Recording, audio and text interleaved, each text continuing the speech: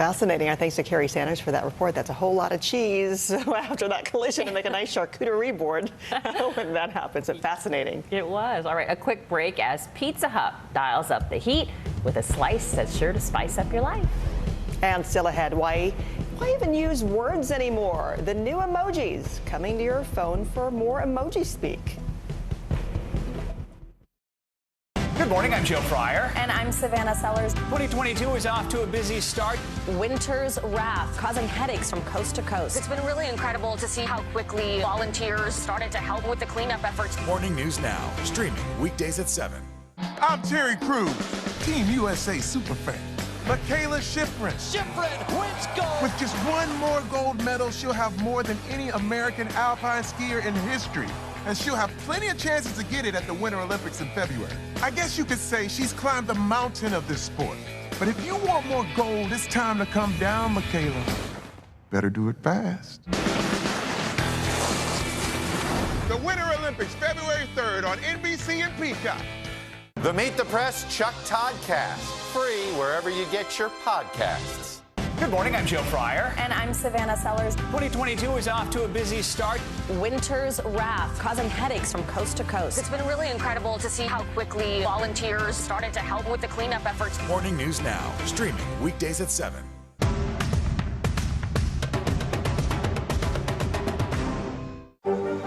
Have you found a way to reconcile it a year later? It really hurt to see this place that I love so much treated with such disrespect. Was it an act of cleaning or an act of healing? News is more than a headline. It informs, it inspires, and it still matters. To cover it, you have to be in it. And that's what we're gonna do. Every night, we take you to the front lines of the story, where it's actually happening, with NBC News journalists on the ground from all over the world. We cover what you need to know and bring your newsfeed to life. In primetime and streaming live, it's your news playlist every night. Top Story with Tom Llamas, weeknights at 7 on NBC News Now. There's no better place for fun with friends. Quality time with your little golf buddy. Or an afternoon alone together. With the Golf Now app, family and friends are just a tap away. Just pick your course, pay from your phone, get out and enjoy. Golf Now. Download the app and go play. News is happening now. A look at what's making headlines around the world. Tonight, the major announcement of the COVID vaccine. This is a significant moment. Your news, whenever it happens, wherever you are, it's here now.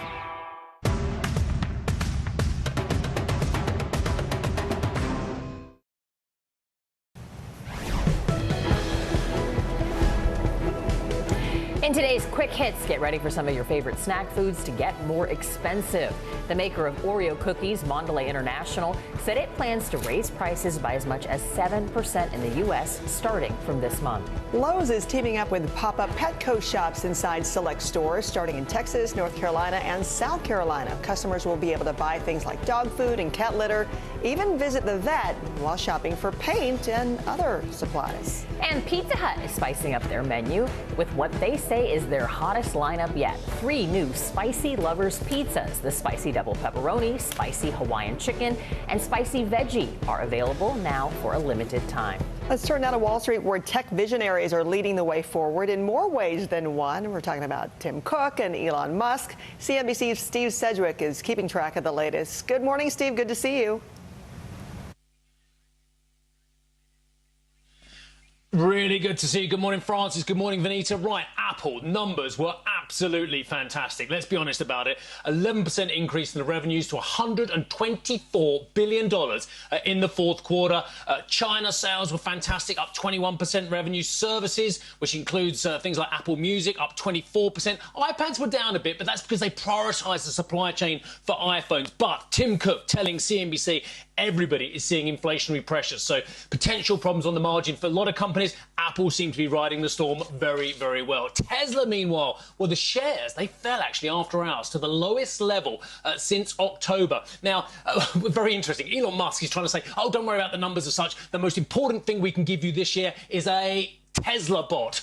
Yes, and guess what they've called it? They've called it Optimus. Well, they couldn't call it Bumblebee, could they? He said it's more important than the Cybertruck, the Semi and the Roadster as well, but Tesla is having its own problems with chip shortages. Both of you, have a great weekend. Thank you, Steve. Wow, Elon Musk, he has got a whole lot of balls in the air and keeps throwing even more. Wow. Always got ideas, that guy. All right, coming up, Janessa is tracking that winter storm we've been talking about all morning. And the tragic story of a hiker who fell to his death while taking a selfie. Keep it here. Still to come on the Channel 2 News. Well, the waters are certainly receding now. Still too close to call. Lester Holt reporting from the Ground Zero, as it's being referred to. It is, in fact, the taste of freedom. The Haitian people know a little something about resiliency. What's the biggest risk right now? Some of the troops who have been proud. I want to welcome you to the first presidential debate. In fact, we've been told we can't go any farther. You are some resilient folks. Let me get a hint.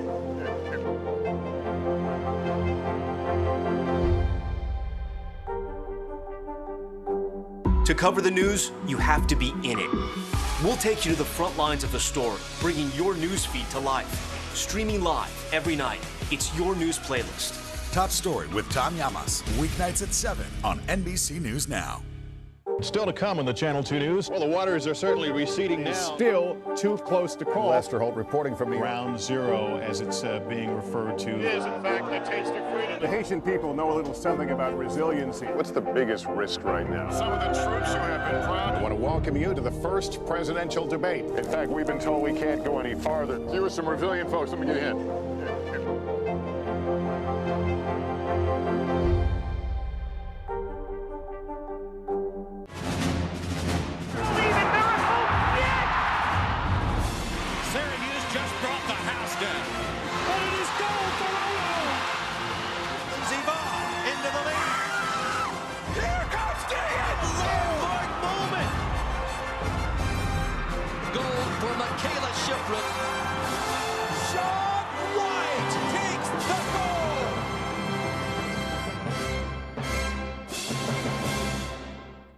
There's no better place for fun with friends, quality time with your little golf buddy, or an afternoon alone together.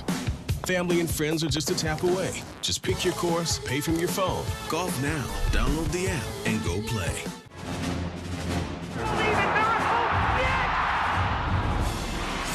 Just brought the house down. But it is goal for Olo. Ziva into the lead. Here comes Diaz. Landmark moment. Goal for Michaela Shiflett. Sean White takes the goal.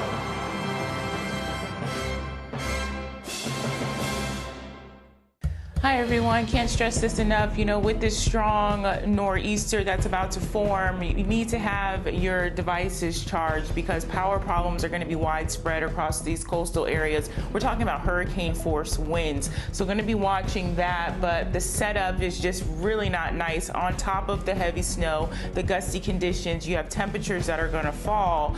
And then by Sunday, they're not going to be picking up too much across the mid-Atlantic to the northeast. We are talking about daytime highs in the lower 20s. So if you have power outages, that's going to be a massive problem. Ladies? Wow, a lot of trouble, but those kids, they'll still want to be out there in it. Thank you. Straight ahead, our top stories, including the hiker who lost their lives taking a selfie.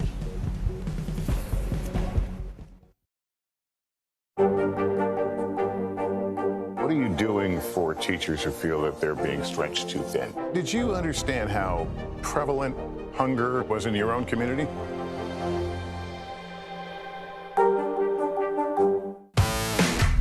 There's no better place for fun with friends, quality time with your little golf buddy,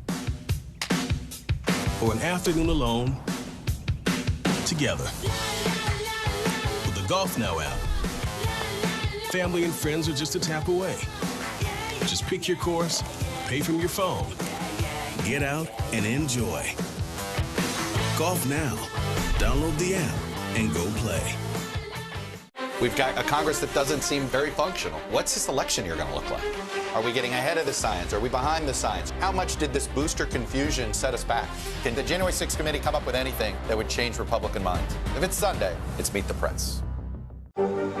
Have you found a way to reconcile it a year later? It really hurt to see this place that I love so much treated with such disrespect. Was it an act of cleaning or an act of healing.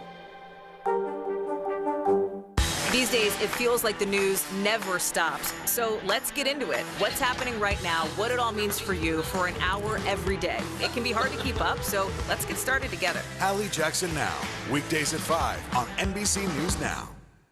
News is more than a headline. It informs, it inspires, and it still matters. To cover it, you have to be in it. And that's what we're going to do. Every night, we take you to the front lines of the story, where it's actually happening, with NBC News journalists on the ground from all over the world. We cover what you need to know and bring your newsfeed to life. In primetime and streaming live, it's your news playlist every night. Top Story with Tom Llamas, weeknights at 7 on NBC News Now. In today's top stories, a solemn tribute to a fallen NYPD officer. A police procession carried the casket of 22-year-old Jason Rivera to St. Patrick's Cathedral, where funeral services will be held today. Rivera and his partner, 27-year-old Wilbert Mora, were fatally wounded in a shooting last week. Services for Mora are set for Wednesday. St. Patrick's Cathedral will live stream both memorials on YouTube. A hiker trying to take a selfie on a mountaintop in Arizona slipped and fell to his death. 21-year-old Richard Jacobson fell 700 feet from the Flatiron Trail summit. He and a friend had been camping when Jacobson went to the edge of the trail to take a picture. He slipped. Police say there are no signs of foul play. Starbucks employees in Atlanta are moving to form a union, becoming the first store in Georgia to do so. The Starbucks Workers United Organizing Committee penned a letter to the company's CEO citing workplace issues. They included the need for better compensation, instability, retaliation, and being silenced or ignored. Earlier this month, a second Starbucks in Buffalo, New York became unionized after the city became home to the first union shop in the country in December. The trend is growing at the coffee chains across the nation. The NBA tipped off the road to All-Star Weekend by revealing the game's starters. It'll be Team LeBron versus Team Durant for the second straight year, with LeBron James and Kevin Durant each captaining a team. It's James' 18th straight All-Star selection. Both men will draft their rosters on February 10th, and these are the starters they will get to choose from. Andrew Wiggins and Ja Morant are each making their first All-Star appearance. From the hardwood to the gridiron, the stage is being set for the Super Bowl. Crews are preparing SoFi Stadium in Los Angeles for the big game. Every fan attending will be given a KN95 mask and be asked to wear the mask at all times. The matchup will be set after this weekend's conference championship games. The Super Bowl airs on Sunday, February 13th, right here on NBC. And iPhone's new iOS 15.4 update will include a whole new round of emojis. There will be 37 in total, including icons like a melting face, a saluting gesture, coffee beans, and a heart made of two hands, to name just a few. Emojipedia put together a first look at Apple's renditions, and they will vary in look from platform to platform. The Unicorn Consortium, who created the emojis, made the announcement on Twitter. Easy for me to say, right? Well, you could say it in an emoji, exactly. Right? Like you. So we are, I think emoji. We are all very, very fluent, I think, in emoji speak. So anything that we have to just express ourselves, sometimes it's so much easier. The tough part, though, is you kind of memorize where they are. It throws it all off, right? I know. Until they just move to the front part. You just keep doing the hard part. Exactly. That's the way to do it. All right. Well, thank you for ending the work week with Early Today. I'm Vanita Nair. And I'm Frances Rivera with this new emoji.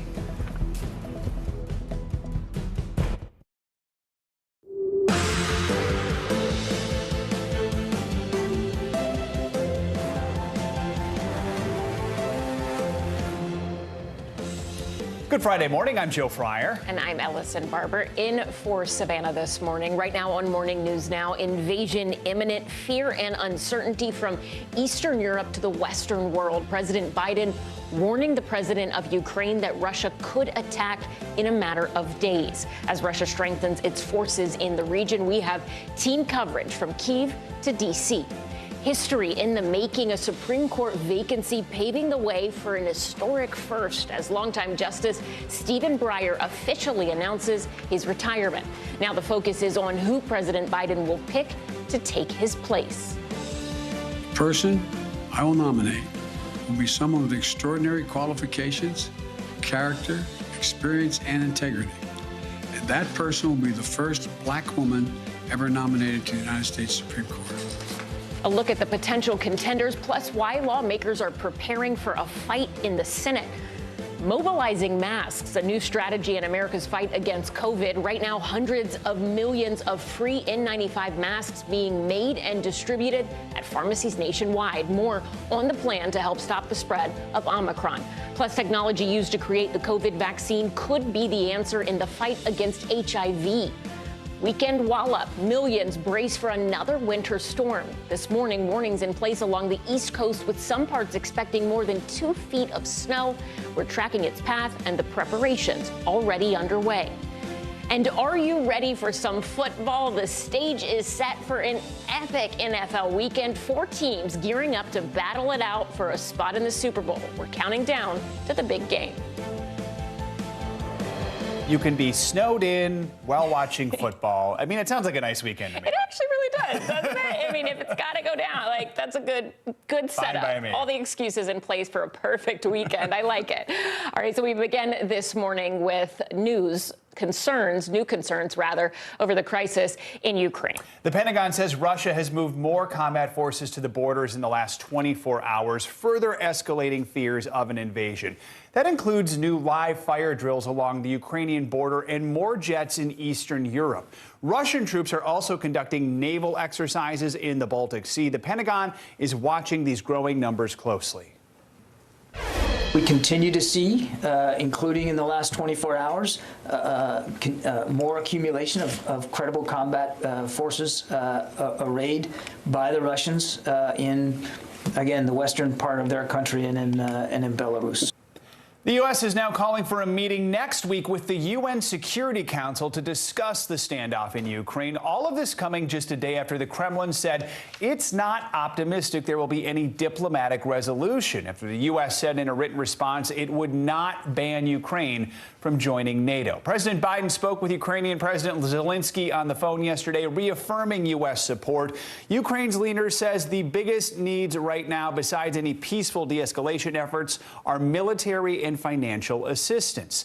NBC News foreign correspondent Matt Bradley is on the ground in Kyiv, Ukraine, and NBC News correspondent Josh Letterman joins us from Washington. Matt, let's start with you. NBC News has learned that Russia has increased its number of battalion tactical groups near the border of Ukraine to 62. That's up from 59 last week, with more on the way. So how is Ukraine responding now to this new movement? I mean, guys, the sort of mystifying, unsatisfying answer to that question is they don't really seem to be responding. And that's because the official position still from this government is that Russia still might not invade, despite the massive accumulation of troops marshaling on the north, east, and south of the country with an overwhelming military force. In fact, just this morning, I spoke with the U.S. Charge d'Affaires here. She's the most senior diplomat, almost like an ambassador, an acting ambassador here. And here's what she had to say about the Ukrainian government's sort of bizarrely cavalier attitude. Ukraine has been facing Russian aggression for decades, and since 2014, they've been facing it literally. I mean, fighting in the east, Ukrainians die every day. And so I think Ukrainians are just a bit used to Russian aggression, and so perhaps don't show the sort of alarm that one would think. And I would argue that's a good thing. I mean, you want the Ukrainians to address this in a reasoned, calm manner, and that's what they're doing. So just as she said, there's already been all this fighting in the Donbass region. So one reason why we're not seeing a lot of movements is because most of the military assets that Ukraine has are already on the front lines fighting against these Russian-backed separatists in the Donbass region. Another reason is because any troop movement by the Ukrainians could be seen as a pretext for an invasion by the Russians, because they have just been looking for any reason to show that it's the West or the Ukrainians who are the aggressors, and that would give them a casus belli, a pretext to invade. Guys? So, Josh, we know President Biden spoke with Ukraine's president yesterday. What happened on that call? What kind of support is the U.S. pledging? Yeah, Joe, as the U.S. waits a formal response from Russia to that written document submitted to the Russian government in the last few days, President Biden speaking by phone with Ukrainian President Zelensky for a phone conversation that the White House says was focused on coordinating diplomatic efforts to reaffirm U.S. support for Ukraine's sovereignty and territorial integrity. The president saying in a tweet that the U.S. will respond decisively with its allies if Russia further invades Ukraine. But, you know, I thought it was really telling what happened just in the wake of this phone call. Joe, there was some reporting from another news organization that suggested that President Biden had been fairly alarmist on that phone call, saying that an invasion was almost certain and that Ukraine should brace for impact. The speed and vehemence with which the U.S. batted down that report, going on the record to say it's nonsense, and then the Ukrainians, too, trying to say, don't listen to anonymously sourced reports from, unnamed officials. Listen to what these governments are putting out officially, speaks to how concerned both countries are right now about the image of this and the perception that, Russia could exploit the perception that this is, a fait accompli, that these countries are really running scared, particularly as the U.S. has withdrawn the family members of many of its diplomats, encouraged Americans to leave. Yet still, there is an alarming buildup we're seeing. Here's what Jen Psaki, the White House spokeswoman, had to say about that. More than 100,000 troops are building up at the border. There are military exercises around in other countries. The Ukrainians have been welcoming our security assistance and even meeting us at the airport to welcome it and asking for more. Okay. So what we're doing right now is planning for all scenarios. So what the U.S. is providing now are these tranches of aid, including some lethal weaponry, such as those Javelin anti-tank missiles. But what they're not providing and still have taken off the table is U.S. ground troops in Ukraine, which obviously would be such a game changer, Joe. So, Matt, what are the options right now for President Putin? What is it that he might be weighing as he decides his next move? That's a tough one. That's the million-dollar question, Joe. And I mean, the fact is, the first big option is, of course, not to invade. He could just withdraw his troops and go back to normal. That would be a risky move for him domestically in terms of his perception among the Russian people, because then what does he look like? He looks like someone who was an aggressor, but also someone who was weak, who decided not to go through with it. So really what he needs is some sort of concession from the West in order to do that. He needs to be able to return to the Russian public and say, look what I got for you guys.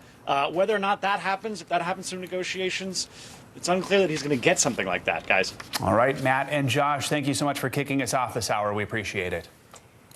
This morning, Senate Democrats are eager to begin the confirmation process to replace retiring Supreme Court Justice Stephen Breyer. During Breyer's retirement announcement Thursday, President Joe Biden repeated his campaign promise to nominate the first black woman to the high court. The person I will nominate will be someone with extraordinary qualifications, character, experience, and integrity. And that person will be the first black woman ever nominated to the United States Supreme Court. It's long overdue.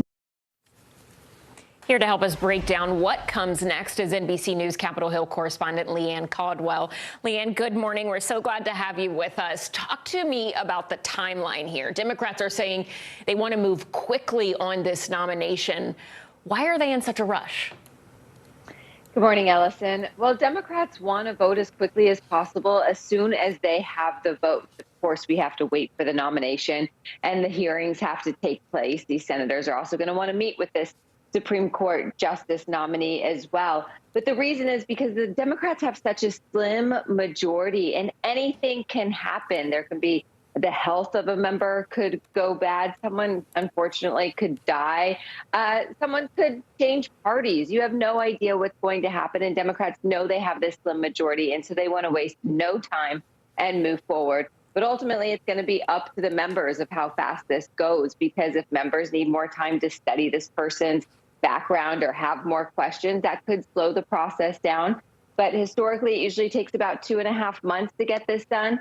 The last Supreme Court Justice nominee, Amy Coney Barrett, it was just 27 days. So speed is possible, Ellison. When you look at that list you had up of the potential contenders, at the very top of that list is someone who was previously confirmed with bipartisan support when she appeared before the Senate in the past. I think you had 3 Republican senators who approved her nomination. Is there a chance we could see bipartisan support for a nominee in this situation, given that Democrats do have a majority?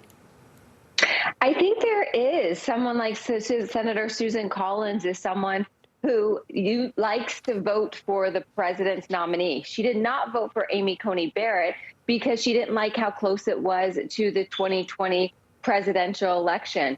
Also, she voted for Judge Jackson in the lower court nomination or confirmation.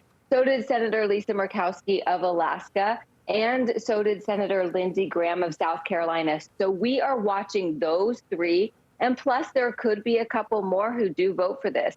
Of course, it depends on the nominee. We'll see who's nominated. We'll see what, if anything, comes up in their background. But at this point, Democrats think that they could perhaps get at least 1 or 2 Republicans, Ellison.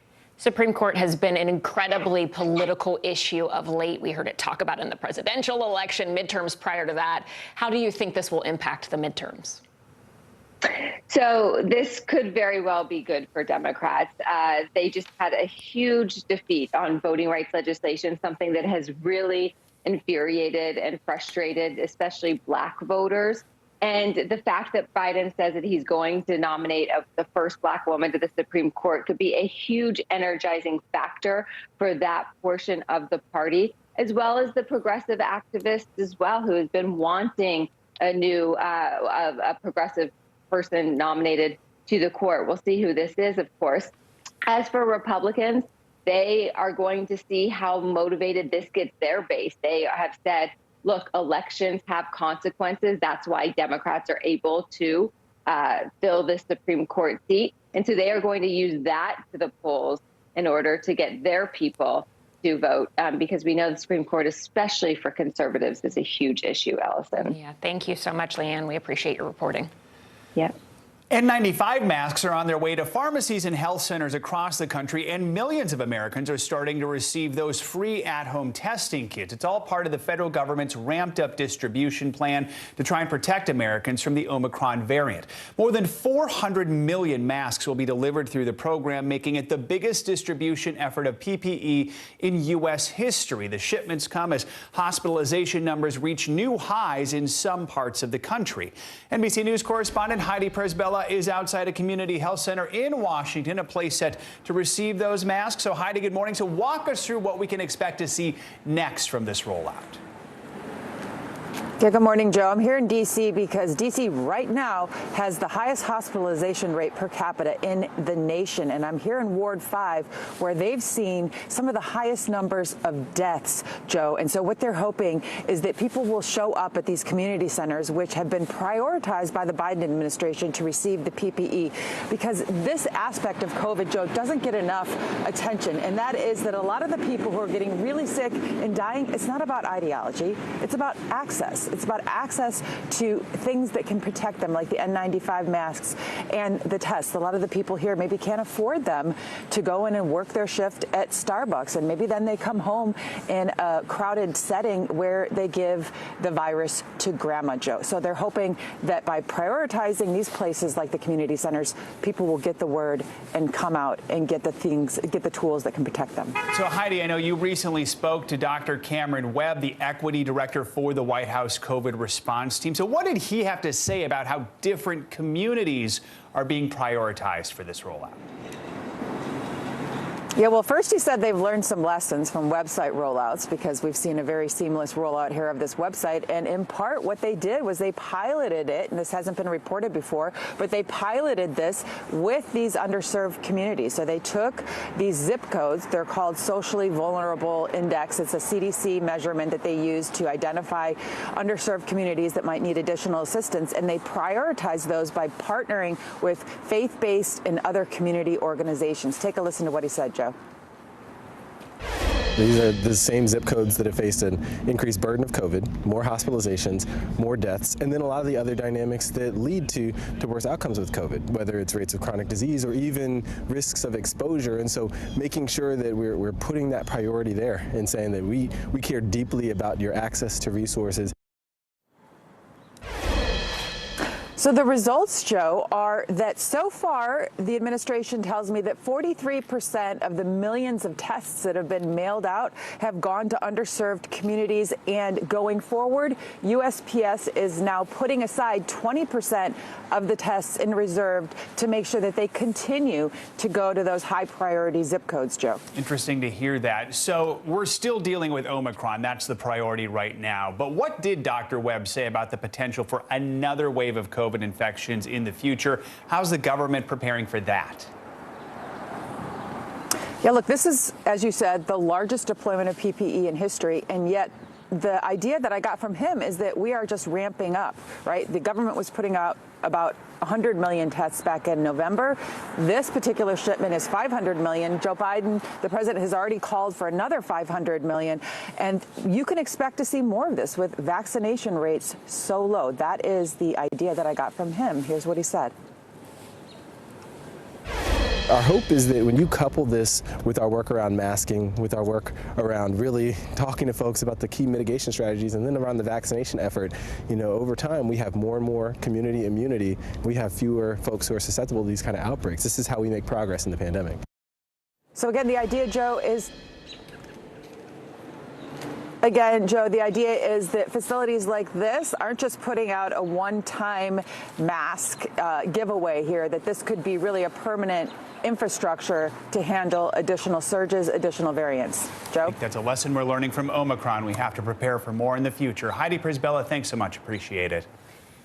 Let's bring in NBC News senior medical correspondent Dr. John Torres for more on the latest COVID news. Dr. Torres, it's wonderful to have you here because there is always a new study, something to talk about, and we have a new one today from the CDC, a report from them suggesting that a third COVID vaccine for people with weakened immune systems is very effective. According to this study, Pfizer and Moderna shots work to prevent hospitalizations in immunocompromised people about 88% of the time. Looking at this study, what do you make of it? How does it further our understanding of COVID vaccines? And big picture, what does this mean for those of us who have stronger immune systems? And Ellison, this is great news because what this is showing us is the vaccine is working the way we want it to work, and that's preventing hospitalizations, preventing that serious illness, and even more importantly, preventing deaths. And we found out with immunocompromised, who we know need extra doses, we don't call it a booster, we call it a third dose, and now even a fourth dose, that third dose is really, really effective. And like you mentioned, with that third dose, it's proving to be 88% effective in real-world studies at keeping immunocompromised out of the hospital. If they did not get the third dose, they only got the first two doses, 69% effective. So you can see how much that bumps up. What that also means is they looked at those who were not immunocompromised, those with healthy immune systems, and they found out that with just the regular dosing, the two vaccines, and remember, this is in the Omicron era, 82% effective at keeping you from being hospitalized. But once you got that third dose, that booster shot, 97%, Ellison, from being hospitalized. So like I tell people, if you get sniffles, if you get a little bit of COVID and it passes and you're doing fine, that vaccine is doing what we want it to do, is keeping you out of the hospital and, more importantly, keeping you from dying, Ellison. Yeah, and Moderna, they are shifting gears, it seems, here. They have begun early stage clinical trials of an HIV mRNA vaccine. That's the same technology that's used in two of the three COVID vaccines approved here in the U.S. Pfizer and Moderna both use that technology.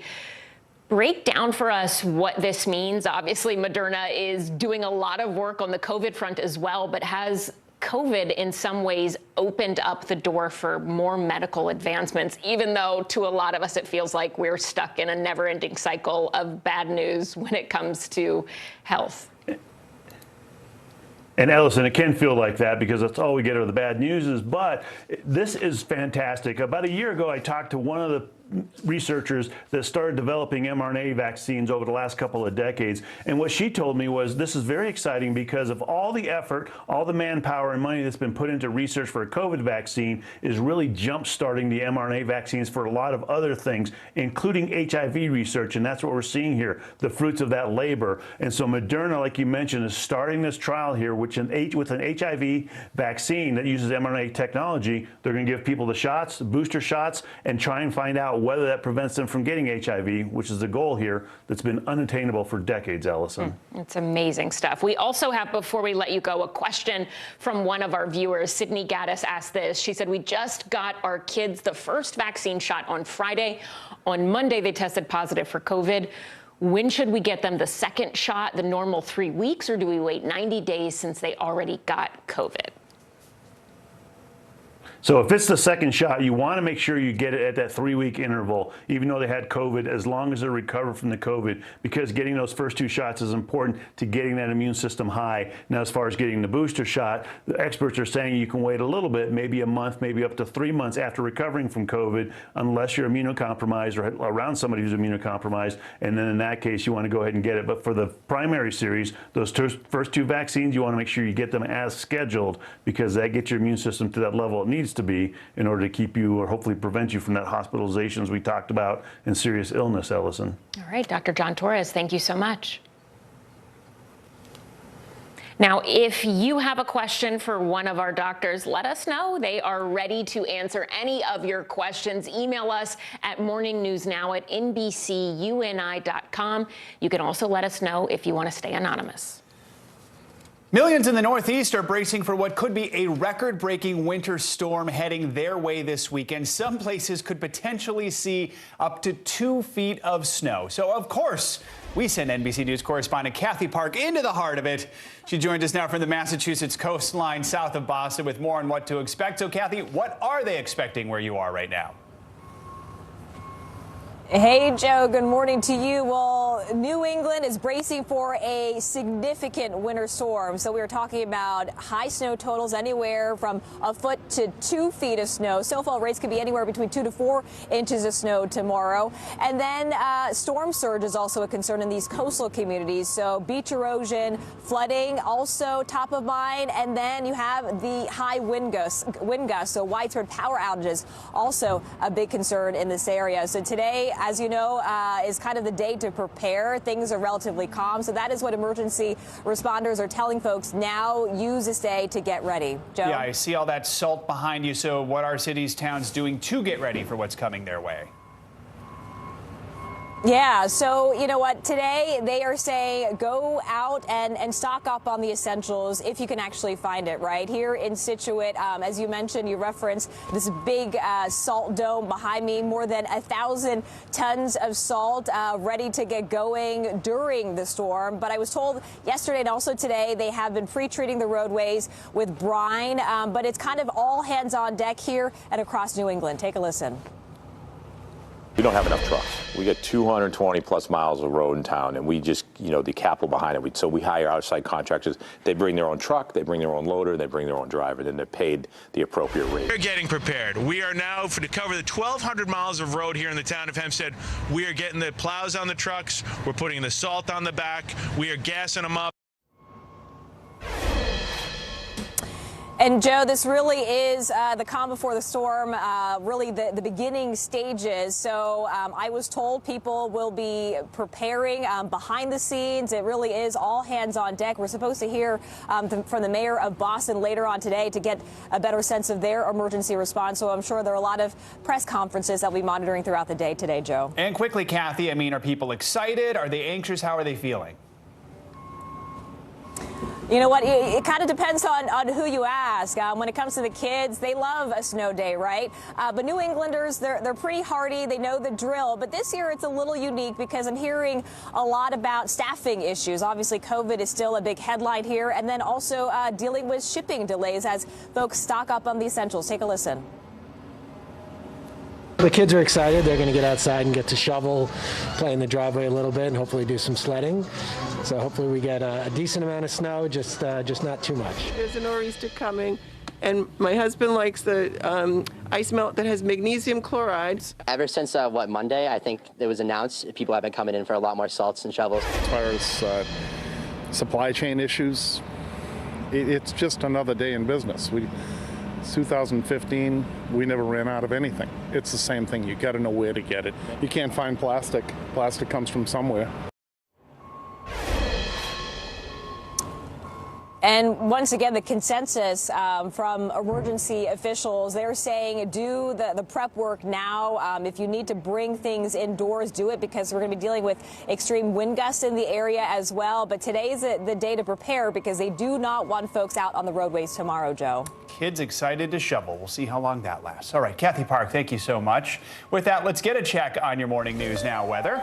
NBC News meteorologist Bill Cairns joins us now with the latest forecast and what to expect this weekend. Bill, good morning.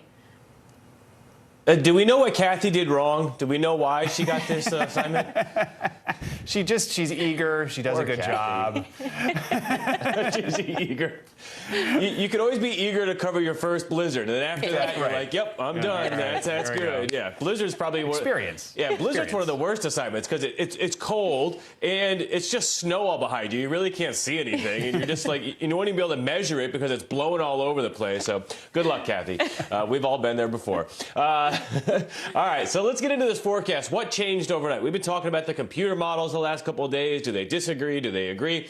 Now they're in better agreement. The forecast confidence has increased for the snow amounts, and that usually happens 36 to 24 hours before the event. And the big thing that happened overnight was our American computer model, which had been a little more off the coast with lower snow totals, has shifted towards the coast closer to the European model. Doesn't always happen this way. Frequently it does, though. The European model is a little more reliable. It has a better, what we call, verification score. And you can see those little L's. That's where the storm center is. The ones to the right were yesterday. The ones overnight are the ones bottom left, so closer to the coast. And that means we've increased the snow forecast, especially New York City, the Jersey Shore to Philadelphia. Higher confidence that you will get a warning criteria snowfall, which is usually about 6 to 7 inches or more. And you notice that now the American model almost completely agrees with where the heavy snow is going to be on the European model. So let's get to the forecast now. Stop talking about the models. Here is the number of people impacted. 65 million people.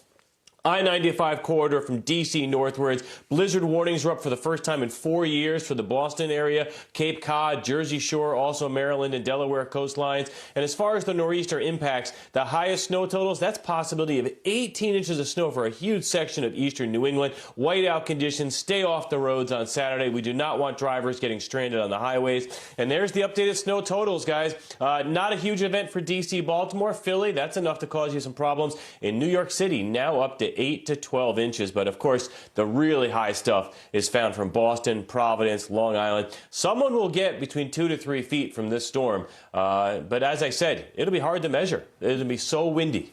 Wow. All right, Kathy, get ready. All right, thank you, Bill. Appreciate it. Yeah, okay. Coming up on Morning News Now, honoring the fallen. Mourners pay tribute to 2 NYPD officers killed in the line of duty. More on how they're being remembered this morning. And the pressure is on for British Prime Minister Boris Johnson following allegations he broke his own COVID lockdown rules. We'll explain how the so-called Partygate scandal could lead to the end of his tenure in office.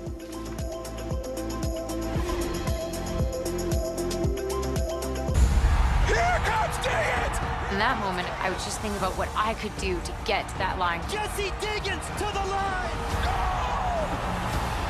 A landmark moment that will be etched in history.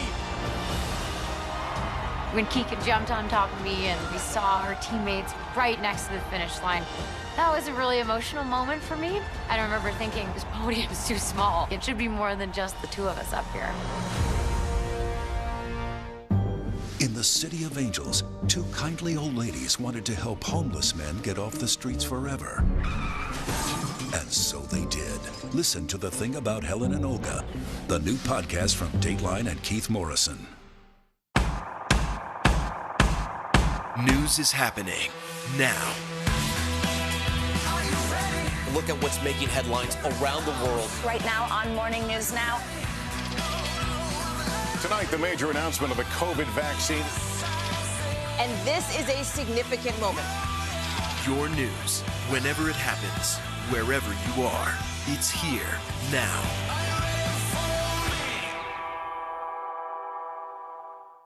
News is happening now. A look at what's making headlines around the world. Tonight, the major announcement of the COVID vaccine. This is a significant moment. Your news, whenever it happens, wherever you are, it's here now. The answers come when you need them most. Ooh, let it go. The Today Show's newest fan. A little Al Roker. What am I doing here? This is your moment. Your moment.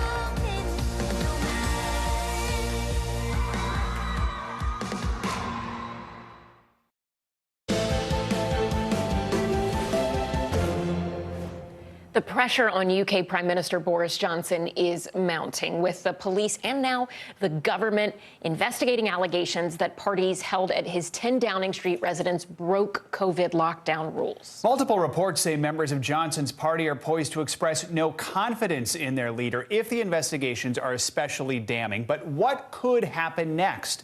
NBC News Global correspondent Raf Sanchez looks at the different ways a very British scandal could bring Johnson's 3-year reign to an abrupt end.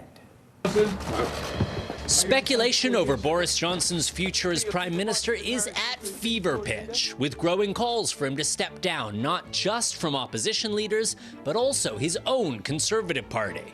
But for now, he's standing firm. So what happens if those calls grow louder and more forceful? Just how can lawmakers get rid of a British Prime Minister before their term is up? One way is a vote of no confidence called by your own party. According to guidelines set by Johnson's ruling Conservatives, at least 15% of lawmakers must submit letters expressing no confidence to the chairman of an influential wing of the party called the 1922 Committee. Right now, that's 54 Conservative MPs out of the current 360 in Parliament. Once that threshold is reached, a secret vote is triggered, with a simple majority needed among party lawmakers to oust their leader and begin a leadership contest. There's another, more public way of doing it, a no-confidence motion in the rowdy House of Commons. Although any MP can do this, only one tabled by the opposition leader is guaranteed a debate. A simple majority in Parliament is enough for the Prime Minister to be defeated, sparking a 2-week battle among parties to either form a new government or face a snap election. He didn't want an election now, but he had no choice. Since the Second World War, only one Prime Minister has lost a no-confidence vote, Labour's Jim Callaghan back in 1979. That was brought to Parliament by then opposition leader Margaret Thatcher. It led to a general election that swept her to power. Thatcher would later face 4 no-confidence votes over the course of her 11-year tenure. We're leaving Downing Street for the last time. Eventually stepping down in 1990 when it became clear she was fighting a losing battle. A Prime Minister's time in office ends with a short, ceremonial trip to Buckingham Palace to inform the Queen of their resignation. Although the pandemic could make that a phone call. Britain's second female Prime Minister, Theresa May, suffered a similar fate. She survived a no-confidence vote in December 2018, but was so weakened that she resigned months later over Brexit. I will shortly leave the job that it has been the honour of my life to hold. I do so with no ill will, but with enormous and enduring gratitude to have had the opportunity to serve the country I love. Even if Boris Johnson faces a vote of no confidence, history shows Prime Ministers usually survive them. But as we've seen with some of his predecessors, the question is, how much longer can he hold on to power after that? Raf Sanchez, NBC News, London. Let's take a look at what else is making news around the world this morning. Ali Arouzi joins us now from Tehran. Good morning.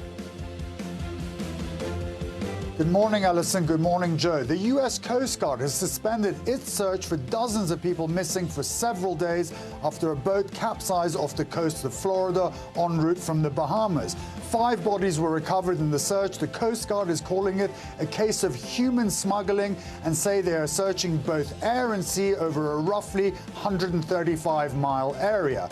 Australia's Great Barrier Reef narrowly escaped being placed on UNESCO's in danger list after the Prime Minister Scott Morrison unveiled a $700 million package to protect the climate-ravaged Great Barrier. A recent study found bleaching had affected 98% of the reef since 1998, leaving just a fraction of it untouched. Having experienced a string of environmental disasters, Australians are overwhelmingly in favor of action to limit climate change.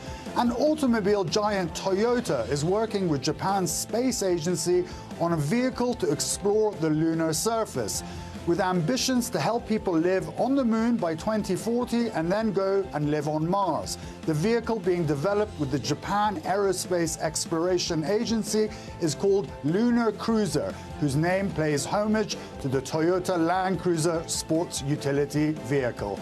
And those are your headlines, guys. Hey, got to plan ahead. All right. Ali, thanks so much. Appreciate it. And coming up, Olympics bound this morning. Team USA on a plane to Beijing and ready to compete. We're going to show you their celebratory send-off and the strict, and we mean strict protocols they're going through once they land. This is Morning News Now.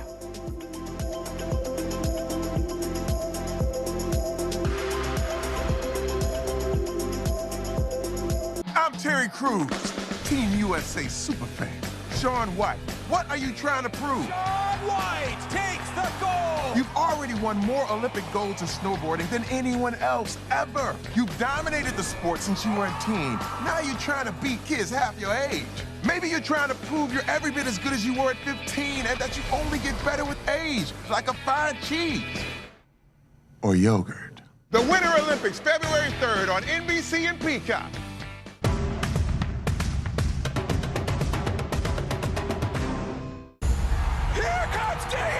In that moment, I was just thinking about what I could do to get to that line. Jesse Diggins to the line! Goal! A landmark moment that will be etched in history. When Keegan jumped on top of me and we saw our teammates right next to the finish line, that was a really emotional moment for me. I remember thinking, this podium is too small. It should be more than just the two of us up here. Our week-long journey across America. From Washington, D.C., outside of our nation's capital, you rarely see. It's your last move. Was talking smack part of this? We're here to start conversations about the big things happening in our world, because it's not my job to tell you what to think. My job is to think about what you tell me. Now Tonight with Joshua Johnson, streaming weeknights at 8 on NBC News Now.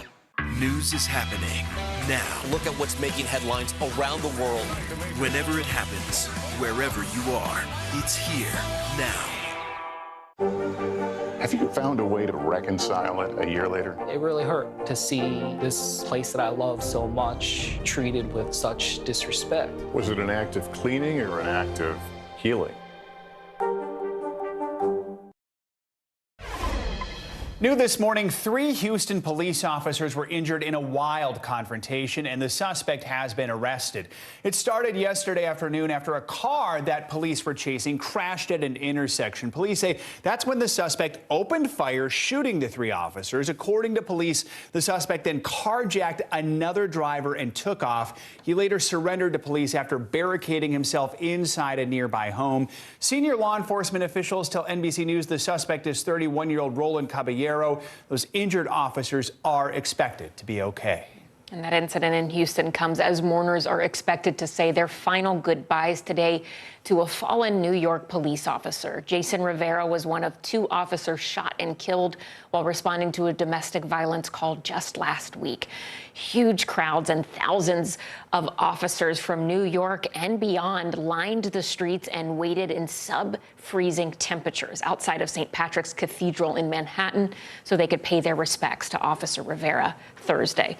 NBC News correspondent Vaughn Hilliard there this morning where Officer Rivera's funeral will be held. Vaughn, good morning to you. It's a hard day for a lot of people in New York. This shooting has really rocked the city, and it's left so many people in mourning. We saw photos of it there. What do we expect to see and hear today?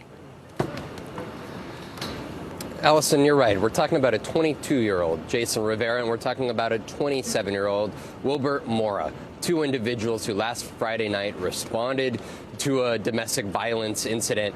In both of those individuals, they were shot and they were killed. A third officer responded as well. Sumit Sulan ultimately shot and killed the gunman who took down the lives of his two partners here. The funeral is going to be here this morning. New Mayor Eric Adams will be among those here speaking.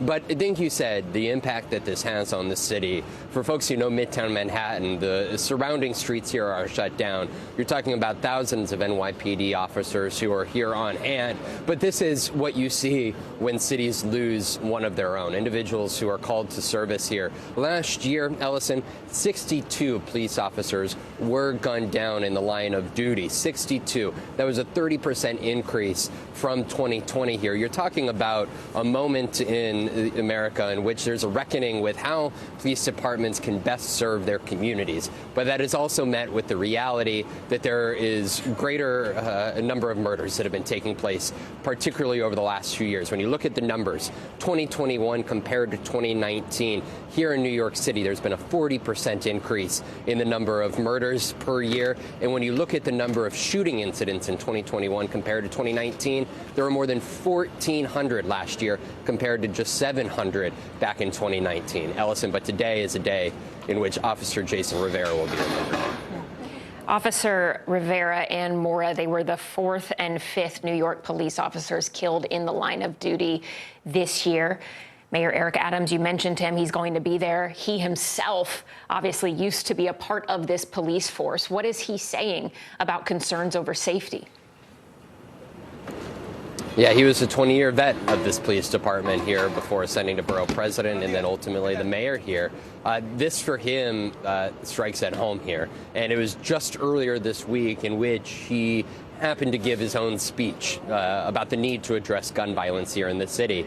He will be among those who will be delivering a eulogy this morning here at St. Patrick's Cathedral. But also as part of that speech earlier this week, he talked about potential bail reform in which a judge here in the city would be able to make a determination on whether somebody is eligible for bail based on an assessment of dangerousness, meaning based off of their past criminal history as well as the circumstances around their arrest, but also potentially about charging 16 and 17-year-olds in adult courts if they do not give up who they got the gun from. There are particular measures that this mayor says need to be addressed in order to take on the gun violence here in the city. Allison? All right, Vaughn Hilliard, we appreciate your reporting. Thank you. It's all systems go for Team USA. More than 200 athletes, coaches, and trainers left for Beijing yesterday to represent the Stars and Stripes. And while they were upbeat and hopeful during the red carpet send-off, it will be a much different scene for them once they arrive in Beijing. Here's NBC News correspondent Steve Patterson with more. Yeah, the countdown to Beijing is on, and we are just a few days away. We caught up with Team USA, 100 members strong, nearly half the team, right before they hit the plane on their way on that 17-hour trip all the way to Beijing, just to catch up about how they're feeling ahead of time and how they're dealing with all the COVID restrictions that they're going to be faced with as soon as they land. Listen to this.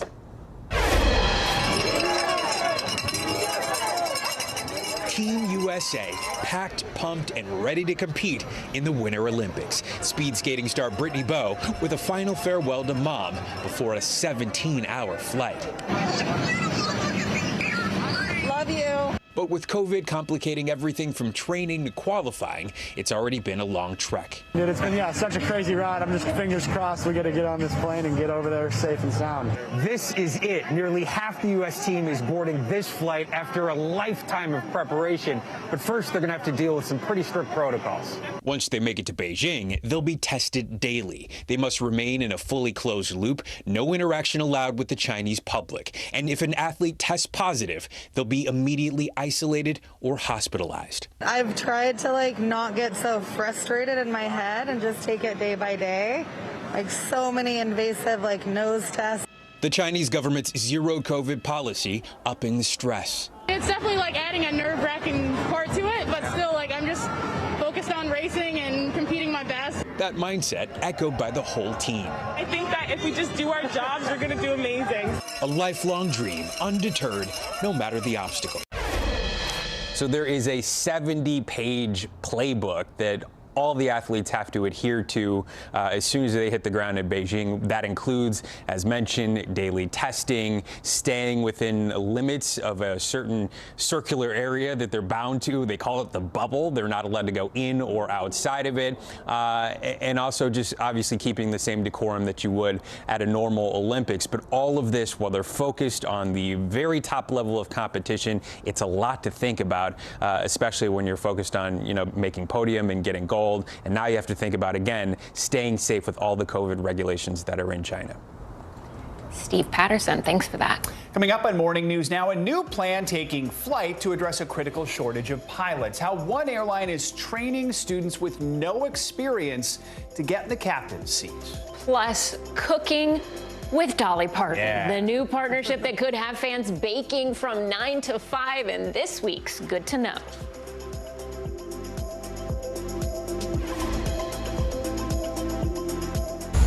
Here comes Diggins! In that moment, I was just thinking about what I could do to get to that line. Jesse Diggins to the line! Goal! A landmark moment that will be etched in history. When Kika jumped on top of me and we saw her teammates right next to the finish line, that was a really emotional moment for me. I remember thinking, this podium is too small. It should be more than just the two of us up here. These days, it feels like the news never stops. So let's get into it. What's happening right now, what it all means for you for an hour every day. It can be hard to keep up, so let's get started together. Hallie Jackson Now, weekdays at 5 on NBC News Now. What is going to happen now? Going back and forth because Go ahead. This is it.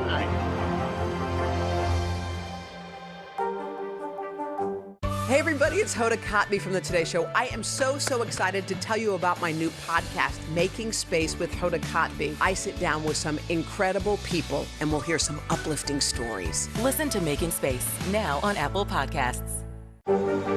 Have you found a way to reconcile it a year later? It really hurt to see this place that I love so much treated with such disrespect. Was it an act of cleaning or an act of healing? We're here to start conversations about the big things happening in our world, because it's not my job to tell you what to think. My job is to think about what you tell me. Now Tonight with Joshua Johnson, streaming weeknights at 8 on NBC News Now. The Meet the Press Chuck Toddcast, free wherever you get your podcasts. Top Story with Tom Llamas is your news playlist on NBC News Now.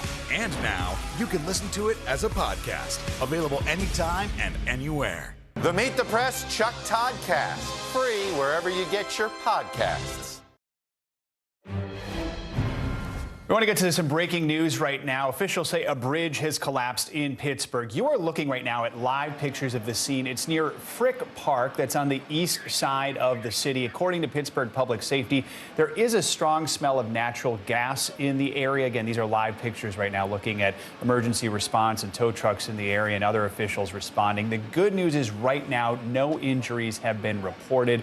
Right now, no word on what may have caused the collapse or if any vehicles or how many were involved in it. President Biden is actually scheduled to appear in Pittsburgh later today, ironically, to talk about infrastructure. No word yet from the White House if that trip will still go on.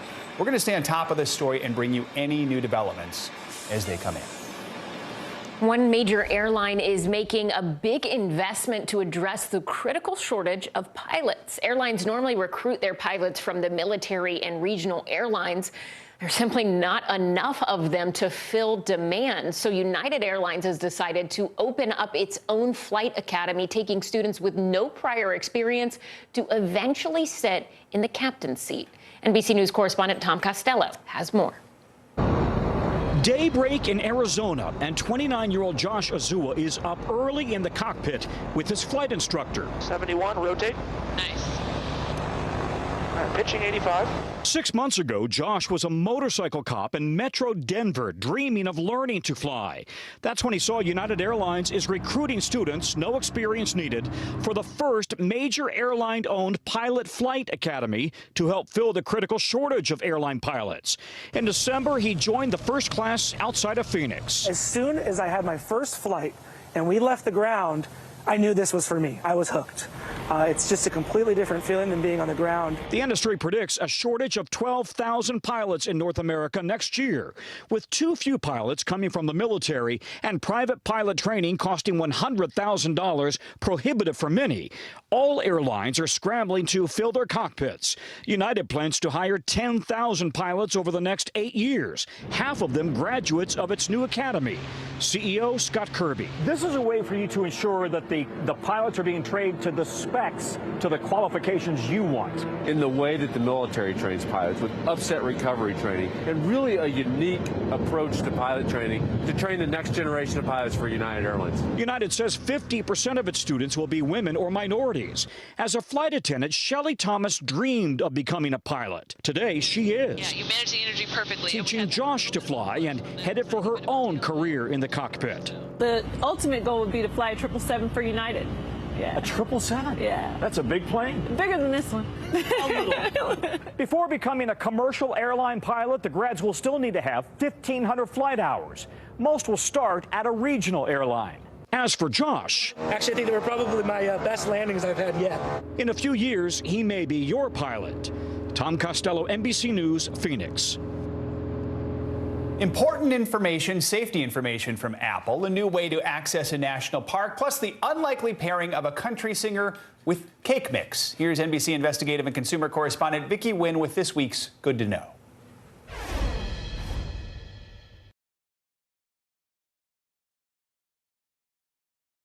We'll try and get you that if we can later this morning. All right.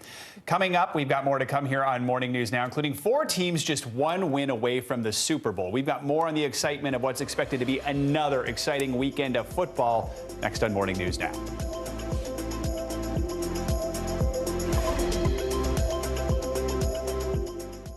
To cover the news, you have to be in it.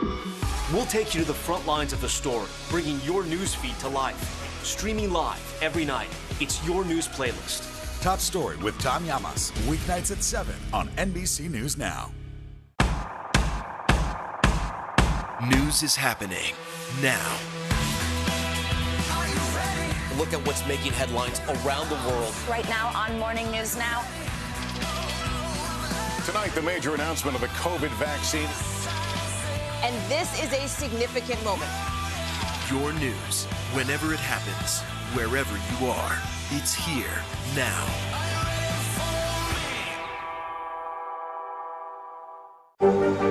Have you found a way to reconcile it a year later? It really hurt to see this place that I love so much treated with such disrespect. Was it an act of cleaning or an act of healing?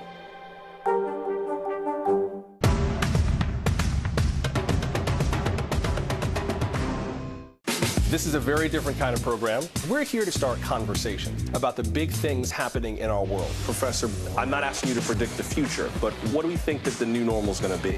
Is part of this that everyone's rethinking their jobs during this pandemic and their relationship to their employers? What is your biggest tip for any parent who's concerned about this? It's not my job to tell you what to think. My job is to think about what you tell me. Now Tonight with Joshua Johnson, streaming weeknights at 8 on NBC News Now. We've got a Congress that doesn't seem very functional. What's this election year going to look like? Are we getting ahead of the science? Are we behind the science? How much did this booster confusion set us back?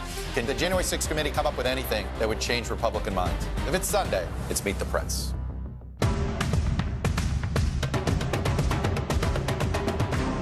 The Meet the Press Chuck Toddcast, free wherever you get your podcasts.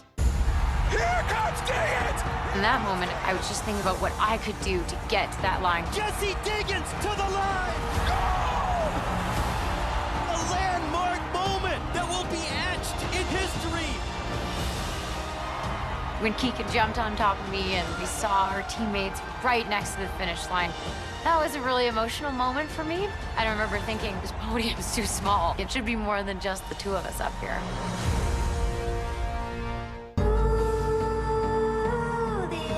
call when you need them most. Ooh, let it go. The Today Show's newest fan. Little Al Roker. What am I doing here? This is your moment, your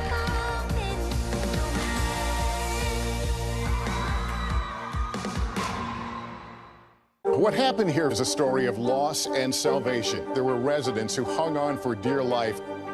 This is where you took shelter, in this closet. I took shelter right in this closet right here. Rioters banged down one of the doors. Have you found a way to reconcile it a year later? It really hurt to see this place that I love so much treated with such disrespect. Was it an act of cleaning or an act of healing?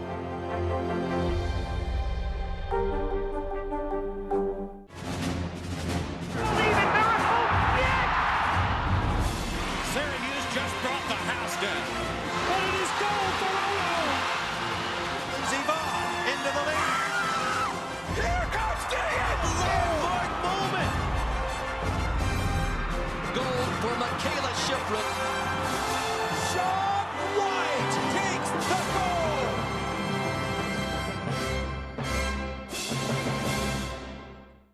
goal. News is more than a headline. It informs, it inspires, and it still matters. To cover it, you have to be in it. And that's what we're gonna do. Every night, we take you to the front lines of the story, where it's actually happening, with NBC News journalists on the ground from all over the world.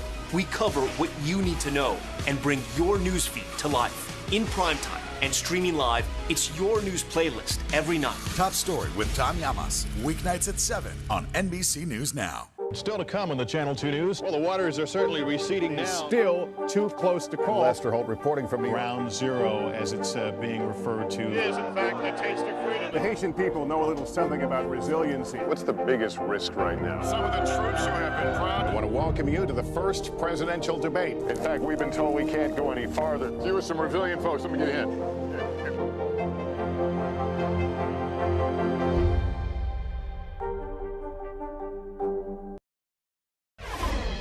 Welcome back. We all know last weekend's NFL playoff games were incredible. Now fans are gearing up for another wild Sunday, hoping for more of the same. Yeah, the 4 remaining teams now just 1 win away from Super Bowl 56. NBC News' Morgan Chesky joins us with a look at this weekend's conference championship matchups. Yeah, good morning. If this weekend's matchups are anything like last weekend's, our blood pressures are all in big trouble. Some incredibly thrilling finishes by some of the league's youngest quarterbacks that are really changing the game right in front of us. Meanwhile, there are growing questions around the futures of some of the NFL's biggest veterans, including a guy named Tom Brady. This Sunday, it's the NFL's version of the Final Four, battling it out for a spot in the Super Bowl. We're not done. I mean, we're trying to go out there and win the AFC Championship and then try to get to the Super Bowl. Patrick Mahomes and the Kansas City Chiefs, 1 win away from making it back to the big game for the 3rd straight year. For the end zone, for the win! Coming off a sensational victory against the Bills, considered one of the best NFL postseason games ever. I kind of turned the page quickly, and I'm ready to go. Just try to keep getting better every single day. But there's a history-making Bengals team ready to stand in their way. It's a matchup Mahomes had his eye on earlier this season. Great job, bro. A lot of respect, man. Second-year quarterback Joe Burrow leading Cincinnati to their first AFC Championship game in 33 years. The underdogs will have to pull another one out of their hat. Cincinnati wins! In a notoriously loud Arrowhead Stadium. We expect it to be really loud. We're going to have to be great with our communication, our nonverbal communication, just like every week on the road.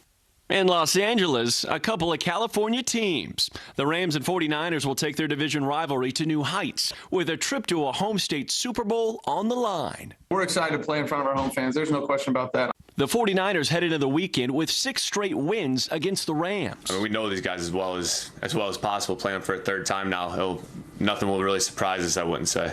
As a new guard of NFL quarterbacks vie for a shot at Super Bowl stardom, speculation swirling about the future of some of the biggest names in the game. Fans wondering if they've seen 7-time Super Bowl champ Tom Brady take his final bow. Aaron Rodgers still hasn't committed to returning next season. And in Pittsburgh, two-time Super Bowl champion quarterback Ben Roethlisberger announcing his retirement after 18 years. I retire from football, a truly grateful man.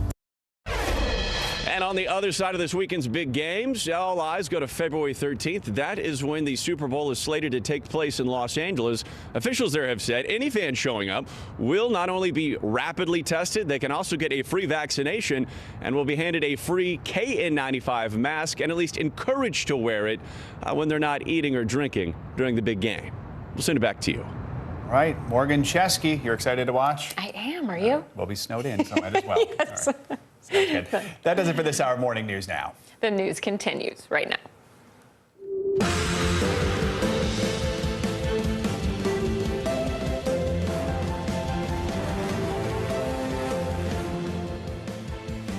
Good morning. I'm Ellison Barber in for Savannah. And I'm Joe Fryer. Right now on Morning News Now, end of an era and an opportunity for President Biden. The president formally announcing the retirement of Supreme Court Justice Stephen Breyer yesterday at the White House and making this promise about who will replace him. That person will be the first black woman ever nominated to the United States Supreme Court. The top contenders on President Biden's shortlist and when we could expect a nomination. Imminent threat, the standoff that has the world on edge this morning. President Biden warning that a Russian invasion of Ukraine should be expected as Moscow mobilizes its military power. But Ukraine's president defiant, telling his people the U.S. is merely stoking panic in the region. An all-out war hanging in the balance. Our Richard Engel is on the ground in Ukraine with the latest. Also this morning, a silver bullet, a potential breakthrough in the global fight against COVID right here in the United States. We're going to tell you about the team of doctors at one Texas hospital looking to fill a critical vaccination gap by taking out the big pharma middleman. Plus, not just hot air, a convection craze that's taking kitchens by storm. The air fryer, they're everywhere on Amazon, social media, and in the homes of your friends and favorite celebrities. We're going to take a look at why this latest foodie fad has become so popular. Air fryer, not to be confused with Joe Fryer. Good morning. Good to have you with us. Good to have you. I think it's good. All right. I can't, yes. We begin this morning with the latest on the process of choosing a nominee for the U.S. Supreme Court. The search is already underway this morning. President Biden says his pick will be a black woman, something he promised during the presidential campaign. Yeah, and the president made his first detailed remarks on how he will move forward with his decision at an event with retiring Justice Stephen Breyer at the White House yesterday. NBC News chief White House correspondent Peter Alexander has more. Good morning. President Biden says he's already considering possible candidates to replace the retiring justice and that he intends to announce his decision by the end of February next month. The White House has been preparing for this moment since even before President Biden took office, and Senate Democrats are eager for the process to move quickly. This morning, it's President Biden's turn to deliberate, detailing what he's looking for in a Supreme Court pick to replace retiring Justice Stephen Breyer. The person I will nominate will be someone with extraordinary qualifications, character, experience, and integrity. And that person will be the first black woman ever nominated to the United States Supreme Court. It's long overdue in my view. Thought to be the top contenders, Judge Ketanji Brown Jackson on the powerful federal appeals court here in Washington. A 51-year-old Harvard law grad who was confirmed just last year with bipartisan support. 45-year-old California State Supreme Court Justice Leandra Kruger. And J. Michelle Childs, a federal judge in South Carolina, the personal pick of the president's close ally, James Clyburn. Even in a 50-50 Senate, Democrats can confirm the president's nominee, whoever it is, if they stay united. All of President Biden's 42 judicial nominees have received the support of every Senate Democrat, including Kyrsten Sinema and Joe Manchin, who told a West Virginia radio show Thursday he's open to a nominee whose views are more liberal than his. Whoever he puts up will have experience, and we'll be able to judge him off of that. But as far as just their philosophical beliefs, no, that will not prohibit me supporting somebody. Republican leader Mitch McConnell warning the president must not outsource this important decision to the radical left. For the president, Breyer's retirement also marks a poignant close to a personal chapter, having run Breyer's confirmation hearing nearly 30 years ago. The 83-year-old justice pulling out a copy of the Constitution, reciting part of the Gettysburg Address, while acknowledging deep divisions still exist today and urging the country not to give up on the American experiment. My grandchildren and their children, they'll determine whether the experiment still works. And of course, I am an optimist, and I'm pretty sure it will. By the president's own timeline, he has 1 month from today to reach that decision. He's likely to meet with possible nominees in the weeks ahead. And President Biden said that he will also seek advice from legal experts, from his vice president, and from senators from both parties. A confirmation hearing could begin as early as March. And in the retirement letter that Justice Breyer hand-delivered to the president Thursday, he said he would serve until the end of the court's term, assuming his replacement is confirmed by then. Back to you. Peter Alexander, thanks so much. There's another issue on the minds of those at the White House this morning, a potential Russian invasion of Ukraine. The Pentagon says more Russian troops are surrounding the Ukrainian border, holding drills and bringing in more military equipment. President Biden spoke with Ukraine's president yesterday, pledging additional economic support and vowing to respond decisively should Russia cross into Ukraine. NBC News chief foreign correspondent Richard Engel joins us now from eastern Ukraine with more. Richard, good morning. Good morning. The U.S. has vowed to respond decisively with sanctions, not with direct military support.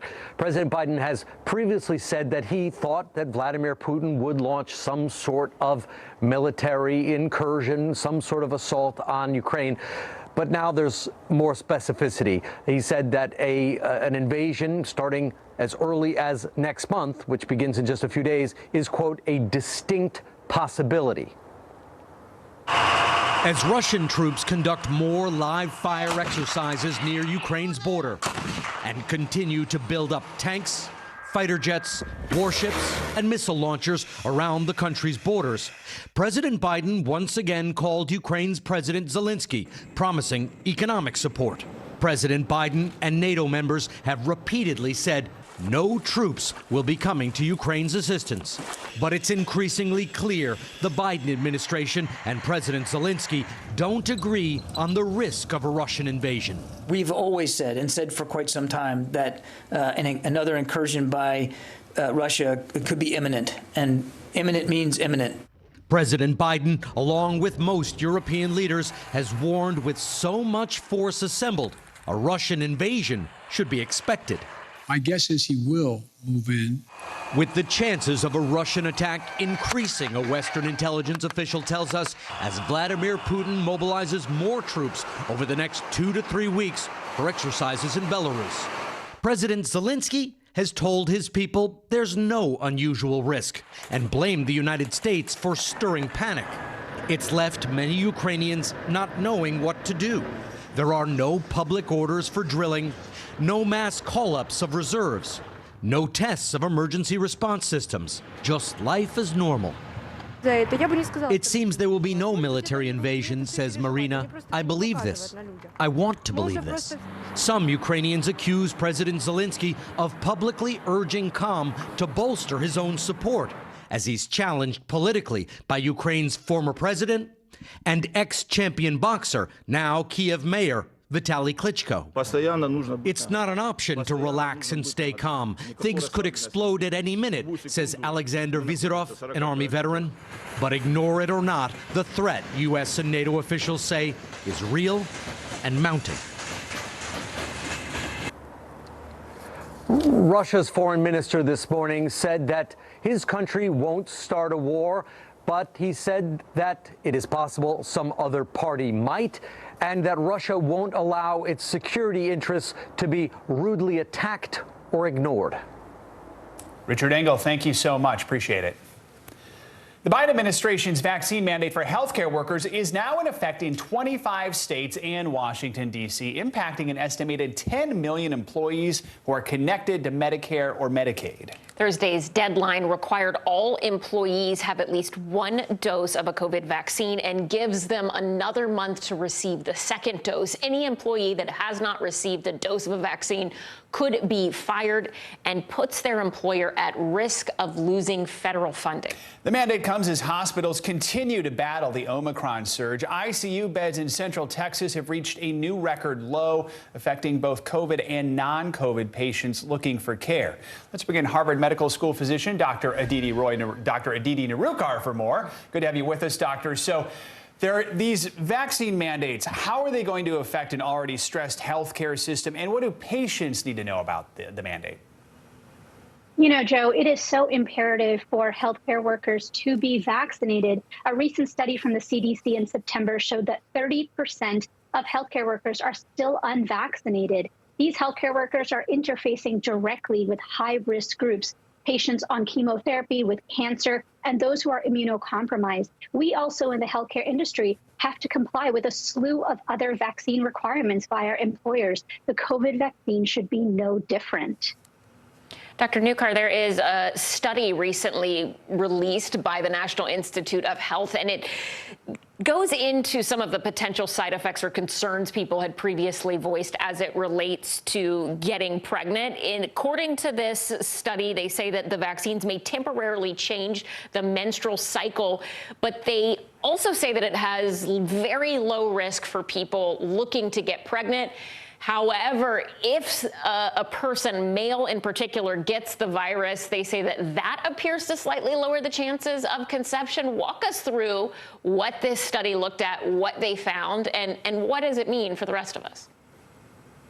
So, Allison, this was actually a quite reassuring study. It was 10,000 people in the U.S. and Norway, and they found with the vaccine there are minimal changes to the menstrual cycle. So either a lighter flow, a heavier flow, or a longer cycle, but no different than what some women regularly experience. And so these were reassuring in the scientific community. A related study with the NIH found that there were no links between fertility and the vaccine, which is one of the most common misconceptions and source of misinformation. Another reassuring study. And Dr. Nerurkar, while we have you, we have a question from a viewer this morning. Harris Hyatt from North Carolina asks, when will the pandemic to endemic really happen? Big picture question there, but what would you say? Harris, we think about this almost on a daily basis. It is very difficult to predict right now. Lots of modeling going on around this issue. We are currently very much in the acute pandemic stage. We have 800,000 people getting COVID daily, 2,500 deaths. Endemic essentially means that the virus will live amongst us and society will function as normally it would. We currently have a strain or a collapse of many healthcare systems. We are very far from endemicity, but we are very much in the pandemic stage of the virus. Good explanation to a very common question we're being asked lately. Dr. Aditi Nerurkar, as always, thank you. And if you have a question for one of our doctors, let us know. Email us at morningnewsnow@nbcuni.com. And please let us know if you want to stay anonymous. Overnight, 3 Houston police officers were injured in a wild confrontation with a suspect that police say involved a carjacking, a chase, and then a tense standoff. This morning, the suspect is in custody, and the 3 injured officers are expected to be okay. But this is just the latest in a series of violent incidents nationwide involving police. This morning, funeral services are being held in New York for one of 2 officers shot and killed last week. NBC News national correspondent Gabe Gutierrez has the latest. This will be an extremely emotional day. Governor Hochul will be in attendance, and the mayor and police chief will deliver eulogies as the country mourns an especially few violent weeks for police officers. And we should warn you, some of the video you're about to see may be disturbing. This morning, New York City prepares a final salute to a fallen hero. 22-year-old officer Jason Rivera shot and killed in the line of duty last week. Jason was something special, pure happiness, willing to help people, always talking about to be a police. Officer Rivera was fatally shot last Friday after a domestic dispute call in Harlem took a tragic turn. The suspect opening fire on Rivera and his partner, 27-year-old Officer Wilbert Mora, who died from his injuries on Tuesday. It comes amid a wave of violent crimes that have police departments across the country on edge. On Thursday in Houston, 3 officers were wounded in a dramatic shootout. Officials say 31-year-old Roland Caballero fired at officers during a chaotic chase. The suspect barricading himself inside a home before police took him into custody. It's been a tough week for law enforcement. These are inherently right now dangerous times. 61 officers were killed by gunfire in 2021, up 36% from the previous year. In New York, 5 officers have already been shot this year. I've been to too many of these, and I don't want to go to any more. Thousands flooded the streets outside St. Patrick's Cathedral Thursday to remember Rivera, taken too soon. His wake attended by family, friends, and fellow officers from across the country. His impact and his loss felt by everyone. My thanks to this officer who I never knew. He's a friend for all of us, a family member for all of us. Officer Rivera married his high school sweetheart, Dominique, in October. She's paying tribute to her sweet angel on social media, writing, "I know you're smiling down at me, knowing that I'm holding you down till the very end." The funeral for Officer Mora, the second police officer killed here in New York last week, will be held next week. Also next week, President Biden is set to visit New York to discuss gun violence. Back to you. Thanks for that. We're continuing to follow breaking news out of Pittsburgh, where a bridge has collapsed. We want to give you a look at the scene. It is near Frick Park on the city's east side. According to Pittsburgh's Public Safety Department, there is a strong smell of natural gas in the area. Our NBC affiliate WXPI in Pittsburgh says the gas has just been shut off in the area. That's a live picture there, but we also want to show you some new pictures just in from the scene. On those pictures, you can see what appears to be a bus on the bridge, along with other vehicles that are in the background there. We are expecting an update on injuries from police with a news conference hopefully happening sometime later this morning. The Red Cross also on the scene right now. Still no word yet on just what may have caused this collapse. This comes as President Biden is set to visit Pittsburgh later today to actually talk about infrastructure. No word yet if that is still going to happen. We're going to stay on top of this story and bring you any new developments as they come in. Let's get a check at your morning news now weather. You may have heard a major winter storm is taking aim at the Northeast this morning, affecting just several million people. So Bill is here to give us an update. Bill. That's it. Yeah, it's like roughly 1 in every 5 Americans is included in this, and it's mostly because of the I-95 corridor. Just has so many people that live there. So let's get right to it and really break down the timing, the latest in the snow. Now we feel like as forecasters, we have a pretty good handle on this storm. It took a while for us to kind of figure out exactly the storm track, but it's been locked in now for about the last 12 hours or so.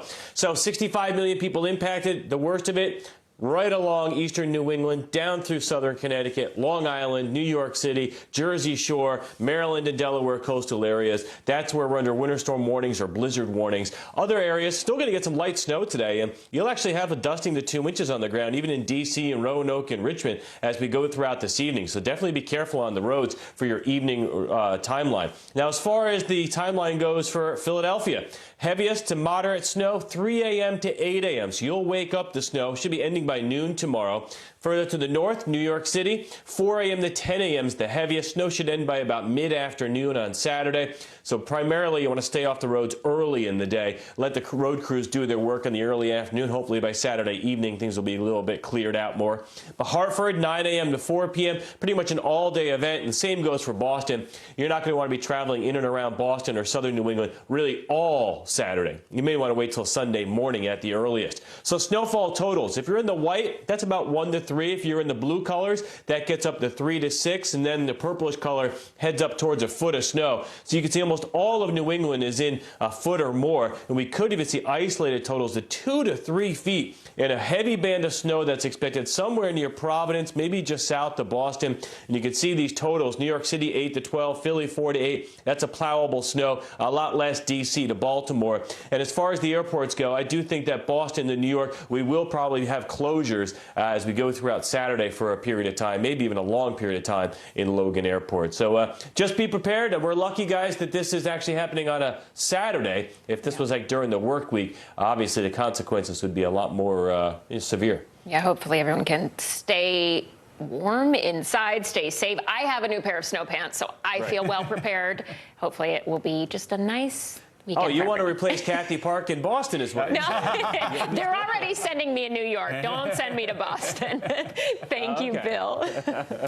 All right, you could say the cat is finally out of the bag at the White House. The first family has another new pet. Meet Willow, the feline that now calls 1600 Pennsylvania Avenue home. She's a 2-year-old short-haired tabby with gray and white stripes. She's named after Willow Grove, Pennsylvania, which is First Lady Jill Biden's hometown. She's the latest addition to the first family. You might remember just last month, President Biden introduced us to Commander, a now 5-month-old German Shepherd, which was a birthday gift from the president's brother and sister-in-law. So welcome to Willow. And coming up on this Friday edition of Morning News Now, a potential silver bullet in the global fight against COVID. The Texas hospital that's working to bring a patent-free vaccine to low-income countries. Plus, we'll head behind the wall and take a heart-wrenching look at China's controversial relationship with its Uyghur Muslim minority. That's up next.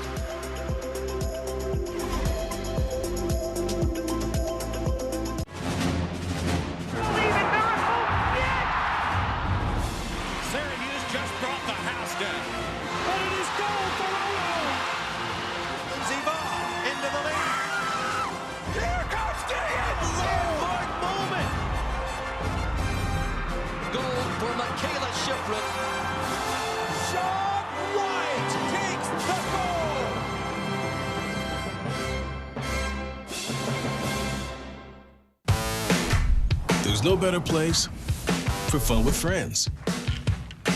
Quality time with your little golf buddy. Or an afternoon alone together.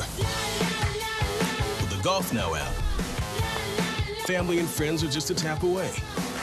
Just pick your course, pay from your phone, get out and enjoy. Golf Now. Download the app and go play. News is happening now. Look at what's making headlines around the world. Right now on Morning News Now. Tonight, the major announcement of the COVID vaccine. And this is a significant moment. Your news, whenever it happens, wherever you are, it's here now.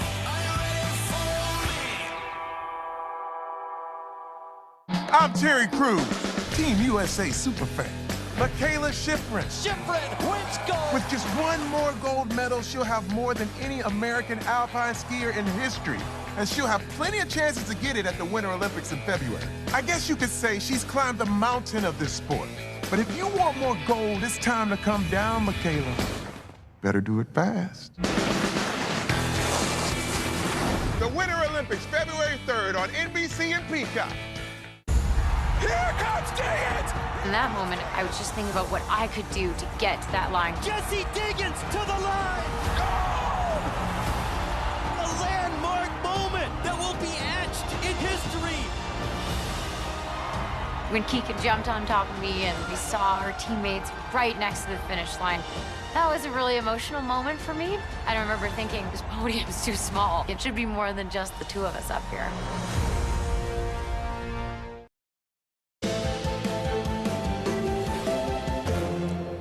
Welcome back. As the Omicron variant continues to spread around the world, medical experts are doubling down on the message that everyone needs to get vaccinated in order to end the pandemic. The problem with reaching this goal is vaccine inequity. Millions of people in low and middle income countries simply don't have access to a vaccine. Yeah, but a pair of scientists in Texas, they are taking matters into their own hands by creating a patent-free vaccine. Here's NBC News correspondent Morgan Chesky with more. At Texas Children's Hospital in Houston, there is much more than meets the eye. Because past the exam rooms, inside this lab, lies what they believe to be the potential silver bullet for taking down COVID-19. Our lab is the United Nations of Science. A team of doctors, led by Dr. Peter Hotez and Dr. Maria Elena Batazzi, has dedicated their careers to finding a solution to fill a critical vaccination gap. Look, Delta arose out of an unvaccinated population in India at the beginning of last year, and then Omicron arose out of an unvaccinated population out of Southern Africa. So Mother Nature is telling us what's going to happen as long as we refuse to vaccinate the world's low and middle income countries. With $7 million mostly provided by philanthropists, the duo turned to an old answer to solve a new problem. Crafting a vaccine inside Texas Children's they're calling a game changer, one they say they don't own the intellectual property for. It's a similar technology to that's used to make the recombinant hepatitis B vaccine. It's known as microbial fermentation in yeast. It's actually a vegan vaccine. No human cells, no human proteins, no animal cells, no animal proteins. The technology important because it's existed for decades, allowing multiple low-income countries to produce their own vaccine without intellectual property obstacles or waiting for donated shipments of Pfizer or Moderna's vaccine that often arrive too late to make a serious difference. So when a country receives your starter kit, what essentially are they able to do with that? We don't only give them the starter kit, but we give them the recipe of how to brew the starter kit. You know, it's yeast, so it's a little bit analogy of brewing beer, right? The comparison closer than you think. This is where we cook it up. Yeast is actually fermented inside these medical-grade bioreactors. But instead of producing alcohol, the Texas Children's team says they've engineered each kit to produce proteins, which mimics the COVID-19 virus. The first step for each kit recipient to making their own vaccine. They get a recipe, they get a toolbox of tests to ensure the quality, the yield, the purity, and then they get us plus our team that if you have a question, you just pick up the phone. What sets the vaccine created in this very Texas Children's lab apart isn't just how it's made, but why. There is no patent. That means that a company anywhere in the world can scale it unlike anything we've seen. In fact, in India, Corbevax has secured emergency use authorization after completing 2 phase 3 clinical trials. The great thing about it is there's no limit to the amount you can make. It's got one of the best safety profiles of any vaccine out there for COVID-19. Simple refrigeration storage. You don't need any freezers to store the vaccine. Pristine safety profile and probably the lowest cost vaccine. Corbevax is being distributed outside of the U.S. and currently isn't FDA approved. But perhaps the most important of all, the accessibility the Texas Children's vaccine offers. By not having a patent, paving the way for partners worldwide. What makes the patent-free vaccines unique is that companies can produce the vaccine without worrying about legal challenges and huge financial losses. Now, with the pandemic entering year 3, experts say the global healthcare gap, especially with vaccines, has become more exposed than ever. This is the greatest moral failure of our lifetimes, and we can't let this happen again. We have to have a world that is much more effective against preventing and responding to pandemics, and we have to have a world that's fair, more equitable, and just. And that's a global imperative. And our thanks to Morgan Chesky for that report. Now to our ongoing series, Behind the Wall, which examines the complex relationship between the U.S. and China. This morning, we're looking at an orphanage in Turkey that's providing a safe haven for exiled children from China's Uyghur Muslim minority. NBC News senior international correspondent Keir Simmons has more on this. Keir, good morning.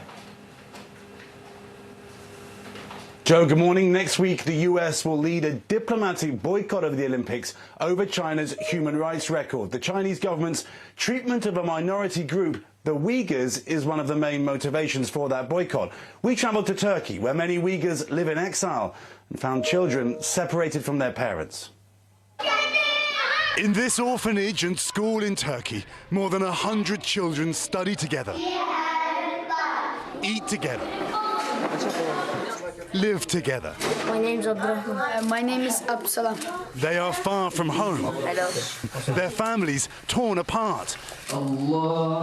Because they are ethnic Uyghurs, a Muslim minority from Western China. Their families fleeing what they say is persecution in China for their faith. For some, the orphanage's director, Abibullah Kurseni, has become their lifeline. You're all these kids have got right now. You are their parents. I can be their father. I can be their mother. They have all my attention, he tells me. Many of these children's relatives, he says, have been sent to what they call Chinese concentration camps. The State Department reports that since 2017, at least 1 million Uyghurs have been held against their will in as many as 1,200 state-run internment facilities. Witnesses making allegations not only of family separation, but sterilization, torture and forced labor, which the US calls genocide. China rejects that, calling the camps vocational re-education centers. We visited in 2019, the Chinese keen to show us their program aimed at, they say, ridding residents of extremism and separatist thoughts. One of my guides, a senior official called Mr. Shuguo Shang, this month in an exclusive video interview, denied China is deliberately separating families. Those living overseas who are from the Xinjiang region and wanted to get contact with their family members or relatives back in the region can do so through the due channels. Who are these guys? Who are these young guys? But back in Turkey, Abibullah introduces me to two of the youngest children in the orphanage. Will you introduce me? Assalamu alaikum. Assalamu alaikum. Hi, Kataiba. How old are you? 11. 11 years old? You're 11? Can I ask you a difficult question? When did you last see your mum and dad? They tell me they haven't seen their parents in more than 5 years. Do you remember what they said to you? My mother said, try your best to study hard and don't let me down, he says. Every day, Abibullah and his volunteers work to feed and sustain the children, yet they too have their own painful stories. In the cafeteria, a 17-year-old helping out in the kitchen tells us her father went missing after going home to see relatives 4 years ago. We didn't do anything. We really didn't do anything. The only thing we did is that we are Muslim and we were Muslims. They believe he too was sent to a camp. Your mom is crying too. Yeah, it's not that easy for us without that in our family. And back out in the hallway, Abibullah tells me his own harrowing story. His family too has been torn apart. My sister, my little brothers in my homeland. I miss him, yeah. And he says 45 of his relatives have been sent to the camps. Did you say how many? Yeah, about 45. 45? Yeah. Every day, overcoming his own pain to give these children hope that they will be reunited with their parents. One day you will see them again? Yeah. Yes. Yeah, one day.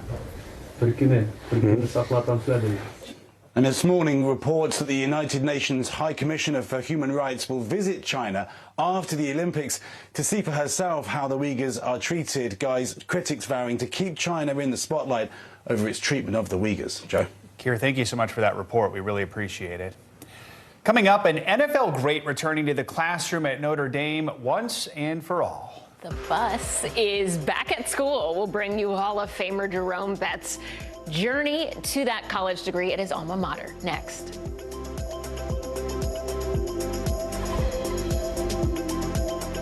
News is happening now. Look at what's making headlines around the world. Whenever it happens, wherever you are, it's here now. We've got a Congress that doesn't seem very functional. What's this election year going to look like? Are we getting ahead of the science? Are we behind the science? How much did this booster confusion set us back? Can the January 6th committee come up with anything that would change Republican minds? If it's Sunday, it's Meet the Press. We're here to start conversations about the big things happening in our world, because it's not my job to tell you what to think. My job is to think about what you tell me.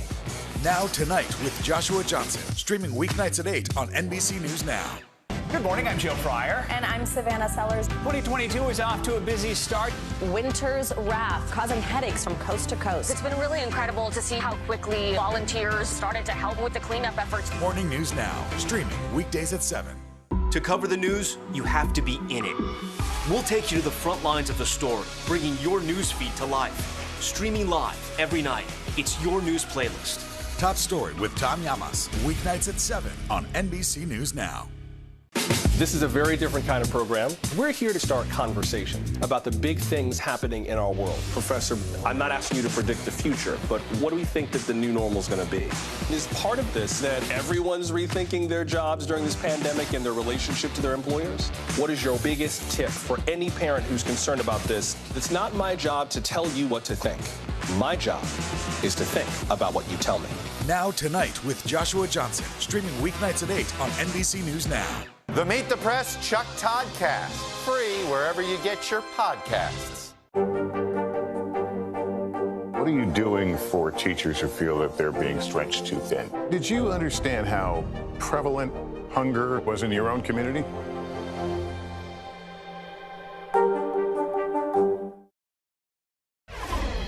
Almost 3 decades ago, football great Jerome Bettis left college early to pursue his dream of playing in the NFL. But now the Hall of Fame running back is back in the classroom pursuing another dream and fulfilling a promise he made to his mother, getting a college degree. NBC News correspondent Ann Thompson joins us now with more on this story. Ann, good morning to you. Good morning, Joe. You know, Jerome Bettis says he always thought of himself as a student athlete when he was in college. But when he left, the athlete took prominence as he became the heart of the Pittsburgh Steelers, leading them to a victory in Super Bowl 40. Now he's a student again, pursuing a different title. The bus is back in school. Jerome Bettis, who powered through NFL defenses for 91 touchdowns and ran his way into the Hall of Fame, is once again at Notre Dame. You are Notre Dame class of? Oh my goodness. Class of 2022? Wow, I didn't think about that. 27 years after he earned that nickname in college, he's here to finish his business degree, more than twice the age of his fellow students. What's it like to be back at school at age 49? It is so strange because I'm so behind the times. I mean, I'm a dinosaur. I don't know where anything is. I'm struggling with the technology. They take notes on iPads. He uses a pen and gets lost in new buildings. I don't know which way. But some things are familiar, like the frigid January weather. Jerome, where are your gloves? I left my gloves. 4 courses from graduation, Bettis is just another senior. Sort of. Everyone kind of knows who the boss is, especially at Notre Dame. Bettis left Notre Dame his junior year for the NFL. A 1993 first-round draft pick for the Los Angeles Rams, he became a power running icon with the Pittsburgh Steelers. A 6-time Pro Bowler, Walter Payton Man of the Year, Super Bowl champion, but not a college graduate.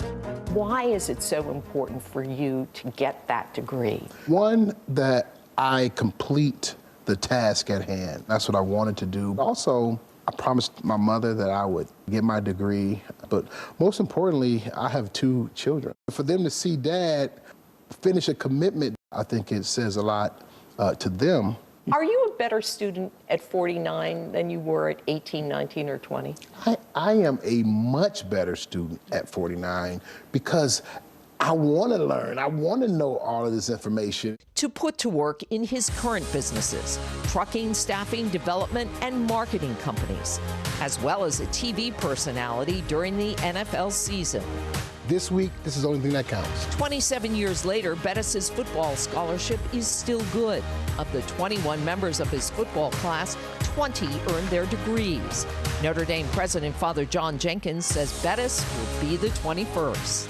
I say to all our coaches that there are three things we should be concerned about. First is integrity, do things the right way. Second is help these kids get a degree and do well in their lives. And the third is winning on the field. And Jerome's getting a degree after all his success just underscores how important that is. Back in the locker room where he first found national fame, I was somewhere right in here. Bettis shows me the traditions. Now, the first sign, you've got to make sure. And that one, you just want to tap it because there we go. Today, pursuing a different kind of glory with the same enthusiasm. This is that moment where it's all coming together. I mean, right now, it's got me itchy. Are you ready to go? I'm not ready to go. I'm excited, though. This May, he will graduate at Notre Dame Stadium, fulfilling the promise he made to his mom. This is education related, and you can never take away the education. Finishing one of the best runs of his life. Nigeria. Now, this story was a lot of fun for me to shoot because I'm a Notre Dame grad and I serve on the board. And over the years, I have crossed paths with Jerome, and he's always inspired me, but never more so than what he is trying to accomplish today. Joe and Savannah? Oh, so cool you got to tell that story, Ann. That's great. I can't believe that scholarship's still available, too. I had no idea. Yeah, Notre Dame's paying his tuition. At Notre Dame, if you leave early, you can always come back to get your degree, and your scholarship will hold. All right. Thank you, Ann. Great story. Appreciate it. Coming up, the kitchen craze that's taking social media by storm. Of course, we're talking about the air fryer. You've seen it everywhere, but how did it become so popular? We're going to take a closer look after this.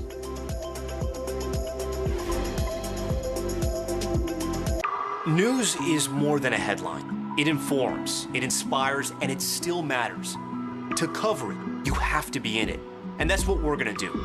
Every night, we take you to the front lines of the story, where it's actually happening, with NBC News journalists on the ground from all over the world. We cover what you need to know and bring your newsfeed to life. In primetime and streaming live, it's your news playlist every night. Top Story with Tom Llamas, weeknights at 7 on NBC News Now. We're here to start conversations about the big things happening in our world, because it's not my job to tell you what to think. My job is to think about what you tell me.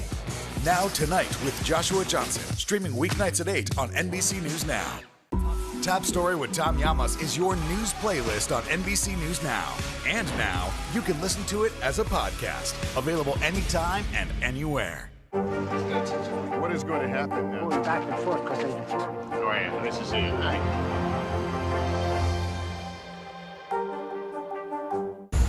Here comes Diggins! In that moment, I was just thinking about what I could do to get to that line. Jesse Diggins to the line! A landmark moment that will be etched in history. When Keegan jumped on top of me and we saw our teammates right next to the finish line, that was a really emotional moment for me. I remember thinking, this podium's too small. It should be more than just the two of us up here. Have you found a way to reconcile it a year later? It really hurt to see this place that I love so much treated with such disrespect. Was it an act of cleaning or an act of healing?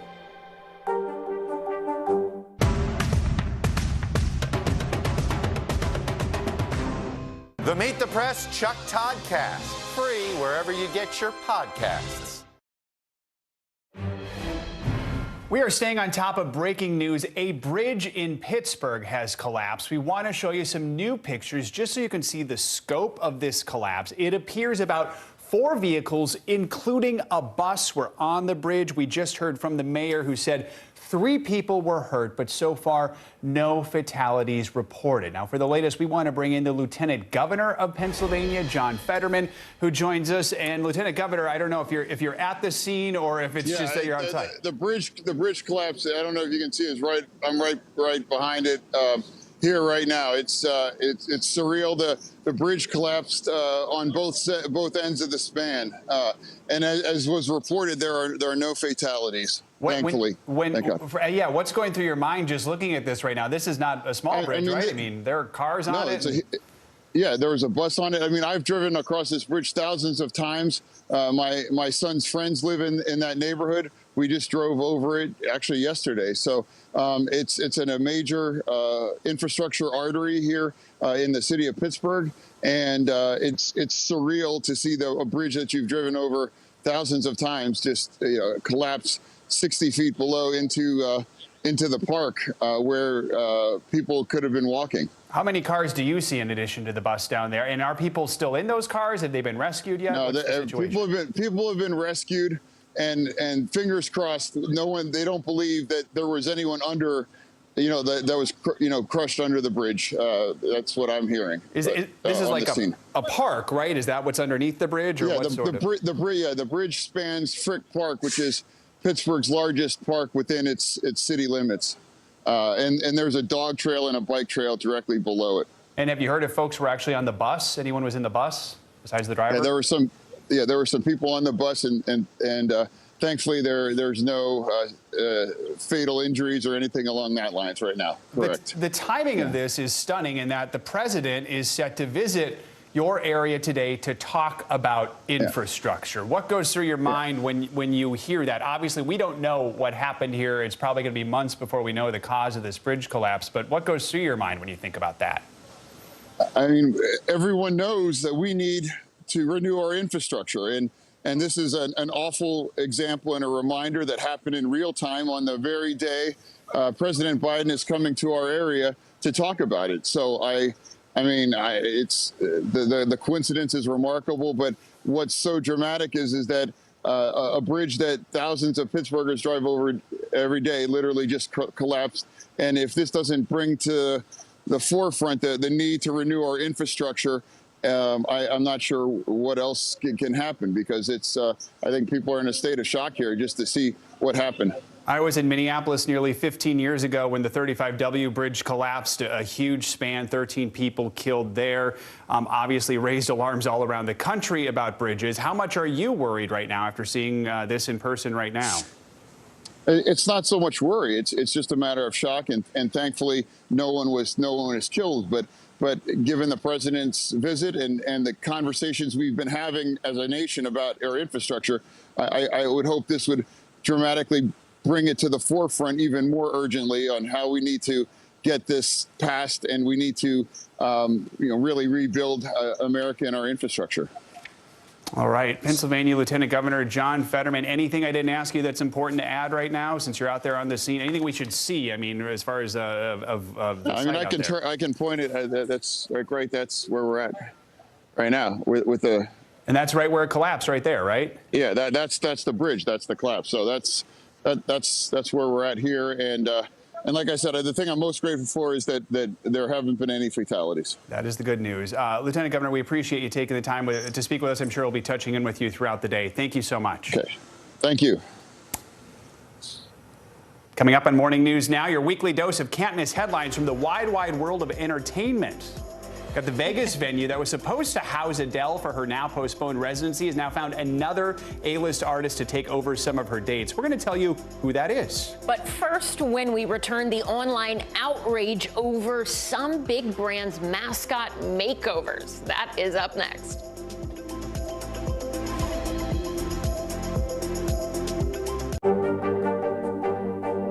What are you doing for teachers who feel that they're being stretched too thin? Did you understand how prevalent hunger was in your own community? News is happening now. Look at what's making headlines around the world. Whenever it happens, wherever you are, it's here now. We've got a Congress that doesn't seem very functional. What's this election year going to look like? Are we getting ahead of the science? Are we behind the science? How much did this booster confusion set us back? Can the January 6th committee come up with anything that would change Republican minds? If it's Sunday, it's Meet the Press. We're here to start conversations about the big things happening in our world, because it's not my job to tell you what to think. My job is to think about what you tell me. Now Tonight with Joshua Johnson, streaming weeknights at 8 on NBC News Now. There's no better place for fun with friends. quality time with your little golf buddy, or an afternoon alone together. With the Golf Now app, family and friends are just a tap away. Just pick your course, pay from your phone, get out and enjoy. Golf Now. Download the app and go play.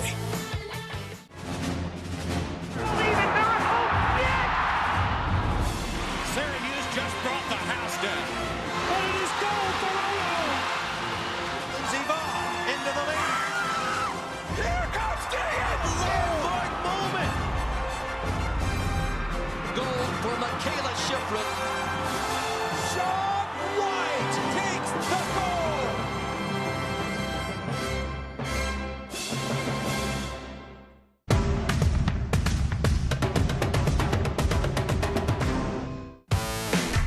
There's no better place for fun with friends.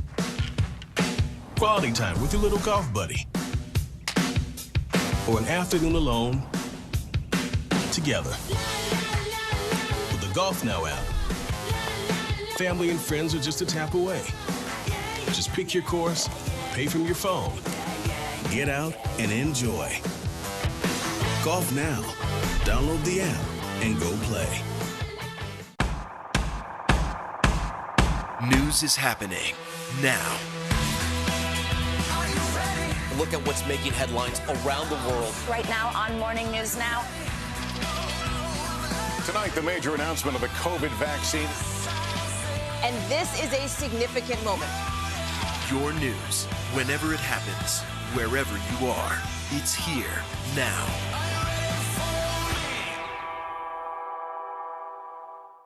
This is a very different kind of program. We're here to start conversation about the big things happening in our world. Professor, I'm not asking you to predict the future, but what do we think that the new normal is going to be?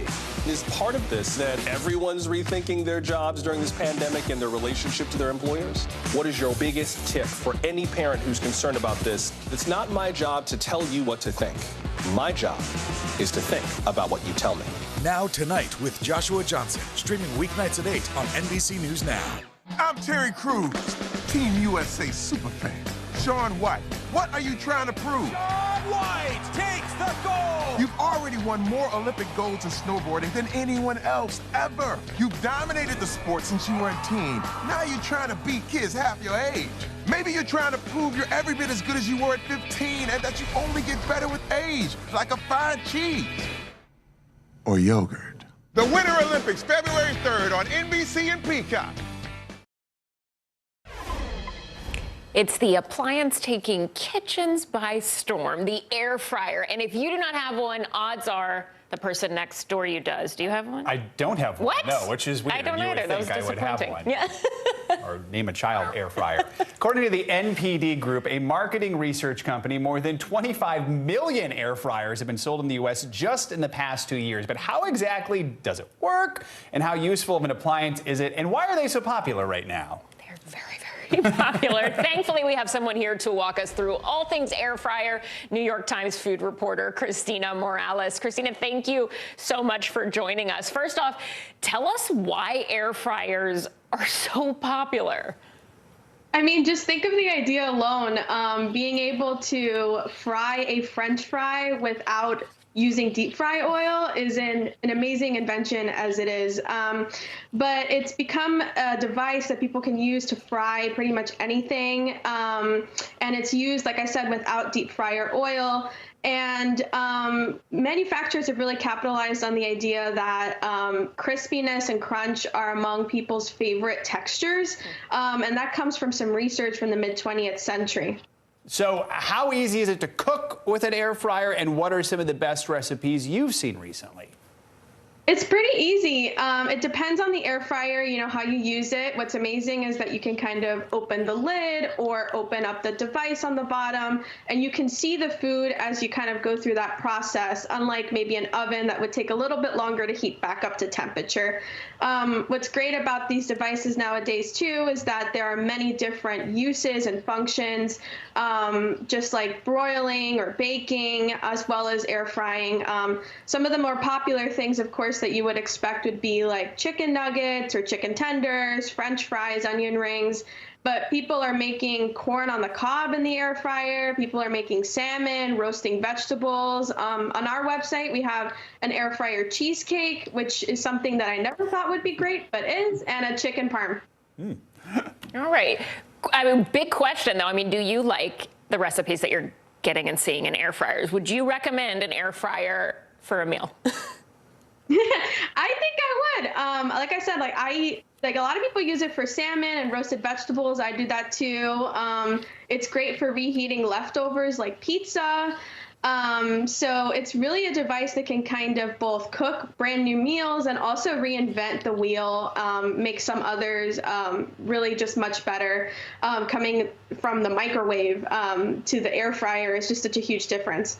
There are a lot of TikTok social media recipe videos out there, too. I don't know if that's how people cook now. Yes, you can get them all on social media. Christina Morales, thank you so much for that. We appreciate it. Thank you. Just days after the M&M candy characters got their new look, Disney announced that Minnie Mouse is also getting an outfit change. These mascot makeovers have some people squeaking up about the changes. NBC News correspondent Jacob Soboroff takes a closer look. One of Disney's most iconic characters getting a modern makeover. Nice slimming sweater is what you need. Minnie Mouse, trading in her classic red and white polka dot dress for a navy blue pantsuit with a signature bow to match. The new look, created by British fashion designer Stella McCartney to celebrate the 30th anniversary of Disneyland Paris and Women's History Month in March. It comes nearly 100 years after Minnie's movie debut. McCartney calling the outfit, quote, a symbol of progress for a new generation. But the fashion change is being met with some criticism. They're trying to destroy fabrics of our society, pretending that there's issues. So everybody looks over here. Look at Minnie Mouse. Don't look at inflation. Following blowback over another mascot makeover. Last week, candy maker Mars announced that its M&M characters had been redesigned to become more inclusive. A change that included the female brown M&M's high heels replaced with more sensible pumps. And the green M&M ditching her go-go boots for sneakers. And both with less makeup. Some questioning the change. Were there women who identified with the green M&M? I'm genuinely asking, genuinely. Because as a guy, I know I've never looked at any of those M&Ms and been like, yeah, that's me, bro. I feel seen. And others apparently taking the change more seriously. Fox News host Tucker Carlson criticizing the move. M&Ms will not be satisfied until every last cartoon character is deeply unappealing and totally androgynous. Until the moment you wouldn't want to have a drink with any one of them. Disney and Mars, just the latest companies working to adapt to fast-moving cultural changes. Some to better reflect their consumers, and others to address outcry over racist imagery and names, like Aunt Jemima's Pancake Mix, which became Pearl Milling Company, Uncle Ben's Rice, now Ben's Original, and the Washington football team retiring its original name and logo after it was denounced for years as a racial slur for Native Americans. Georgetown marketing professor Niru Paharia says consumers are demanding better representation. It becomes a question for companies. Is this something that we are going to steer towards, or are we going to kind of stay the course and do what we've done forever? Some of America's most iconic companies trying to keep a foot in the past while evolving with the future. That was NBC's Jacob Soboroff. All right, it's Friday, which means it's time for our can't miss list. All the movies, TV, music you should check out this weekend because everyone's going to be talking about it on Monday. Joining us now with his top picks is Nigel Smith. He's a movie news editor at People. Good to have you with us, Nigel. So we're going to combine the movie and music categories today because there are two films debuting this weekend about English musicians. What can you tell us about them? Yeah, so there's two. Well, one of them is a documentary. The other one is a concert film. I don't know if anyone watched I think it was a 4-part Disney Plus documentary series on the Beatles' final concert. It was directed by Peter Jackson. You can stream that now. But if you actually want to stream the full concert, which took place in London in 1969, you can, starting today on Apple. They're also going to be having it play for one day in IMAX, where if you want to get the full Beatles experience with the sound and the amazing picture quality, then definitely, if you feel safe, check that out in the theaters. So that's going to be available starting today. And then also there's a Charlie XCX documentary, a very different artist from the Beatles, obviously. It appeals to a much younger generation. And that's a documentary called Alone Together. It was filmed during the height of the pandemic. And this is the boom clap fancy singer really documenting to her fans her struggles with mental health and how she dealt with the pandemic while in isolation and creating an album with the help of her fans. The Beatles, the Peter Jackson documentary was amazing. If you've not seen it, I will say I did it. It takes time. You got to like really dig in. It's long, but it's very good. Yes, we're hearing, or I have at least heard people talking about this new HBO series, Gilded Age. What's going on with that? Why is everybody abuzz over this new show? Yeah, well, this is a really big deal, especially for fans of Downton Abbey, and there are a lot of those. So this is the new show from the creator of that show, Julian Fellows, and he hasn't had a show since then. So everyone anticipating, you know, the second film in the Downton Abbey franchise will have to watch this. It's available to stream on HBO Max. I think the first episode is up, and this one isn't set in England. It's set in New York in the Gilded Age, which was the late 1800s, when there was a lot of money at play. This is like a time when there were entire mansions built in New York City, and it has this incredible cast of a lot of Broadway vets, including Christine Baranski, Cynthia Nixon, Audra McDonald, and the lavish costumes of the sets really make this a must-watch. Yeah, I'm intrigued so far. Nigel, real quick on this last one here. We know Adele canceled the residency. Someone else stepping in. Who's that? Keith Urban, he's come in to save the day. He already had a couple dates booked, but he obviously added a lot more now that Adele freed up those dates. So anyone wanting to check out Keith Urban in Las Vegas, now's your chance. All right, and who knows when Adele's going to bring that show back. We're all kind of waiting to see what happens with that. Nigel, thanks so much. We appreciate it. And to our viewers, you can pick up the latest issue of People magazine. It is on newsstands right now. That does it for this hour of Morning News Now. The news continues right now.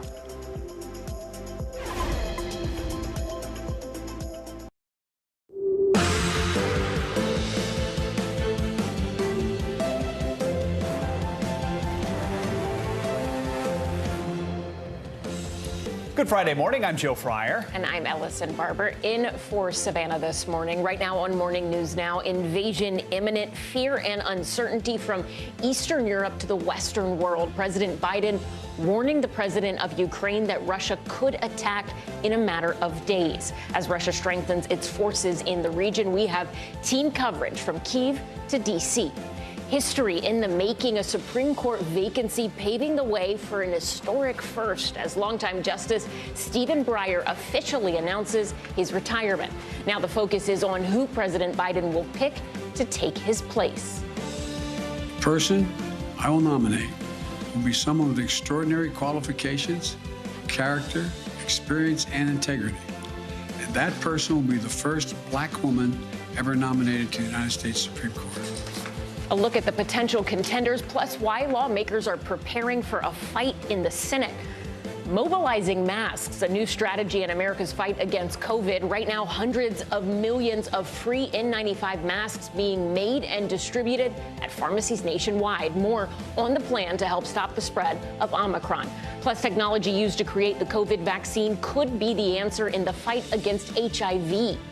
Weekend wallop. Millions brace for another winter storm. This morning, warnings in place along the East Coast with some parts expecting more than 2 feet of snow. We're tracking its path and the preparations already underway. And are you ready for some football? The stage is set for an epic NFL weekend. 4 teams gearing up to battle it out for a spot in the Super Bowl. We're counting down to the big game. You can be snowed in while watching football. I mean, it sounds like a nice weekend to me. It actually really does, doesn't it? I mean, if it's got to go down, like, that's a good setup. Fine by me. All the excuses in place for a perfect weekend. I like it. All right, so we begin this morning with new concerns over the crisis in Ukraine. The Pentagon says Russia has moved more combat forces to the borders in the last 24 hours, further escalating fears of an invasion. That includes new live fire drills along the Ukrainian border and more jets in Eastern Europe. Russian troops are also conducting naval exercises in the Baltic Sea. The Pentagon is watching these growing numbers closely. We continue to see, including in the last 24 hours, more accumulation of credible combat forces arrayed by the Russians in, again, the western part of their country and in Belarus. The U.S. is now calling for a meeting next week with the UN Security Council to discuss the standoff in Ukraine. All of this coming just a day after the Kremlin said it's not optimistic there will be any diplomatic resolution, after the U.S. said in a written response it would not ban Ukraine from joining NATO. President Biden spoke with Ukrainian President Zelensky on the phone yesterday, reaffirming U.S. support. Ukraine's leader says the biggest needs right now, besides any peaceful de-escalation efforts, are military and financial assistance. NBC News foreign correspondent Matt Bradley is on the ground in Kyiv, Ukraine, and NBC News correspondent Josh Letterman joins us from Washington. Matt, let's start with you. NBC News has learned that Russia has increased its number of battalion tactical groups near the border of Ukraine to 62. That's up from 59 last week, with more on the way. So how is Ukraine responding now to this new movement? I mean, guys, the sort of mystifying, unsatisfying answer to that question is they don't really seem to be responding. And that's because the official position still from this government is that Russia still might not invade, despite the massive accumulation of troops marshaling on the north, east, and south of the country with an overwhelming military force. In fact, just this morning, I spoke with the U.S. Charge d'Affaires here. She's the most senior diplomat, almost like an ambassador, an acting ambassador here. And here's what she had to say about the Ukrainian government's sort of bizarrely cavalier attitude. Ukraine has been facing Russian aggression for decades, and since 2014, they've been facing it literally. I mean, fighting in the east, Ukrainians die every day. And so I think Ukrainians are just a bit used to Russian aggression, and so perhaps don't show the sort of alarm that one would think. And I would argue that's a good thing. I mean, you want the Ukrainians to address this in a reasoned, calm manner, and that's what they're doing. So just as she said, there's already been all this fighting in the Donbass region. So one reason why we're not seeing a lot of movements is because most of the military assets that Ukraine has are already on the front lines fighting against these Russian-backed separatists in the Donbass region. Another reason is because any troop movement by the Ukrainians could be seen as a pretext for an invasion by the Russians, because they have just been looking for any reason to show that it's the West or the Ukrainians who are the aggressors, and that would give them a casus belli, a pretext to invade. Guys? So, Josh, we know President Biden spoke with Ukraine's president yesterday. What happened on that call? What kind of support is the U.S. pledging? Yeah, Joe, as the U.S. waits a formal response from Russia to that written document submitted to the Russian government in the last few days, President Biden speaking by phone with Ukrainian President Zelensky for a phone conversation that the White House says was focused on coordinating diplomatic efforts to reaffirm U.S. support for Ukraine's sovereignty and territorial integrity. The president saying in a tweet that the U.S. will respond decisively with its allies if Russia further invades Ukraine. But, I thought it was really telling what happened just in the wake of this phone call. Joe, there was some reporting from another news organization that suggested that President Biden had been fairly alarmist on that phone call, saying that an invasion was almost certain and that Ukraine should brace for impact. The speed and vehemence with which the U.S. batted down that report, going on the record to say it's nonsense, and then the Ukrainians, too, trying to say, don't listen to anonymously sourced reports from, unnamed officials. Listen to what these governments are putting out officially, speaks to how concerned both countries are right now about the image of this and the perception that, Russia could exploit the perception that this is, a fait accompli, that these countries are really running scared, particularly as the U.S. has withdrawn the family members of many of its diplomats, encouraged Americans to leave. Yet still, there is an alarming buildup we're seeing. Here's what Jen Psaki, the White House spokeswoman, had to say about that. More than 100,000 troops are building up at the border. There are military exercises around in other countries. The Ukrainians have been welcoming our security assistance and even meeting us at the airport to welcome it and asking for more. Okay. So what we're doing right now is planning for all scenarios. So what the U.S. is providing now are these tranches of aid, including some lethal weaponry, such as those Javelin anti-tank missiles. But what they're not providing and still have taken off the table is U.S. ground troops in the Ukraine, which obviously would be such a game changer, Joe. So, Matt, what are the options right now for President Putin? What is it that he might be weighing as he decides his next move? That's a tough one. That's the million-dollar question, Joe. And I mean, the fact is, the first big option is, of course, not to invade. He could just withdraw his troops and go back to normal. That would be a risky move for him domestically in terms of his perception among the Russian people, because then what does he look like? He looks like someone who was an aggressor, but also someone who was weak, who decided not to go through with it. So really what he needs is some sort of concession from the West in order to do that. He needs to be able to return to the Russian public and say, look what I got for you guys. Whether or not that happens, if that happens through negotiations, it's unclear that he's going to get something like that, guys. All right, Matt and Josh, thank you so much for kicking us off this hour. We appreciate it. This morning, Senate Democrats are eager to begin the confirmation process to replace retiring Supreme Court Justice Stephen Breyer. During Breyer's retirement announcement Thursday, President Joe Biden repeated his campaign promise to nominate the first black woman to the high court. The person I will nominate will be someone with extraordinary qualifications, character, experience, and integrity. And that person will be the first black woman ever nominated to the United States Supreme Court. It's long overdue. Here to help us break down what comes next is NBC News Capitol Hill correspondent Leanne Caldwell.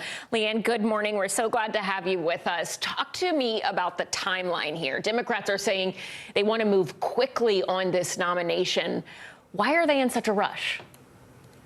Good morning, Ellison. Well, Democrats want to vote as quickly as possible as soon as they have the vote. Of course, we have to wait for the nomination and the hearings have to take place. These senators are also going to want to meet with this Supreme Court justice nominee as well. But the reason is because the Democrats have such a slim majority and anything can happen. There can be the health of a member could go bad. Someone, unfortunately, could die. Someone could change parties. You have no idea what's going to happen. And Democrats know they have this slim majority. And so they want to waste no time and move forward. But ultimately, it's going to be up to the members of how fast this goes, because if members need more time to study this person's background or have more questions, that could slow the process down. But historically, it usually takes about 2.5 months to get this done. The last Supreme Court Justice nominee, Amy Coney Barrett, it was just 27 days. So speed is possible, Ellison. When you look at that list you had up of the potential contenders, at the very top of that list is someone who was previously confirmed with bipartisan support when she appeared before the Senate in the past. I think you had 3 Republican senators who approved her nomination. Is there a chance we could see bipartisan support for a nominee in this situation, given that Democrats do have a majority? I think there is. Someone like Senator Susan Collins is someone who likes to vote for the president's nominee. She did not vote for Amy Coney Barrett because she didn't like how close it was to the 2020 presidential election. Also, she voted for Judge Jackson in the lower court nomination or confirmation. So did Senator Lisa Murkowski of Alaska. And so did Senator Lindsey Graham of South Carolina. So we are watching those 3. And plus, there could be a couple more who do vote for this. Of course, it depends on the nominee. We'll see who's nominated. We'll see what, if anything, comes up in their background. But at this point, Democrats think that they could perhaps get at least 1 or 2 Republicans, Ellison. Supreme Court has been an incredibly political issue of late. We heard it talk about in the presidential election, midterms prior to that. How do you think this will impact the midterms? So this could very well be good for Democrats. They just had a huge defeat on voting rights legislation, something that has really infuriated and frustrated, especially Black voters. And the fact that Biden says that he's going to nominate the first Black woman to the Supreme Court could be a huge energizing factor for that portion of the party, as well as the progressive activists as well, who has been wanting a new a progressive person nominated to the court. We'll see who this is, of course. As for Republicans, they are going to see how motivated this gets their base. They have said look, elections have consequences. That's why Democrats are able to fill this Supreme Court seat. And so they are going to use that to the polls in order to get their people to vote, because we know the Supreme Court, especially for conservatives, is a huge issue, Allison. Yeah, thank you so much, Leanne. We appreciate your reporting. Yeah. N95 masks are on their way to pharmacies and health centers across the country, and millions of Americans are starting to receive those free at-home testing kits. It's all part of the federal government's ramped-up distribution plan to try and protect Americans from the Omicron variant. More than 400 million masks will be delivered through the program, making it the biggest distribution effort of PPE in U.S. history. The shipments come as hospitalization numbers reach new highs in some parts of the country. NBC News correspondent Heidi Presbella is outside a community health center in Washington, a place set to receive those masks. So Heidi, good morning. So walk us through what we can expect to see next from this rollout. Yeah, good morning, Joe. I'm here in D.C. because D.C. right now has the highest hospitalization rate per capita in the nation. And I'm here in Ward 5, where they've seen some of the highest numbers of deaths, Joe. And so what they're hoping is that people will show up at these community centers, which have been prioritized by the Biden administration to receive the PPE, because this aspect of COVID, Joe, doesn't get enough attention. And that is that a lot of the people who are getting really sick and dying, it's not about ideology. It's about access. It's about access to things that can protect them, like the N95 masks and the tests. A lot of the people here maybe can't afford them to go in and work their shift at Starbucks, and maybe then they come home in a crowded setting where they give the virus to Grandma Joe. So they're hoping that by prioritizing these places like the community centers, people will get the word and come out and get the things, get the tools that can protect them. So Heidi, I know you recently spoke to Dr. Cameron Webb, the equity director for the White House COVID response team. So what did he have to say about how different communities are being prioritized for this rollout? Yeah, well, first he said they've learned some lessons from website rollouts, because we've seen a very seamless rollout here of this website. And in part, what they did was they piloted it, and this hasn't been reported before, but they piloted this with these underserved communities. So they took these zip codes, they're called socially vulnerable index. It's a CDC measurement that they use to identify underserved communities that might need additional assistance. And they prioritized those by partnering with faith-based and other community organizations. Take a listen to what he said, Joe. These are the same zip codes that have faced an increased burden of COVID, more hospitalizations, more deaths, and then a lot of the other dynamics that lead to worse outcomes with COVID, whether it's rates of chronic disease or even risks of exposure. And so making sure that we're putting that priority there and saying that we care deeply about your access to resources.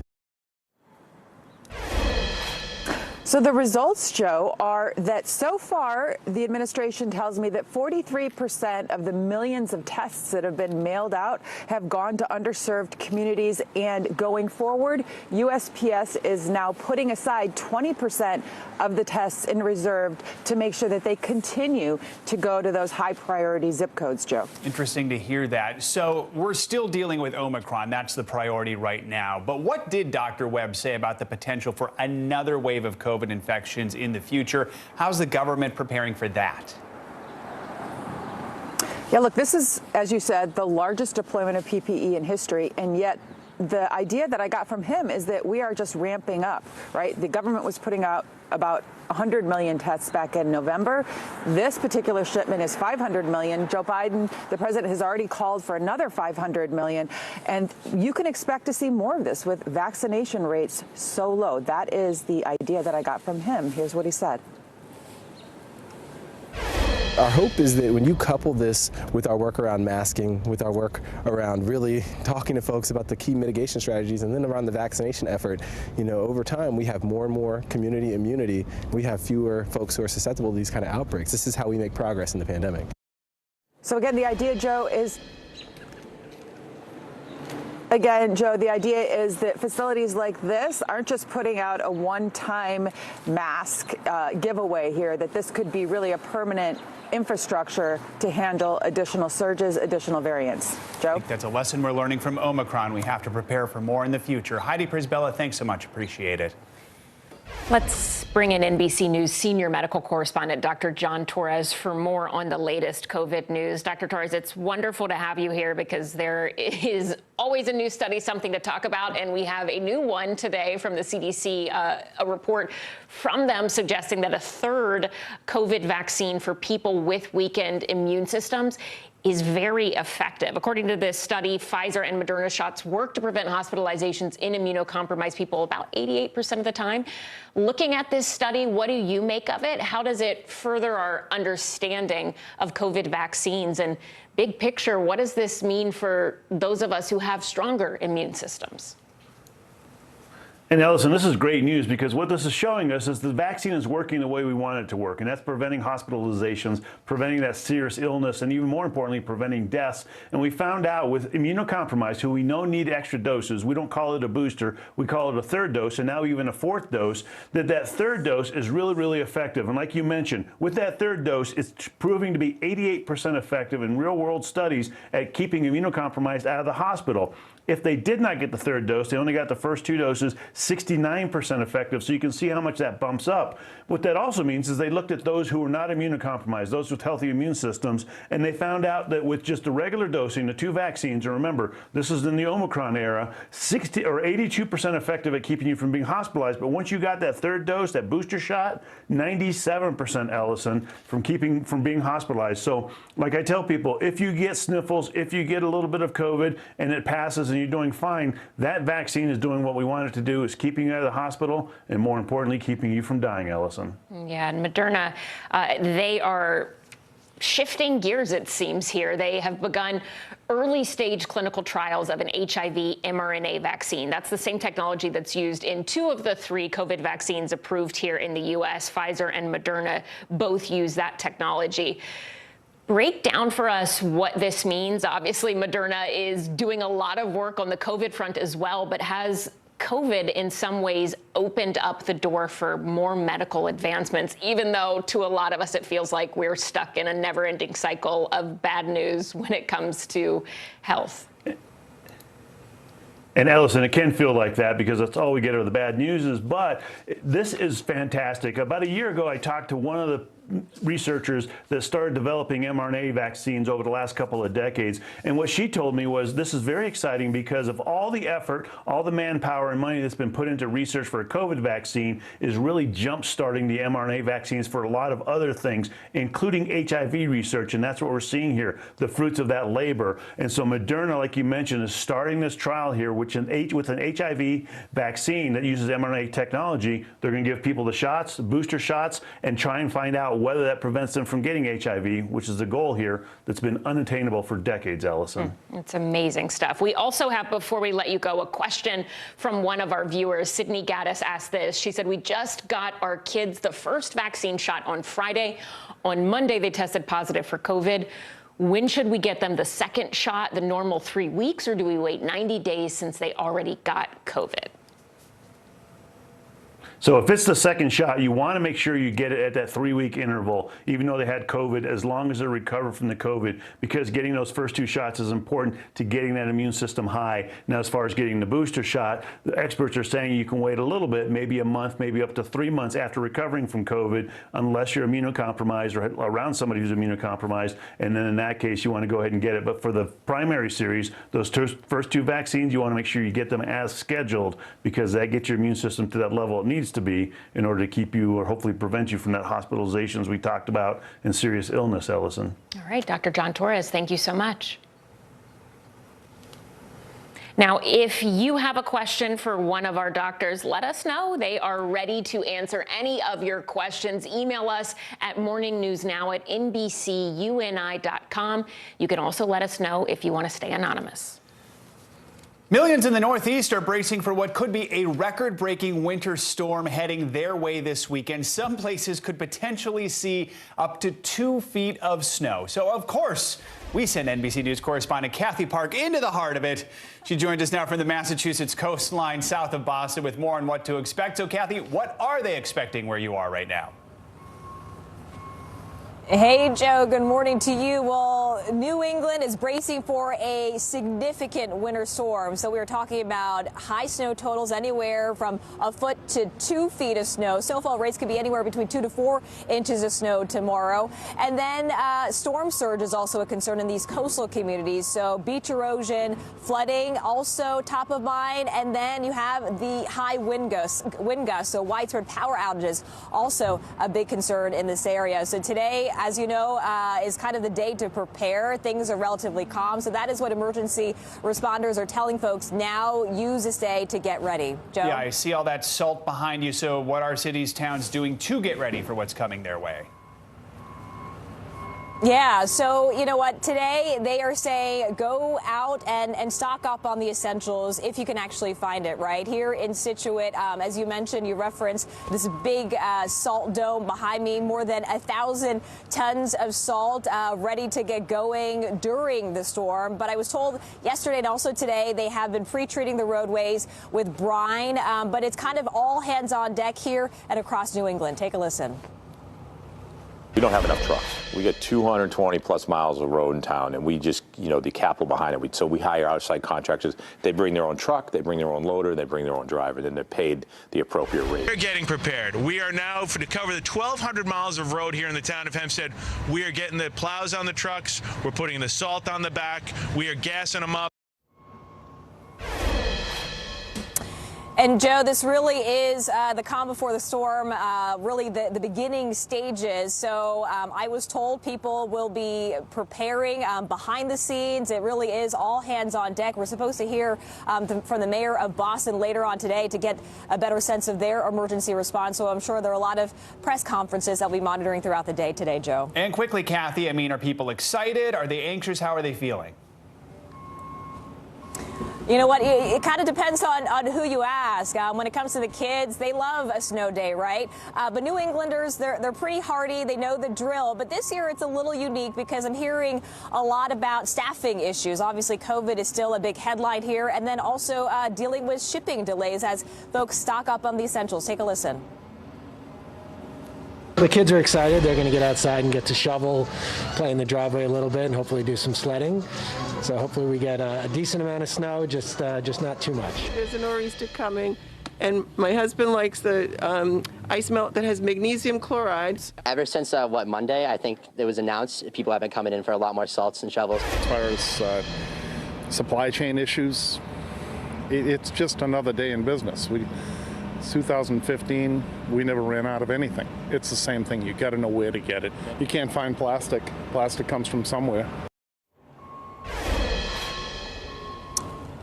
And once again, the consensus from emergency officials, they're saying do the prep work now. If you need to bring things indoors, do it, because we're going to be dealing with extreme wind gusts in the area as well. But today's the day to prepare because they do not want folks out on the roadways tomorrow, Joe. Kids excited to shovel. We'll see how long that lasts. All right, Kathy Park, thank you so much. With that, let's get a check on your morning news now weather. NBC News meteorologist Bill Cairns joins us now with the latest forecast and what to expect this weekend. Bill, good morning. Do we know what Kathy did wrong? Do we know why she got this assignment? She's eager. She does a good job. She's eager. You can always be eager to cover your first blizzard, and then after that, you're like, "Yep, I'm done." Right. That's good. Yeah, blizzard's probably experience. Blizzard's one of the worst assignments because it's cold and it's just snow all behind you. You really can't see anything, and you're just like you won't even be able to measure it because it's blowing all over the place. So good luck, Kathy. We've all been there before. All right, so let's get into this forecast. What changed overnight? We've been talking about the computer models the last couple of days. Do they disagree? Do they agree? Now they're in better agreement. The forecast confidence has increased for the snow amounts, and that usually happens 36 to 24 hours before the event. And the big thing that happened overnight was our American computer model, which had been a little more off the coast with lower snow totals, has shifted towards the coast closer to the European model. Doesn't always happen this way. Frequently it does, though. The European model is a little more reliable. It has a better, what we call, verification score. And you can see those little L's. That's where the storm center is. The ones to the right were yesterday. The ones overnight are the ones bottom left, so closer to the coast. And that means we've increased the snow forecast, especially New York City, the Jersey Shore to Philadelphia. Higher confidence that you will get a warning criteria snowfall, which is usually about 6 to 7 inches or more. And you notice that now the American model almost completely agrees with where the heavy snow is going to be on the European model. So let's get to the forecast now. Stop talking about the models. Here is the number of people impacted. 65 million people.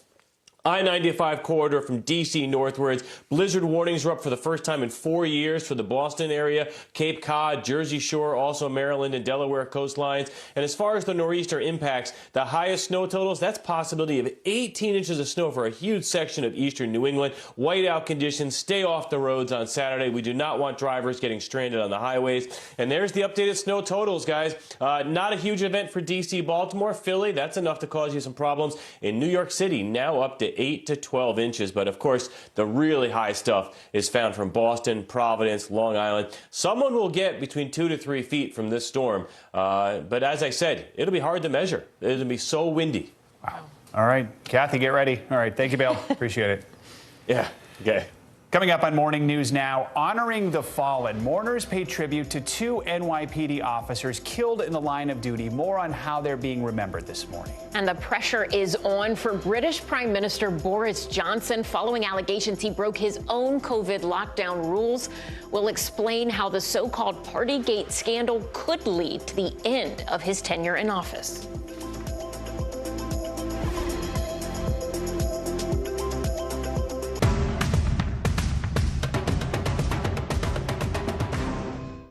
Top Story with Tom Llamas is your news playlist on NBC News Now. And now, you can listen to it as a podcast. Available anytime and anywhere. There's no better place for fun with friends. Quality time with your little golf buddy. Or an afternoon alone together. With the Golf Now app. Family and friends are just a tap away. Just pick your course, pay from your phone, get out and enjoy. Golf Now. Download the app and go play.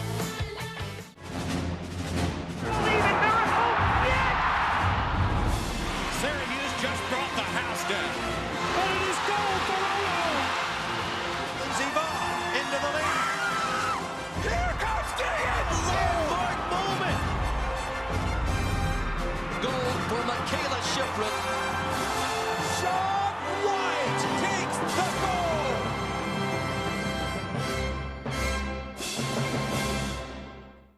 We're here to start conversations about the big things happening in our world. Because it's not my job to tell you what to think. My job is to think about what you tell me. Now Tonight with Joshua Johnson. Streaming weeknights at 8 on NBC News Now. News is happening now. Look at what's making headlines around the world. Whenever it happens, wherever you are, it's here now. What happened here is a story of loss and salvation. There were residents who hung on for dear life. This is where you took shelter, in this closet. I took shelter right in this closet right here. Rioters banged down one of the doors. Have you found a way to reconcile it a year later? It really hurt to see this place that I love so much treated with such disrespect. Was it an act of cleaning or an act of healing?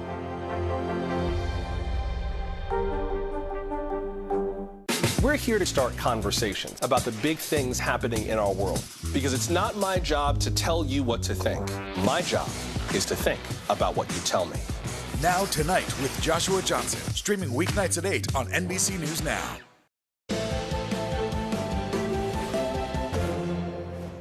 The pressure on UK Prime Minister Boris Johnson is mounting, with the police and now the government investigating allegations that parties held at his 10 Downing Street residence broke COVID lockdown rules. Multiple reports say members of Johnson's party are poised to express no confidence in their leader if the investigations are especially damning. But what could happen next?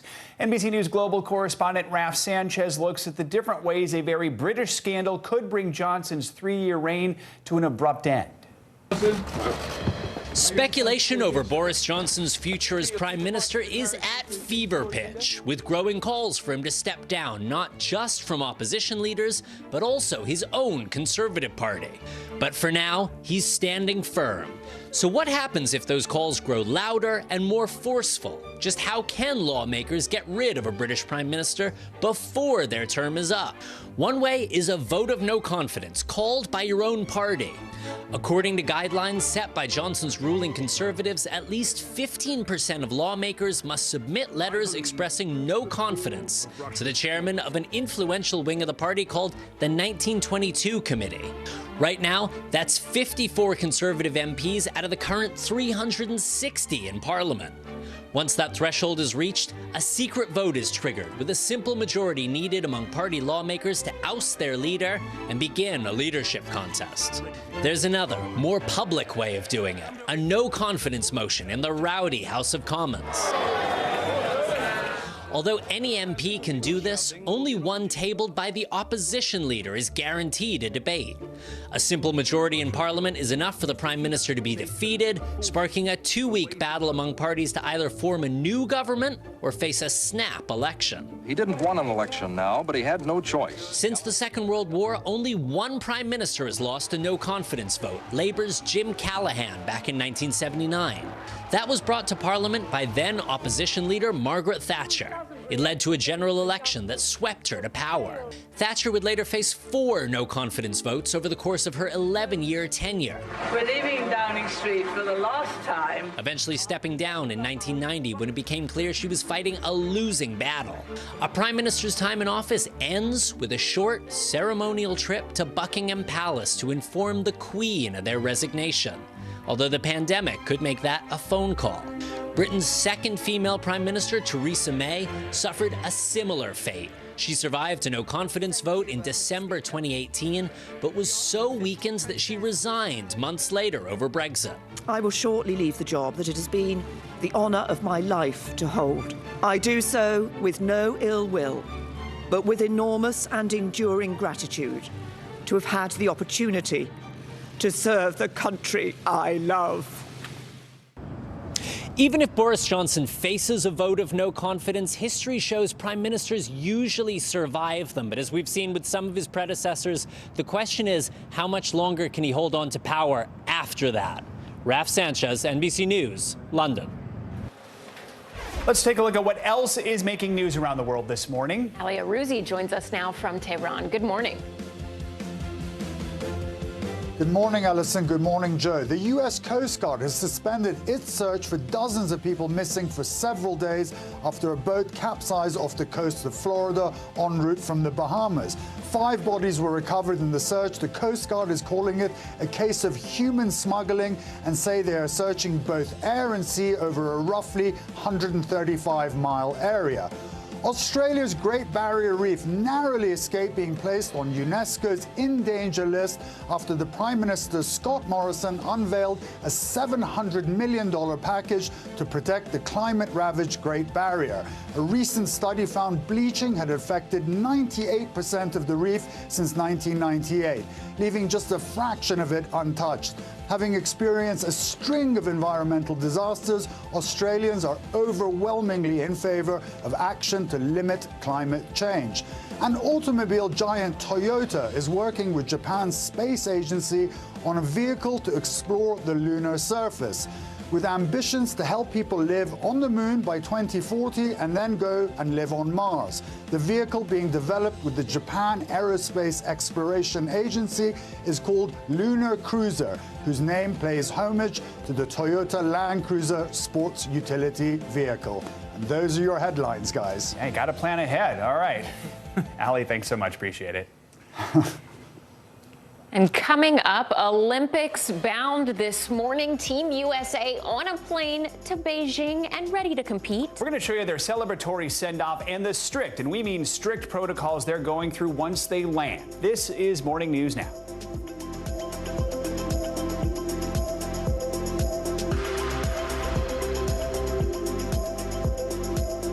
To cover the news, you have to be in it. We'll take you to the front lines of the story, bringing your news feed to life. Streaming live every night, it's your news playlist. Top Story with Tom Llamas, weeknights at 7 on NBC News Now.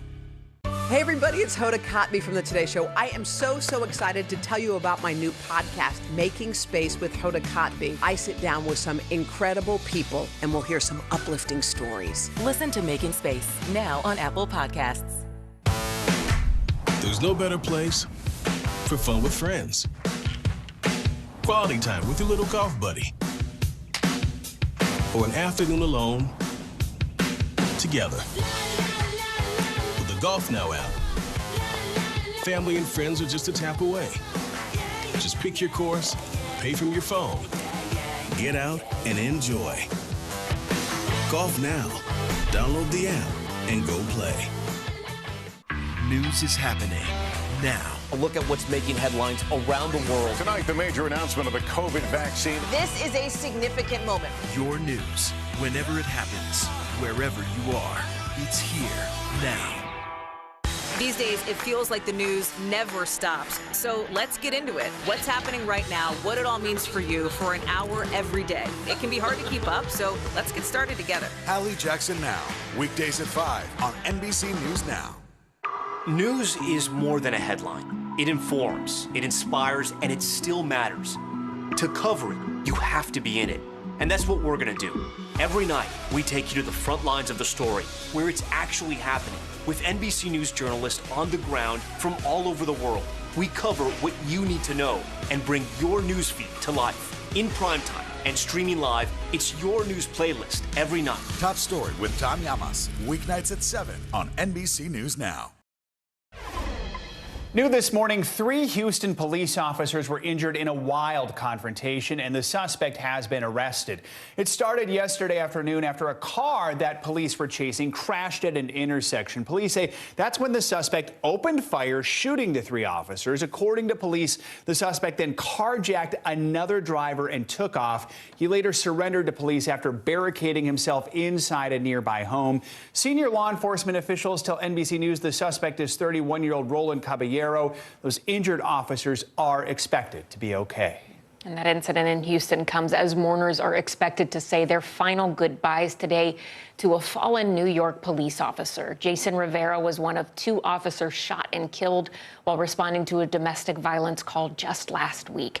Huge crowds and thousands of officers from New York and beyond lined the streets and waited in sub-freezing temperatures outside of St. Patrick's Cathedral in Manhattan so they could pay their respects to Officer Rivera Thursday. NBC News correspondent Vaughn Hilliard there this morning where Officer Rivera's funeral will be held. Vaughn, good morning to you. It's a hard day for a lot of people in New York. This shooting has really rocked the city, and it's left so many people in mourning. We saw photos of it there. What do we expect to see and hear today? Allison, you're right. We're talking about a 22-year-old Jason Rivera, and we're talking about a 27-year-old Wilbert Mora. 2 individuals who last Friday night responded to a domestic violence incident.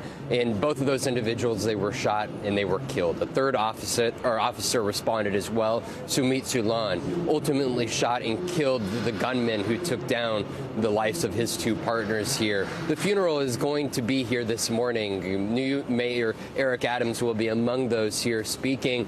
But I think you said the impact that this has on the city. For folks who know Midtown Manhattan, the surrounding streets here are shut down. You're talking about thousands of NYPD officers who are here on hand. But this is what you see when cities lose one of their own, individuals who are called to service here. Last year, Ellison, 62 police officers were gunned down in the line of duty. 62. That was a 30% increase from 2020 here. You're talking about a moment in America in which there's a reckoning with how police departments can best serve their communities. But that is also met with the reality that there is greater number of murders that have been taking place, particularly over the last few years. When you look at the numbers, 2021 compared to 2019, here in New York City, there's been a 40% increase in the number of murders per year. And when you look at the number of shooting incidents in 2021 compared to 2019, there were more than 1,400 last year compared to just 700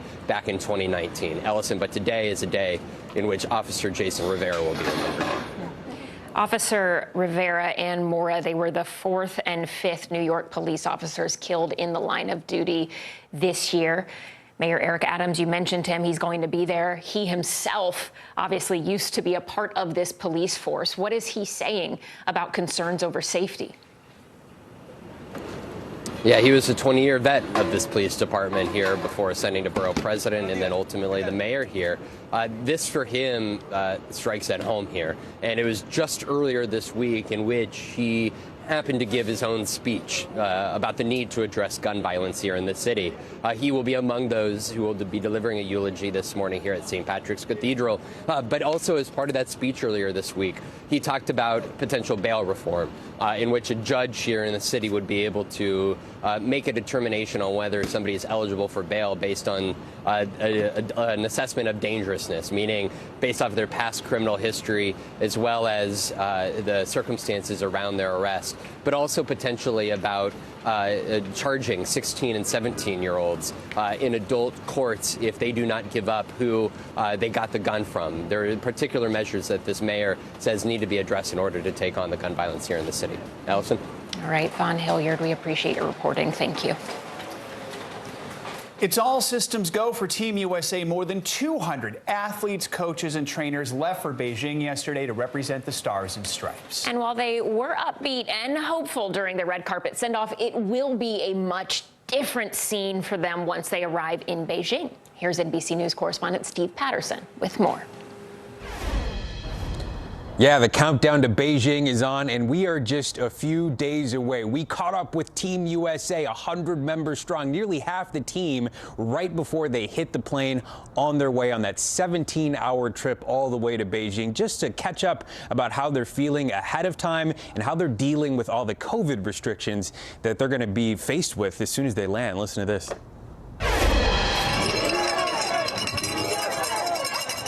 Team USA, packed, pumped, and ready to compete in the Winter Olympics. Speed skating star Brittany Bowe with a final farewell to mom before a 17-hour flight.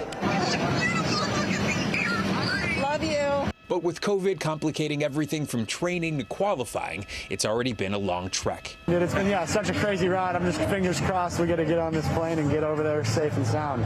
This is it. Nearly half the U.S. team is boarding this flight after a lifetime of preparation. But first, they're going to have to deal with some pretty strict protocols. Once they make it to Beijing, they'll be tested daily. They must remain in a fully closed loop, no interaction allowed with the Chinese public. And if an athlete tests positive, they'll be immediately isolated or hospitalized. I've tried to not get so frustrated in my head and just take it day by day. So many invasive nose tests.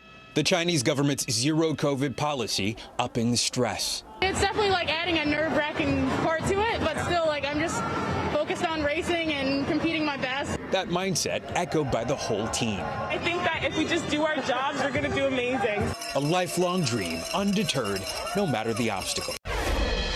So there is a 70-page playbook that all the athletes have to adhere to as soon as they hit the ground in Beijing. That includes, as mentioned, daily testing, staying within limits of a certain circular area that they're bound to. They call it the bubble. They're not allowed to go in or outside of it.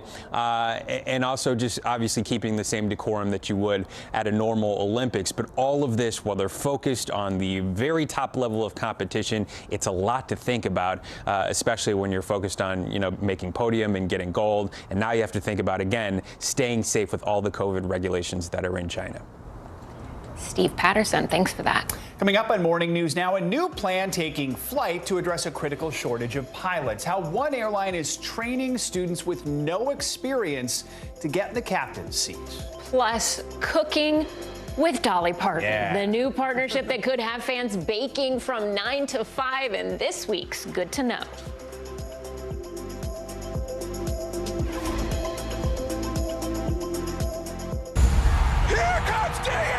In that moment, I was just thinking about what I could do to get to that line. Jesse Diggins to the line! A landmark moment that will be etched in history. When Keegan jumped on top of me and we saw our teammates right next to the finish line, that was a really emotional moment for me. I remember thinking, this podium is too small. It should be more than just the two of us up here. News is happening now. A look at what's making headlines around the world. Tonight, the major announcement of the COVID vaccine. This is a significant moment. Your news, whenever it happens, wherever you are, it's here now. There's no better place for fun with friends. Quality time with your little golf buddy. Or an afternoon alone together. With the Golf Now app, family and friends are just a tap away. Just pick your course, pay from your phone, get out and enjoy. Golf Now. Download the app and go play. To cover the news, you have to be in it. We'll take you to the front lines of the story, bringing your news feed to life. Streaming live every night. It's your news playlist. Top Story with Tom Llamas, weeknights at 7 on NBC News Now. Let's go. This is a critical choke point for this fire.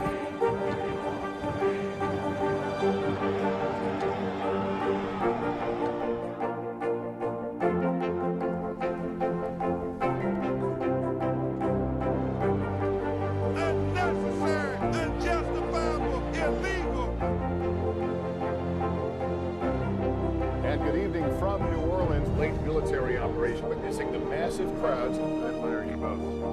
Nice to really spend some time with you. Appreciate it.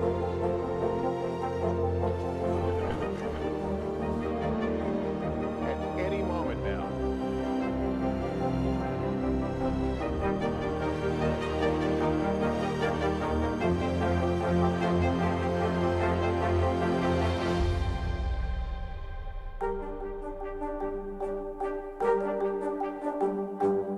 To cover the news, you have to be in it. We'll take you to the front lines of the story, bringing your news feed to life. Streaming live every night. It's your news playlist. Top Story with Tom Llamas, weeknights at 7 on NBC News Now. Good morning, I'm Joe Fryer. And I'm Savannah Sellers. 2022 is off to a busy start. Winter's wrath causing headaches from coast to coast. It's been really incredible to see how quickly volunteers started to help with the cleanup efforts. Morning News Now, streaming weekdays at 7. We want to get to some breaking news right now. Officials say a bridge has collapsed in Pittsburgh. You are looking right now at live pictures of the scene. It's near Frick Park, that's on the east side of the city. According to Pittsburgh Public Safety, there is a strong smell of natural gas in the area. Again, these are live pictures right now looking at emergency response and tow trucks in the area and other officials responding. The good news is right now, no injuries have been reported. Right now, no word on what may have caused the collapse or if any vehicles or how many were involved in it. President Biden is actually scheduled to appear in Pittsburgh later today, ironically, to talk about infrastructure. No word yet from the White House if that trip will still go on. We're going to stay on top of this story and bring you any new developments as they come in. One major airline is making a big investment to address the critical shortage of pilots. Airlines normally recruit their pilots from the military and regional airlines. There's simply not enough of them to fill demand. So United Airlines has decided to open up its own flight academy, taking students with no prior experience to eventually sit in the captain's seat. NBC News correspondent Tom Costello has more. Daybreak in Arizona, and 29-year-old Josh Azua is up early in the cockpit with his flight instructor. 71, rotate. Nice. All right, pitching 85. 6 months ago, Josh was a motorcycle cop in Metro Denver, dreaming of learning to fly. That's when he saw United Airlines is recruiting students, no experience needed, for the first major airline-owned pilot flight academy to help fill the critical shortage of airline pilots. In December, he joined the first class outside of Phoenix. As soon as I had my first flight and we left the ground, I knew this was for me. I was hooked. It's just a completely different feeling than being on the ground. The industry predicts a shortage of 12,000 pilots in North America next year, with too few pilots coming from the military and private pilot training costing $100,000, prohibitive for many. All airlines are scrambling to fill their cockpits. United plans to hire 10,000 pilots over the next 8 years, half of them graduates of its new academy. CEO Scott Kirby. This is a way for you to ensure that the pilots are being trained to the specs, to the qualifications you want. In the way that the military trains pilots, with upset recovery training, and really a unique approach to pilot training to train the next generation of pilots for United Airlines. United says 50% of its students will be women or minorities. As a flight attendant, Shelley Thomas dreamed of becoming a pilot. Today, she is. Yeah, you manage the energy perfectly. Teaching Josh to fly and headed for her own career in the cockpit. The ultimate goal would be to fly a 777 for United. Yeah. A 777? Yeah. That's a big plane? Bigger than this one. Before becoming a commercial airline pilot, the grads will still need to have 1,500 flight hours. Most will start at a regional airline. As for Josh, Actually, I think they were probably my best landings I've had yet. in a few years, he may be your pilot. Tom Costello, NBC News, Phoenix. Important information, safety information from Apple, a new way to access a national park, plus the unlikely pairing of a country singer with cake mix. Here's NBC investigative and consumer correspondent Vicki Nguyen with this week's Good to Know. Good morning. We start with an important recall. Nissan has issued a voluntary recall of some of its cars over concerns that electrical issues may cause fires. The company said there were 4 reported incidents in the U.S. and Canada, but no injuries or crashes. The recall affects 2014 to 2016 model Rogue SUVs. Go to Nissan's website to see if your car is affected. Apple is addressing some safety concerns over its popular AirTags. The company released a personal safety user guide with tips to avoid stalking or harassment. This all comes after several women spoke out on social media about being tracked with the devices. We were first to speak with Sports Illustrated model Brooks Nader earlier this month. She says someone slipped an AirTag into her coat pocket at a New York bar. Nader told us she didn't find the AirTag for 5 hours and reported the incident to police. We showed you how this can happen. Our consumer investigative team tracked me all over Manhattan. Apple did not say whether the guide was a response to our reporting and these recent stories on social media. The company said in an earlier statement, the AirTag was designed with features to prevent unwanted stalking and deter bad actors from using them for nefarious purposes. Press your luck for your next spot at a national park. Yosemite National Park is testing out a lottery system to reserve camping sites. Campers can go online and enter for a $10 fee. Yosemite joins other parks like Yellowstone and the Grand Canyon who are testing lotteries to keep up with surging visitor numbers. Your taste buds will be working 9 to 5 for this. Dolly Parton is launching her first ever cake mix line in partnership with food company Duncan Hines. The mixes come in 2 flavors, Southern style coconut and banana. They'll be available at your local grocery store starting in March. For News Now, I'm Vicki Nguyen, and that's Good to Know. Coming up, we've got more to come here on Morning News Now, including 4 teams just 1 win away from the Super Bowl. We've got more on the excitement of what's expected to be another exciting weekend of football next on Morning News Now.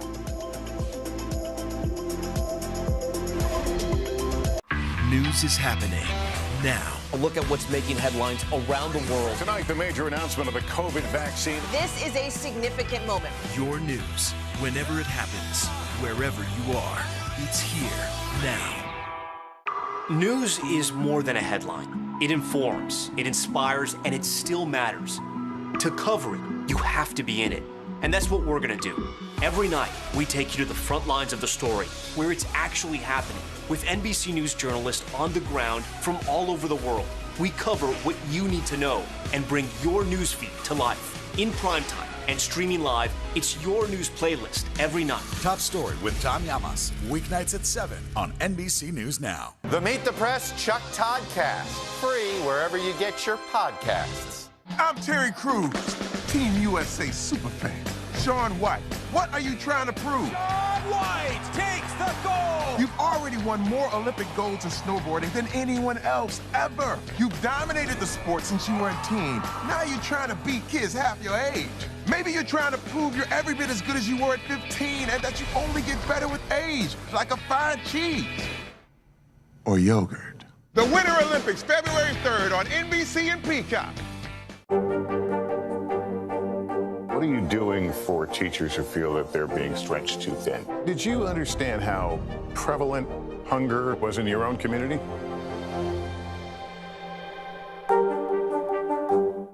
News is happening now. A look at what's making headlines around the world. Tonight, the major announcement of the COVID vaccine. This is a significant moment. Your news, whenever it happens, wherever you are, it's here now.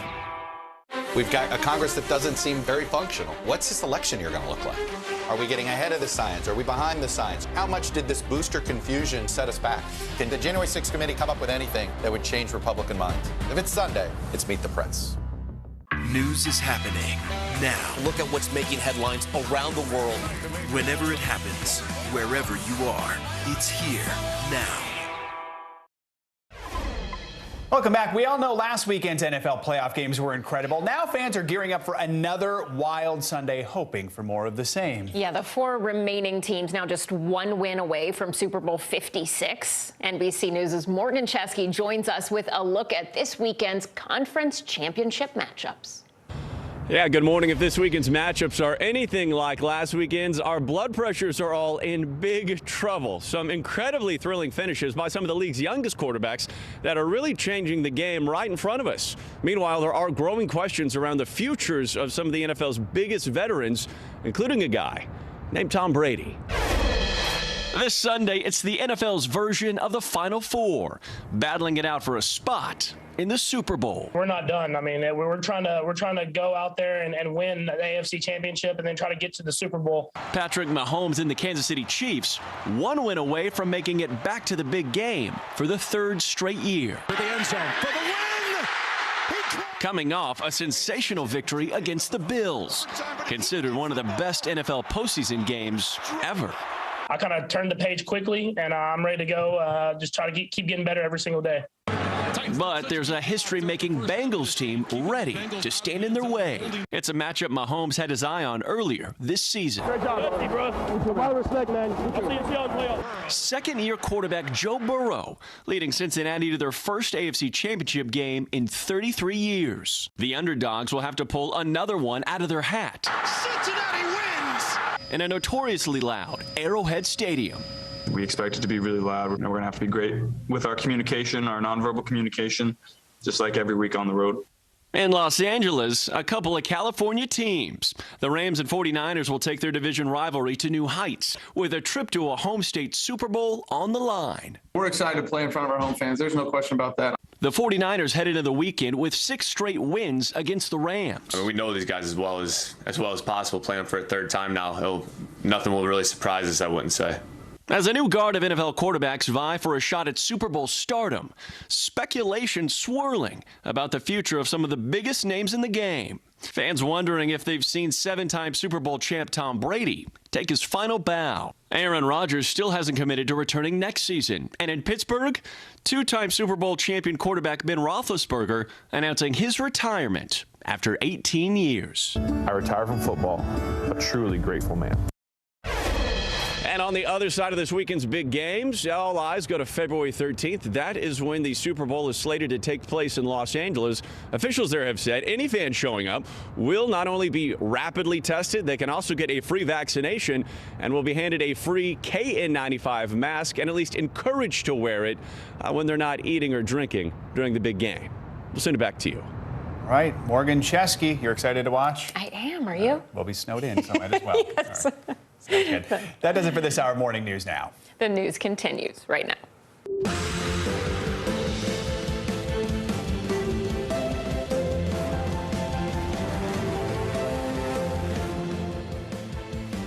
Good morning. I'm Ellison Barber in for Savannah. And I'm Joe Fryer. Right now on Morning News Now, end of an era and an opportunity for President Biden. The president formally announcing the retirement of Supreme Court Justice Stephen Breyer yesterday at the White House and making this promise about who will replace him. That person will be the first black woman ever nominated to the United States Supreme Court. The top contenders on President Biden's shortlist and when we could expect a nomination. Imminent threat, the standoff that has the world on edge this morning. President Biden warning that a Russian invasion of Ukraine should be expected as Moscow mobilizes its military power. But Ukraine's president defiant, telling his people the U.S. is merely stoking panic in the region. An all-out war hanging in the balance. Our Richard Engel is on the ground in Ukraine with the latest. Also this morning, a silver bullet, a potential breakthrough in the global fight against COVID right here in the United States. We're going to tell you about the team of doctors at one Texas hospital looking to fill a critical vaccination gap by taking out the big pharma middleman.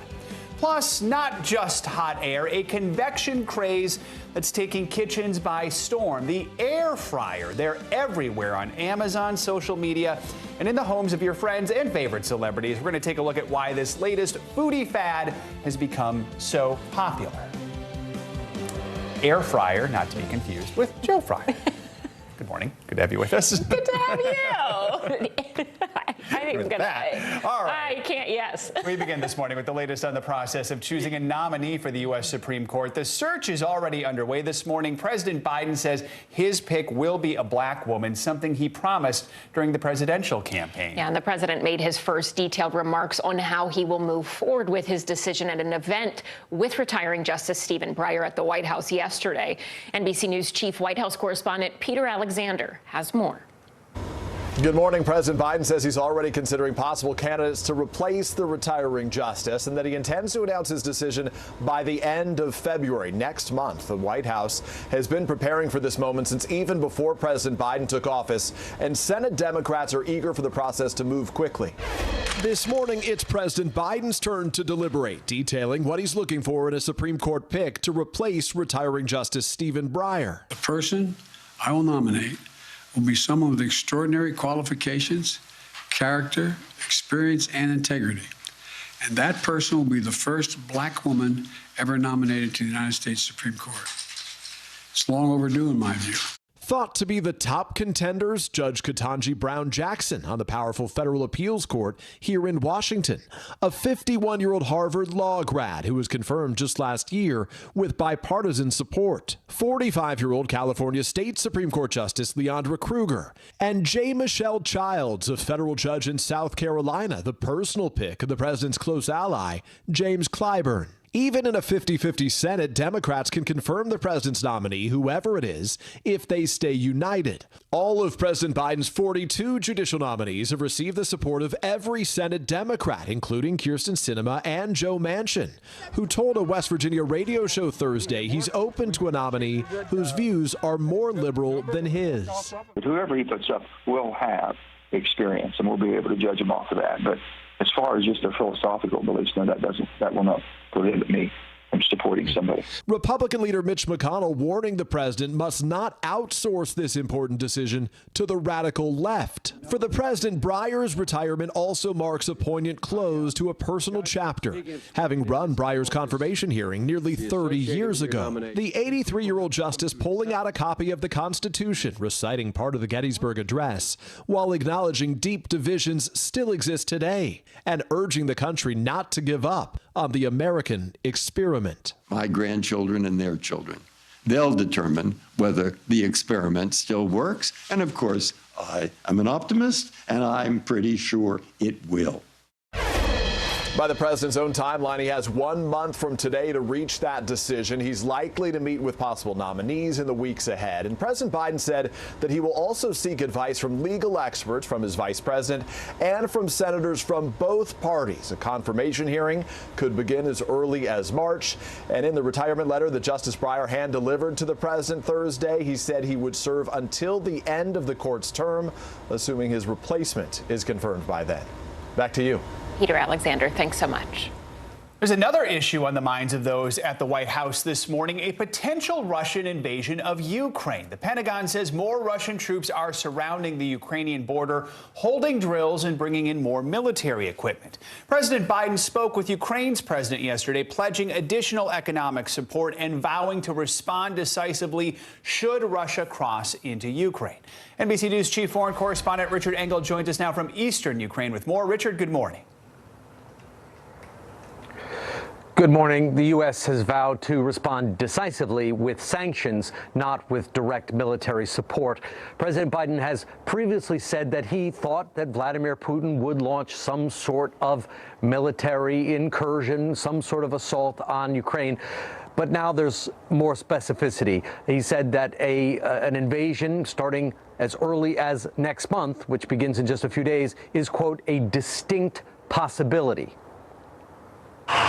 As Russian troops conduct more live fire exercises near Ukraine's border and continue to build up tanks, fighter jets, warships, and missile launchers around the country's borders, President Biden once again called Ukraine's President Zelensky, promising economic support. President Biden and NATO members have repeatedly said no troops will be coming to Ukraine's assistance.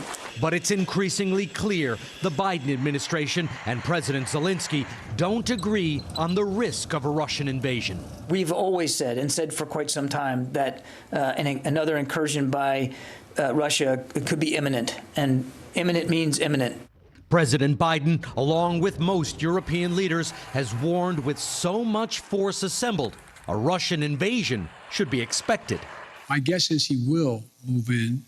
With the chances of a Russian attack increasing, a Western intelligence official tells us, as Vladimir Putin mobilizes more troops over the next 2 to 3 weeks for exercises in Belarus. President Zelensky has told his people there's no unusual risk and blamed the United States for stirring panic. It's left many Ukrainians not knowing what to do. There are no public orders for drilling, no mass call-ups of reserves, no tests of emergency response systems, just life as normal. It seems there will be no military invasion, says Marina. I believe this. I want to believe this. Some Ukrainians accuse President Zelensky of publicly urging calm to bolster his own support, as he's challenged politically by Ukraine's former president and ex-champion boxer, now Kiev mayor, Vitaly Klitschko. It's not an option to relax and stay calm. Things could explode at any minute, says Alexander Vizirov, an Army veteran. But ignore it or not, the threat, U.S. and NATO officials say, is real and mounting. Russia's foreign minister this morning said that his country won't start a war, but he said that it is possible some other party might, and that Russia won't allow its security interests to be rudely attacked or ignored.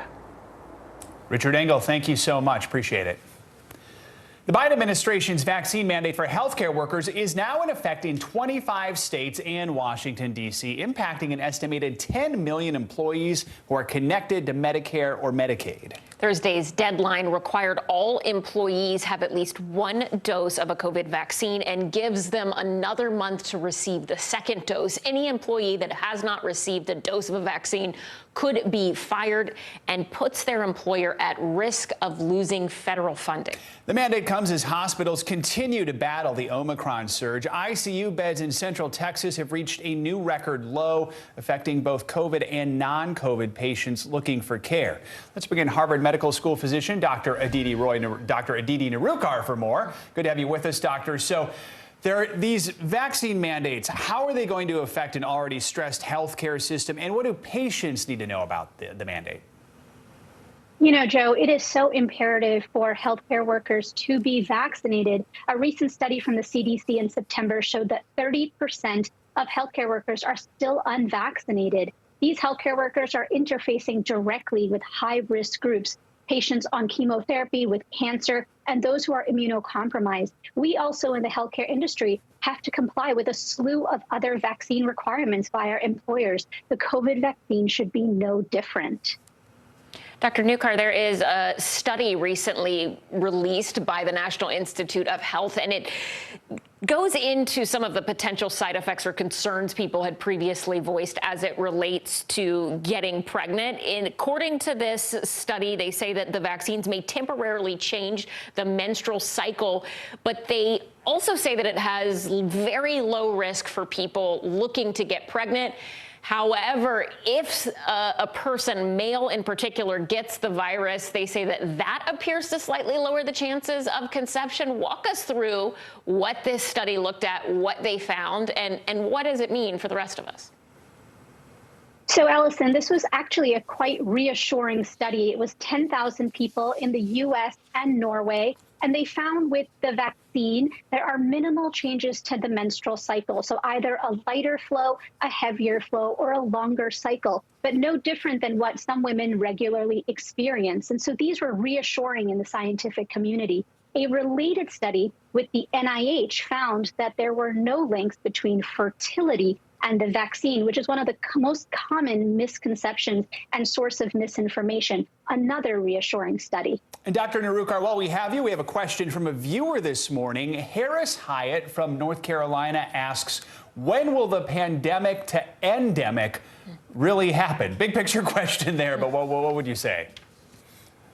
Harris, we think about this almost on a daily basis. It is very difficult to predict right now. Lots of modeling going on around this issue. We are currently very much in the acute pandemic stage. We have 800,000 people getting COVID daily, 2,500 deaths. Endemic essentially means that the virus will live amongst us and society will function as normally it would. We currently have a strain or a collapse of many healthcare systems. We are very far from endemicity, but we are very much in the pandemic stage of the virus. Good explanation to a very common question we're being asked lately. Dr. Aditi Narukar, as always, thank you. And if you have a question for one of our doctors, let us know. Email us at morningnewsnow@nbcuni.com. And please let us know if you want to stay anonymous. Overnight, 3 Houston police officers were injured in a wild confrontation with a suspect that police say involved a carjacking, a chase, and then a tense standoff. This morning, the suspect is in custody, and the 3 injured officers are expected to be okay. But this is just the latest in a series of violent incidents nationwide involving police. This morning, funeral services are being held in New York for one of 2 officers shot and killed last week. NBC News national correspondent Gabe Gutierrez has the latest. This will be an extremely emotional day. Governor Hochul will be in attendance, and the mayor and police chief will deliver eulogies as the country mourns an especially few violent weeks for police officers. And we should warn you, some of the video you're about to see may be disturbing. This morning, New York City prepares a final salute to a fallen hero. 22-year-old officer Jason Rivera shot and killed in the line of duty last week. Jason was something special, pure happiness, willing to help people, always talking about to be a police. Officer Rivera was fatally shot last Friday after a domestic dispute call in Harlem took a tragic turn. The suspect opening fire on Rivera and his partner, 27-year-old Officer Wilbert Mora, who died from his injuries on Tuesday. It comes amid a wave of violent crimes that have police departments across the country on edge. On Thursday in Houston, 3 officers were wounded in a dramatic shootout. Officials say 31-year-old Roland Caballero fired at officers during a chaotic chase, the suspect barricading himself inside a home before police took him into custody. It's been a tough week for law enforcement. These are inherently, right now, dangerous times. 61 officers were killed by gunfire in 2021, up 36% from the previous year. In New York, 5 officers have already been shot this year. I've been to too many of these, and I don't want to go to any more. Thousands flooded the streets outside St. Patrick's Cathedral Thursday to remember Rivera, taken too soon. His wake attended by family, friends, and fellow officers from across the country. His impact and his loss felt by everyone. My thanks to this officer who I never knew. He's a friend for all of us, a family member for all of us. Officer Rivera married his high school sweetheart, Dominique, in October. She's paying tribute to her sweet angel on social media, writing, "I know you're smiling down at me, knowing that I'm holding you down till the very end. The funeral for Officer Mora, the second police officer killed here in New York last week, will be held next week. Also next week, President Biden is set to visit New York to discuss gun violence. Back to you. Thanks for that. We're staying on top of breaking news. A bridge in Pittsburgh has collapsed. We want to show you some new pictures just so you can see the scope of this collapse. There appears to be about 4 vehicles, including a bus, on the bridge.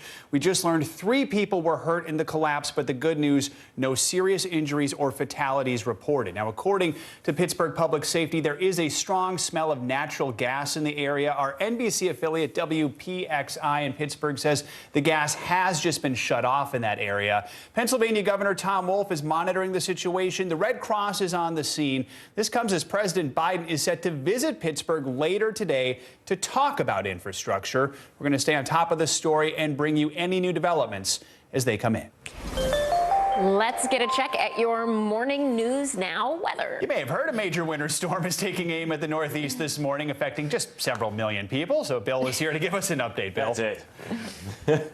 Yeah, it's like roughly 1 in every 5 Americans is included in this, and it's mostly because of the I-95 corridor. Just has so many people that live there. So let's get right to it and let me break down the timing, the latest in the snow. Now we feel like, as forecasters, we have a pretty good handle on this storm. Took a while for us to kind of figure out exactly the storm track, but it's been locked in now for about the last 12 hours or so. So 65 million people impacted. The worst of it, right along eastern New England, down through southern Connecticut, Long Island, New York City, Jersey Shore, Maryland and Delaware coastal areas. That's where we're under winter storm warnings or blizzard warnings. Other areas still going to get some light snow today, and you'll actually have a dusting to 2 inches on the ground, even in D.C. and Roanoke and Richmond as we go throughout this evening. So definitely be careful on the roads for your evening timeline. Now, as far as the timeline goes for Philadelphia, heaviest to moderate snow, 3 a.m. to 8 a.m. So you'll wake up the snow. Should be ending by noon tomorrow. Further to the north, New York City, 4 a.m. to 10 a.m. is the heaviest. Snow should end by about mid-afternoon on Saturday. So primarily you want to stay off the roads early in the day. Let the road crews do their work in the early afternoon. Hopefully by Saturday evening things will be a little bit cleared out more. But Hartford, 9 a.m. to 4 p.m., pretty much an all-day event. And the same goes for Boston. You're not going to want to be traveling in and around Boston or southern New England really all Saturday. You may want to wait till Sunday morning at the earliest. So snowfall totals, if you're in the white, that's about 1 to 3. If you're in the blue colors, that gets up to 3 to 6, and then the purplish color heads up towards a foot of snow. So you can see almost all of New England is in a foot or more, and we could even see isolated totals of 2 to 3 feet and a heavy band of snow that's expected somewhere near Providence, maybe just south of Boston. And you can see these totals: New York City 8 to 12, Philly 4 to 8. That's a plowable snow. A lot less D.C. to Baltimore. And as far as the airports go, I do think that Boston and New York, we will probably have closures as we go throughout Saturday for a period of time, maybe even a long period of time in Logan Airport. So just be prepared. We're lucky, guys, that this is actually happening on a Saturday. If this was like during the work week, obviously the consequences would be a lot more severe. Yeah, hopefully everyone can stay warm inside, stay safe. I have a new pair of snow pants, so I feel well prepared. Hopefully it will be just a nice weekend. Oh, you want to replace Kathy Park in Boston as well? No, they're already sending me in New York. Don't send me to Boston. Thank you, Bill. All right, you could say the cat is finally out of the bag at the White House. The first family has another new pet. Meet Willow, the feline that now calls 1600 Pennsylvania Avenue home. She's a 2-year-old short-haired tabby with gray and white stripes. She's named after Willow Grove, Pennsylvania, which is First Lady Jill Biden's hometown. She's the latest addition to the first family. You might remember just last month, President Biden introduced us to Commander, a now 5-month-old German Shepherd, which was a birthday gift from the president's brother and sister-in-law. So welcome to Willow. And coming up on this Friday edition of Morning News Now, a potential silver bullet in the global fight against COVID. The Texas hospital that's working to bring a patent-free vaccine to low-income countries. Plus, we'll head behind the wall and take a heart-wrenching look at China's controversial relationship with its Uyghur Muslim minority. That's up next. What is going to happen now? Going back and forth because This is it, right? I'm Terry Crews, Team USA Superfan. Michaela Schifrin. Schifrin wins gold. With just one more gold medal, she'll have more than any American alpine skier in history. And she'll have plenty of chances to get it at the Winter Olympics in February. I guess you could say she's climbed the mountain of this sport. But if you want more gold, it's time to come down, Michaela. Better do it fast. The Winter Olympics, February 3rd on NBC and Peacock.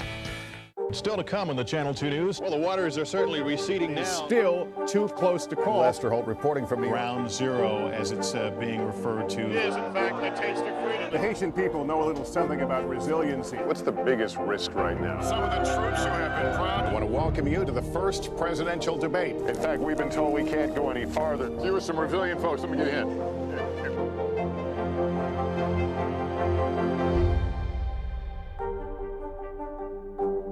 News is happening now. Look at what's making headlines around the world.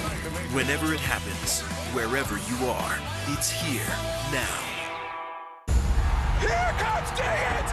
In that moment, I was just thinking about what I could do to get to that line. Jesse Diggins to the line! Goal! A landmark moment that will be etched in history. When Keegan jumped on top of me and we saw our teammates right next to the finish line, that was a really emotional moment for me. I remember thinking, this podium's too small. It should be more than just the two of us up here. These days, it feels like the news never stops. So let's get into it. What's happening right now, what it all means for you for an hour every day. It can be hard to keep up, so let's get started together. Hallie Jackson Now, weekdays at 5 on NBC News Now. We've got a Congress that doesn't seem very functional. What's this election year going to look like? Are we getting ahead of the science? Are we behind the science? How much did this booster confusion set us back? Can the January 6th committee come up with anything that would change Republican minds? If it's Sunday, it's Meet the Press.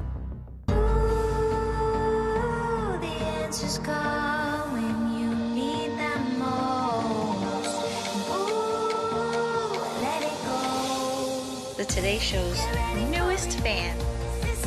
Little Al Roker. What am I doing here?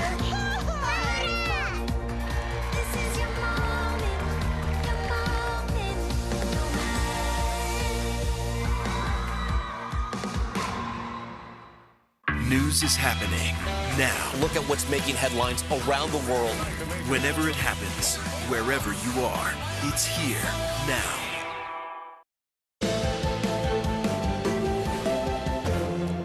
Welcome back. As the Omicron variant continues to spread around the world, medical experts are doubling down on the message that everyone needs to get vaccinated in order to end the pandemic. The problem with reaching this goal is vaccine inequity. Millions of people in low and middle income countries simply don't have access to a vaccine. Yeah, but a pair of scientists in Texas, they are taking matters into their own hands by creating a patent-free vaccine. Here's NBC News correspondent Morgan Chesky with more.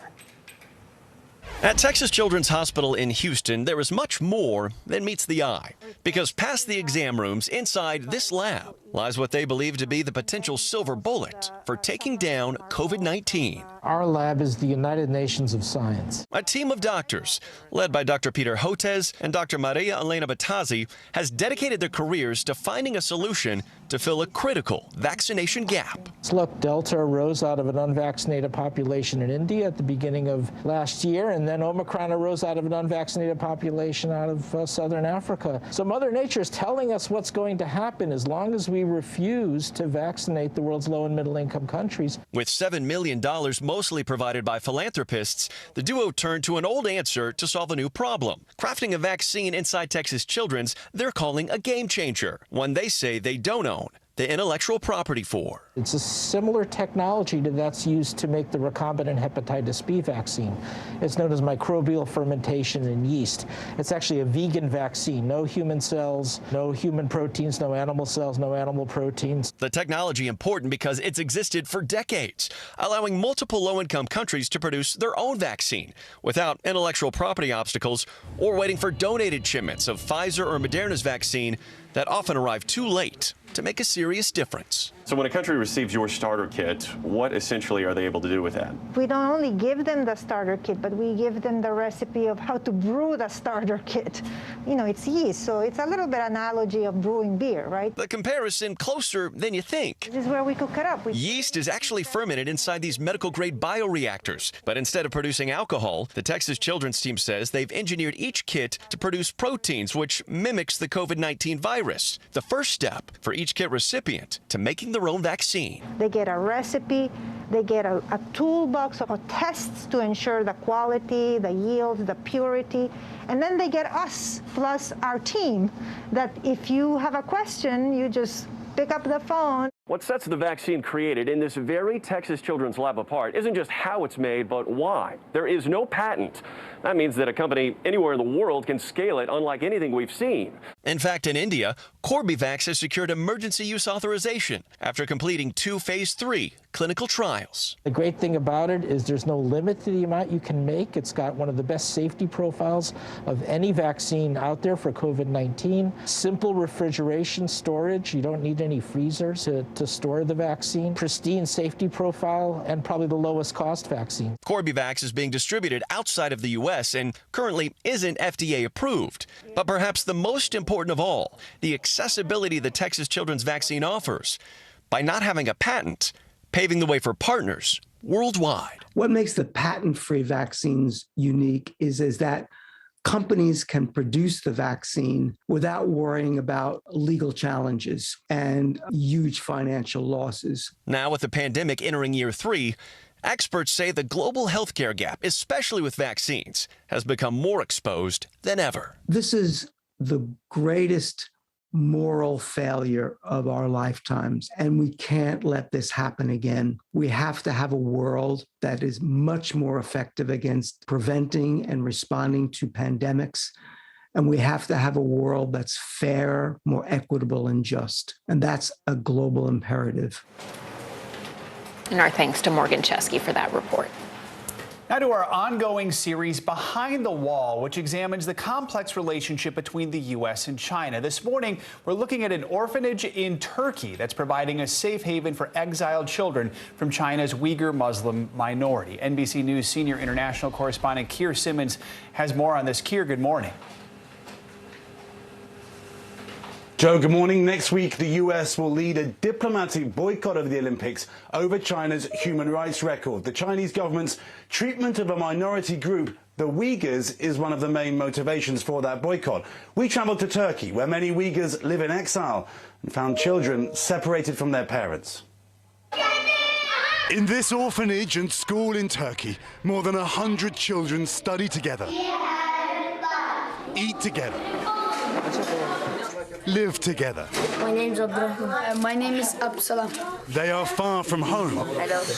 Their families torn apart. Because they are ethnic Uyghurs, a Muslim minority from Western China. Their families fleeing what they say is persecution in China for their faith. For some, the orphanage's director, Abibullah Kurseni, has become their lifeline. You're all these kids have got right now. You are their parents. I can be their father. I can be their mother. They have all my attention, he tells me. Many of these children's relatives, he says, have been sent to what they call Chinese concentration camps. The State Department reports that since 2017, at least 1 million Uyghurs have been held against their will in as many as 1,200 state-run internment facilities. Witnesses making allegations not only of family separation, but sterilization, torture and forced labor, which the US calls genocide. China rejects that, calling the camps vocational re-education centers. We visited in 2019, the Chinese keen to show us their program aimed at, they say, ridding residents of extremism and separatist thoughts. One of my guides, a senior official called Mr. Shuguo Shang, this month in an exclusive video interview, denied China is deliberately separating families. Those living overseas who are from the Xinjiang region and wanted to get contact with their family members or relatives back in the region can do so through the due channels. Who are these guys? Who are these young guys? But back in Turkey, Abibullah introduces me to two of the youngest children in the orphanage. Will you introduce me? Assalamu alaikum. Assalamu alaikum. Hi, Kataiba. How old are you? 11. 11 years old? You're 11? Can I ask you a difficult question? When did you last see your mum and dad? They tell me they haven't seen their parents in more than 5 years. Do you remember what they said to you? My mother said, try your best to study hard and don't let me down, he says. Every day, Abibullah and his volunteers work to feed and sustain the children, yet they too have their own painful stories. In the cafeteria, a 17-year-old helping out in the kitchen tells us her father went missing after going home to see relatives 4 years ago. We didn't do anything. We really didn't do anything. The only thing we did is that we are Muslim and we are Uyghur Muslims. They believe he too was sent to a camp. Your mom is crying too.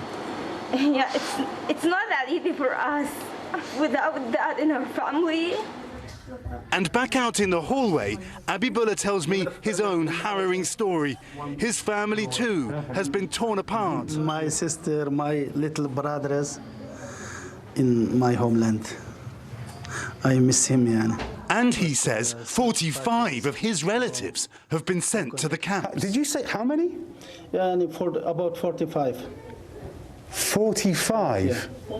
Every day, overcoming his own pain to give these children hope that they will be reunited with their parents. One day you will see them again? Yeah. Yes. Yeah, one day.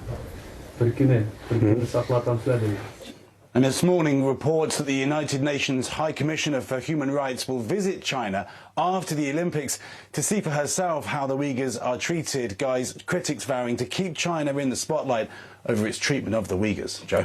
Kira, thank you so much for that report. We really appreciate it.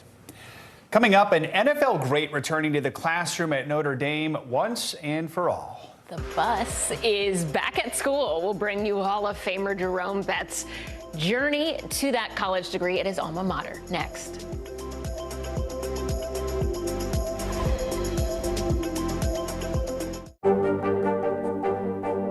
What are you doing for teachers who feel that they're being stretched too thin? Did you understand how prevalent hunger was in your own community?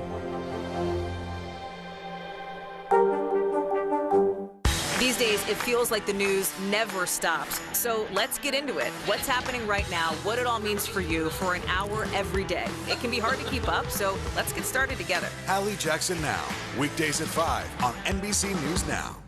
Still to come in the Channel 2 News. Well, the waters are certainly receding now. Still too close to call. Lester Holt reporting from Ground Zero, as it's being referred to. It is, in fact, the taste of freedom. The Haitian people know a little something about resiliency. What's the biggest risk right now? Some of the troops who have been proud. I want to welcome you to the first presidential debate. In fact, we've been told we can't go any farther. You are some resilient folks. Let me get a hint.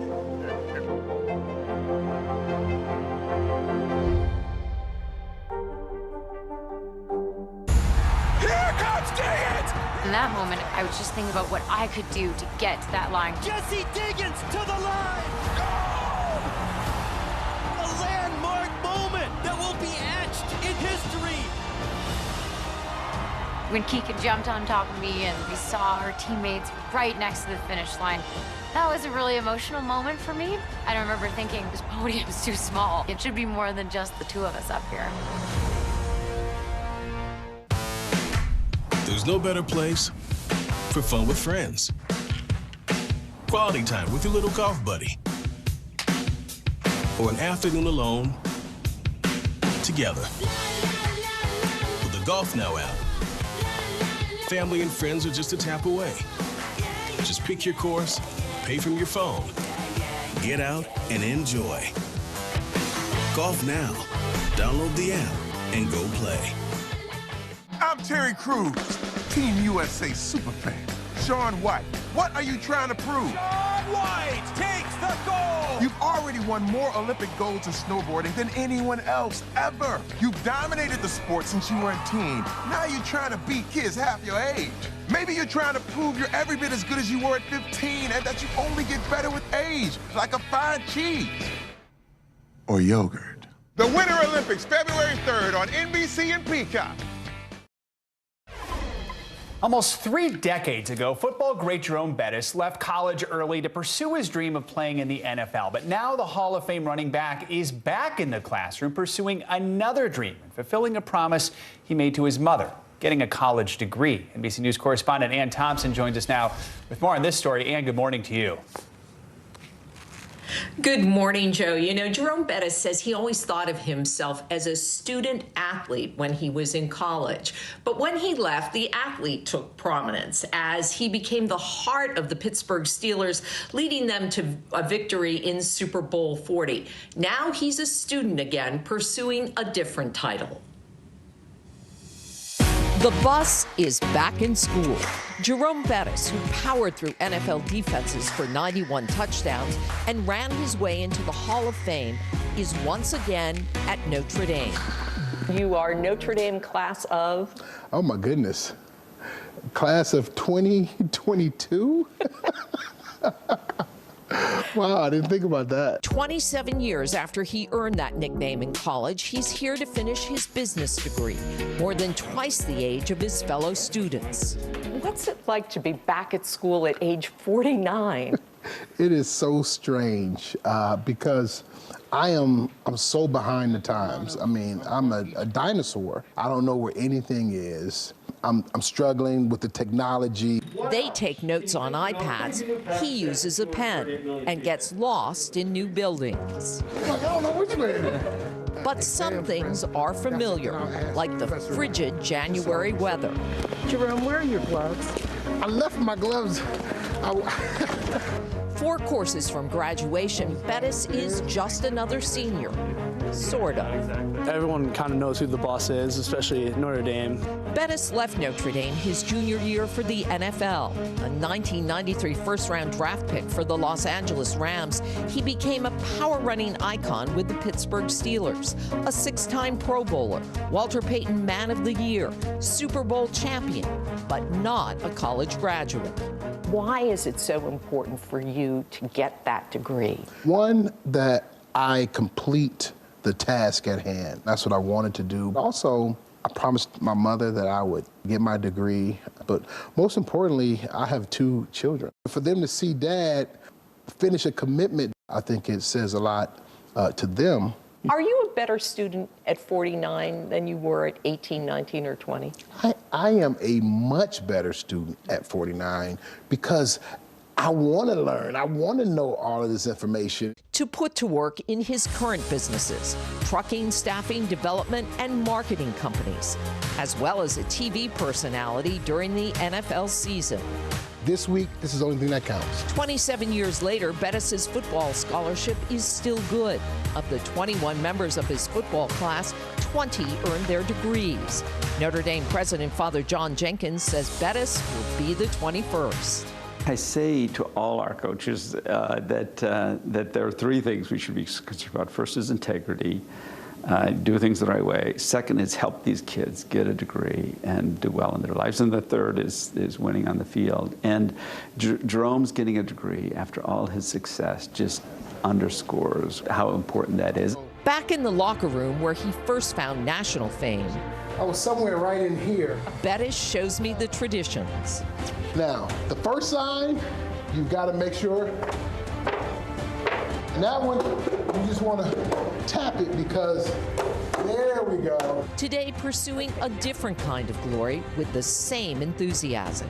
This is that moment where it's all coming together. I mean, right now, it's got me itchy. Are you ready to go? I'm not ready to go. I'm excited, though. This May, he will graduate at Notre Dame Stadium, fulfilling the promise he made to his mom. This is education related, and you can never take away the education.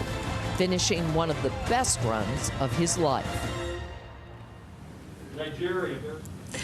Now, this story was a lot of fun for me to shoot because I'm a Notre Dame grad and I serve on the board. And over the years, I have crossed paths with Jerome, and he's always inspired me, but never more so than what he is trying to accomplish today. Joe and Savannah? Oh, so cool you got to tell that story, Ann. That's great. I can't believe that scholarship's still available, too. I had no idea. Yeah, Notre Dame's paying his tuition. At Notre Dame, if you leave early, you can always come back to get your degree, and your scholarship will hold. All right. Thank you, Ann. Great story. Appreciate it. Coming up, the kitchen craze that's taking social media by storm. Of course, we're talking about the air fryer. You've seen it everywhere, but how did it become so popular? We're going to take a closer look after this.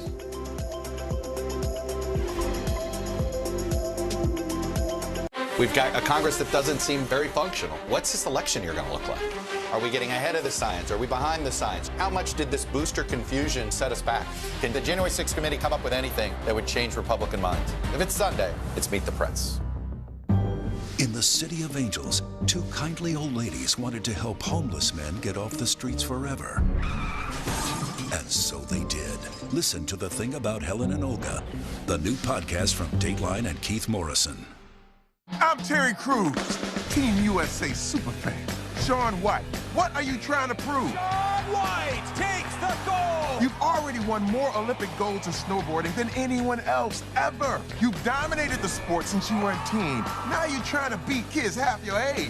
Maybe you're trying to prove you're every bit as good as you were at 15 and that you only get better with age, like a fine cheese. Or yogurt.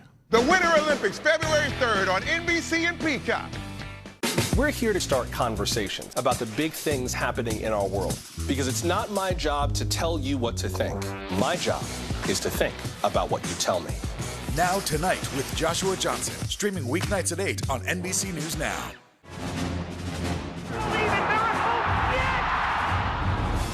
Syracuse just brought the house down. But it is goal for Olo. Ziva into the lead. Here comes Diaz. Landmark moment. Goal for Michaela Shipwreck. Shaun White takes the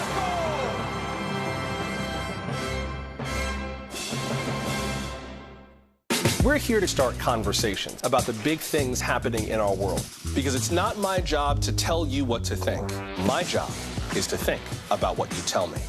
Now Tonight with Joshua Johnson, streaming weeknights at 8 on NBC News Now. Here comes Diggins! In that moment, I was just thinking about what I could do to get to that line. Jesse Diggins to the line! Goal! A landmark moment that will be etched in history. When Keegan jumped on top of me and we saw our teammates right next to the finish line, that was a really emotional moment for me. I remember thinking, this podium is too small. It should be more than just the two of us up here.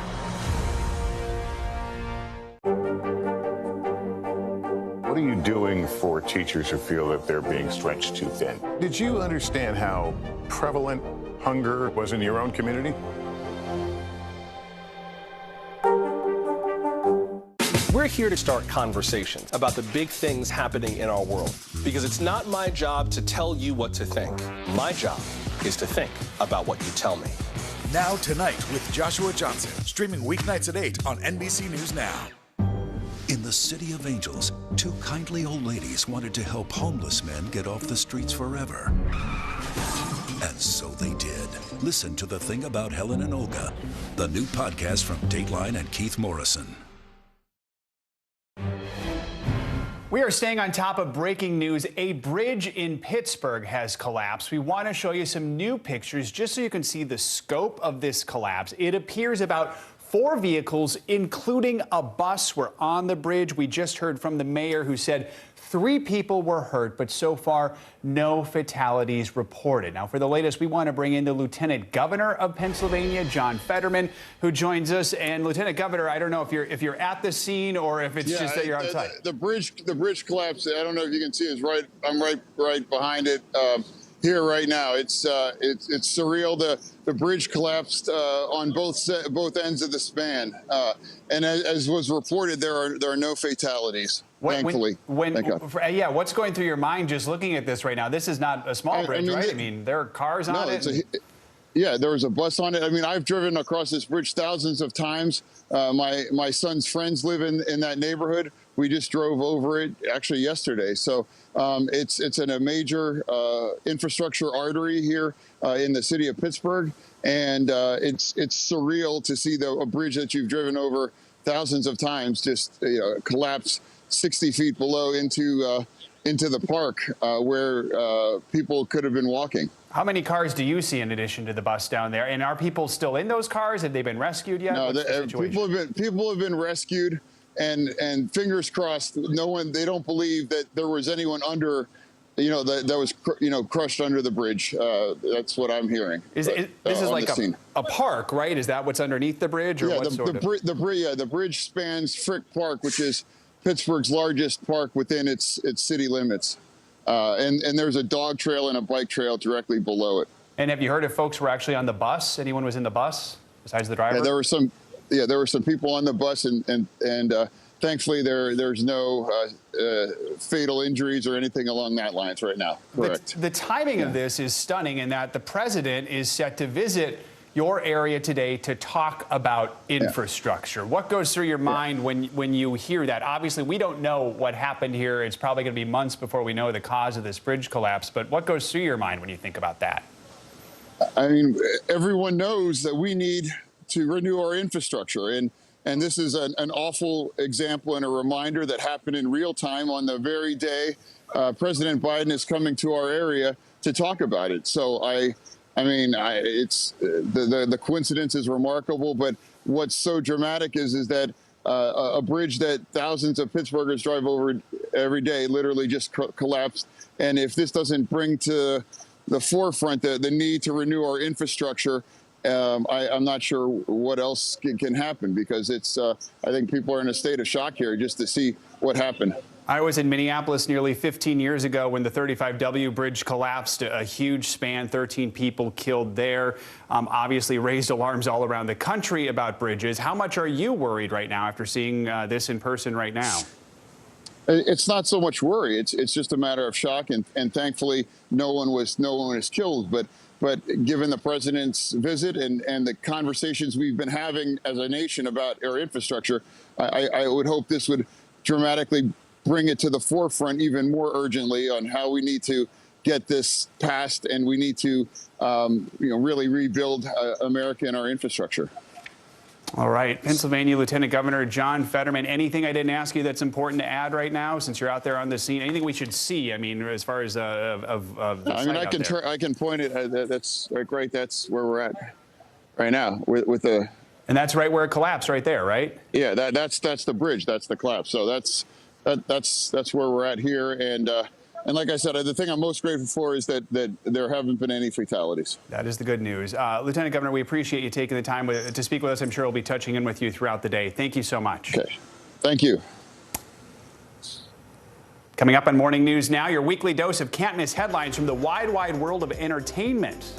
Got the Vegas venue that was supposed to house Adele for her now postponed residency has now found another A-list artist to take over some of her dates. We're going to tell you who that is. But first, when we return, the online outrage over some big brands' mascot makeovers. That is up next. The Meet the Press Chuck Todd Cast, free wherever you get your podcasts.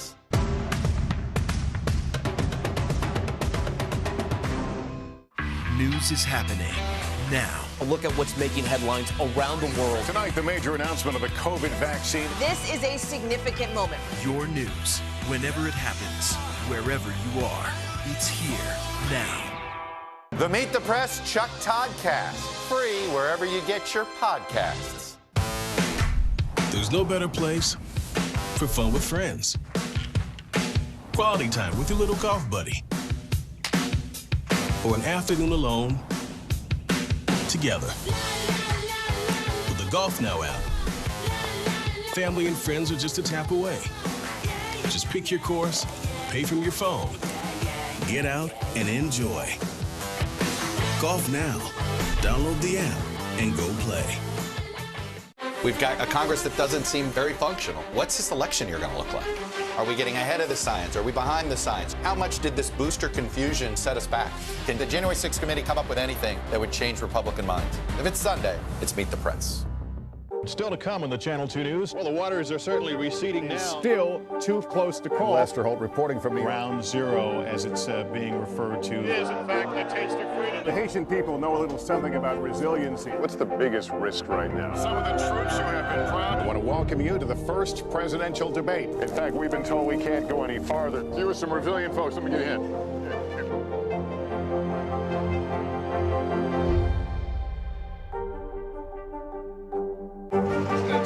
What is going to happen now? Going back and forth because Go ahead. This is it.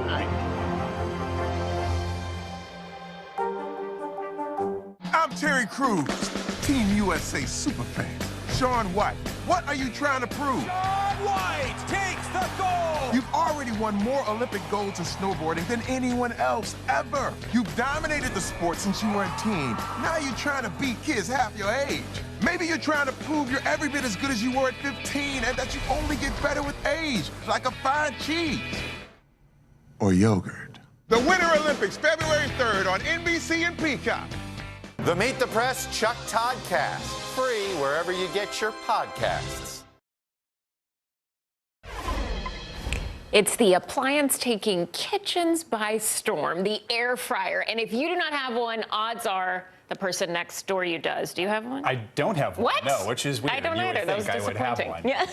Yeah. Or name a child air fryer. According to the NPD Group, a marketing research company, more than 25 million air fryers have been sold in the U.S. just in the past 2 years. But how exactly does it work? And how useful of an appliance is it? And why are they so popular right now? They're very popular. Thankfully, we have someone here to walk us through all things air fryer.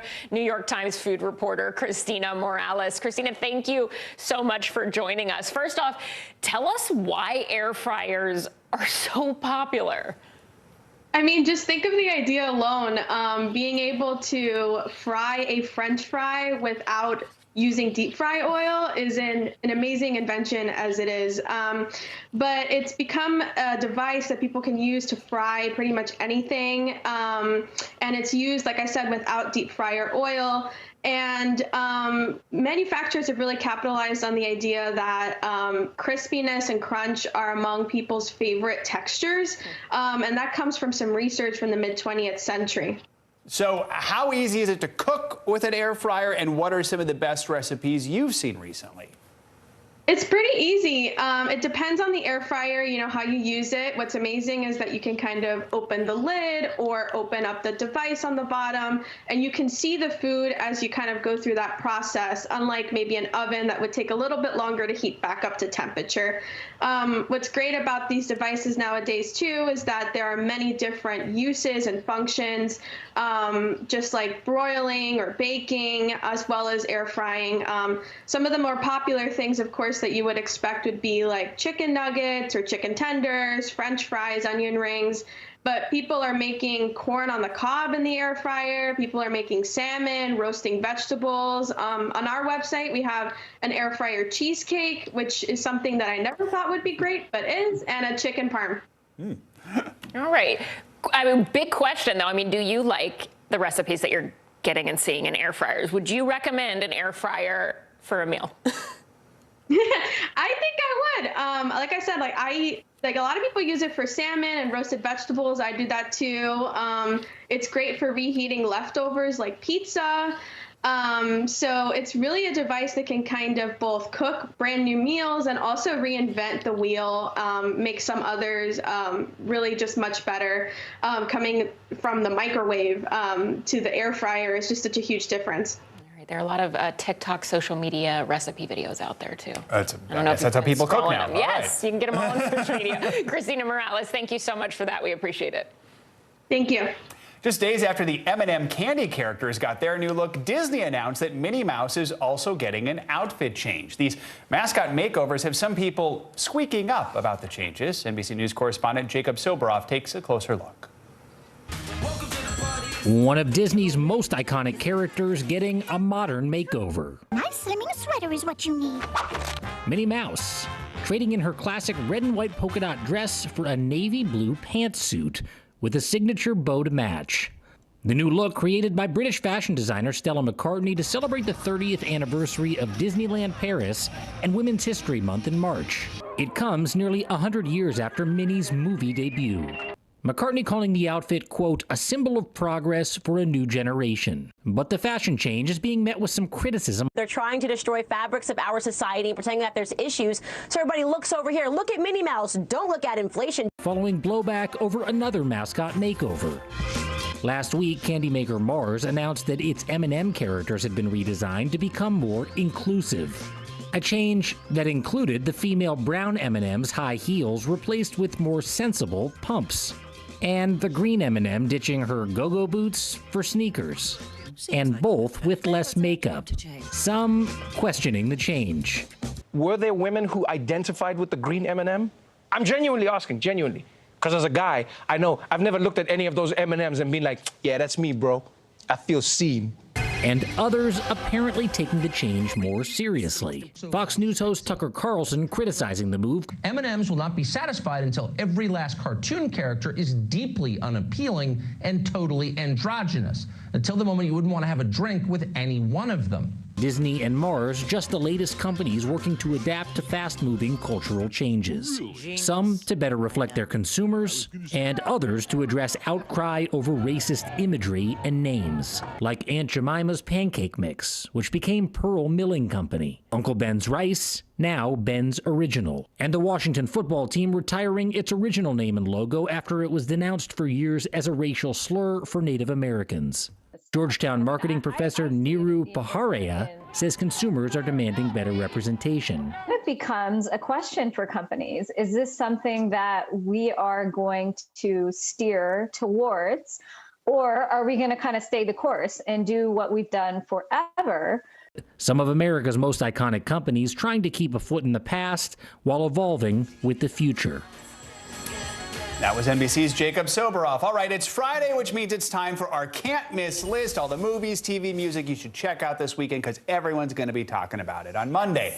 Joining us now with his top picks is Nigel Smith. He's a movie news editor at People. Good to have you with us, Nigel. So we're going to combine the movie and music categories today because there are two films debuting this weekend about English musicians. What can you tell us about them?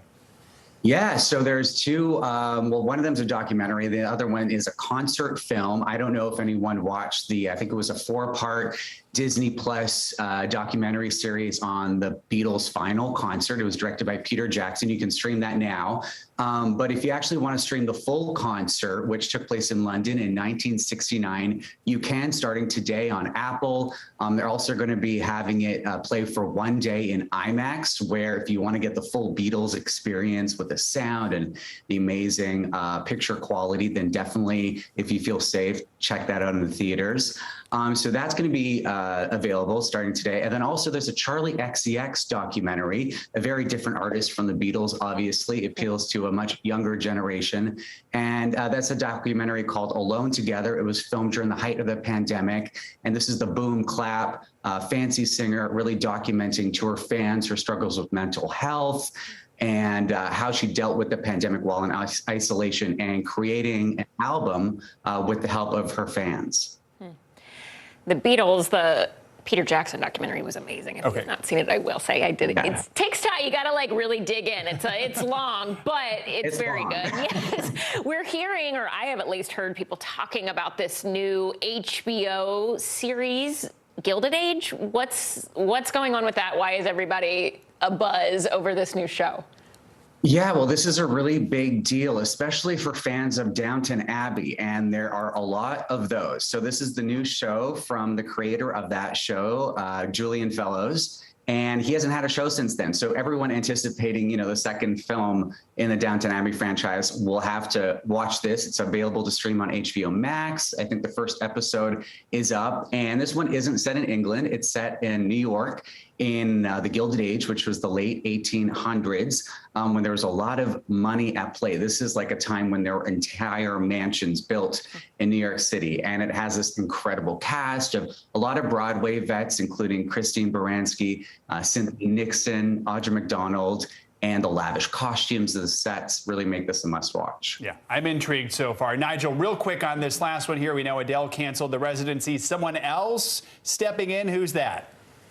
Keith Urban, he's come in to save the day. He already had a couple dates booked, but he obviously added a lot more now that Adele freed up those dates. So anyone wanting to check out Keith Urban in Las Vegas, now's your chance. All right, and who knows when Adele's going to bring that show back. We're all kind of waiting to see what happens with that. Nigel, thanks so much. We appreciate it. And to our viewers, you can pick up the latest issue of People magazine. It is on newsstands right now.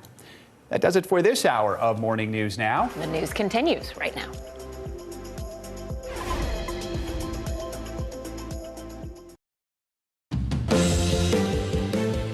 Right now on NBC News Now, bracing for a blizzard. Millions of Americans set to get hammered by a monster winter storm, with more than a foot of snow expected in some parts of the Northeast.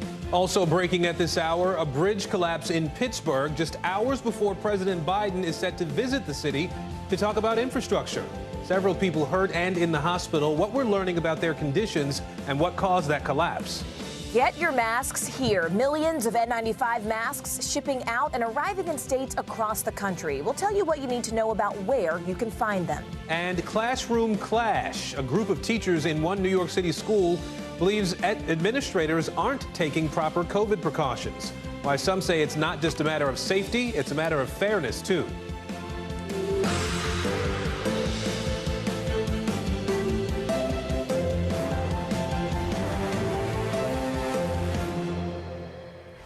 And good Friday, everybody. I'm Aaron Gilchrist in New York.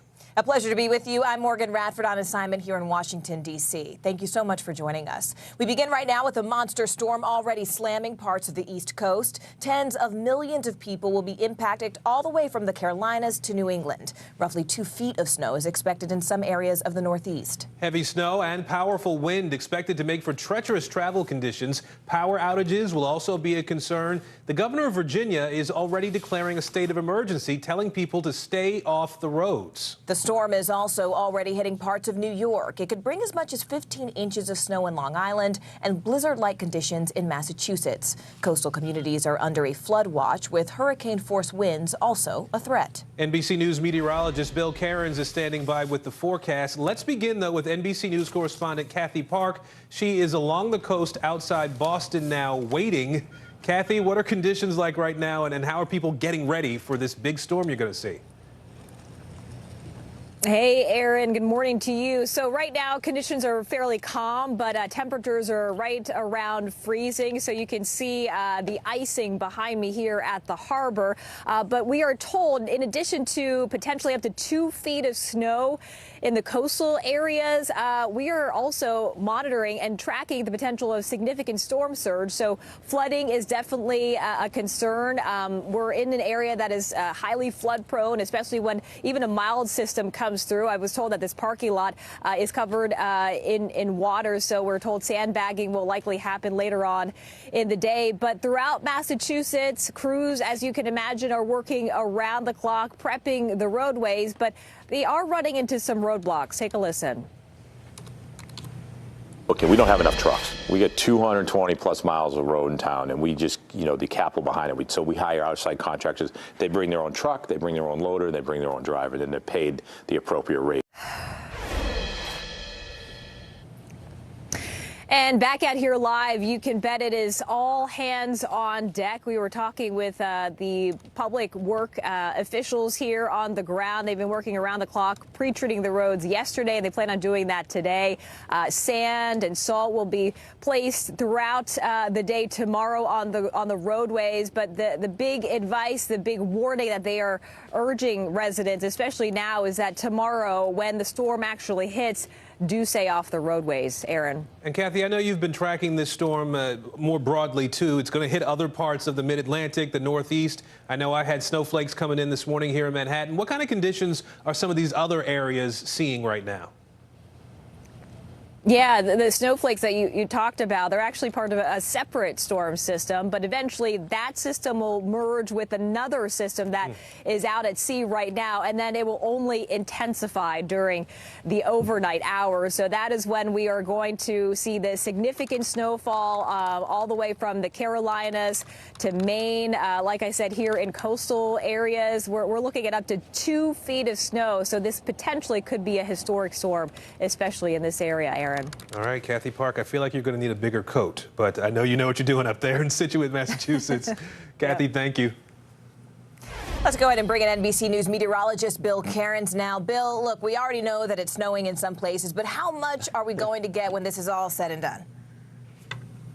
Yeah, Morgan, someone will get likely 3 feet of snow. I'm pretty confident somewhere when we'll get between that 24 to 36 inches. So that's going to be like the area that's hit the hardest. Travel will be the most restricted. That's where the plows will have trouble keeping up. And those are the areas that are under the blizzard warning. That's pretty much on the coastal area. So let me get to the map and just show you how many Americans are included in this. 73 million. We roughly have a population of like 320 million. So we're about, almost 30% of the country is going to have to deal with this like this.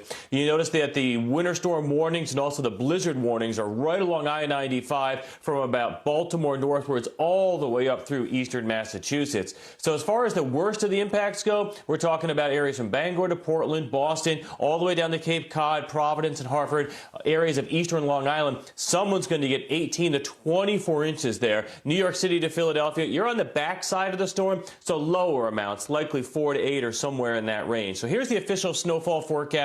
D.C. and Baltimore, not a huge ordeal for you, about 1 to 3 inches. Notice coastal New Jersey gets nailed with this storm, along with Long Island. I mentioned that if they're going to get somewhere that's going to be above 2 feet of snow towards 3 feet, it'll be somewhere between Providence and just south of Boston. And the winds are going to be strong, too, so that's going to cause airport problems along with the snow and the blowing and the drifting. We already have 80% of the flights canceled out of Portland, Maine for tomorrow. And I know a lot of airlines are canceling flights as I speak in Logan, Newark, JFK, and also out of LaGuardia. These are the predicted wind gusts, and the key number is above 50. Once you get above 50 miles per hour, even without leaves, you can start getting some downed trees. And we think that the best chance of widespread power outages will be out on Cape Cod, Martha's Vineyard, Nantucket. Now, these are areas that see big storms often, so hopefully it won't be too widespread. But even Boston down the coast, even areas of Long Island, will have a chance of scattered power outages from this storm.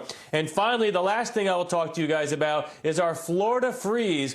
This will be a big story come Sunday morning. This will be the coldest air in a decade for South Florida. And this isn't the wind chill temperatures. The actual temperature in Orlando will be 30, Fort Myers 35, and even Miami, guys, will hit 36 degrees with a wind chill in the upper 20s come Sunday morning. So I know a lot of people are telling me they think it's a bigger deal to be this cold in South Florida than it is for Boston to get a blizzard. I mean, this is a pretty rare event. That's pretty wild.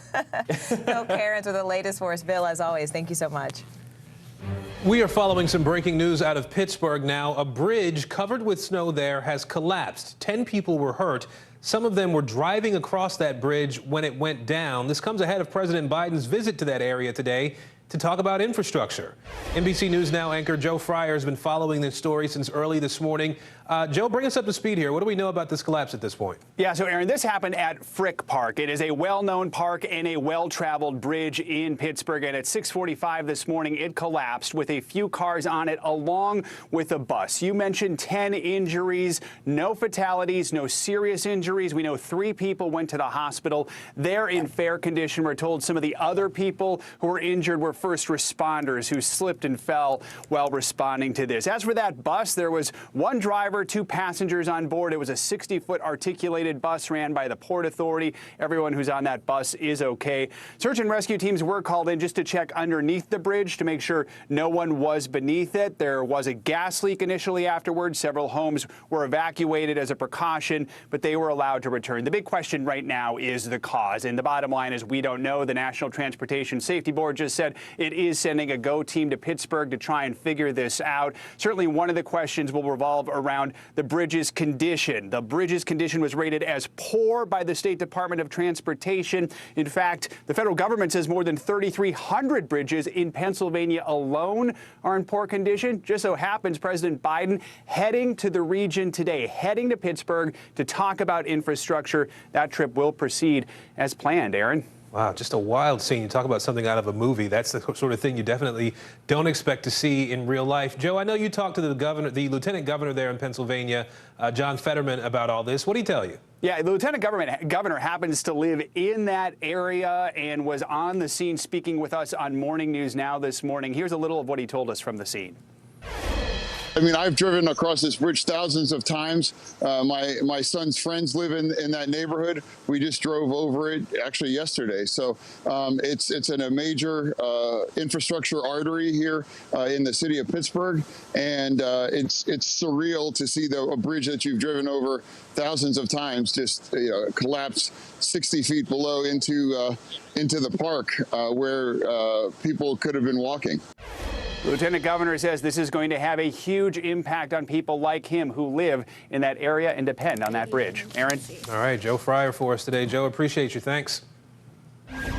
And to the pandemic now and the growing concern about a new subvariant of Omicron. Health officials are closely monitoring BA2, also known as stealth Omicron. So far, it's been found in several states, including California and New York. And this subvariant appears to be even more contagious than the original strain, which was already the most contagious form of the virus.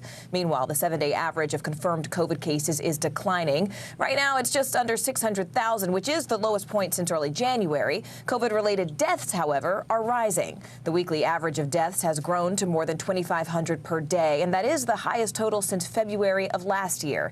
We're about to ask our doctor on duty about all of this in just a moment, but first, let's go ahead and begin with NBC News correspondent Heidi Prisbilla right here in Washington, D.C. Heidi, you've been following the rollout of these free N95 masks from the federal government. How is that rollout working? Are the masks getting to the people who need them? Yeah, Morgan, in fact, I'm outside St. Mary's Center here in Ward 5 of D.C. They are expecting a big shipment later today. It's coming into a central warehouse here in D.C. and then coming out to pharmacies as well as community centers like this. Now, we spoke with officials here, and actually, Morgan, they weren't sure exactly how many they're getting. What's important here is the who's getting these. They're coming into communities like this here in D.C. where we're seeing the highest hospitalization rate right now in the country, and here in Ward 5, which has some of the highest death rates. Why? Because, Morgan, a lot of the COVID coverage has focused on the politics of COVID, people not believing that COVID is real or doubting vaccines. But the people who are suffering here, it's because of a lack of access. Maybe if you work a service job like at Starbucks, you don't have an N95 mask. Then you go home, you're in a crowded setting, and you give that COVID virus to grandma. They're trying to stop that here to people who are suffering for no reason other than they just don't have access. And Heidi, I mean, what is the government doing to really make sure, I know you mentioned the district you're in, but what is the government doing to actually make sure that the masks are distributed fairly and equitably? Because we know that some people are at higher risk than others. It's actually highly coordinated, Morgan. We learned this in an exclusive interview with the White House's COVID equity director, Dr. Cameron Webb, who told us that they actually took the top zip codes in the nation that were considered underserved. It's actually an index created by the CDC, and prioritized those both for testing and for mask distribution. Here's what he told us in our exclusive interview. These are the same zip codes that have faced an increased burden of COVID, more hospitalizations, more deaths, and then a lot of the other dynamics that lead to worse outcomes with COVID, whether it's rates of chronic disease or even risks of exposure. And so making sure that we're putting that priority there and saying that we care deeply about your access to resources. And the result of that, Morgan, he tells me, is that 43% of those mailing tests have gone so far to underserved communities. 20% is being set aside in a reserve for future shipments. Morgan? All righty, NBC's Heidi Prisbilla for us there. Heidi, thank you. Let's bring in Dr. Bayo Curry-Winchell now. She is the Regional Clinical Director of Carbon Health and St. Mary's Hospital in Nevada. Dr. Winchell, I want to start by talking about these N95 masks, this program that's now underway. What are some of the key things to keep in mind when folks are getting these masks and trying to use them and use them correctly? Thank you for having me. It's really important if you have an N95 that you wear it appropriately. So you want to have a tight seal, and that's really important because that allows for an added layer of protection throughout. And you also want to make sure that you have your straps not crossing over. And so those are two key elements to really wear your N95 in the best way. You know, I want to ask you, too, about this subvariant of Omicron that we've been talking about. What makes this thing so different from the original Omicron strain? And what are you telling your patients about how they need to be thinking about it, whether they should be concerned about it? So there are a couple of pieces that are different. We know right now that there seems to be an increased risk of transmissibility. And so that part is different versus our B1 variant, as well as some studies have shown that if you have contracted Omicron before, you might have a high risk of reinfection, as well as there's an issue with really being able to identify it. However, these are all preliminary data. And so it's important that we just closely monitor and make sure that we just kind of keep an eye on how this variant goes. All right, Dr. Bayo Curry-Winchell, we appreciate your time today. Thank you. Thank you for having me. The stage is set for what is expected to be a fight over who takes Justice Stephen Breyer's Supreme Court seat. President Biden says we'll have his nominee by the end of next month. Democrats are promising to move quickly. Justice Amy Coney Barrett was nominated by President Trump on September 26, 2020, and then just a month later, on October 26, she was confirmed. So that official process took 27 days. Our team has every single angle of the Supreme Court covered, so let's go ahead and begin with NBC News' Ken Delanian. Ken, I know you're there and you've been covering this since the story broke outside the Supreme Court, and you're here in D.C. Start with this short list of nominees. We understand that more names have been added to that list. Can you tell us about that? The short list that really matters, Morgan, is the one in Joe Biden's head, and we haven't seen that one. But as legal experts and interest groups wade into this debate, a number of names have been thrown around. And if nothing else, it's a great chance for the country to learn more about a group of accomplished black women who are serving in important judicial roles. The list that first emerged only had two names on it: Ketanji Brown Jackson of the U.S. Court of Appeals in D.C. and Leandra Kruger, a justice on the California Supreme Court. Then James Clyburn, the House Majority Whip, weighed in with his preference, Judge J. Michelle Childs of the U.S. District Court in South Carolina. Unlike the other two, who have the sort of Ivy League pedigree that's most common on the high court, she went to the University of South Carolina Law School. And given Clyburn's role in helping Joe Biden get elected president, we probably should keep an eye on that one. In the last 24 hours, more names have emerged, including Wilhelmina Wright, a federal judge in Minnesota, and Holly Thomas, who was recently confirmed on the Ninth Circuit Appeals Court in San Francisco. We're also seeing talk of two women who are not judges, but legal scholars: Melissa Murray, an NYU law professor and MSNBC legal analyst, and Sherilyn Ifill, president of the NAACP Legal Defense Fund. Again, it's hard to know how seriously all these names are being considered by the White House. Typically, a president will interview 2 or 3 finalists. What we can say for sure, Morgan, is that any of these women would come to the court with different perspectives and life experiences than Justice Stephen Breyer. All right. And Josh Letterman, I want to bring you in here. I know that you've been covering this from the White House perspective. President Biden, of course, broke his silence on this topic yesterday and reaffirmed his commitment to nominating a history-making candidate. What more, though, Josh, is the White House saying about this process in the days to come? Well, Morgan, the White House now has 1 month until that end of February deadline to come up with President Biden's pick. That, of course, that announcement will coincide next month with Black History Month. But really, this is a process that has been underway quietly behind the scenes for almost 2 years now, back to when President Biden, in the middle of his campaign for president, announced his intention to nominate an African-American female to the court if he had a chance to replace someone on the court. And so the White House counsel's office, aides to the president, have long had this list together of potential candidates. They have been vetting many of them. And in the days ahead, President Biden is expected to not only meet with some of these candidates, but to consult closely with lawmakers from both parties, according to the White House, and with Vice President Kamala Harris, who, of course, also has a distinguished legal career herself.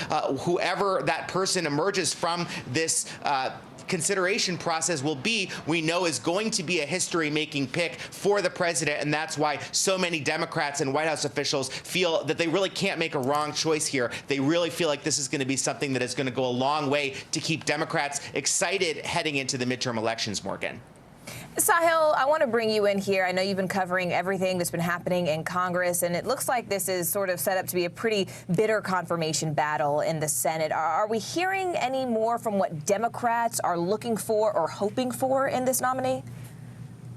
Well, Democrats are beginning to plan their strategy going forward. Senator Chuck Schumer, the majority leader, put out a statement yesterday saying they expect a fair process, but also one that moves quickly as they possibly can. And those are the two factors they have to balance here. They want to make sure they hold all 50 Democratic senators on the same page, because if they do that, they don't need any Republicans. They likely will have some potential Republicans who might vote for this nominee, but as long as 50 Democrats stay on board, they can do this themselves. And one good thing that the White House and Democratic leaders have going here is that all 50 Democrats have been rock solid behind President Biden's judicial picks. You've heard a lot about Joe Manchin and Kyrsten Sinema breaking with the president and Chuck Schumer on legislative ambitions. They have not.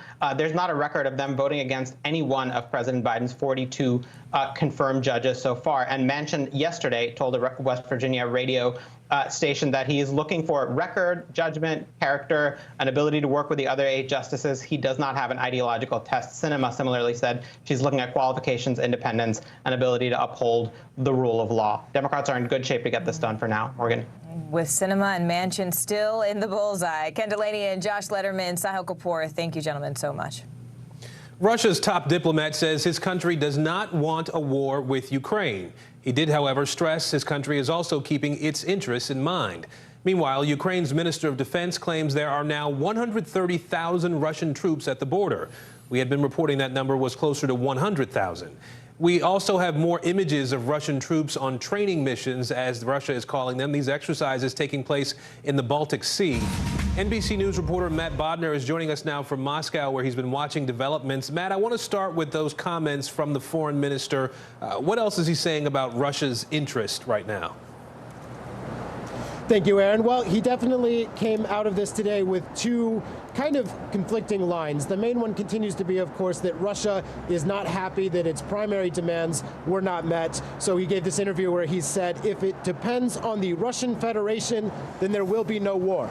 We do not want wars, but we will not allow our interests to be rudely attacked. We will not allow our interests to be ignored either. But he also issued some, vaguely more positive statements saying that they did recognize that the United States was open to talking on a few other issues, in his words, of secondary concern. But if you're trying to sit there and trying to figure out how to square this position, you're not the only one kind of struggling. We actually heard from the U.S. ambassador today, Ambassador Sullivan, the guy who hand-delivered the U.S. response just the other day, saying that it's difficult to judge if Russia is for real because it feels like they're approaching the negotiations with a gun on the table. And Matt, I know the Ukrainian President Zelensky held a news conference today. It maybe just ended. What do we know about what came out of that presser? Yeah, I was watching that just before I came on to here, and the main kind of takeaway I got from it was, again, mixed messaging. Zelensky, on the one hand, acknowledging and appreciating Western support, but also saying that essentially we are responsible for all the tensions, all the hype, that Ukrainians just need to try to carry on and keep life going. They can't succumb to anxiety. So more difficult messages to understand. All right, a lot more to come on this. Matt Bodner watching things for us from Moscow. Matt, thank you. Meanwhile, Stormy Daniels on the stand for a second day, grilled by her former lawyer, Michael Avenatti. Coming up, the courtroom confrontation and what she had to say about being able to speak to dead people. There were residents who hung on for dear life. I've heard people say the town is gone. Do you see it that way? Absolutely not. We've lost some houses, but our community's still here. These days, it feels like the news never stops. So let's get into it. What's happening right now, what it all means for you for an hour every day. It can be hard to keep up, so let's get started together. Hallie Jackson Now, weekdays at 5 on NBC News Now. Ooh, the answers come when you need them most. Ooh, let it go. The Today Show's newest fan. Little Al Roker. What am I doing here? This is your moment, your moment.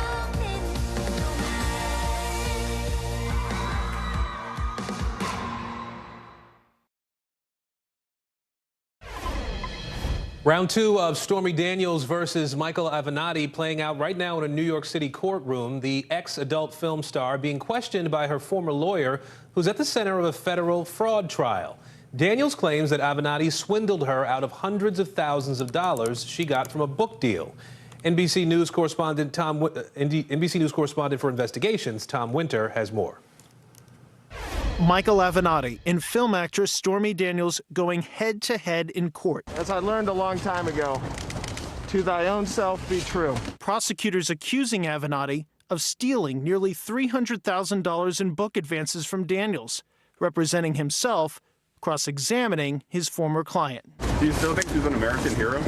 The attorney trying to undermine Daniels, getting her to admit that in the past she has said she could speak to the dead and that she has conversations with a haunted doll named Susan, who has her own Instagram account. The two had famously teamed up in 2018 to take on then-President Donald Trump. They immediately made headlines. Ultimately, the American people and others that are far more educated and powerful than us will decide whether the president is fit to remain in office. Daniels hiring Avenatti to get her out of a non-disclosure agreement, preventing her from talking about an affair she says she had with Trump, an affair Trump denies. Do you think you've got the President of the United States running scared? He's not smart enough to run scared. What is he? An egotistical lunatic at this point. It's about the deception, it's about the lies and deceit that have been told relating to this agreement and what Mr. Trump knew and when he knew it and what they've done to cover it up. It was after Daniels wrote her autobiography, Full Disclosure, that the relationship soured. When questioned by prosecutors today, Daniels telling the jury he, quote, stole from me and lied to me. She told jurors that not only did Avenatti take her third and final payment, but he then spent it. Avenatti says he's innocent. The attorney pouncing on cross, asking if she had any email, text, or recording stating that he wouldn't take any money from the book deal. Daniels replied, no. An unconventional case that may have another twist when Avenatti begins his defense. Have you decided if you'll take the stand in your own defense and who will question you, or if you will question yourself? I have not decided that. It's a decision I'll make probably over the weekend, culminating in Monday after consultation with a lot of people that I trust and respect.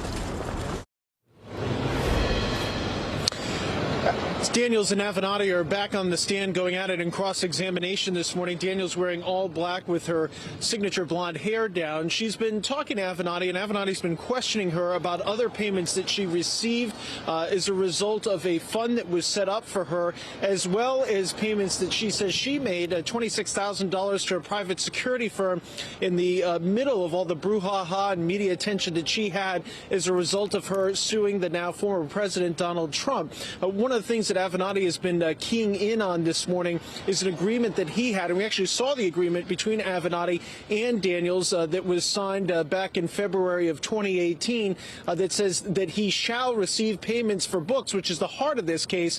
What Daniels said is we had no separate agreement that actually addressed those book payments, which is what prosecutors have been alleging that Avenatti stole. He expects to question Daniels for additional 2.5 hours or so, and the prosecution expects to rest today, leaving perhaps Avenatti to take the stand as soon as Monday. All right, Tom Winter for us in Lower Manhattan. Tom, thank you. Let's go ahead and bring in NBC News legal analyst Danny Savalos right now. Danny, look, Avenatti's defense is basically that, look, this may have been ethically wrong, but it's not technically a crime. Is that reasoning likely to hold up? I mean, especially since he allegedly mishandled Stormy Daniels' trust account? I can't believe it. I saw a filing from Avenatti yesterday, and that appears to be the theory of his defense. Essentially, he committed allegedly one of the biggest no-nos lawyers can commit, which is he played around with the client's money in the client trust account.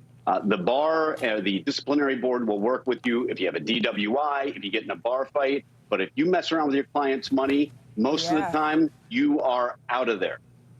I mean, that's pretty serious. Are we expected to see Avenatti take the stand in his own defense? And I guess, more importantly, could that decision sway jurors?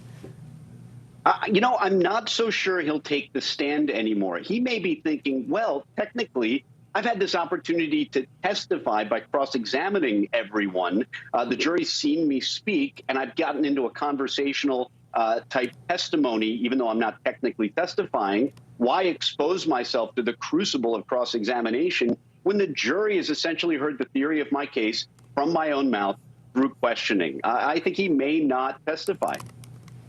We will wait to find out. Danny Savalas for us there. Danny, as always, thank you. And a somber salute to a fallen New York City officer. Still ahead, the outpouring of emotion as law enforcement from all over the country say a final farewell to a rookie officer killed in the line of duty. News is happening now. A look at what's making headlines around the world. Tonight, the major announcement of the COVID vaccine. This is a significant moment. Your news, whenever it happens, wherever you are, it's here now. News is happening now. A look at what's making headlines around the world. Whenever it happens, wherever you are, it's here now. Let's go. This is a critical choke point for this fire.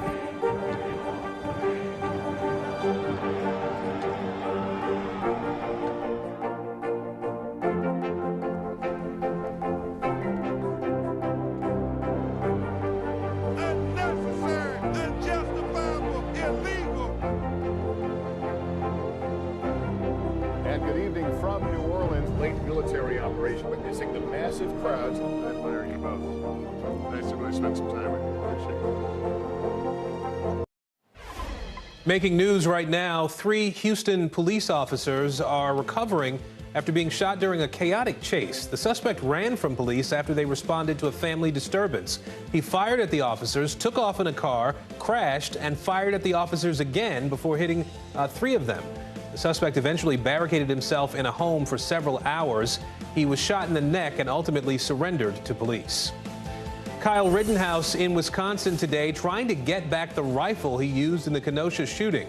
Rittenhouse says he wants to destroy the weapon, preventing it from being used as a trophy to celebrate the killings. A judge will decide whether to return the AR-15 style rifle. Rittenhouse shot 3 men during protests in Kenosha in 2020. A jury acquitted him last year. And the creator of Star Trek is taking part in another mission into deep space. The ashes of Gene Roddenberry and his wife Majel will blast off into space aboard a United Launch Alliance flight later this year. Also aboard will be the ashes of actor James Doohan, who played Scotty in the original Star Trek series. The flight is in tribute to Star Trek, being called Enterprise Flight on the first Vulcan rocket. Now, more information on those cargo thefts near Los Angeles. Police officials say that more than 80 pistols and shotguns were among the items stolen from freight trains. Only 2 have been recovered so far. NBC News correspondent Jesse Kirsch has been following this story for us. He joins us now. So, Jesse, what do we know so far about how these thefts happened? Yeah, it sounds like it's pretty simple for thieves to be able to acquire these weapons off of a freight train compared to in a gun shop. A store, if you think about it, it's probably going to have a security system. There might be alarms going off. It's on a street, so you're going to have people going by, police going by, might see some activity that looks suspicious. But these freight trains can be going through tunnels, they can be going below street level, and there may not be those alarms going off. Some law enforcement officials familiar with the situation telling our producer Andy Blankstein that people could be pilfering for hours without anyone realizing it. And one former ATF official, a former special agent in charge for the ATF who I spoke with earlier, telling us that a lot of the security around these guns that are transported by train really just comes down to hoping that people don't realize what is inside of a cargo shipment that they are breaking into. Here's part of what he had to say about that. They're shipped in there with car parts and food and electronics, and they kind of get to be camouflaged because they're in there with a lot of other things. But once the thieves discover that there are weapons in there, they're no more difficult to steal than a case of bananas. So in other words, the biggest security measure that's often in place on these freight cars in terms of protecting these weapons is simply hoping that people aren't going to find them. Yeah, that's the dirty truth of this. So again, this essentially can be like winning the lottery. If you were breaking into one of these freight cars, you may not realize what you're opening, but when you look inside, you're possibly going to find something very different than a new iPad that you might be stealing. Jesse, we mentioned that only two of these weapons have been recovered. What are law enforcement officials saying about getting these weapons back? And what are the freight operators doing to ensure this doesn't happen again? Yeah, so the LAPD would not comment on this, but earlier in the week, the police chief was in a meeting discussing various things, and he did make a point of saying that there was, quote, significant concern about weapons that have been stolen among shipments. LAPD has said publicly that some guns have been taken, but they would not go into the specifics. But we know from sources that there were more than 80 guns, including semi-automatic shotguns, that have been taken going back to August. The Union Pacific Railroad says it has added special agents. Our KNBC cameras, our station KNBC, was able to see added cameras and fencing and a police officer on scene even yesterday. But at the same time, their camera also capturing another freight car open as the train went by. So this continues to be an issue out here in Los Angeles. All right, NBC's Jesse Kirsch for us in L.A. today. Jesse, thanks. Meanwhile, thousands of New York City police officers are saying goodbye to one of their own. A funeral service was held today in Manhattan for Officer Jason Rivera. He was shot and killed while responding to a 911 call just a week ago. Eric Adams, the new mayor of New York City and a former police officer himself, pledged to support the department. And there was days when I thought the public did not understand and appreciate the job we were doing. And I want to tell you officers, they do. They do. Don't ever give up on the people of this city, because they will never give up on you. NBC News correspondent Vaughn Hilliard is outside St. Patrick's Cathedral where the funeral was held. Vaughn, first off, just tell us a little bit about the service. I mean, what's been the response from NYPD and specifically how is morale among the officers? Yeah, for about the last 2.5 hours now, Morgan, this service took place for Jason Rivera. We've got to note, this was a 22-year-old NYPD officer from the neighborhood of Inwood, New York, here in the northern part of Manhattan here. And I think it's important that we set up the context right now. There's the processional now leaving the church. The family is now departing. But I'm going to have Ronnie, our photographer, if he could, kind of show you a little bit of the scene here, because it's hard to tell from this vantage point. But you're talking about thousands of NYPD officers, not only inside of St. Patrick's Cathedral, but also in the surrounding streets around here, Midtown Manhattan. And I'm actually going to have Ronnie even, I know that you're going to see a little tripod in the way, but Ronnie, would you be able to pan further over here to show what's behind our camera? Down over this way here, because this is in the heart of Midtown Manhattan, outside of 30 Rock, outside of St. Patrick's Cathedral. Essentially thousands of NYPD officers. You saw Mayor Eric Adams was among those giving the eulogy, along with the wife of Officer Rivera.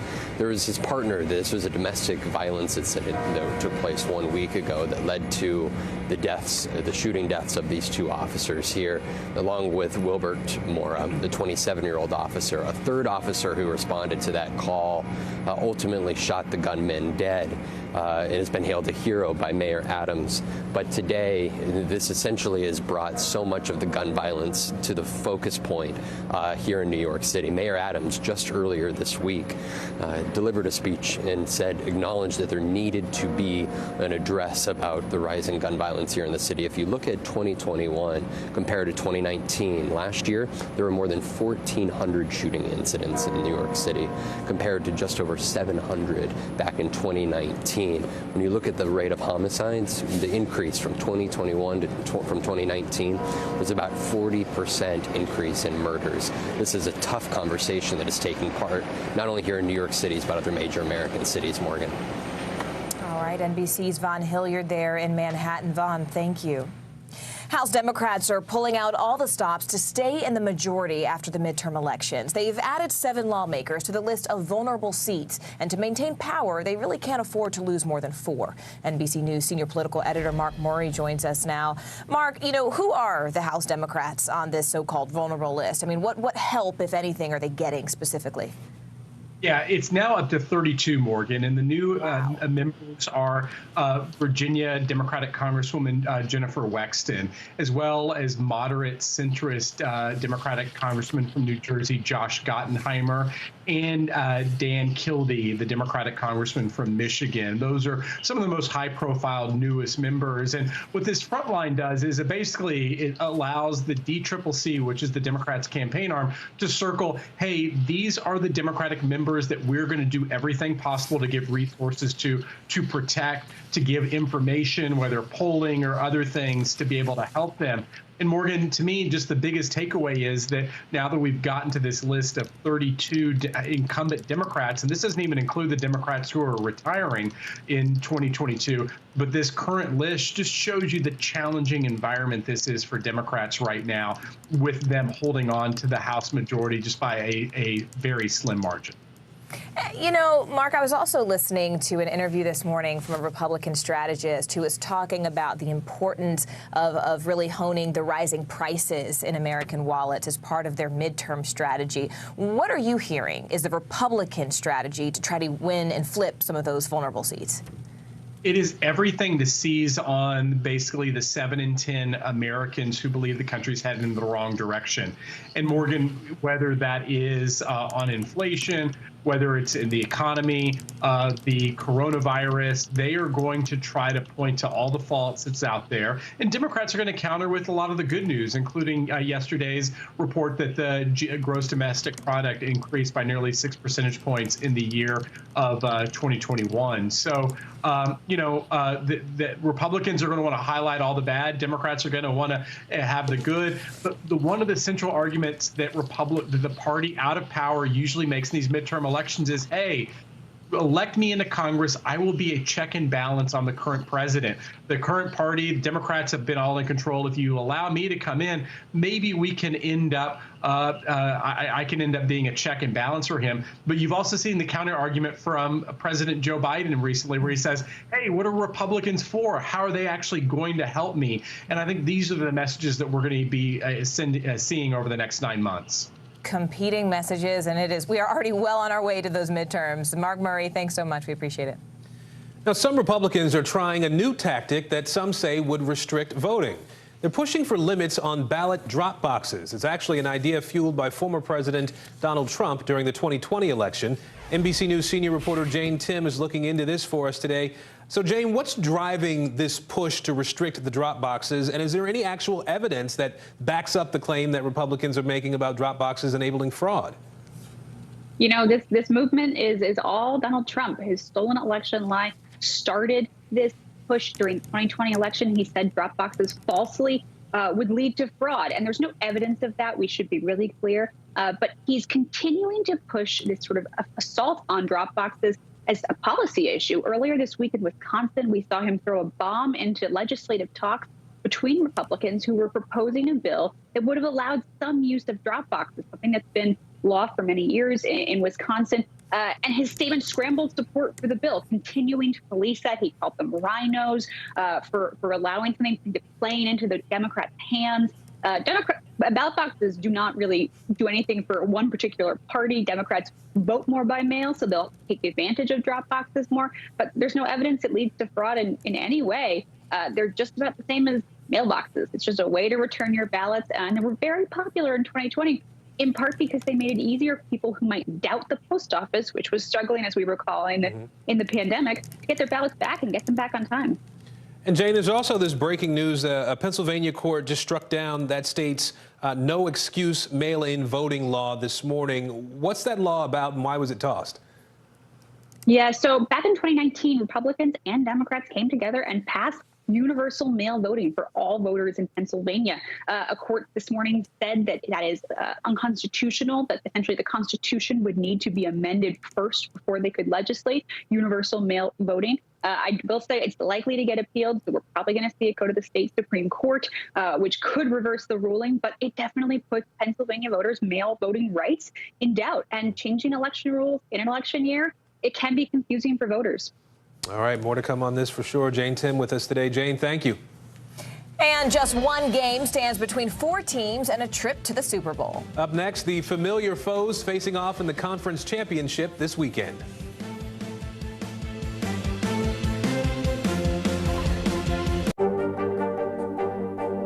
What are you doing for teachers who feel that they're being stretched too thin? Did you understand how prevalent hunger was in your own community?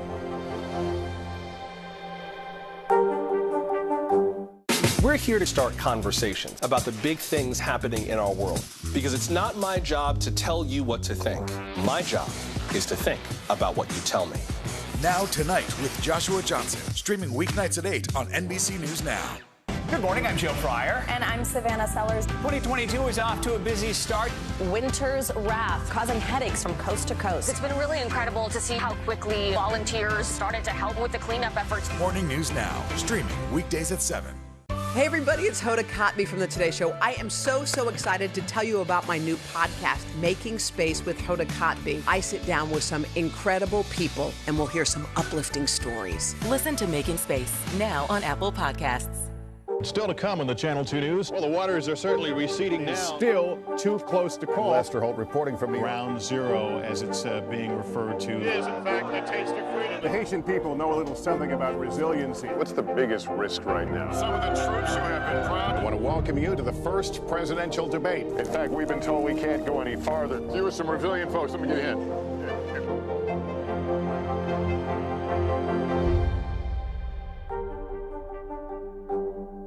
Top Story with Tom Llamas is your news playlist on NBC News Now. And now, you can listen to it as a podcast. Available anytime and anywhere.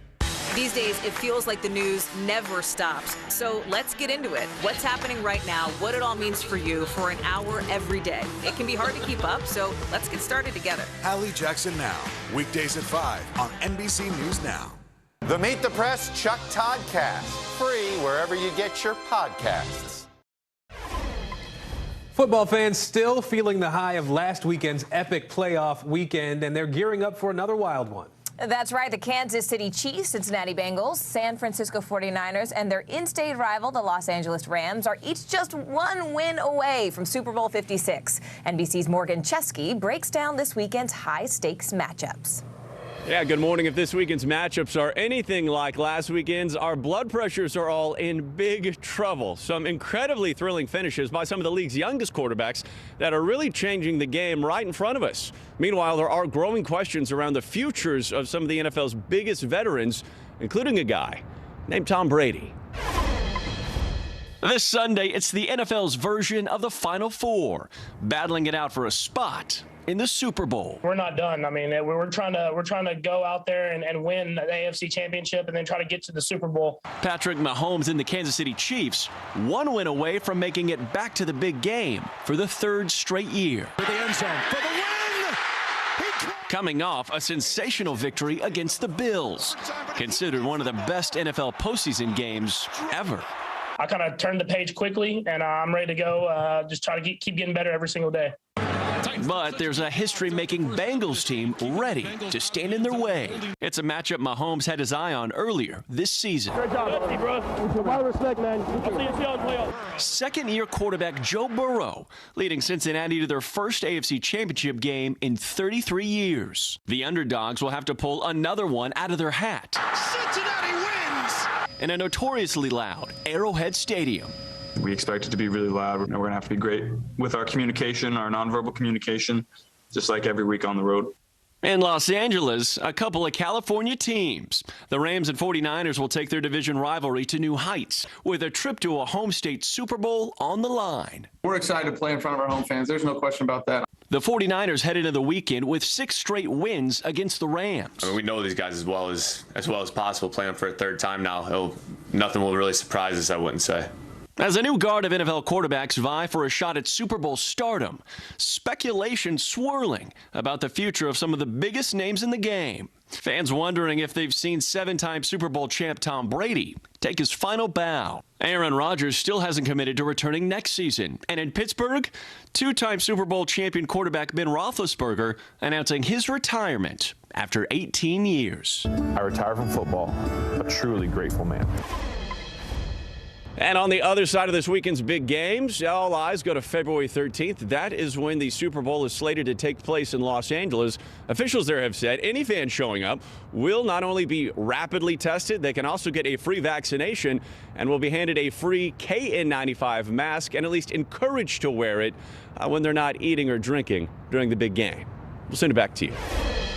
Well, the bus is back in school. Yeah, NFL Hall of Famer Jerome Bettis, nicknamed the Bus, just inches away from a final touchdown that he's been waiting a long time for. NBC's Ann Thompson shows us the new goal that Bettis is tackling. Hi, Jerome Bettis says he always thought of himself as a student athlete when he was in college. But when he left, the athlete took prominence as he became the heart of the Pittsburgh Steelers, leading them to a victory in Super Bowl 40. Well, now he's a student again, pursuing a different title. The bus is back in school. Jerome Bettis, who powered through NFL defenses for 91 touchdowns and ran his way into the Hall of Fame, is once again at Notre Dame. You are Notre Dame class of? Oh my goodness.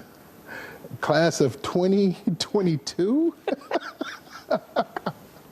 Wow, I didn't think about that. 27 years after he earned that nickname in college, he's here to finish his business degree, more than twice the age of his fellow students. What's it like to be back at school at age 49? It is so strange because I'm so behind the times. I mean, I'm a dinosaur. I don't know where anything is. I'm struggling with the technology. They take notes on iPads. He uses a pen and gets lost in new buildings. I don't know which way. But some things are familiar, like the frigid January weather. Jerome, where are your gloves? I left my gloves. 4 courses from graduation, Bettis is just another senior. Sort of. Everyone kind of knows who the boss is, especially at Notre Dame. Bettis left Notre Dame his junior year for the NFL. A 1993 first-round draft pick for the Los Angeles Rams, he became a power-running icon with the Pittsburgh Steelers. A 6-time Pro Bowler, Walter Payton Man of the Year, Super Bowl champion, but not a college graduate. Why is it so important for you to get that degree? One, that I complete the task at hand. That's what I wanted to do. Also, I promised my mother that I would get my degree, but most importantly, I have 2 children. For them to see Dad finish a commitment, I think it says a lot to them. Are you a better student at 49 than you were at 18, 19, or 20? I am a much better student at 49 because I want to learn. I want to know all of this information. To put to work in his current businesses, trucking, staffing, development, and marketing companies, as well as a TV personality during the NFL season. This week, this is the only thing that counts. 27 years later, Bettis' football scholarship is still good. Of the 21 members of his football class, 20 earned their degrees. Notre Dame President Father John Jenkins says Bettis will be the 21st. I say to all our coaches that there are 3 things we should be concerned about. First is integrity, do things the right way. Second is help these kids get a degree and do well in their lives. And the third is winning on the field. And Jerome's getting a degree after all his success just underscores how important that is. Back in the locker room where he first found national fame, I was somewhere right in here. Bettis shows me the traditions. Now, the first sign, you've got to make sure. And that one, you just want to tap it because there we go. Today, pursuing a different kind of glory with the same enthusiasm. This is that moment where it's all coming together. I mean, right now, it's got me itchy. Are you ready to go? I'm not ready to go. I'm excited, though. This May, he will graduate at Notre Dame Stadium, fulfilling the promise he made to his mom. This is education related, and you can never take away the education. Finishing one of the best runs of his life. Now, this story was a lot of fun for me to shoot because I'm a Notre Dame grad and I serve on the board. And over the years, I have crossed paths with Jerome, and I always found him to be very inspiring, but never more so than what he is trying to accomplish today. I'm Ann Thompson in New York. Now back to you. What a great story. Well, coming up, they are outraged over COVID. After the break, what some New York teachers are doing to push their bosses for more flexibility and more COVID safety measures in the classroom. Stay with us. We're here to start conversations about the big things happening in our world, because it's not my job to tell you what to think. My job is to think about what you tell me. Now Tonight with Joshua Johnson, streaming weeknights at 8 on NBC News Now. There were residents who hung on for dear life. I've heard people say the town is gone. Do you see it that way? Absolutely not. We've lost some houses, but our community's still here. This is a very different kind of program. We're here to start conversations about the big things happening in our world. Professor, I'm not asking you to predict the future, but what do we think that the new normal is going to be? Is part of this that everyone's rethinking their jobs during this pandemic and their relationship to their employers? What is your biggest tip for any parent who's concerned about this? It's not my job to tell you what to think. My job is to think about what you tell me. Now Tonight with Joshua Johnson, streaming weeknights at 8 on NBC News Now. News is more than a headline. It informs, it inspires, and it still matters. To cover it, you have to be in it. And that's what we're gonna do. Every night, we take you to the front lines of the story, where it's actually happening, with NBC News journalists on the ground from all over the world. We cover what you need to know and bring your newsfeed to life. In primetime and streaming live, it's your news playlist every night. Top Story with Tom Llamas, weeknights at 7 on NBC News Now. Still to come on the Channel 2 News. Well, the waters are certainly receding now. Still too close to call. Lester Holt reporting from the Ground Zero, as it's being referred to. It is, in fact, the taste of freedom. The Haitian people know a little something about resiliency. What's the biggest risk right now? Some of the troops who have been proud. I want to welcome you to the first presidential debate. In fact, we've been told we can't go any farther. You with some resilient folks. Let me get a hint.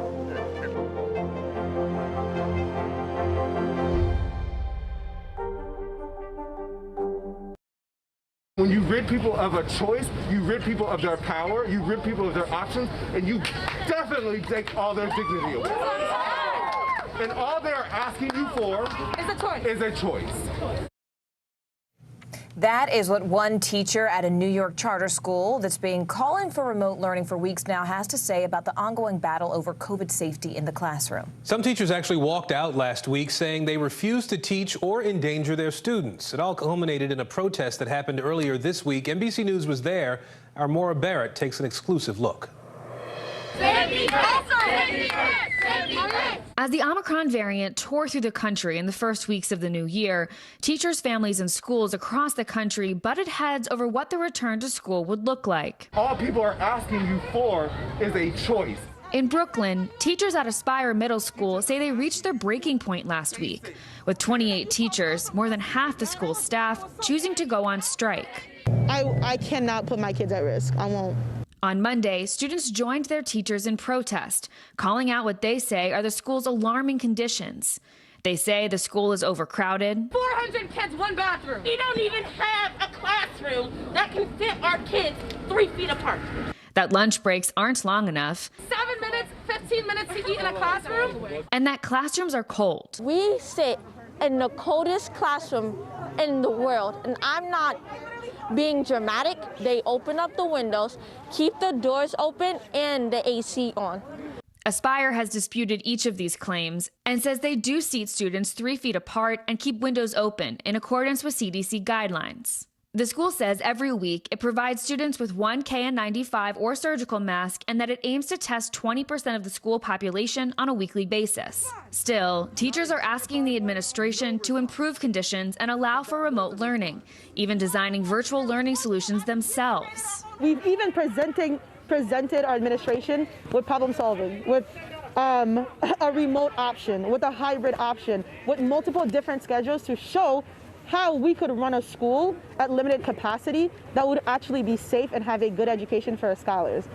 Aspire Middle School is an achievement-first charter school located in East New York, where more than 94% of the neighborhood's population are people of color. According to the New York City Department of Education, 99% of Aspire's student population are minorities. More than half the staff is too, but those numbers are not reflected in the school's administration, according to teachers. Some teachers also say the school's handling of the situation is not in line with its core value of being anti-racist. You cannot claim to be an anti-racist institution if you don't show up for the people when they need it. 1 out of every 3 people in East New York has been diagnosed with COVID-19. 1 out of every 76 has died. Despite the numbers seen throughout the pandemic, Aspire says schools are still safe. NBC News obtained an email the school superintendent sent teachers hours after the protest. It said in part, quote, "We have received your email from January 20th. We are not going to, nor can we, negotiate on these matters. The demands made in that letter are at odds with our belief that not only is in-person schooling critical for our students' success, but also that schools remain one of the safest places." This little thing of schools are the safest place right now is a lie, because our schools are not built the same. We have schools, our school has 1 floor for 400 people. In a statement to NBC News, the school said AF Aspire Middle is focused on providing the highest quality learning environment for our students while keeping our entire school community safe. We have taken all appropriate steps to ensure safe in-person learning, and we've gone above and beyond the safety protocols instituted by other New York City public schools. Kids can't learn if they don't feel emotionally and physically safe. Teachers cannot teach if they do not feel emotionally and physically safe. We just can't. So learning has to come second to safety. It always has. Many of the teachers returned to work, citing a desire to show up for their students despite the disagreements with the school's administrators. Breaking news first on NBC News Now. Collapse. Several people hurt after a bridge gives way in Pittsburgh on the same day President Biden is visiting that area to talk infrastructure. What we're learning about what caused that collapse and the president's message to people living there. The waiting game. Russian President Vladimir Putin saying he's, quote, taking some time to analyze how the U.S. and NATO are responding to the crisis in Ukraine. We'll tell you what that means for the tensions at the border, as well as the thousands of American troops who could be deployed. Blizzard on the move. A vicious winter storm churning its way up the East Coast. How much snow we expect to get and how long the storm will last. And staying alive. Who says disco is dead? Certainly not me or this 23-year-old entrepreneur. We'll tell you how she's cashing in on disco fever by getting people to lace up those roller skates.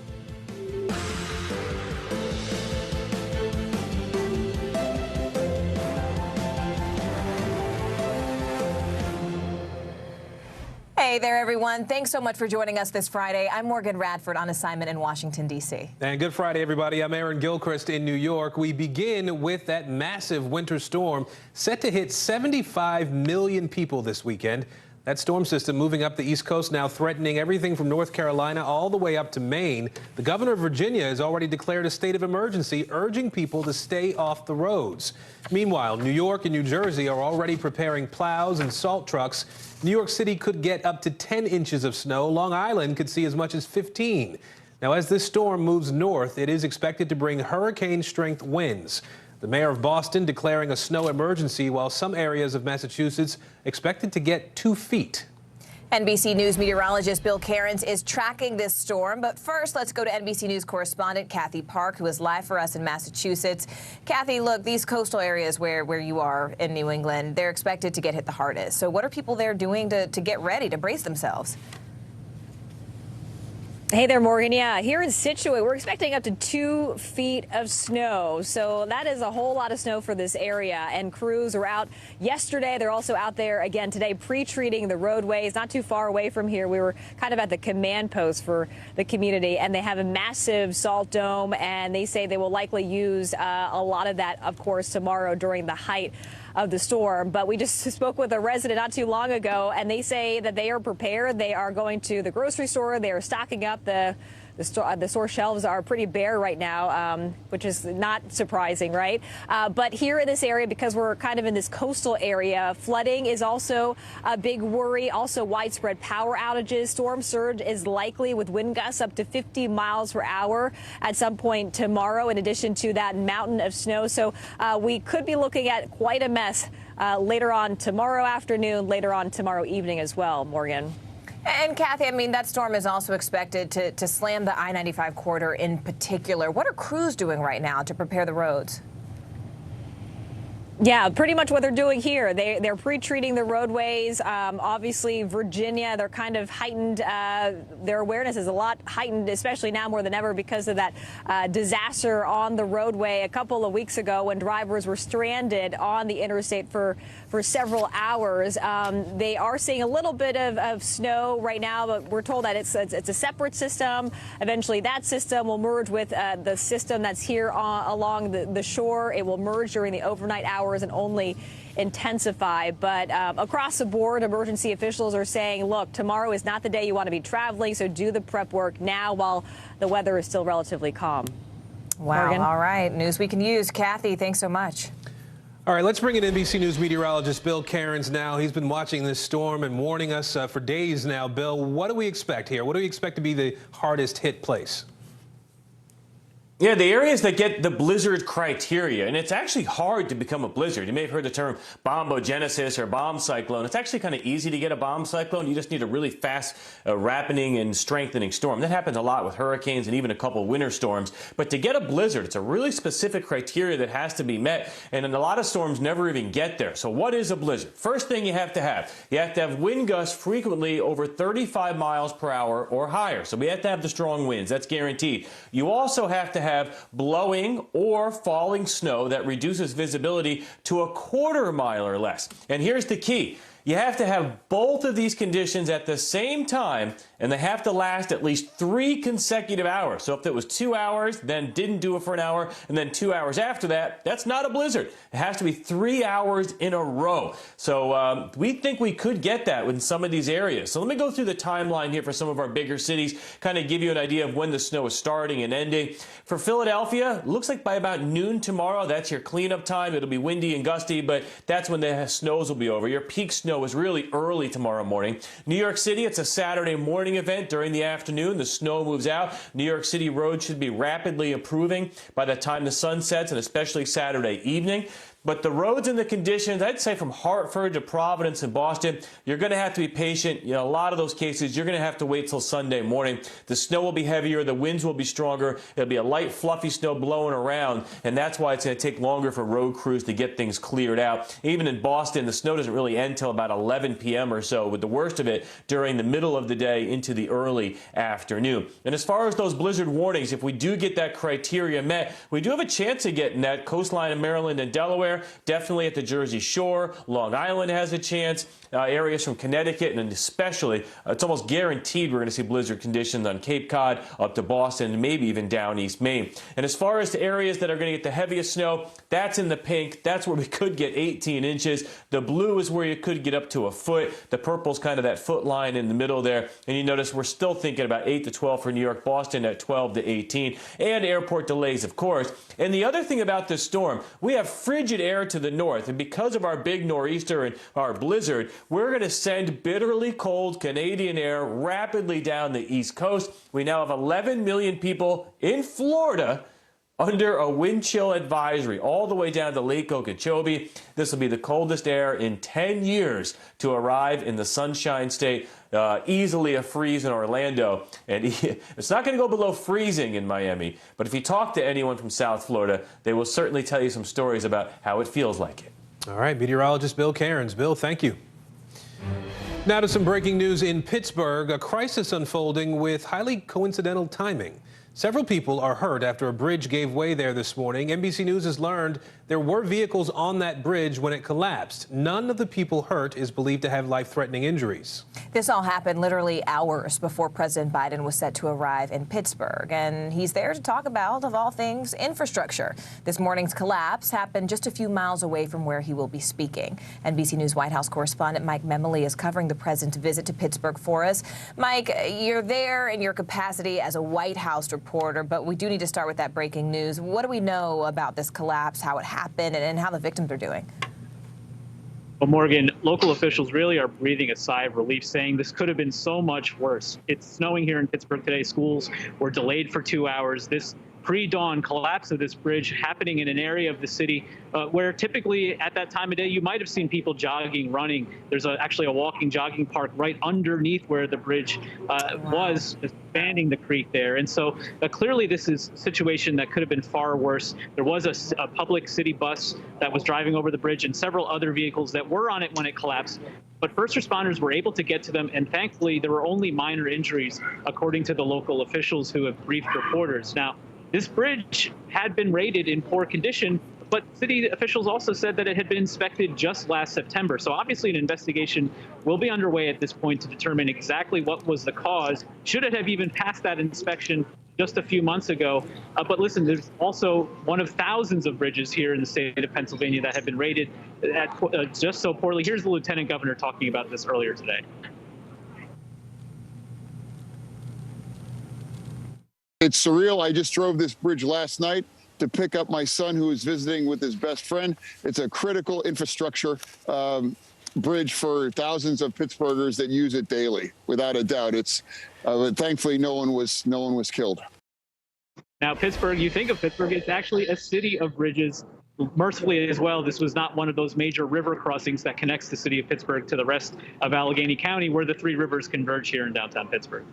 And Mike, briefly, I do want to talk about infrastructure more broadly because, as we mentioned, you are there to cover the president's speech. Can you put into context just how serious infrastructure is, specifically in Pittsburgh as a problem in particular? I mean, is this collapse sort of just a critical example of an even larger issue? Absolutely. According to the Department of Transportation, more than 3,000 bridges rated in poor condition in the state of Pennsylvania. Pennsylvania ranks only behind Iowa in terms of the state with the most bridges rated in such a poor condition. But as part of the president's infrastructure law, which he was coming here to talk about, there's going to be more than $327 million going towards bridge repairs this year alone, more than $1.6 billion over the next 5 years. And so typically in the case of a crisis like this, an emergency, the White House would have to weigh whether even to come at all, but the White House, we're told, has been in touch with local officials. The president is proceeding with this trip because the incident today, because it thankfully wasn't as tragic as it could have been, serves only to spotlight exactly what the president was coming to talk about. All right, NBC's Mike Memoli there for us in Pittsburgh. Mike, thank you. More American aid is set to arrive in Ukraine today as tensions grow at the border with Russia. Russian Foreign Minister Sergei Lavrov says his country does not start war, or does not want to start a war, and doesn't want one. He says that the country would not allow its interests to be ignored, though. Ukrainian officials are claiming that 130,000 Russian troops are currently stationed at the border. French President Emmanuel Macron and Russian President Vladimir Putin spoke earlier today. Macron told Putin it was up to Moscow to show it is serious about diffusing tensions. NBC News chief foreign correspondent Richard Engel joins us now from Ukraine. Richard, you've been on the ground there for a while now. What's the feeling among Ukrainians? Well, Ukrainians are torn, really, because they're trying to assess the threat. They're trying to assess what the United States and other NATO governments are saying and what their own government is saying, and they're getting mixed messages. First, they hear the dire warnings from President Biden, from NATO allies about the 130,000 troops that aren't just on one side of Ukraine's borders, but are on three sides of the borders, and not just troops, but tanks combat aircraft, anti-missile batteries, and cyber capacity, medical capacity. And when you bring in the medical capacity, it means that you could potentially be ready for an invasion in case you need to treat some of your own wounded troops. So they know that that Russia has assembled really an unprecedented force around its borders. Russia has carried out military exercises on Ukraine's borders before, but never anything like this scale. They hear comments from President Biden and others saying that an attack could come at any time with little warning. But then again, just today, just a short while ago, the Ukrainian President Zelensky told people, told the public, told Western journalists that the threat is somewhat exaggerated, that he doesn't see this as very different from previous Russian military exercises, and people should remain calm. At the same time, Richard, Russia's foreign minister went on what some people have called a media blitz today, talking about this situation there. How is he trying to frame what's going on the ground? So the comments from Sergei Lavrov were interesting because they did offer a small window of opportunity for continued diplomacy.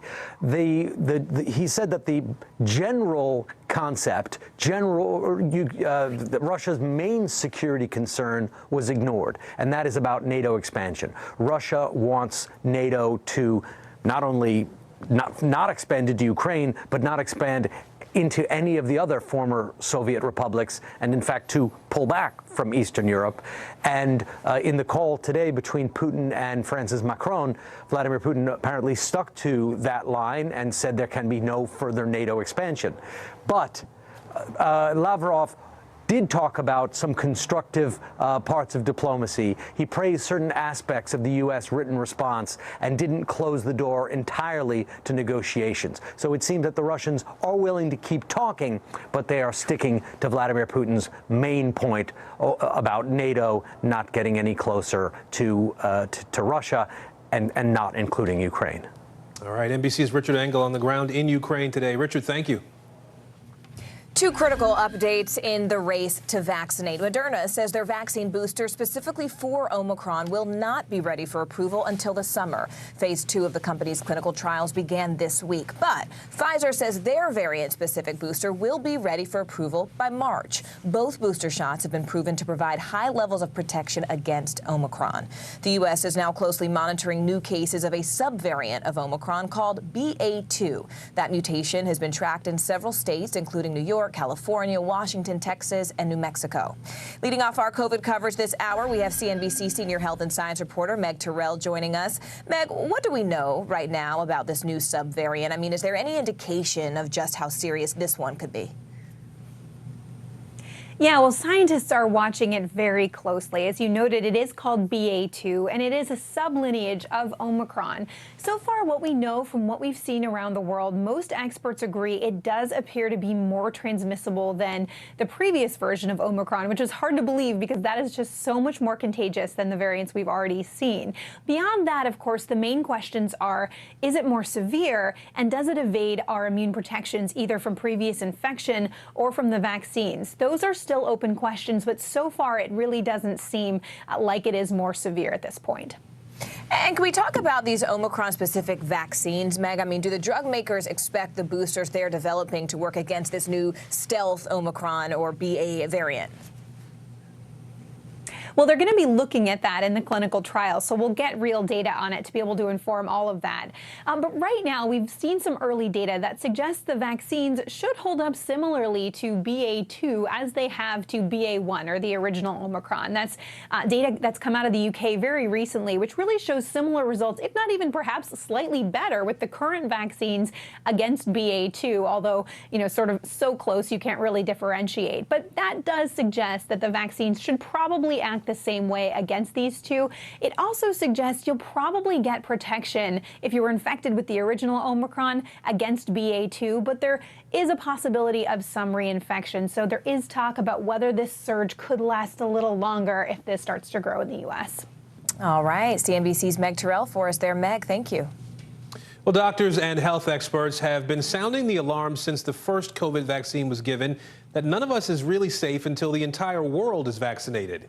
Getting shots into the arms of people in lower income nations has been a challenge. So 2 doctors set out to bridge the divide by developing a vaccine that's easy to make and patent-free. NBC News correspondent Morgan Chesky has the story. At Texas Children's Hospital in Houston, there is much more than meets the eye. Because past the exam rooms, inside this lab, lies what they believe to be the potential silver bullet for taking down COVID-19. Our lab is the United Nations of Science. A team of doctors, led by Dr. Peter Hotez and Dr. Maria Elena Batazzi, has dedicated their careers to finding a solution to fill a critical vaccination gap. Look, Delta arose out of an unvaccinated population in India at the beginning of last year, and then Omicron arose out of an unvaccinated population out of Southern Africa. So Mother Nature is telling us what's going to happen as long as we refuse to vaccinate the world's low and middle income countries. With $7 million mostly provided by philanthropists, the duo turned to an old answer to solve a new problem. Crafting a vaccine inside Texas Children's they're calling a game changer, one they say they don't own the intellectual property for. It's a similar technology to that's used to make the recombinant hepatitis B vaccine. It's known as microbial fermentation in yeast. It's actually a vegan vaccine. No human cells, no human proteins, no animal cells, no animal proteins. The technology important because it's existed for decades, allowing multiple low-income countries to produce their own vaccine without intellectual property obstacles or waiting for donated shipments of Pfizer or Moderna's vaccine that often arrive too late to make a serious difference. So when a country receives your starter kit, what essentially are they able to do with that? We don't only give them the starter kit, but we give them the recipe of how to brew the starter kit. You know, it's yeast, so it's a little bit analogy of brewing beer, right? The comparison closer than you think. This is where we cook it up. Yeast is actually fermented inside these medical-grade bioreactors. But instead of producing alcohol, the Texas Children's team says they've engineered each kit to produce proteins, which mimics the COVID-19 virus. The first step for each kit recipient to making their own vaccine. They get a recipe, they get a toolbox of tests to ensure the quality, the yield, the purity, and then they get us plus our team that if you have a question, you just pick up the phone. What sets the vaccine created in this very Texas Children's lab apart isn't just how it's made, but why. There is no patent.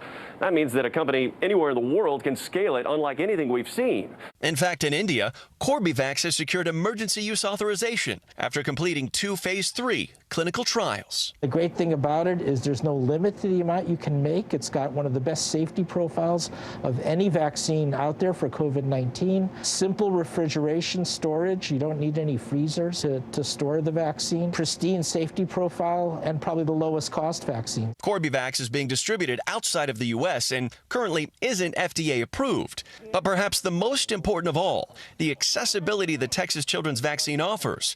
By not having a patent, paving the way for partners worldwide. What makes the patent-free vaccines unique is that companies can produce the vaccine without worrying about legal challenges and huge financial losses. Now, with the pandemic entering year 3, experts say the global healthcare gap, especially with vaccines, has become more exposed than ever. This is the greatest moral failure of our lifetimes, and we can't let this happen again. We have to have a world that is much more effective against preventing and responding to pandemics, and we have to have a world that's fair, more equitable, and just. And that's a global imperative.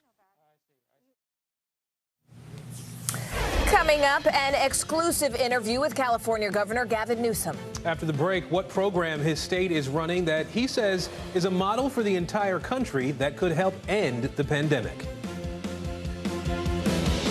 These days, it feels like the news never stops. So let's get into it. What's happening right now, what it all means for you for an hour every day. It can be hard to keep up, so let's get started together. Hallie Jackson Now, weekdays at 5 on NBC News Now. Have you found a way to reconcile it a year later? It really hurt to see this place that I love so much treated with such disrespect. Was it an act of cleaning or an act of healing?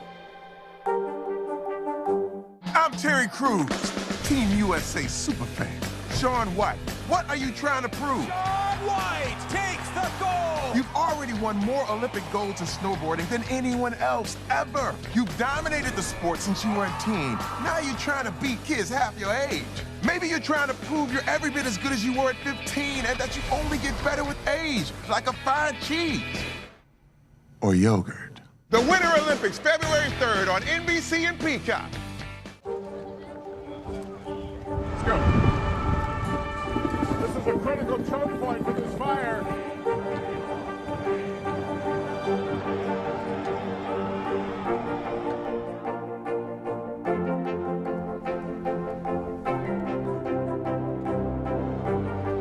Unnecessary, unjustifiable, illegal.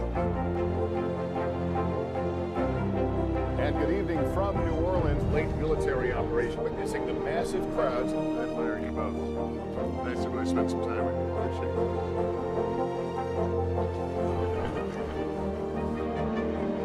At any moment now.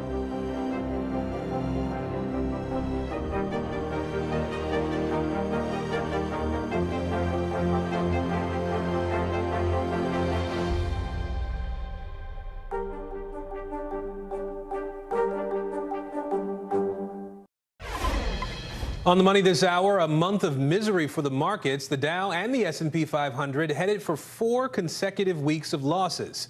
Joining us now is CNBC senior markets correspondent Dom Chu. So, Dom, what's causing the drop today? I mean, we just saw this report yesterday that said the U.S. economy was in terrific shape. So, just so you know, Aaron, it was a drop up until about the last hour, and then it turned around all over again. So this roller coaster ride continues. We are actually, believe it or not, positive on the session, and the Nasdaq is almost higher by 2%. That's after we were in negative territory early this morning. Now, it's a theme that's been playing out all week. It's the technology, media, communication stocks that really got hit the hardest earlier in the week. They're the ones that are bouncing back the most and leading the market higher. We're talking about Apple, Microsoft, Google's parent company, Alphabet, Amazon as well. A lot of traders and investors right now are trying to hunt for bargains in some stocks that have been sold off in recent weeks. So next week is going to be a big key.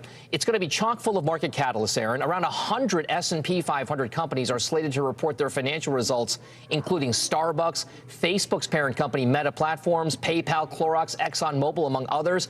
And don't forget, Aaron, next Friday, we get the release of that all-important monthly jobs report from January from the Labor Department. So a lot more catalysts, maybe more volatility ahead as well. All right, well, no, you'll be watching that for us. I want to ask you about a couple of other things while we have you. Tesla, the automaker says it is not going to be able to roll out any new models this year. What's up with that? So Tesla's, by the way, another one of those stocks that's seeing a bounce today after a big drop from record highs over the last few weeks. So the more recent drop comes after the electric vehicle giant reported better than expected profits and revenues on a quarterly basis, but it warned that ongoing supply chain issues affecting things like computer chips and auto parts might limit their production capacity this year. Tesla, of course, has seen this meteoric rise, this parabolic rise to become the most valuable automaker in the world, due in large part to very lofty expectations, Aaron, over the number of cars it can produce and deliver and sell. And by the way, Aaron, just to give you some context, even with the market drop right now, Tesla's market value is currently 10 times the size of either Ford or General Motors. So there are a lot of big expectations for Tesla. Yeah. All right, CNBC's Dom Chu with us today. Thank you, Dom. Thanks.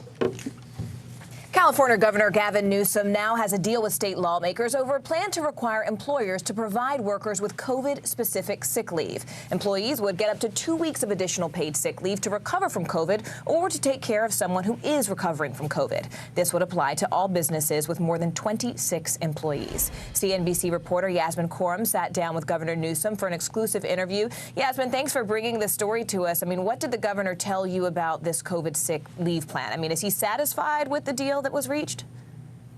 That's right, Morgan. I sat down in an exclusive interview with California Governor Gavin Newsom out here in Silicon Valley. We spoke about a range of topics, from the economy to Washington's crackdown on big tech. I did ask him about this announcement that COVID paid sick leave would return to California. He did say he is satisfied. Listen to what he said when I asked him if this should be a model for the rest of the country.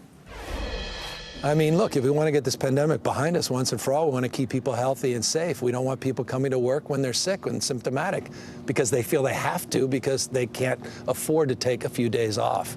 And so I thought this was pragmatic, good for public health, good for public safety, broadly defined in terms of the issues related to our emergency response, EMS workers that are overwhelmed, issues related to our emergency departments that are overwhelmed, our hospitals and the capacity for the rest of us to access those for non-COVID related emergencies. It's also important to keep our economy moving because you don't want workplaces to shut down as a consequence of workers coming to work knowing they're sick but couldn't afford again to stay home.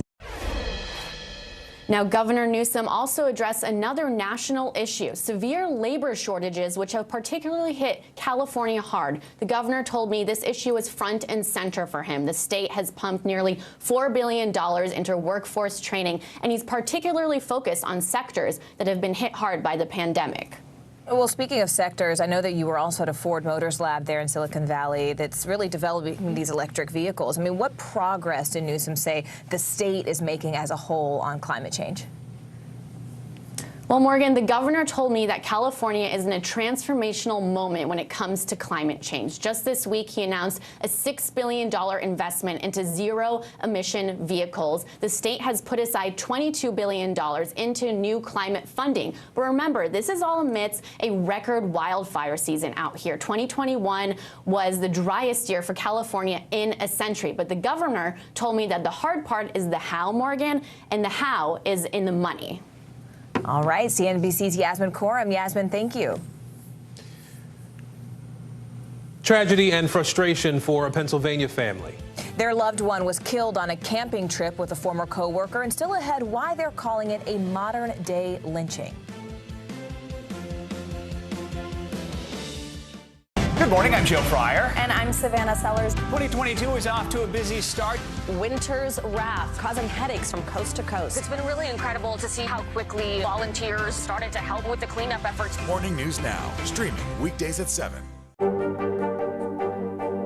What are you doing for teachers who feel that they're being stretched too thin? Did you understand how prevalent hunger was in your own community? We've got a Congress that doesn't seem very functional. What's this election year going to look like? Are we getting ahead of the science? Are we behind the science? How much did this booster confusion set us back? Can the January 6th committee come up with anything that would change Republican minds? If it's Sunday, it's Meet the Press. To cover the news, you have to be in it. We'll take you to the front lines of the story, bringing your news feed to life. Streaming live every night. It's your news playlist. Top Story with Tom Llamas, weeknights at 7 on NBC News Now. Let's go. This is a critical choke point for this fire.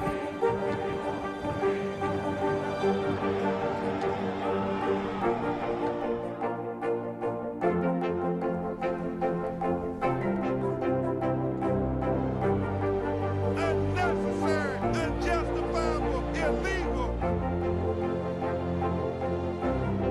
And good evening from New Orleans. Late military operation witnessing the massive crowds. I admire you both. Nice to really spend some time with you. Appreciate it.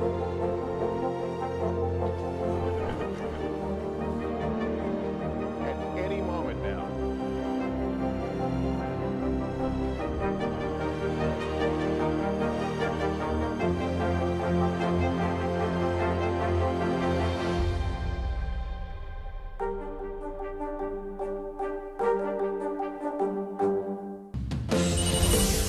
Making news right now, investigators in Northern Virginia are trying to figure out who defaced a statue garden at a Catholic church. Statues depicting the Virgin Mary and other figures were found badly damaged, and this incident comes just about a month after a man used a hammer to smash a statue at a Catholic shrine in Washington.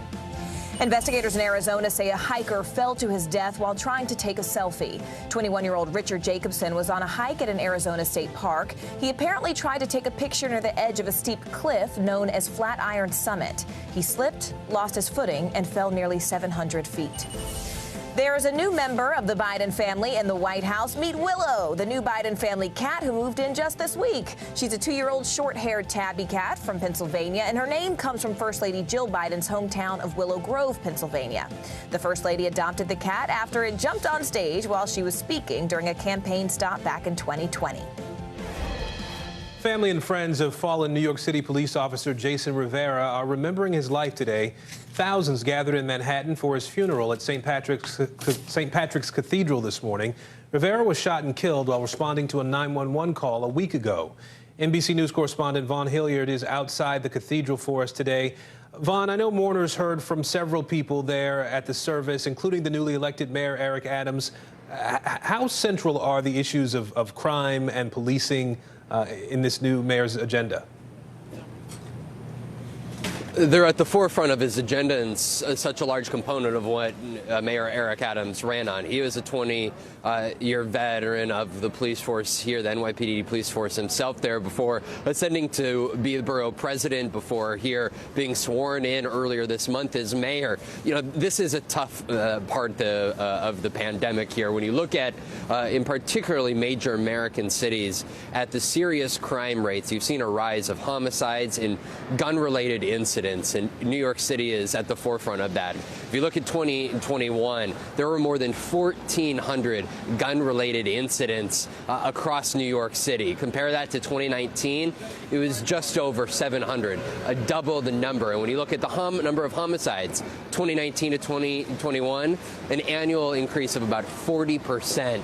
That is what Mayor Eric Adams has been grappling with. And of course, it's tough when he is putting to rest one of his very own officers here today at St. Patrick's Cathedral, and then another one, Officer Wilbert Mora, who is a partner to Jason Rivera at that incident last Friday night. And Vaughn, I saw so many police officers coming in as I was coming into the Rockefeller Center this morning and from all over the country. How are New York City police officers doing right now? How are they handling this tragedy? Aaron, you saw, and anybody who is in Midtown Manhattan today saw thousands of NYPD officers, those who are on duty, those who are off duty, were here not only inside of St. Patrick's Cathedral, but lined up and down the Fifth Avenue and several of these side streets. They were playing the audio of the funeral outside for all to hear in this 20-degree snowfall. This is a tough day. There are 5 NYPD officers who have been shot here in 2022 alone here. And of course, that Friday night, those 2 officers who passed away, there was that 3rd officer who responded to the scene as well and shot the gunman there. You know, this is a situation in which these officers are having to grapple not only with their loss of their fellow servicemen, but also having to deal with the very real issues that this city continues to face. All right, Vaughn Hilliard for us here in Midtown Manhattan. Vaughn, thank you. The family of a man shot to death on a camping trip in Pennsylvania is calling his death a lynching. They're upset and frustrated that several people have been detained, but no one has been arrested or even charged in his killing. NBC News Now correspondent Zincle Asemlua has been following this story for us. Zincle, what did you find? Yeah, Morgan, the family of this man has been asking questions for over a month, but now they say the police haven't given them any answers. A man found dead after an overnight trip with 4 other people in December.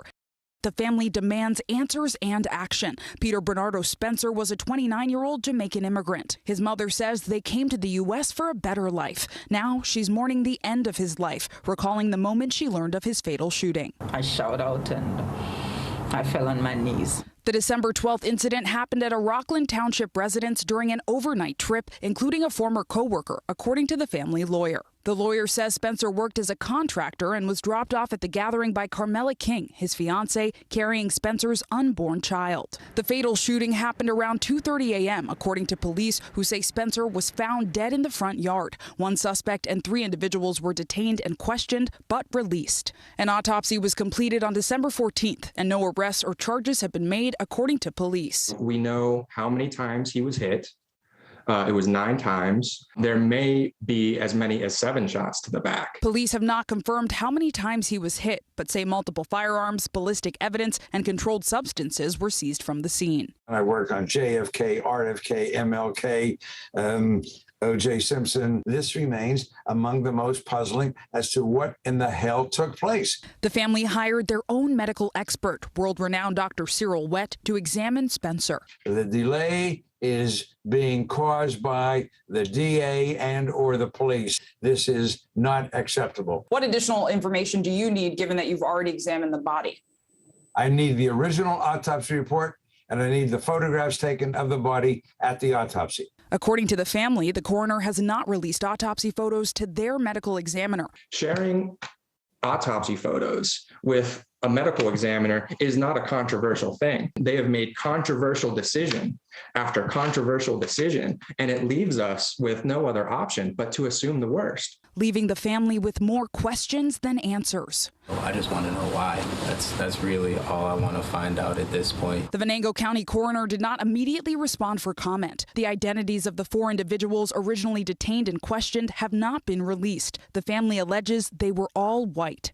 In a statement, the DA said, in part, quote, "The office also takes seriously any possibility that a crime may be fueled by hatred toward a person because of their race." Aldous Spencer's family holds on to his memory. He said, "I love you, Mom." He never left the phone, office phone, without saying, "I love you.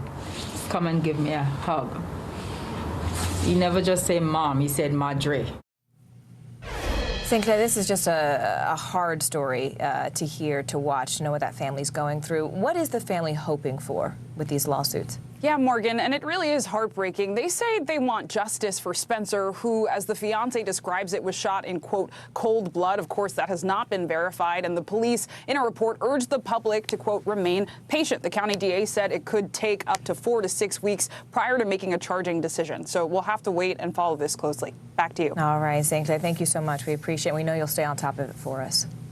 Meanwhile, Cuba is cracking down on those who participated in mass anti-government protests last July, on July 11th. Hundreds have been indicted, many charged with sedition, and they're facing hefty sentences of up to 30 years in prison.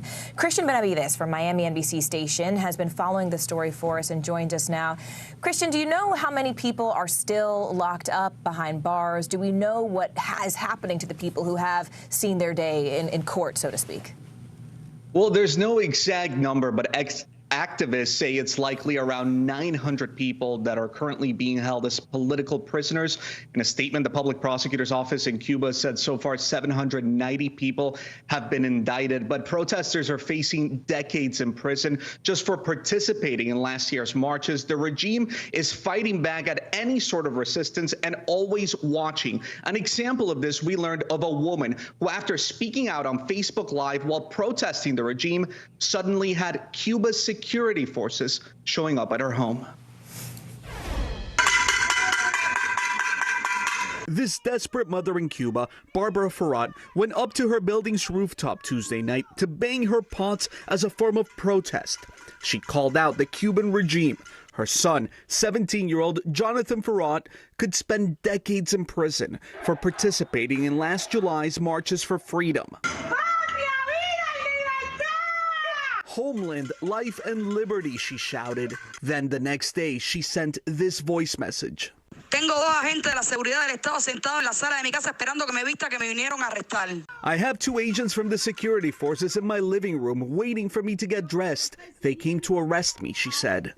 Ultimately, she wasn't detained, but to her, the message was clear. Resistance to the government won't be tolerated. Still, many risk speaking out online to call for their loved ones to be released, like Yudianela de la Caridad Castro, whose 17-year-old son, Roland Castillo, could spend 23 years in prison. Salieron a la calle a pedir esa libertad que todo cubano necesitamos. My son, his friends were only out calling for freedom. They were not violent, she said.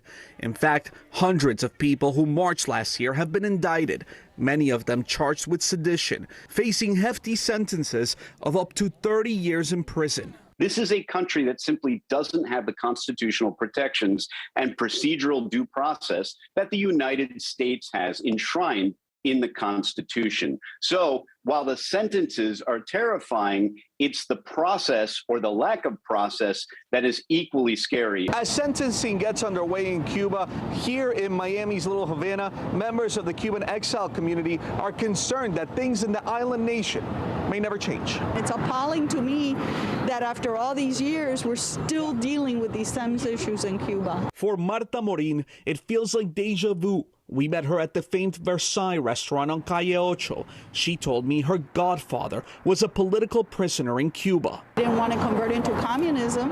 They put him in jail for 30 years as a political prisoner. Orlando Gutierrez Boronat is a member of the Assembly of the Cuban Resistance, a coalition of Cuban anti-communist groups. Hundreds of young people whose only action was to walk out into the streets and peacefully demand change, starting with the July 11th civilian uprising, have been taken from their homes, mostly from poor working class neighborhoods, and are facing, after months of detention, these severe sentences. We connected with Jose Diaz Silva by a video call. Diaz Silva is on the ground in Cuba.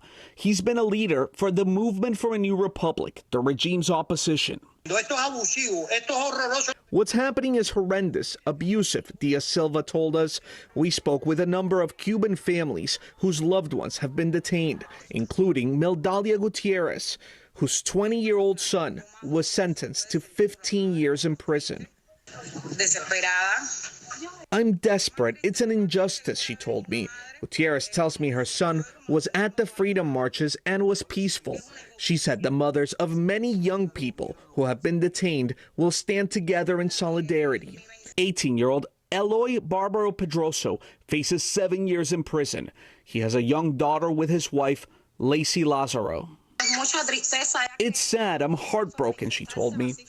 32-year-old Rolando Vasquez Freita was sentenced to 21 years in prison. His mother, Maria Luisa Freita, hasn't given up hope. I will not be silenced, she told me. Cristiana, it was hard watching Barbara's video when the police came to her door. I can't tell you how many of my sources on the ground, on the island, have had that happen. In the middle of our interviews, police will show up at the door, just so afraid that they would speak out again. Are your sources telling you anything about how the July 11th repercussions is now affecting this movement towards liberty, the calls for libertad that are happening still on the island? Right. Well, because of the crackdown, there haven't been those protests to the scale that we saw last year. But there is growing desperation among Cubans that things are not getting better. And certainly for the mothers and families who have loved ones that are detained, they say that they will never give up the fight. Morgan? A fight, as remember, so many of these young people who had their so-called day in court are facing now about 30 years in prison. So we're talking that at a scale of hundreds. Cristian Benavides, thank you so much for joining us, and thank you for bringing the story to us. We appreciate it. One day after Holocaust Remembrance Day, we are taking a look at a threat that remains decades later. Since 2005, the United Nations has designated January 27th as a day to remember the 6 million Jews murdered by Nazis. But now there is growing alarm about a surge in anti-Semitic incidents, much of it driven by misinformation about the Jewish people. NBC News correspondent Jake Ward spoke with some of the few remaining survivors of the Holocaust about this problem. Hi, Jake. Hi, Aaron. That's correct. You know, at this point, we have only roughly 350,000 living survivors of the Holocaust, their memories to draw on directly at this point. You know, it's worth noting that about a third of them living in the New York City area are living below the poverty line. And so we don't have an opportunity to hear from them very often. So we went and spoke to survivors of the Holocaust about what it is like to see people today on social media so casually conflate the horrors of that time with the complications of modern life. Susan Warsinger survived Kristallnacht and fled her native Germany alone with her brother in 1940 as the Nazis began murdering millions of Jews like her. I was there during the night of the broken glass when our neighbors, who we were friends with, looted our apartment and destroyed some of our furniture. And then I remember I had to be separated from my parents because they wanted us to be safe. She shares her memories at the Holocaust Museum and with groups online.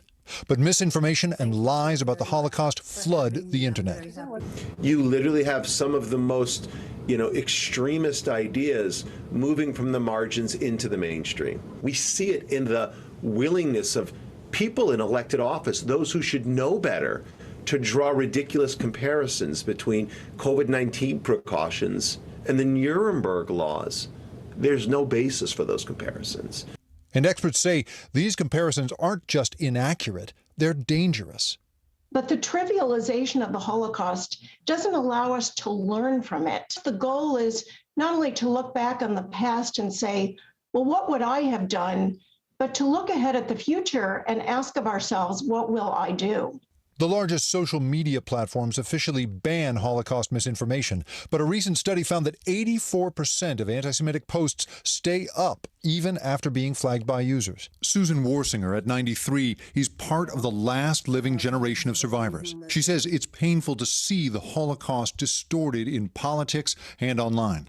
My father and mother would be horrified. We have to be sensitive to each other, and we have to take care of one another.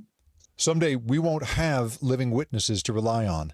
This is our moment to protect the truth they lived.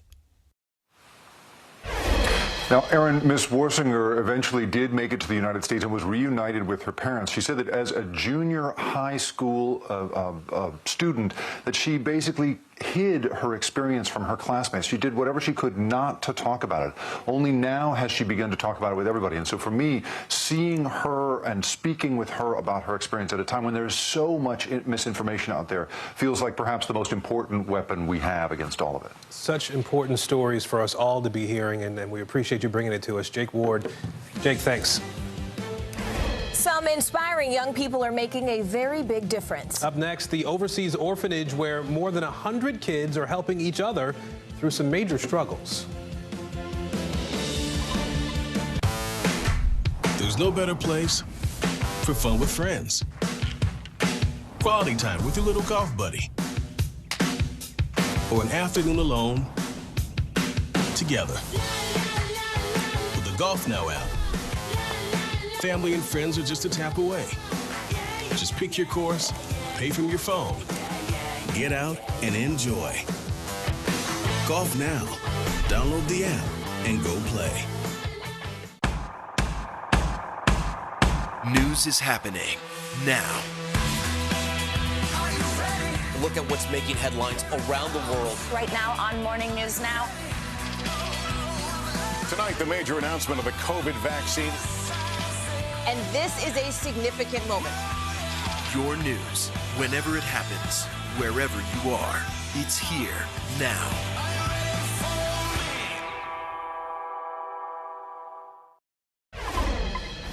Rockets launched at an airport in Iraq, and Australia makes a big new commitment to the planet. Let's go around the world in 60 seconds. Iraq, where several rockets were launched at a compound in the Baghdad airport near a U.S. airbase. One civilian airplane was hit and damaged. No other reports of damage or injuries, and no word yet on who launched the attack.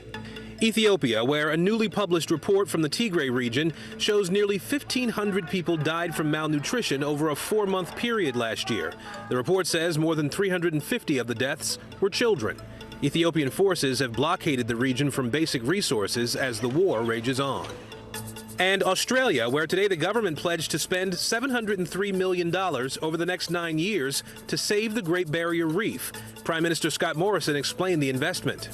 From a tourism point of view, this is the industry that is more reliant on international tourism than any other part of the tourism industry anywhere in the country. I know that from experience. Experts warn that while the investment is helpful, the best way to save the Great Barrier Reef is by cutting greenhouse gas emissions. And that's the world now.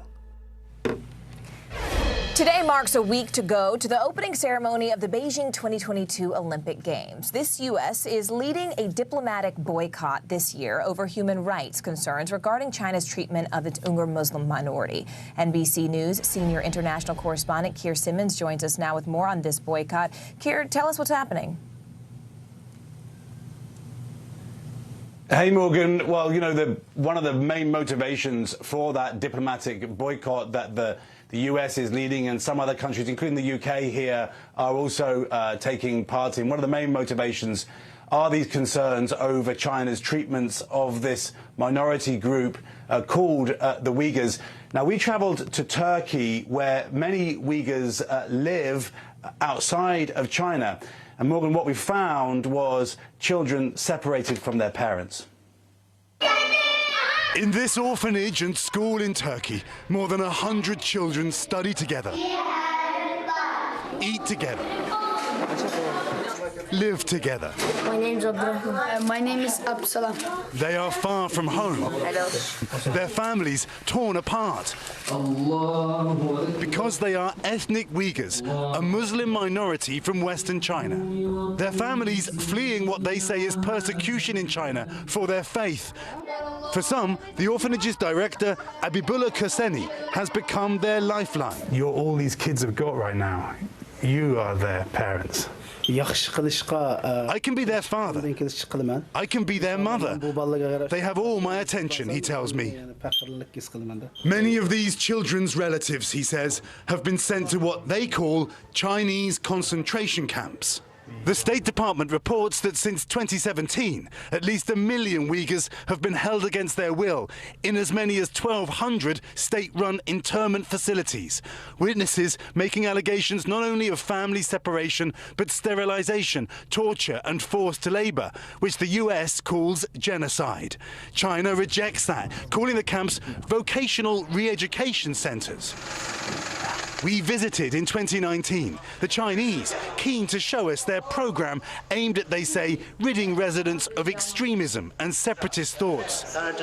One of my guides, a senior official called Mr. Xu Guoshang, this month in an exclusive video interview, denied China is deliberately separating families.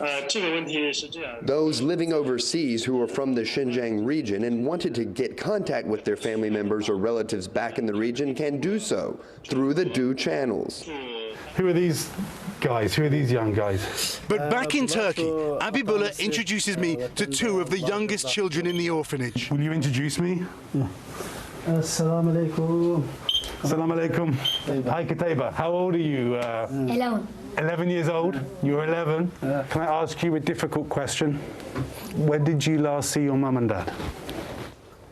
They tell me they haven't seen their parents in more than 5 years. Do you remember what they said to you?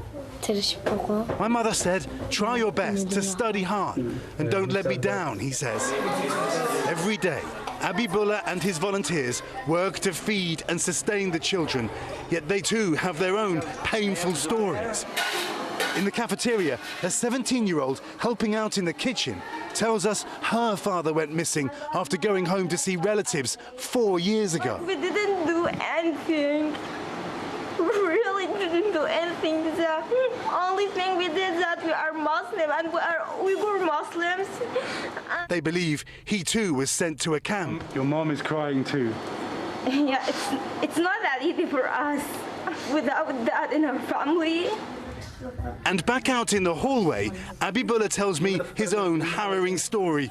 His family too has been torn apart. My sister, my little brothers in my homeland.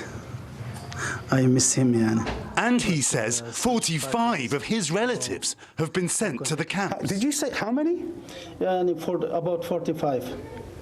45? Yeah. Every day, overcoming his own pain to give these children hope that they will be reunited with their parents. One day you will see them again? Yeah. Yes. Yeah, one day. And Morgan, we are hearing today that the United Nations High Commissioner for Human Rights may visit China after the Olympics to see for herself how the Uyghurs there are treated. Critics vowing to keep the spotlight on China's human rights record. Morgan. Keir, this was such an important story, and I'm so glad you told it. Hearing those young men speak was just heartbreaking. Keir Simmons for us there. Keir, thank you. Nearly 2 years into the pandemic, and many businesses are still struggling. Well, after the break, how bringing back disco is helping to keep one small business thriving.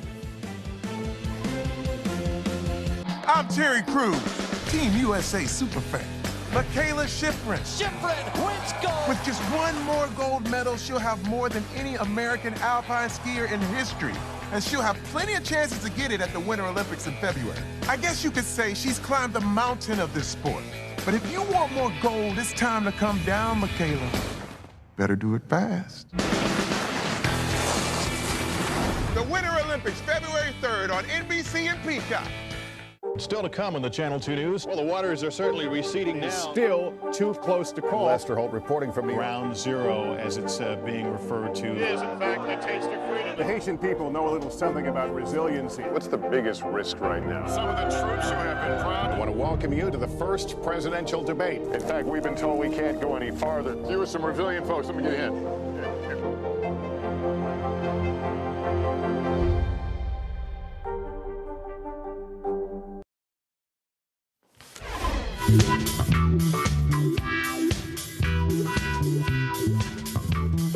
In Tennessee, people are lacing up their roller skates, hitting the rink, and cranking the disco music up to 11. Now, you might call it retro, but they call it the height of cool today. In fact, the owner is doing more than just staying alive. She's thriving. We went out to find out how she is helping people feel the fever.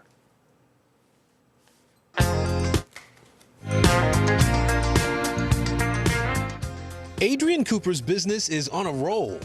In our first year, we did roughly $4.5 million in gross revenue. This year, we're on track to do roughly the same.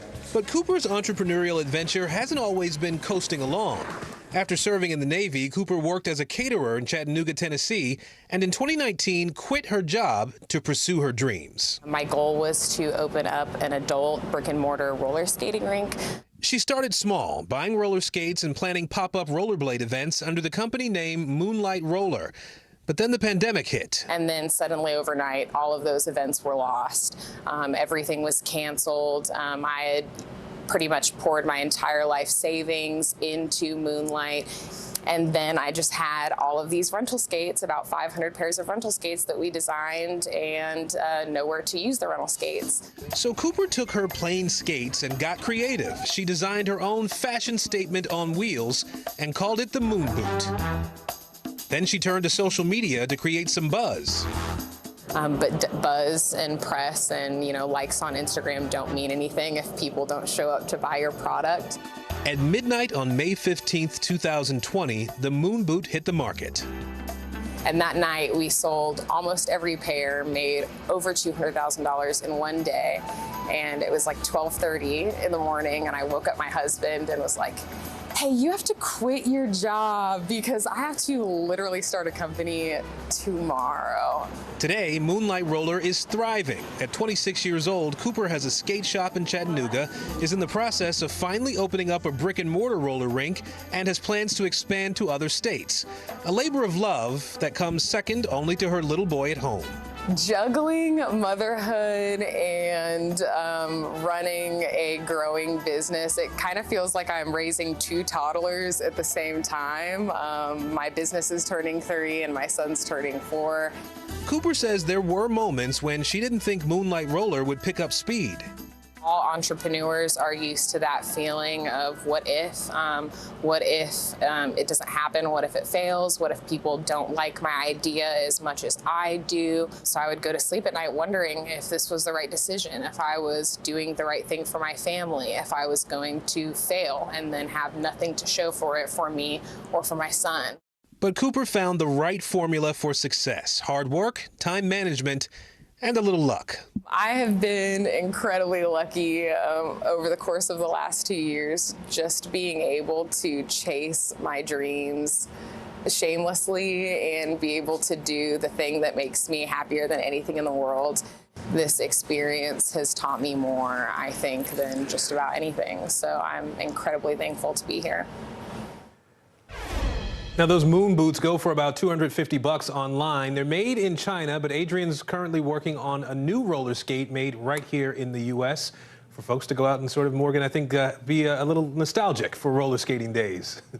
That's right. But listen, before we go, we do want to say thank you to one of our colleagues here at NBC News. After more than 25 years on the air here, longtime correspondent Kevin Tibbles is retiring. He's been a familiar face for years, for decades, and reported on some of the biggest stories of our time. Yeah, Kevin started with NBC in 1995 as a foreign correspondent and then worked out of our Chicago bureau. He says he's looking forward to spending much more time with his family. A big congratulations to Kevin Tibbles, and thank you from all of us as your NBC family.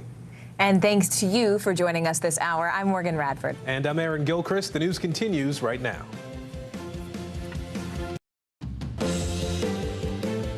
Right now on NBC News Now, bracing for a blizzard. Millions of Americans set to get hammered by a monster winter storm, with more than a foot of snow expected in some parts of the Northeast. Also breaking at this hour, a bridge collapse in Pittsburgh just hours before President Biden is set to visit the city to talk about infrastructure.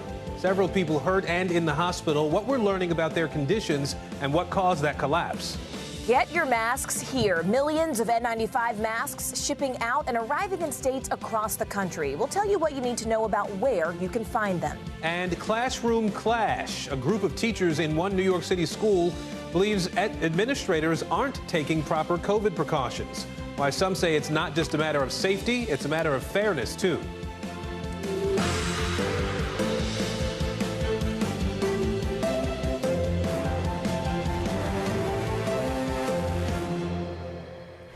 And good Friday, everybody. I'm Aaron Gilchrist in New York. A pleasure to be with you. I'm Morgan Radford on assignment here in Washington, D.C. Thank you so much for joining us. We begin right now with a monster storm already slamming parts of the East Coast. Tens of millions of people will be impacted all the way from the Carolinas to New England. Roughly 2 feet of snow is expected in some areas of the Northeast. Heavy snow and powerful wind expected to make for treacherous travel conditions. Power outages will also be a concern. The governor of Virginia is already declaring a state of emergency, telling people to stay off the roads. The storm is also already hitting parts of New York. It could bring as much as 15 inches of snow in Long Island and blizzard-like conditions in Massachusetts. Coastal communities are under a flood watch, with hurricane-force winds also a threat. NBC News meteorologist Bill Cairns is standing by with the forecast. Let's begin, though, with NBC News correspondent Kathy Park. She is along the coast outside Boston now, waiting. Kathy, what are conditions like right now, and how are people getting ready for this big storm you're going to see?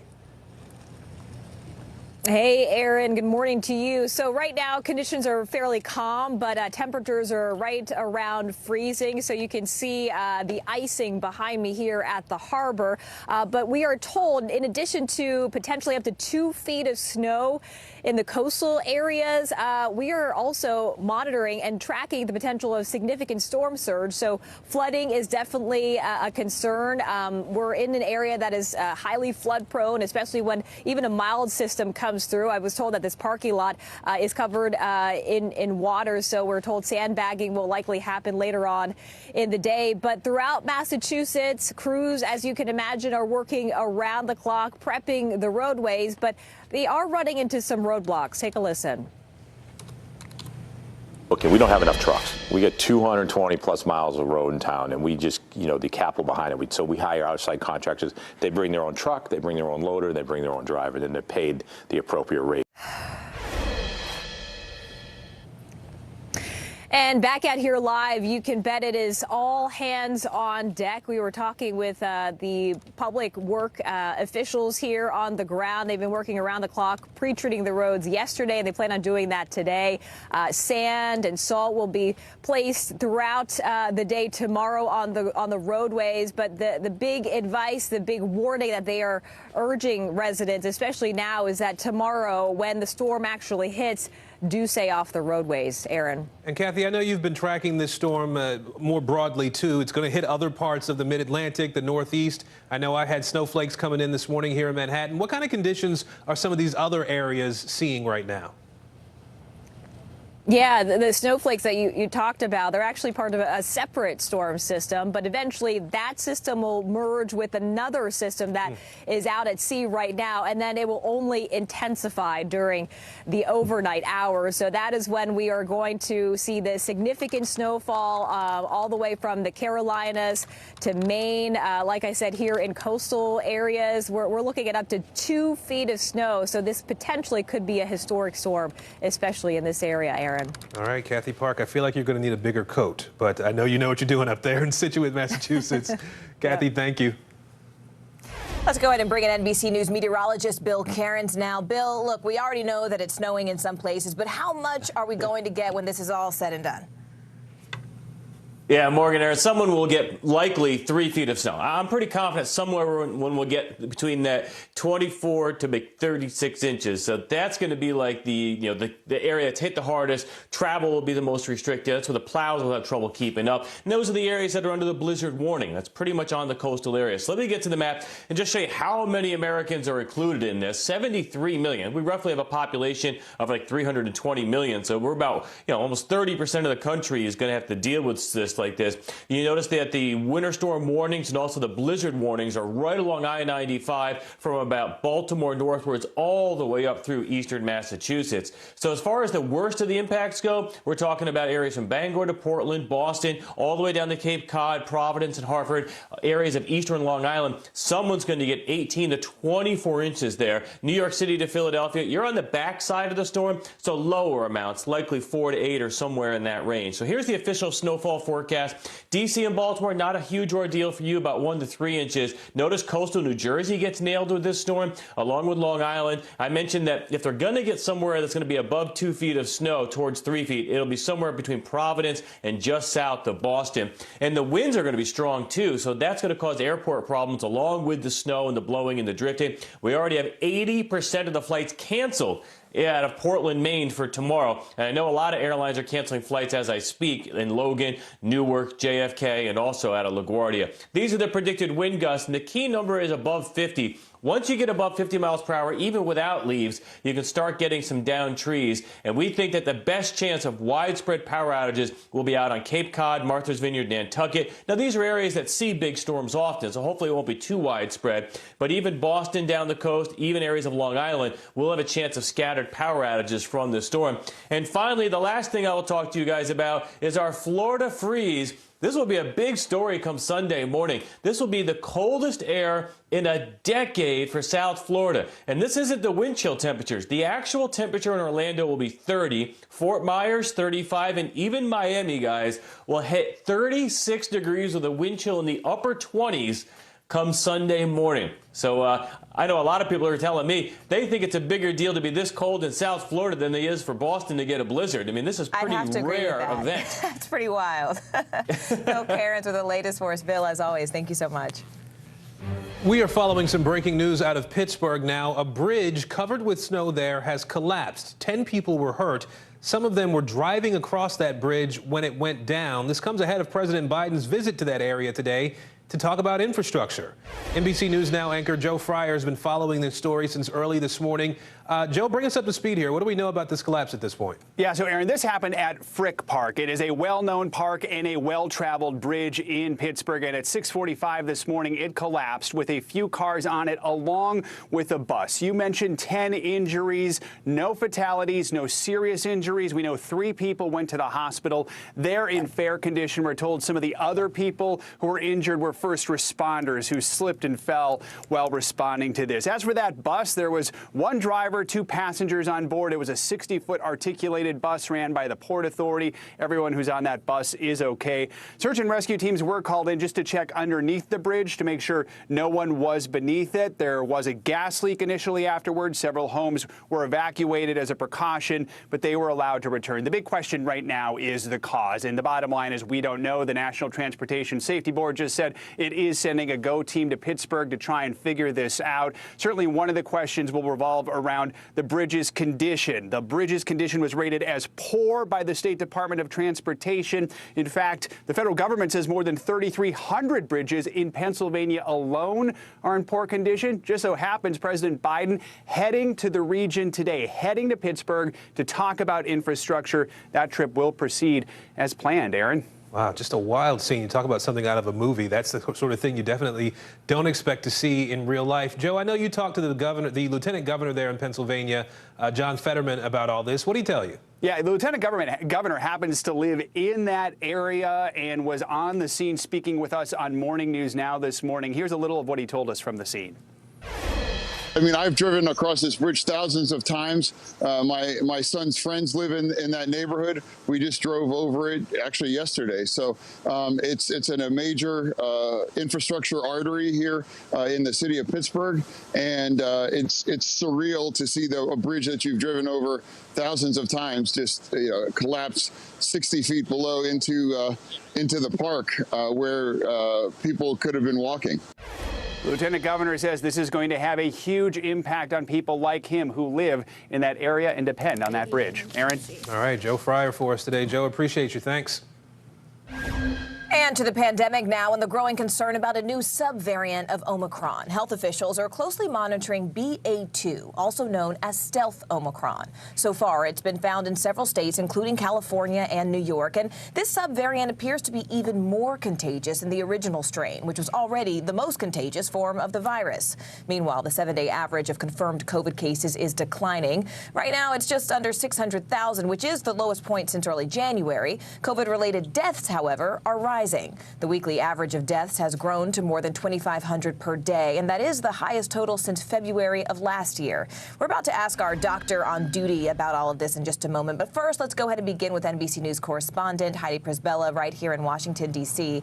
Heidi, you've been following the rollout of these free N95 masks from the federal government. How is that rollout working? Are the masks getting to the people who need them?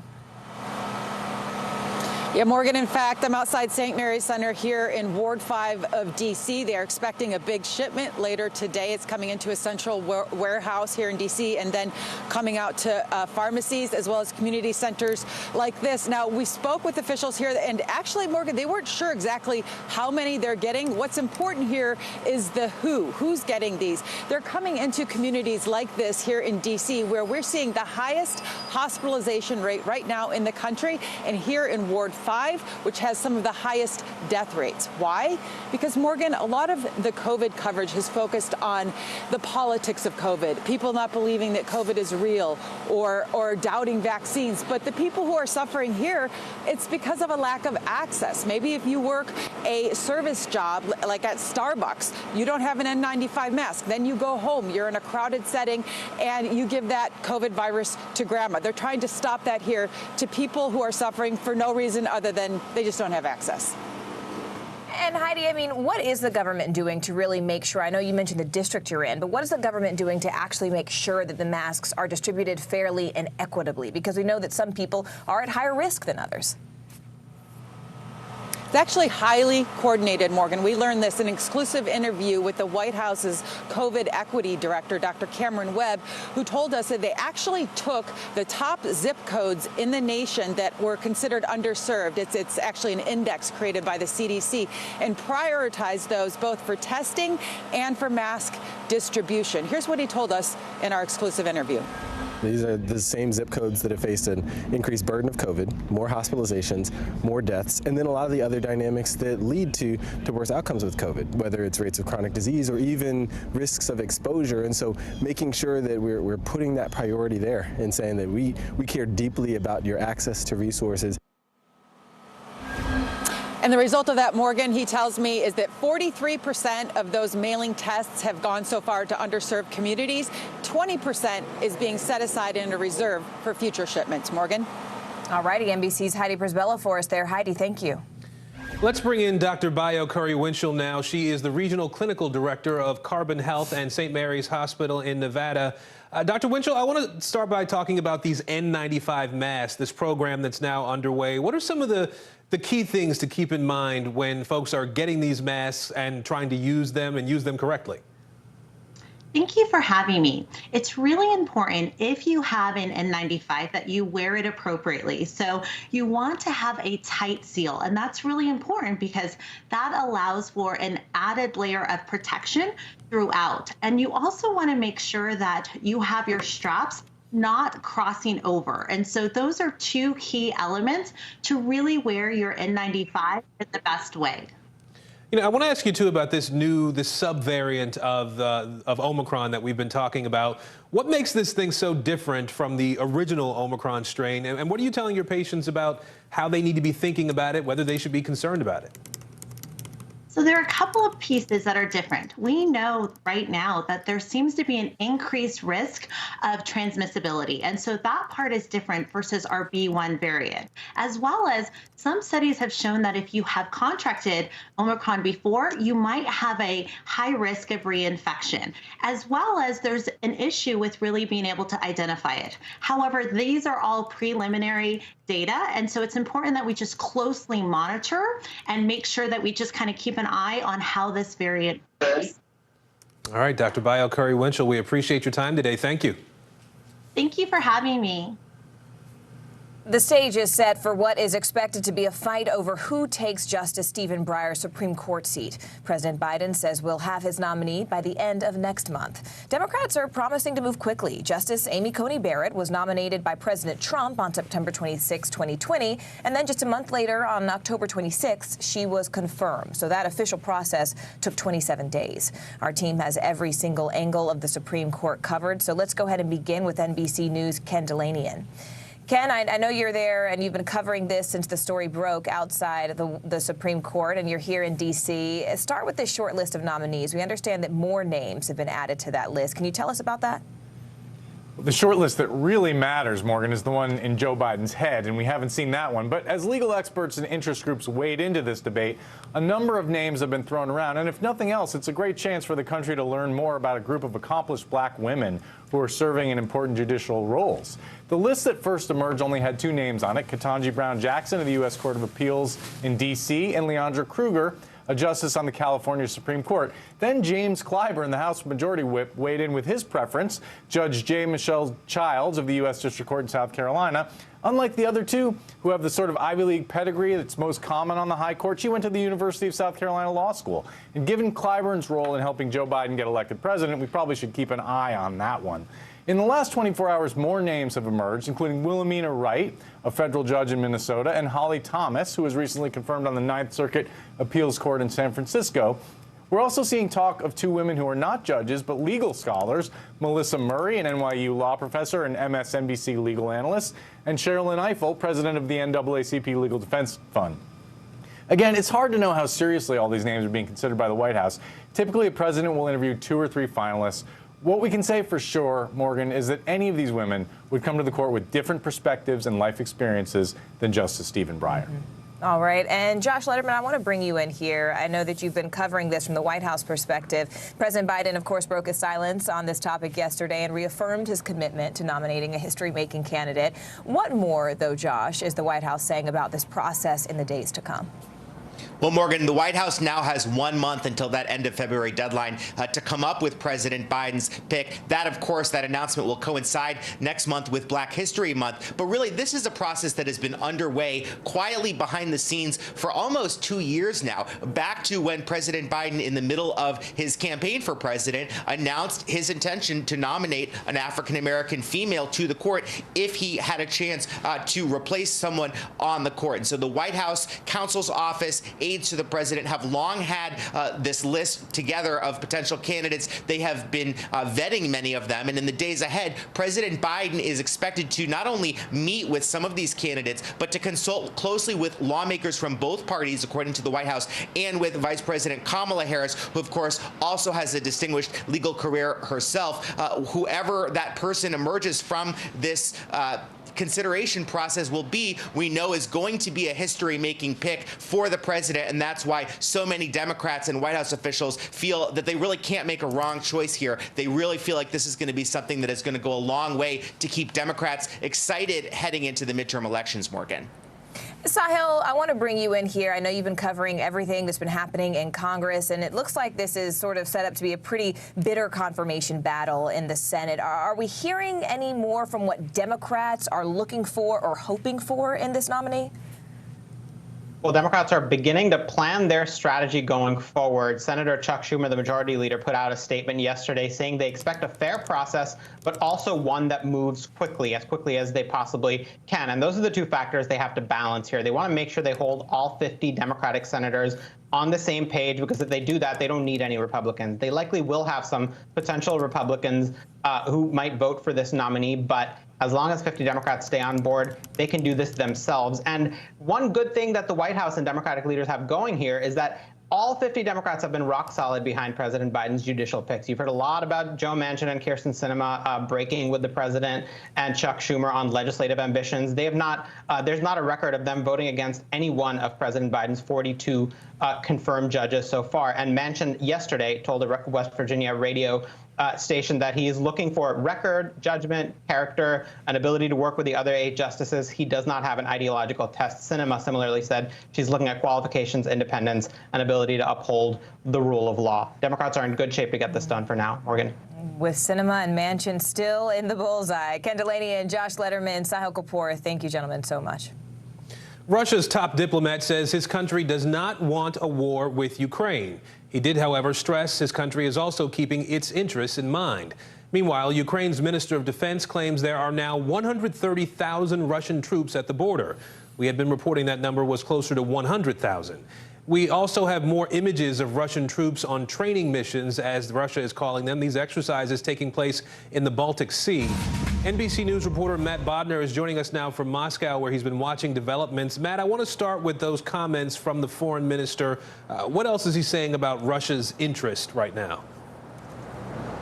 Thank you, Aaron. Well, he definitely came out of this today with two kind of conflicting lines. The main one continues to be, of course, that Russia is not happy that its primary demands were not met. So he gave this interview where he said, if it depends on the Russian Federation, then there will be no war.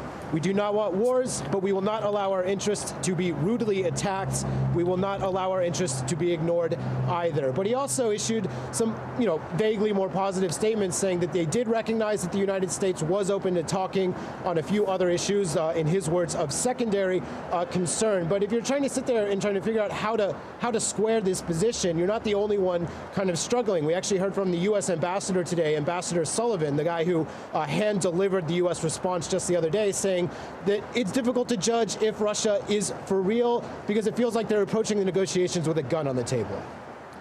And Matt, I know the Ukrainian President Zelensky held a news conference today. It maybe just ended. What do we know about what came out of that presser? Yeah, I was watching that just before I came on to here, and the main kind of takeaway I got from it was, again, mixed messaging. Zelensky, on the one hand, acknowledging and appreciating Western support, but also saying that essentially we are responsible for all the tensions, all the hype, that Ukrainians just need to try to carry on and keep life going. They can't succumb to anxiety. So more difficult messages to understand. All right, a lot more to come on this. Matt Bodner watching things for us from Moscow. Matt, thank you. Meanwhile, Stormy Daniels on the stand for a second day, grilled by her former lawyer, Michael Avenatti. Coming up, the courtroom confrontation and what she had to say about being able to speak to dead people.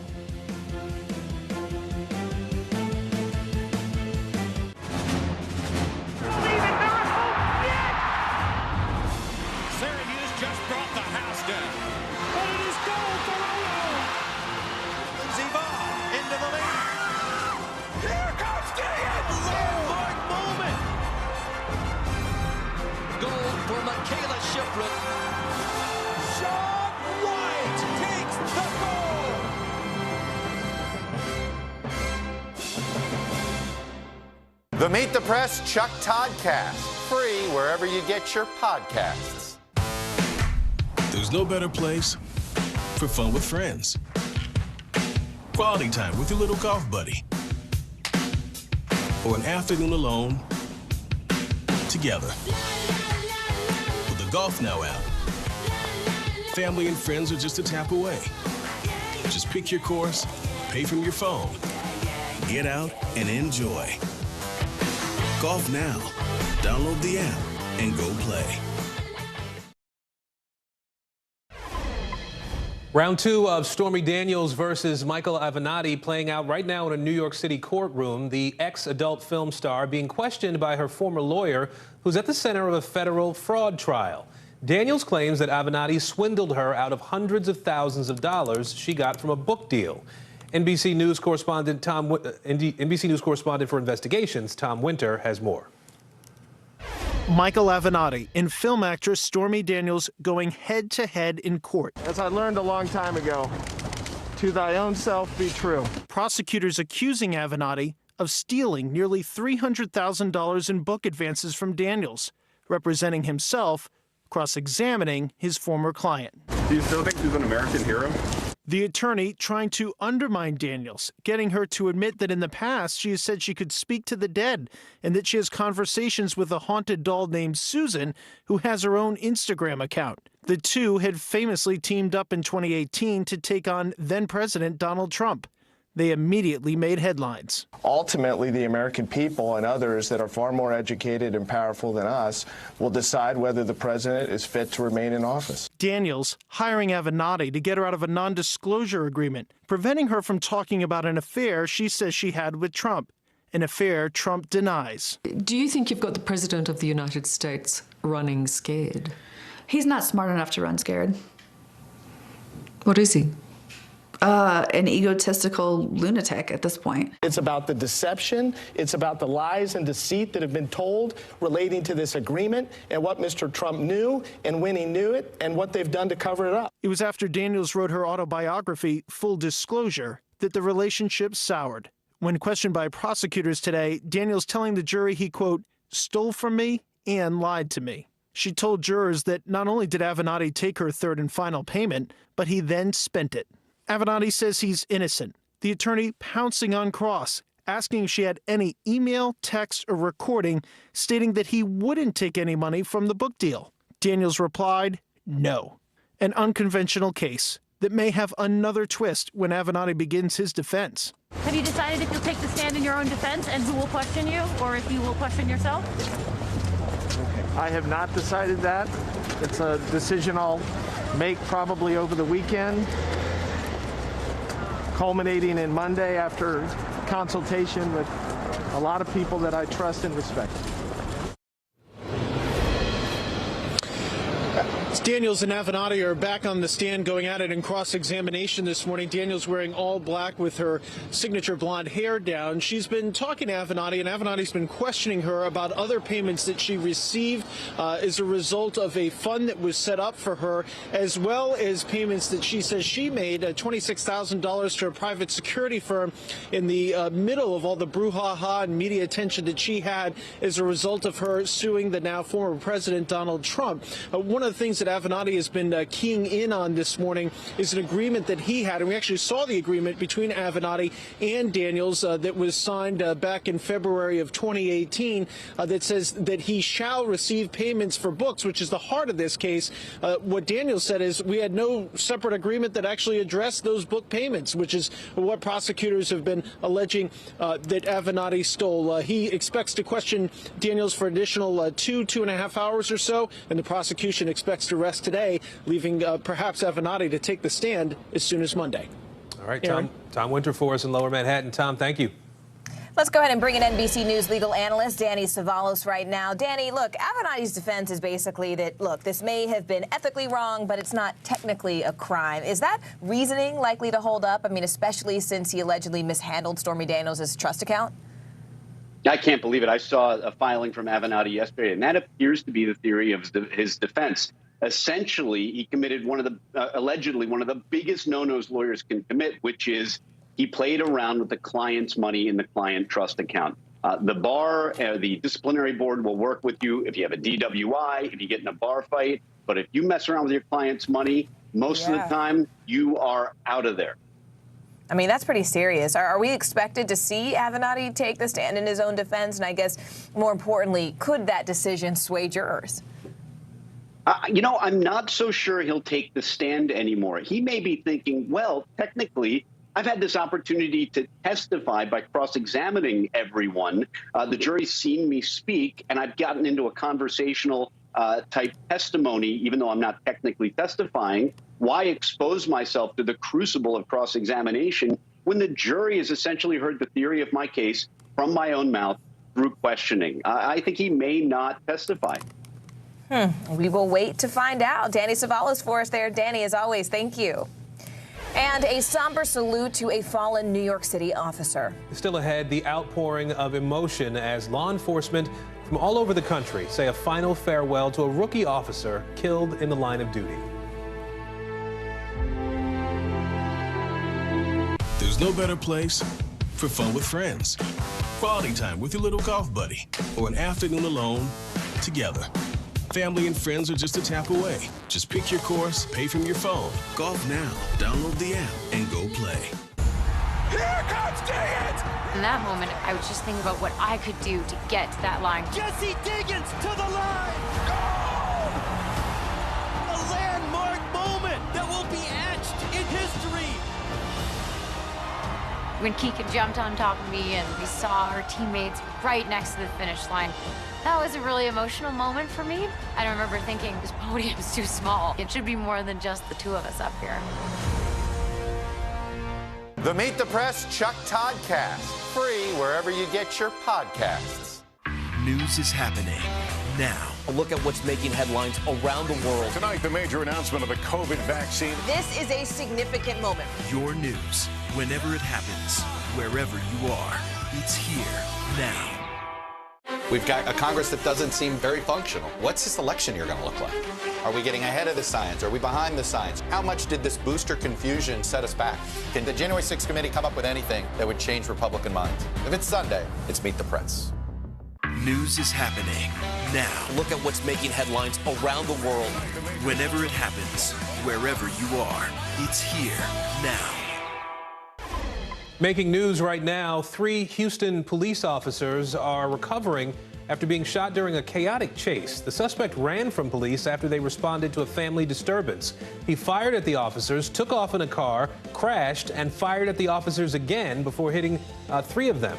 The suspect eventually barricaded himself in a home for several hours. He was shot in the neck and ultimately surrendered to police. Kyle Rittenhouse in Wisconsin today trying to get back the rifle he used in the Kenosha shooting. Rittenhouse says he wants to destroy the weapon, preventing it from being used as a trophy to celebrate the killings. A judge will decide whether to return the AR-15 style rifle. Rittenhouse shot 3 men during protests in Kenosha in 2020. A jury acquitted him last year. And the creator of Star Trek is taking part in another mission into deep space. The ashes of Gene Roddenberry and his wife Majel will blast off into space aboard a United Launch Alliance flight later this year. Also aboard will be the ashes of actor James Doohan, who played Scotty in the original Star Trek series. The flight is in tribute to Star Trek, being called Enterprise Flight on the first Vulcan rocket.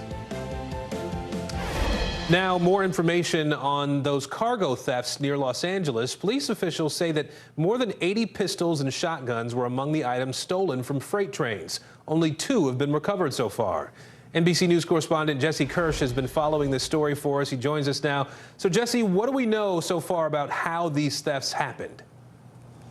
Yeah, it sounds like it's pretty simple for thieves to be able to acquire these weapons off of a freight train compared to in a gun shop. A store, if you think about it, it's probably going to have a security system. There might be alarms going off. It's on a street, so you're going to have people going by, police going by, might see some activity that looks suspicious. But these freight trains can be going through tunnels, they can be going below street level, and there may not be those alarms going off. Some law enforcement officials familiar with the situation telling our producer Andy Blankstein that people could be pilfering for hours without anyone realizing it. And one former ATF official, a former special agent in charge for the ATF who I spoke with earlier, telling us that a lot of the security around these guns that are transported by train really just comes down to hoping that people don't realize what is inside of a cargo shipment that they are breaking into. Here's part of what he had to say about that.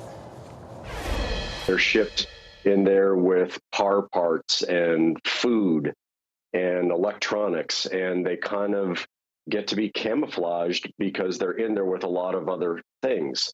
But once the thieves discover that there are weapons in there, they're no more difficult to steal than a case of bananas. So in other words, the biggest security measure that's often in place on these freight cars in terms of protecting these weapons is simply hoping that people aren't going to find them. Yeah, that's the dirty truth of this. So again, this essentially can be like winning the lottery. If you were breaking into one of these freight cars, you may not realize what you're opening, but when you look inside, you're possibly going to find something very different than a new iPad that you might be stealing. Jesse, we mentioned that only two of these weapons have been recovered. What are law enforcement officials saying about getting these weapons back? And what are the freight operators doing to ensure this doesn't happen again? Yeah, so the LAPD would not comment on this, but earlier in the week, the police chief was in a meeting discussing various things, and he did make a point of saying that there was, quote, significant concern about weapons that have been stolen among shipments. LAPD has said publicly that some guns have been taken, but they would not go into the specifics. But we know from sources that there were more than 80 guns, including semi-automatic shotguns, that have been taken going back to August. The Union Pacific Railroad says it has added special agents. Our KNBC cameras, our station KNBC, was able to see added cameras and fencing and a police officer on scene even yesterday. But at the same time, their camera also capturing another freight car open as the train went by. So this continues to be an issue out here in Los Angeles. All right, NBC's Jesse Kirsch for us in L.A. today. Jesse, thanks. Meanwhile, thousands of New York City police officers are saying goodbye to one of their own. A funeral service was held today in Manhattan for Officer Jason Rivera. He was shot and killed while responding to a 911 call just a week ago. Eric Adams, the new mayor of New York City and a former police officer himself, pledged to support the department. And there was days when I thought the public did not understand and appreciate the job we were doing. And I want to tell you officers, they do. They do. Don't ever give up on the people of this city, because they will never give up on you. NBC News correspondent Vaughn Hilliard is outside St. Patrick's Cathedral where the funeral was held. Vaughn, first off, just tell us a little bit about the service. I mean, what's been the response from NYPD, and specifically, how is morale among the officers? Yeah, for about the last 2.5 hours now, Morgan, this service took place for Jason Rivera. We've got to note, this was a 22-year-old NYPD officer from the neighborhood of Inwood, New York, here in the northern part of Manhattan here. And I think it's important that we set up the context right now. There's the processional now leaving the church. The family is now departing. But I'm going to have Ronnie, our photographer, if he could, kind of show you a little bit of the scene here, because it's hard to tell from this vantage point, but you're talking about thousands of NYPD officers, not only inside of St. Patrick's Cathedral, but also in the surrounding streets around here, Midtown Manhattan. And I'm actually going to have Ronnie even, I know that you're going to see a little tripod in the way, but Ronnie, would you be able to pan further over here to show what's behind our camera? Down over this way here, because this is in the heart of Midtown Manhattan, outside of 30 Rock, outside of St. Patrick's Cathedral. Essentially thousands of NYPD officers. You saw Mayor Eric Adams was among those giving the eulogy, along with the wife of Officer Rivera. There was his partner. This was a domestic violence incident that took place 1 week ago that led to the deaths, the shooting deaths of these two officers here, along with Wilbert Mora, the 27-year-old officer. A third officer who responded to that call ultimately shot the gunman dead and has been hailed a hero by Mayor Adams. But today, this essentially has brought so much of the gun violence to the focus point here in New York City. Mayor Adams, just earlier this week, delivered a speech and acknowledged that there needed to be an address about the rising gun violence here in the city. If you look at 2021 compared to 2019, last year, there were more than 1,400 shooting incidents in New York City, compared to just over 700 back in 2019. When you look at the rate of homicides, the increase from 2021 to from 2019 was about 40% increase in murders. This is a tough conversation that is taking part not only here in New York City, but other major American cities. Morgan. All right, NBC's Vaughn Hilliard there in Manhattan. Vaughn, thank you. House Democrats are pulling out all the stops to stay in the majority after the midterm elections. They've added 7 lawmakers to the list of vulnerable seats, and to maintain power, they really can't afford to lose more than 4. NBC News senior political editor Mark Murray joins us now. Mark, who are the House Democrats on this so-called vulnerable list? I mean, what help, if anything, are they getting specifically? Yeah, it's now up to 32, Morgan, and the new members are Virginia Democratic Congresswoman Jennifer Wexton, as well as moderate centrist Democratic Congressman from New Jersey Josh Gottheimer, and Dan Kildee, the Democratic Congressman from Michigan. Those are some of the most high-profile newest members. And what this front line does is it allows the DCCC, which is the Democrats' campaign arm, to circle, hey, these are the Democratic members members that we're going to do everything possible to give resources to protect, to give information, whether polling or other things, to be able to help them. And Morgan, to me, just the biggest takeaway is that now that we've gotten to this list of 32 incumbent Democrats, and this doesn't even include the Democrats who are retiring in 2022, but this current list just shows you the challenging environment this is for Democrats right now, with them holding on to the House majority just by a very slim margin. You know, Mark, I was also listening to an interview this morning from a Republican strategist who was talking about the importance of really honing the rising prices in American wallets as part of their midterm strategy. What are you hearing is the Republican strategy to try to win and flip some of those vulnerable seats? It is everything to seize on basically the 7 in 10 Americans who believe the country's headed in the wrong direction. And Morgan, whether that is on inflation, whether it's in the economy, the coronavirus, they are going to try to point to all the faults that's out there. And Democrats are going to counter with a lot of the good news, including yesterday's report that the gross domestic product increased by nearly 6 percentage points in the year of 2021. So, the Republicans are going to want to highlight all the bad. Democrats are going to want to have the good. But one of the central arguments that the party out of power usually makes in these midterm elections is, hey, elect me into Congress, I will be a check and balance on the current president. The current party, Democrats have been all in control. If you allow me to come in, maybe we can end up, I can end up being a check and balance for him. But you've also seen the counter argument from President Joe Biden recently, where he says, hey, what are Republicans for? How are they actually going to help me? And I think these are the messages that we're going to be seeing over the next 9 months. Competing messages, and we are already well on our way to those midterms. Mark Murray, thanks so much. We appreciate it.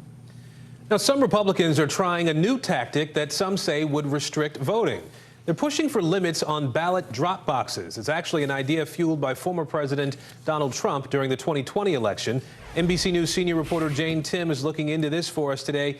So, Jane, what's driving this push to restrict the drop boxes? And is there any actual evidence that backs up the claim that Republicans are making about drop boxes enabling fraud? You know, this movement is all Donald Trump. His stolen election lie started this push during the 2020 election. He said drop boxes falsely would lead to fraud. And there's no evidence of that. We should be really clear. But he's continuing to push this sort of assault on drop boxes as a policy issue. Earlier this week in Wisconsin, we saw him throw a bomb into legislative talks between Republicans who were proposing a bill that would have allowed some use of drop boxes, something that's been law for many years in Wisconsin. And his statement scrambled support for the bill, continuing to police that. He called them rhinos for allowing something to get playing into the Democrats' hands. Ballot boxes do not really do anything for one particular party. Democrats vote more by mail, so they'll take advantage of drop boxes more. But there's no evidence it leads to fraud in any way. They're just about the same as mailboxes. It's just a way to return your ballots. And they were very popular in 2020, in part because they made it easier for people who might doubt the post office, which was struggling, as we recall, in the pandemic, to get their ballots back and get them back on time. And Jane, there's also this breaking news. A Pennsylvania court just struck down that state's no excuse mail-in voting law this morning. What's that law about and why was it tossed? Yeah, so back in 2019, Republicans and Democrats came together and passed universal mail voting for all voters in Pennsylvania. A court this morning said that that is unconstitutional, that essentially the Constitution would need to be amended first before they could legislate universal mail voting. I will say it's likely to get appealed, so we're probably going to see it go to the state Supreme Court, which could reverse the ruling, but it definitely puts Pennsylvania voters' mail voting rights in doubt. And changing election rules in an election year, it can be confusing for voters. All right, more to come on this for sure. Jane Tim with us today. Jane, thank you. And just one game stands between 4 teams and a trip to the Super Bowl. Up next, the familiar foes facing off in the conference championship this weekend.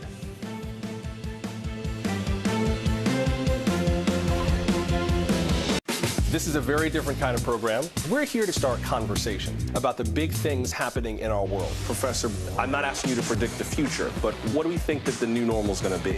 Is part of this that everyone's rethinking their jobs during this pandemic and their relationship to their employers? What is your biggest tip for any parent who's concerned about this? It's not my job to tell you what to think. My job is to think about what you tell me. Now Tonight with Joshua Johnson, streaming weeknights at 8 on NBC News Now. There were residents who hung on for dear life. I've heard people say the town is gone. Do you see it that way? Absolutely not. We've lost some houses, but our community's still here.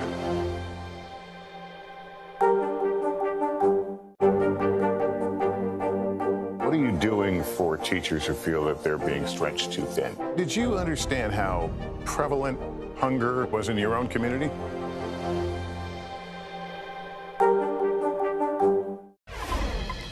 Football fans still feeling the high of last weekend's epic playoff weekend, and they're gearing up for another wild one. That's right. The Kansas City Chiefs, Cincinnati Bengals, San Francisco 49ers, and their in-state rival, the Los Angeles Rams, are each just one win away from Super Bowl 56. NBC's Morgan Chesky breaks down this weekend's high-stakes matchups. Yeah, good morning. If this weekend's matchups are anything like last weekend's, our blood pressures are all in big trouble. Some incredibly thrilling finishes by some of the league's youngest quarterbacks that are really changing the game right in front of us. Meanwhile, there are growing questions around the futures of some of the NFL's biggest veterans, including a guy named Tom Brady. This Sunday, it's the NFL's version of the Final Four, battling it out for a spot in the Super Bowl. We're not done. I mean, we're trying to go out there and win the AFC Championship and then try to get to the Super Bowl. Patrick Mahomes and the Kansas City Chiefs, one win away from making it back to the big game for the third straight year. For the end zone, for the win! Coming off a sensational victory against the Bills, considered one of the best NFL postseason games ever. I kind of turned the page quickly, and I'm ready to go. Just try to keep getting better every single day. But there's a history-making Bengals team ready to stand in their way. It's a matchup Mahomes had his eye on earlier this season. Great job, bro. A lot of respect, man. I'll see you on playoffs. Second-year quarterback Joe Burrow leading Cincinnati to their first AFC Championship game in 33 years. The underdogs will have to pull another one out of their hat. Cincinnati wins!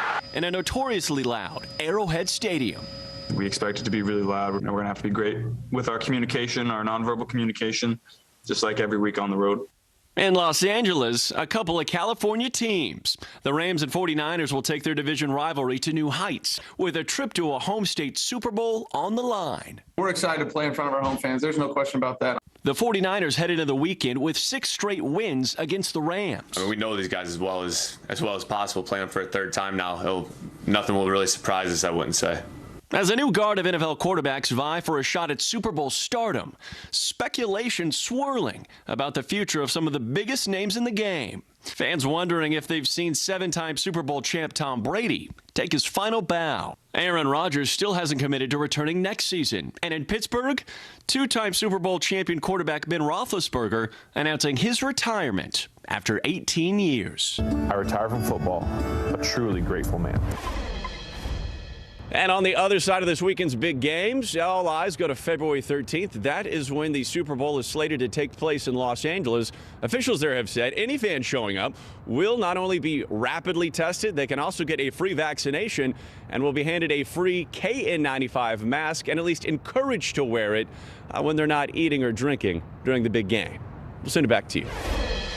Well, the bus is back in school. Yeah, NFL Hall of Famer Jerome Bettis, nicknamed the Bus, just inches away from a final touchdown that he's been waiting a long time for. NBC's Ann Thompson shows us the new goal that Bettis is tackling.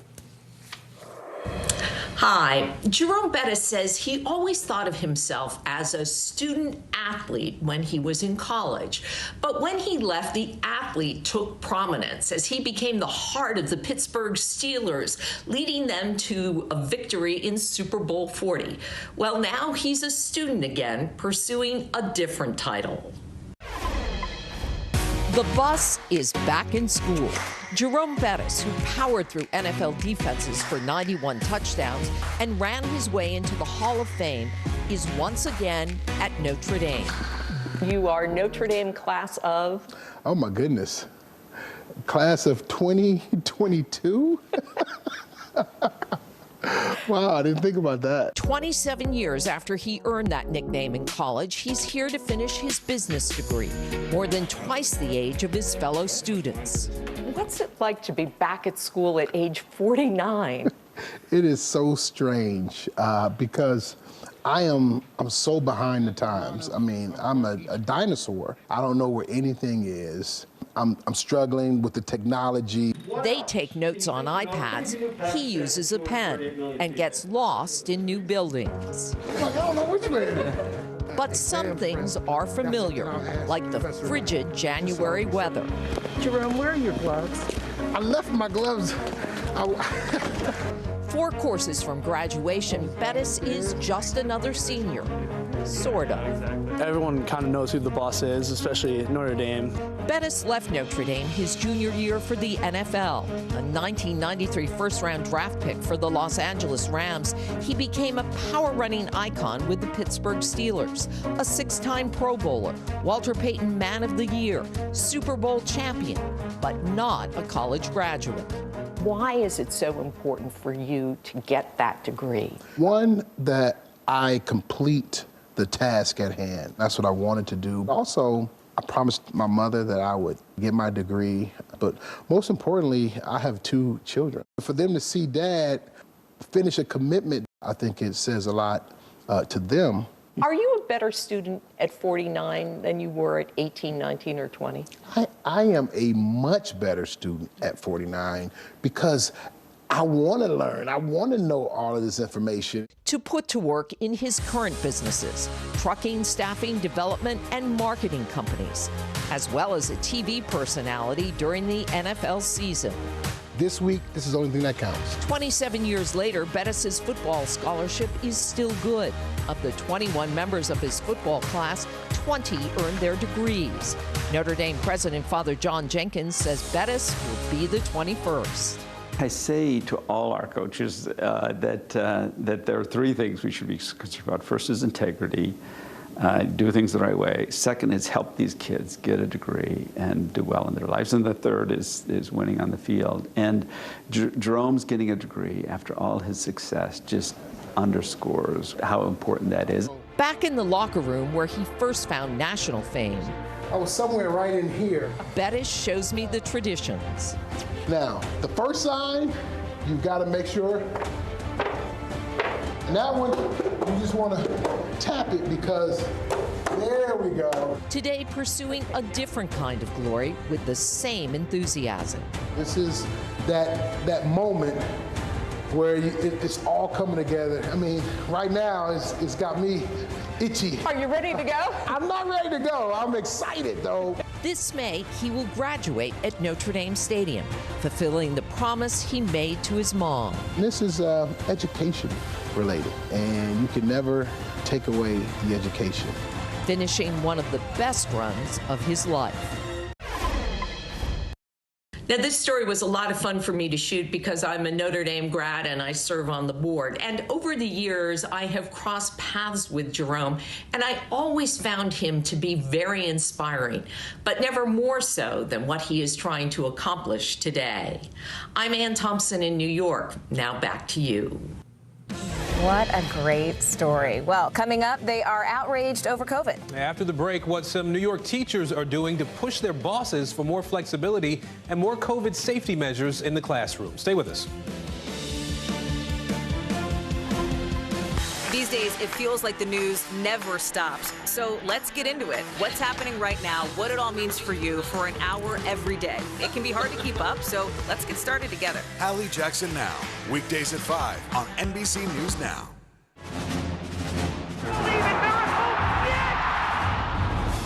Syracuse just brought the house down. But it is goal for Olo. Zivon into the lead. Here comes Diaz. Landmark moment. Goal for Michaela Shifrin. Sean White takes the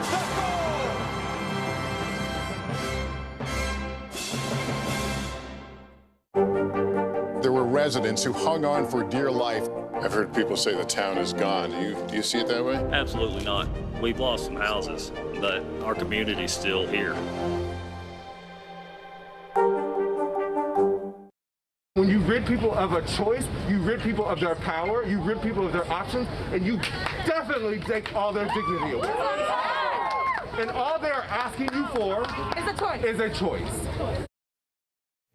That is what one teacher at a New York charter school that's been calling for remote learning for weeks now has to say about the ongoing battle over COVID safety in the classroom. Some teachers actually walked out last week saying they refused to teach or endanger their students. It all culminated in a protest that happened earlier this week. NBC News was there. Our Maura Barrett takes an exclusive look. As the Omicron variant tore through the country in the first weeks of the new year, teachers, families, and schools across the country butted heads over what the return to school would look like. All people are asking you for is a choice. In Brooklyn, teachers at Aspire Middle School say they reached their breaking point last week, with 28 teachers, more than half the school's staff, choosing to go on strike. I cannot put my kids at risk. I won't. On Monday, students joined their teachers in protest, calling out what they say are the school's alarming conditions. They say the school is overcrowded. 400 kids, one bathroom. We don't even have a classroom that can fit our kids 3 feet apart. That lunch breaks aren't long enough. 7 minutes, 15 minutes to eat in a classroom. And that classrooms are cold. We sit in the coldest classroom in the world, and I'm not being dramatic. They open up the windows, keep the doors open, and the AC on. Aspire has disputed each of these claims and says they do seat students 3 feet apart and keep windows open in accordance with CDC guidelines. The school says every week it provides students with one KN95 or surgical mask and that it aims to test 20% of the school population on a weekly basis. Still, teachers are asking the administration to improve conditions and allow for remote learning, even designing virtual learning solutions themselves. We've even presented our administration with problem solving, with a remote option, with a hybrid option, with multiple different schedules to show how we could run a school at limited capacity that would actually be safe and have a good education for our scholars. Aspire Middle School is an Achievement First charter school located in East New York, where more than 94% of the neighborhood's population are people of color. According to the New York City Department of Education, 99% of Aspire's student population are minorities. More than half the staff is too, but those numbers are not reflected in the school's administration, according to teachers. Some teachers also say the school's handling of the situation is not in line with its core value of being anti-racist. You cannot claim to be an anti-racist institution if you don't show up for the people when they need it. 1 out of every 3 people in East New York has been diagnosed with COVID-19. 1 out of every 76 has died. Despite the numbers seen throughout the pandemic, Aspire says schools are still safe. NBC News obtained an email the school superintendent sent teachers hours after the protest. It said in part, quote, "We have received your email from January 20th. We are not going to, nor can we, negotiate on these matters. The demands made in that letter are at odds with our belief that not only is in-person schooling critical for our students' success, but also that schools remain one of the safest places." This little thing of schools are the safest place right now is a lie, because our schools are not built the same. We have schools, our school has 1 floor for 400 people. In a statement to NBC News, the school said AF Aspire Middle is focused on providing the highest quality learning environment for our students while keeping our entire school community safe. We have taken all appropriate steps to ensure safe in-person learning, and we've gone above and beyond the safety protocols instituted by other New York City public schools. Kids can't learn if they don't feel emotionally and physically safe. Teachers cannot teach if they don't feel emotionally and physically safe. We just can't. So learning has to come second to safety. It always has. Many of the teachers returned to work, citing a desire to show up for their students despite the disagreements with the school's administrators. Breaking news first on NBC News Now. Collapse. Several people hurt after a bridge gives way in Pittsburgh on the same day President Biden is visiting that area to talk infrastructure. What we're learning about what caused that collapse and the president's message to people living there. The waiting game. Russian President Vladimir Putin saying he's, quote, taking some time to analyze how the U.S. and NATO are responding to the crisis in Ukraine. We'll tell you what that means for the tensions at the border, as well as the thousands of American troops who could be deployed. Blizzard on the move, a vicious winter storm churning its way up the East Coast. How much snow we expect to get and how long the storm will last. And staying alive. Who says disco is dead? Certainly not me or this 23-year-old entrepreneur. We'll tell you how she's cashing in on disco fever by getting people to lace up those roller skates.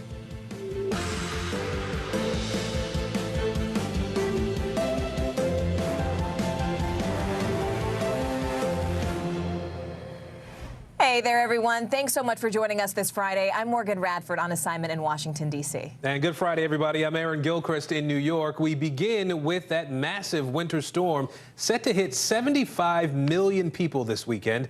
That storm system moving up the East Coast now threatening everything from North Carolina all the way up to Maine. The governor of Virginia has already declared a state of emergency, urging people to stay off the roads. Meanwhile, New York and New Jersey are already preparing plows and salt trucks. New York City could get up to 10 inches of snow. Long Island could see as much as 15. Now, as this storm moves north, it is expected to bring hurricane-strength winds. The mayor of Boston declaring a snow emergency, while some areas of Massachusetts expected to get 2 feet. NBC News meteorologist Bill Cairns is tracking this storm. But first, let's go to NBC News correspondent Kathy Park, who is live for us in Massachusetts. Kathy, look, these coastal areas where you are in New England, they're expected to get hit the hardest. So what are people there doing to get ready, to brace themselves? Hey there, Morgan. Yeah, here in Scituate, we're expecting up to 2 feet of snow. So that is a whole lot of snow for this area. And crews were out yesterday. They're also out there again today pre-treating the roadways not too far away from here. We were kind of at the command post for the community, and they have a massive salt dome, and they say they will likely use a lot of that, of course, tomorrow during the height of the storm. But we just spoke with a resident not too long ago, and they say that they are prepared. They are going to the grocery store. They are stocking up. The store shelves are pretty bare right now, which is not surprising, right? But here in this area, because we're kind of in this coastal area, flooding is also a big worry. Also widespread power outages. Storm surge is likely with wind gusts up to 50 miles per hour at some point tomorrow, in addition to that mountain of snow. So we could be looking at quite a mess later on tomorrow afternoon, later on tomorrow evening as well, Morgan. And Kathy, I mean, that storm is also expected to slam the I-95 corridor in particular. What are crews doing right now to prepare the roads? Yeah, pretty much what they're doing here. They're pre-treating the roadways. Obviously, Virginia, they're kind of heightened. Their awareness is a lot heightened, especially now more than ever because of that disaster on the roadway a couple of weeks ago when drivers were stranded on the interstate for several hours. They are seeing a little bit of snow right now, but we're told that it's a separate system. Eventually, that system will merge with the system that's here along the shore. It will merge during the overnight hours and only intensify. But across the board, emergency officials are saying, look, tomorrow is not the day you want to be traveling, so do the prep work now while the weather is still relatively calm. Wow. Morgan? All right. News we can use. Kathy, thanks so much. All right, let's bring in NBC News meteorologist Bill Cairns now. He's been watching this storm and warning us for days now. Bill, what do we expect here? What do we expect to be the hardest hit place?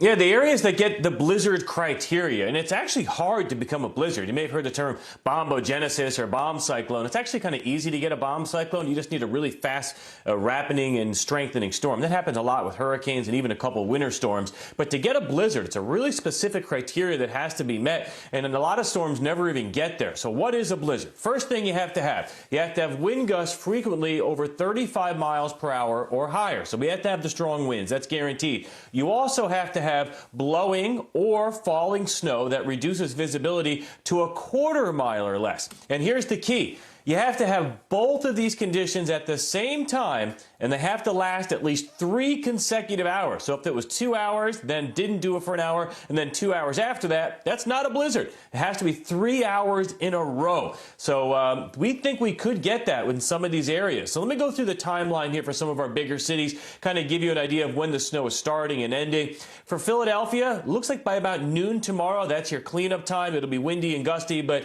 that's when the snows will be over. Your peak snow snow is really early tomorrow morning. New York City, it's a Saturday morning event. During the afternoon, the snow moves out. New York City roads should be rapidly improving by the time the sun sets, and especially Saturday evening.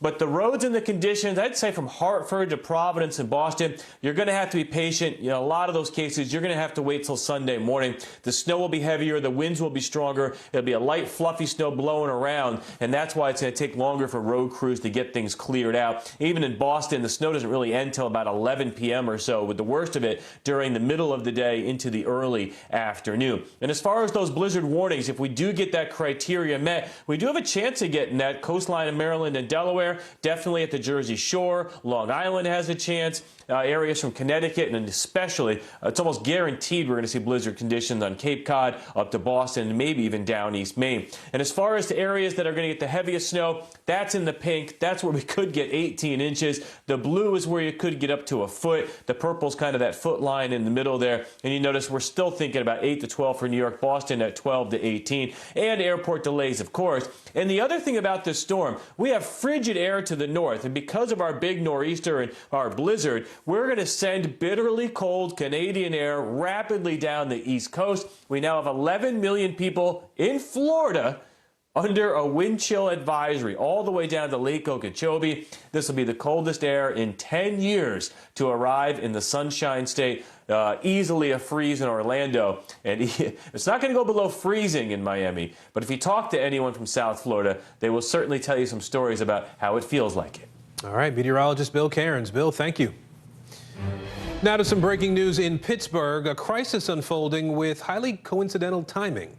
Several people are hurt after a bridge gave way there this morning. NBC News has learned there were vehicles on that bridge when it collapsed. None of the people hurt is believed to have life-threatening injuries. This all happened literally hours before President Biden was set to arrive in Pittsburgh, and he's there to talk about, of all things, infrastructure. This morning's collapse happened just a few miles away from where he will be speaking. NBC News White House correspondent Mike Memoli is covering the president's visit to Pittsburgh for us. Mike, you're there in your capacity as a White House reporter, but we do need to start with that breaking news. What do we know about this collapse, how it happened, and how the victims are doing? Well, Morgan, local officials really are breathing a sigh of relief, saying this could have been so much worse. It's snowing here in Pittsburgh today. Schools were delayed for 2 hours. This pre-dawn collapse of this bridge happening in an area of the city where typically at that time of day you might have seen people jogging, running. There's actually a walking, jogging park right underneath where the bridge was, spanning the creek there. And so clearly this is a situation that could have been far worse. There was a public city bus that was driving over the bridge and several other vehicles that were on it when it collapsed. But first responders were able to get to them, and thankfully there were only minor injuries, according to the local officials who have briefed reporters. Now, this bridge had been rated in poor condition, but city officials also said that it had been inspected just last September. So obviously an investigation will be underway at this point to determine exactly what was the cause. Should it have even passed that inspection just a few months ago? But listen, there's also one of thousands of bridges here in the state of Pennsylvania that have been rated just so poorly. Here's the lieutenant governor talking about this earlier today. It's surreal. I just drove this bridge last night to pick up my son who was visiting with his best friend. It's a critical infrastructure bridge for thousands of Pittsburghers that use it daily, without a doubt. It's thankfully no one was killed. Now, Pittsburgh, you think of Pittsburgh, it's actually a city of bridges. Mercifully as well, this was not one of those major river crossings that connects the city of Pittsburgh to the rest of Allegheny County, where the three rivers converge here in downtown Pittsburgh. And Mike, briefly, I do want to talk about infrastructure more broadly because, as we mentioned, you are there to cover the president's speech. Can you put into context just how serious infrastructure is, specifically in Pittsburgh as a problem in particular? I mean, is this collapse sort of just a critical example of an even larger issue?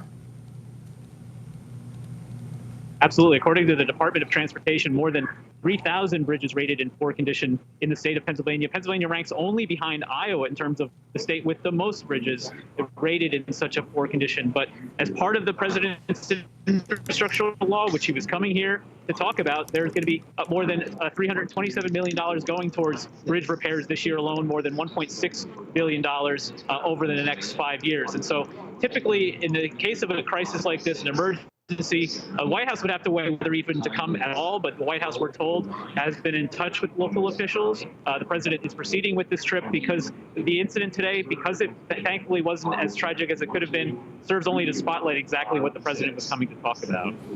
All right, NBC's Mike Memley there for us in Pittsburgh. Mike, thank you.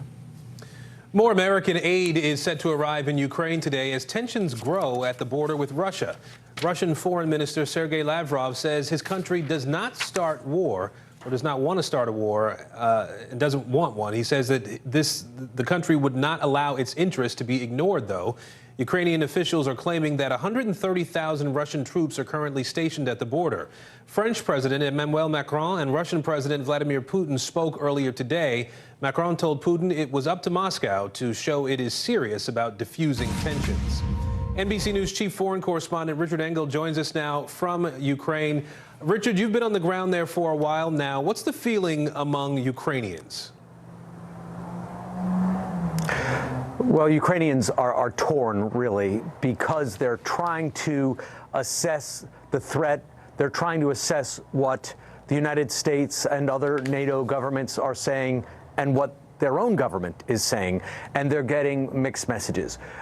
First, they hear the dire warnings from President Biden, from NATO allies about the 130,000 troops that aren't just on one side of Ukraine's borders, but are on three sides of the borders, and not just troops, but tanks, combat aircraft, anti-missile batteries, and cyber capacity, medical capacity.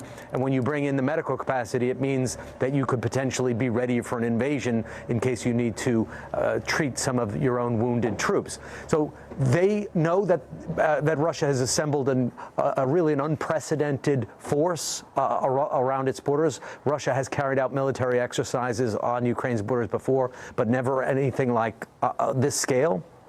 They hear comments from President Biden and others saying that an attack could come at any time with little warning.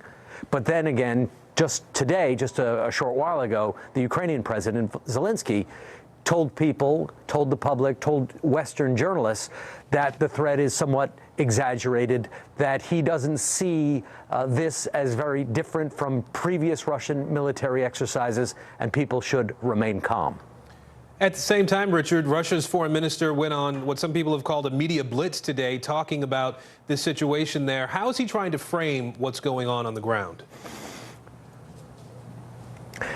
So the comments from Sergei Lavrov were interesting because they did offer a small window of opportunity for continued diplomacy. He said that the general concept, Russia's main security concern was ignored, and that is about NATO expansion. Russia wants NATO to not only not expand into Ukraine, but not expand into any of the other former Soviet republics, and in fact to pull back from Eastern Europe. And in the call today between Putin and France's Macron, Vladimir Putin apparently stuck to that line and said there can be no further NATO expansion. But Lavrov did talk about some constructive parts of diplomacy. He praised certain aspects of the U.S. written response and didn't close the door entirely to negotiations. So it seems that the Russians are willing to keep talking, but they are sticking to Vladimir Putin's main point about NATO not getting any closer to Russia and not including Ukraine. All right, NBC's Richard Engel on the ground in Ukraine today. Richard, thank you. Two critical updates in the race to vaccinate. Moderna says their vaccine booster specifically for Omicron will not be ready for approval until the summer. Phase 2 of the company's clinical trials began this week. But Pfizer says their variant-specific booster will be ready for approval by March. Both booster shots have been proven to provide high levels of protection against Omicron. The U.S. is now closely monitoring new cases of a subvariant of Omicron called BA2. That mutation has been tracked in several states, including New York, California, Washington, Texas, and New Mexico. Leading off our COVID coverage this hour, we have CNBC senior health and science reporter Meg Terrell joining us. Meg, what do we know right now about this new subvariant? I mean, is there any indication of just how serious this one could be? Yeah, well, scientists are watching it very closely. As you noted, it is called BA2, and it is a sublineage of Omicron. So far, what we know from what we've seen around the world, most experts agree it does appear to be more transmissible than the previous version of Omicron, which is hard to believe because that is just so much more contagious than the variants we've already seen. Beyond that, of course, the main questions are, is it more severe, and does it evade our immune protections either from previous infection or from the vaccines? Those are still open questions, but so far it really doesn't seem like it is more severe at this point. And can we talk about these Omicron-specific vaccines, Meg? I mean, do the drug makers expect the boosters they're developing to work against this new stealth Omicron or BA variant?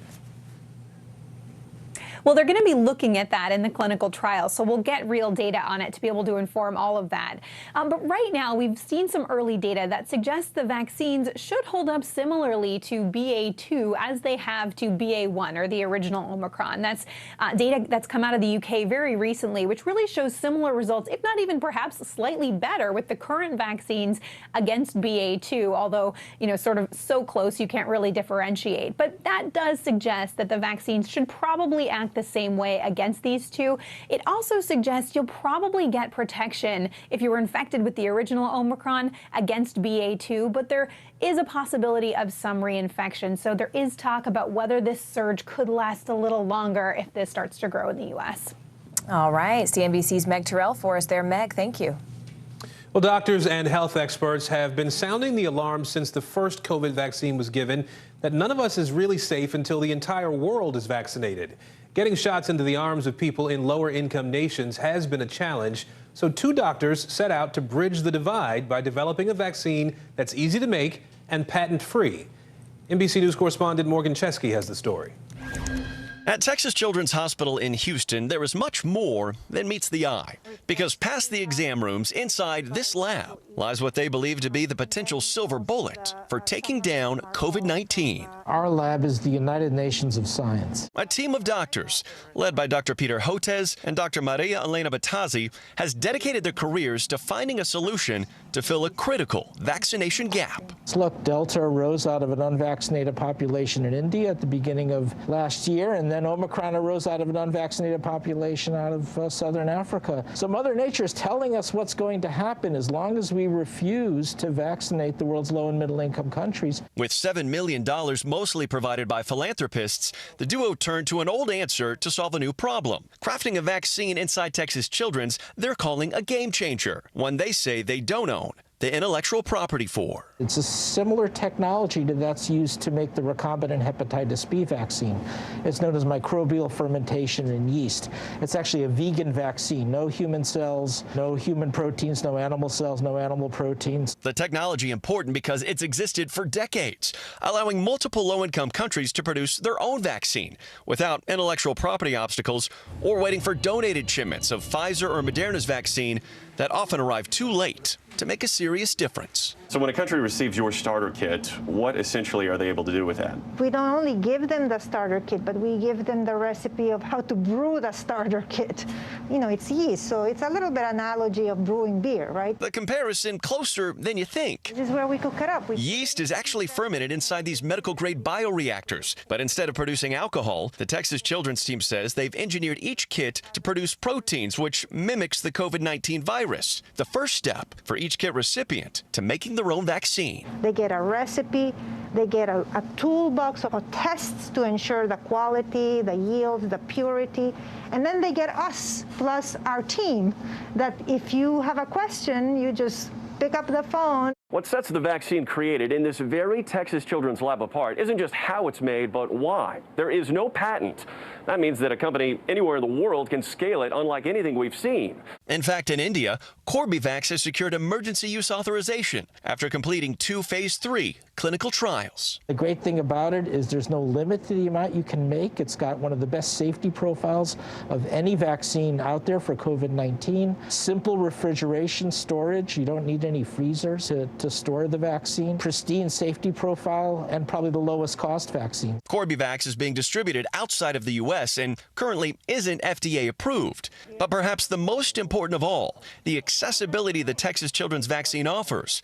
By not having a patent, paving the way for partners worldwide. What makes the patent-free vaccines unique is that companies can produce the vaccine without worrying about legal challenges and huge financial losses. Now, with the pandemic entering year 3, experts say the global healthcare gap, especially with vaccines, has become more exposed than ever. This is the greatest moral failure of our lifetimes, and we can't let this happen again. We have to have a world that is much more effective against preventing and responding to pandemics, and we have to have a world that's fair, more equitable, and just, and that's a global imperative. Coming up, an exclusive interview with California Governor Gavin Newsom. After the break, what program his state is running that he says is a model for the entire country that could help end the pandemic. We're here to start conversations about the big things happening in our world, because it's not my job to tell you what to think. My job is to think about what you tell me. Now Tonight with Joshua Johnson, streaming weeknights at 8 on NBC News Now. We've got a Congress that doesn't seem very functional. What's this election year going to look like? Are we getting ahead of the science? Are we behind the science? How much did this booster confusion set us back?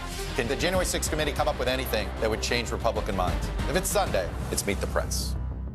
News is happening now. Look at what's making headlines around the world. Whenever it happens, wherever you are, it's here now. Top Story with Tom Llamas is your news playlist on NBC News Now. And now, you can listen to it as a podcast. Available anytime and anywhere. What are you doing for teachers who feel that they're being stretched too thin? Did you understand how prevalent hunger was in your own community?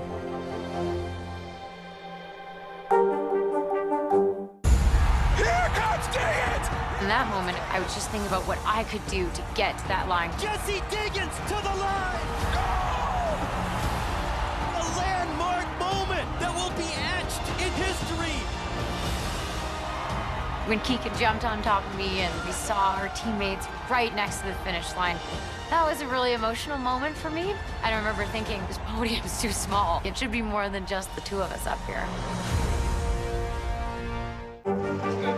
What is going to happen now? Going back and forth because Go ahead. This is it.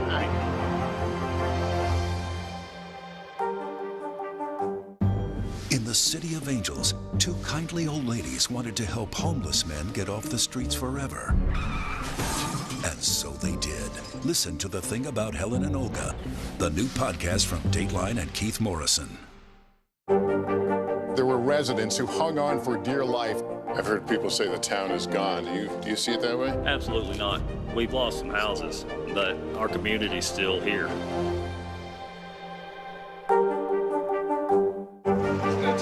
What is going to happen now? going back and forth because Go ahead. This is it.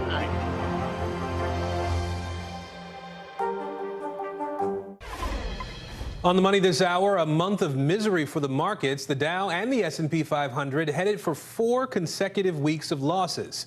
Joining us now is CNBC senior markets correspondent Dom Chu. So, Dom, what's causing the drop today? I mean, we just saw this report yesterday that said the U.S. economy was in terrific shape. So, just so you know, Aaron, it was a drop up until about the last hour, and then it turned around all over again. So this roller coaster ride continues. We are actually, believe it or not, positive on the session, and the NASDAQ is almost higher by 2%. That's after we were in negative territory early this morning. Now, it's a theme that's been playing out all week. It's the technology, media, communication stocks that really got hit the hardest earlier in the week. They're the ones that are bouncing back the most and leading the market higher. We're talking about Apple, Microsoft, Google's parent company, Alphabet, Amazon as well. A lot of traders and investors right now are trying to hunt for bargains in some stocks that have been sold off in recent weeks. So next week is going to be a big key. It's going to be chock full of market catalysts, Aaron. Around 100 S&P 500 companies are slated to report their financial results, including Starbucks, Facebook's parent company, Meta Platforms, PayPal, Clorox, ExxonMobil, among others. And don't forget, Aaron, next Friday, we get the release of that all-important monthly jobs report from January from the Labor Department. So a lot more catalysts, maybe more volatility ahead as well. All right, well, no, you'll be watching that for us. I want to ask you about a couple of other things while we have you. Tesla, the automaker says it is not going to be able to roll out any new models this year. What's up with that? So Tesla's, by the way, another one of those stocks that's seeing a bounce today after a big drop from record highs over the last few weeks. So the more recent drop comes after the electric vehicle giant reported better than expected profits and revenues on a quarterly basis, but it warned that ongoing supply chain issues affecting things like computer chips and auto parts might limit their production capacity this year. Tesla, of course, has seen this meteoric rise, this parabolic rise to become the most valuable automaker in the world, due in large part to very lofty expectations, Aaron, over the number of cars it can produce and deliver and sell. And by the way, Aaron, just to give you some context, even with the market drop right now, Tesla's market value is currently 10 times the size of either Ford or General Motors. So there are a lot of big expectations for Tesla. Yeah. All right, CNBC's Dom Chu with us today. Thank you, Dom. Thanks. California Governor Gavin Newsom now has a deal with state lawmakers over a plan to require employers to provide workers with COVID-specific sick leave. Employees would get up to 2 weeks of additional paid sick leave to recover from COVID or to take care of someone who is recovering from COVID. This would apply to all businesses with more than 26 employees. CNBC reporter Yasmin Khorram sat down with Governor Newsom for an exclusive interview. Yasmin, thanks for bringing this story to us. I mean, what did the governor tell you about this COVID sick leave plan? I mean, is he satisfied with the deal that was reached? That's right, Morgan. I sat down in an exclusive interview with California Governor Gavin Newsom out here in Silicon Valley. We spoke about a range of topics, from the economy to Washington's crackdown on big tech. I did ask him about this announcement that COVID paid sick leave would return to California. He did say he is satisfied. Listen to what he said when I asked him if this should be a model for the rest of the country. I mean, look, if we want to get this pandemic behind us once and for all, we want to keep people healthy and safe. We don't want people coming to work when they're sick and symptomatic because they feel they have to, because they can't afford to take a few days off. And so I thought this was pragmatic, good for public health, good for public safety, broadly defined in terms of the issues related to our emergency response, EMS workers that are overwhelmed, issues related to our emergency departments that are overwhelmed, our hospitals and the capacity for the rest of us to access those for non-COVID related emergencies. It's also important to keep our economy moving, because you don't want workplaces to shut down as a consequence of workers coming to work knowing they're sick but couldn't afford again to stay home. Now, Governor Newsom also addressed another national issue, severe labor shortages, which have particularly hit California hard. The governor told me this issue is front and center for him. The state has pumped nearly $4 billion into workforce training, and he's particularly focused on sectors that have been hit hard by the pandemic. Well, speaking of sectors, I know that you were also at a Ford Motors lab there in Silicon Valley that's really developing these electric vehicles. I mean, what progress did Newsom say the state is making as a whole on climate change? Well, Morgan, the governor told me that California is in a transformational moment when it comes to climate change. Just this week, he announced a $6 billion investment into zero-emission vehicles. The state has put aside $22 billion into new climate funding. But remember, this is all amidst a record wildfire season out here. 2021 was the driest year for California in a century. But the governor told me that the hard part is the how, Morgan, and the how is in the money. All right, CNBC's Yasmin Khorram. Yasmin, thank you. Tragedy and frustration for a Pennsylvania family. Their loved one was killed on a camping trip with a former co-worker, and still ahead why they're calling it a modern-day lynching.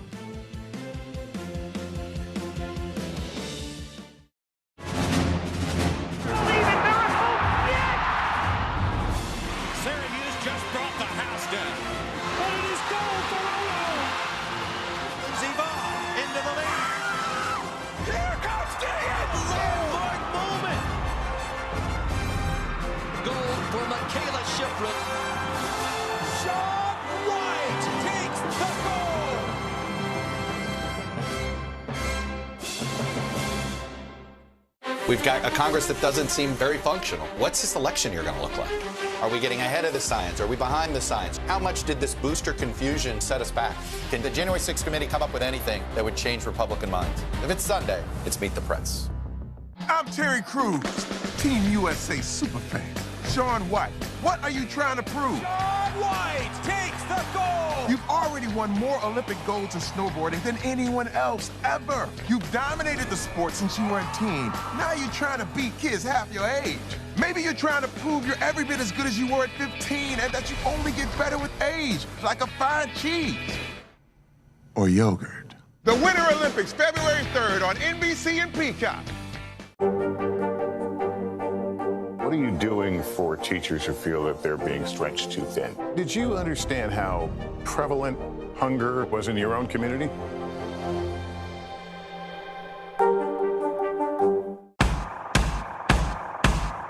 News is happening now. Look at what's making headlines around the world. Right now on Morning News Now. Tonight, the major announcement of the COVID vaccine. And this is a significant moment.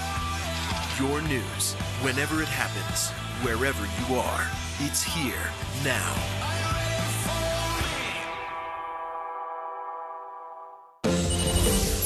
Making news right now, investigators in Northern Virginia are trying to figure out who defaced a statue garden at a Catholic church. Statues depicting the Virgin Mary and other figures were found badly damaged, and this incident comes just about a month after a man used a hammer to smash a statue at a Catholic shrine in Washington. Investigators in Arizona say a hiker fell to his death while trying to take a selfie. 21-year-old Richard Jacobson was on a hike at an Arizona state park. He apparently tried to take a picture near the edge of a steep cliff known as Flatiron Summit. He slipped, lost his footing, and fell nearly 700 feet. There is a new member of the Biden family in the White House. Meet Willow, the new Biden family cat who moved in just this week. She's a 2-year-old short-haired tabby cat from Pennsylvania, and her name comes from First Lady Jill Biden's hometown of Willow Grove, Pennsylvania. The First Lady adopted the cat after it jumped on stage while she was speaking during a campaign stop back in 2020. Family and friends of fallen New York City police officer Jason Rivera are remembering his life today. Thousands gathered in Manhattan for his funeral at St. Patrick's Cathedral this morning. Rivera was shot and killed while responding to a 911 call a week ago. NBC News correspondent Vaughn Hilliard is outside the cathedral for us today. Vaughn, I know mourners heard from several people there at the service, including the newly elected Mayor Eric Adams. How central are the issues of crime and policing in this new mayor's agenda? They're at the forefront of his agenda and such a large component of what Mayor Eric Adams ran on. He was a 20-year veteran of the police force here, the NYPD police force himself there before ascending to be the borough president, before here being sworn in earlier this month as mayor. You know, this is a tough part of the pandemic here. When you look at, in particularly major American cities, at the serious crime rates, you've seen a rise of homicides and gun-related incidents. And New York City is at the forefront of that. If you look at 2021, there were more than 1,400 gun-related incidents across New York City. Compare that to 2019, it was just over 700, double the number. And when you look at the number of homicides, 2019 to 2021, an annual increase of about 40%. That is what Mayor Eric Adams has been grappling with. And of course, it's tough when he's putting to rest one of his very own officers here today at St. Patrick's Cathedral, and then another one, Officer Wilbert Mora, who was a partner to Jason Rivera at that incident last Friday night. And Vaughn, I saw so many police officers coming in as I was coming into the Rockefeller Center this morning and from all over the country. How are New York City police officers doing right now? How are they handling this tragedy? Aaron, you saw, and anybody who is in Midtown Manhattan today saw thousands of NYPD officers, those who are on duty, those who are off duty, were here not only inside of St. Patrick's Cathedral, but lined up and down Fifth Avenue and several of these side streets. They were playing the audio of the funeral outside for all to hear in this 20-degree snowfall.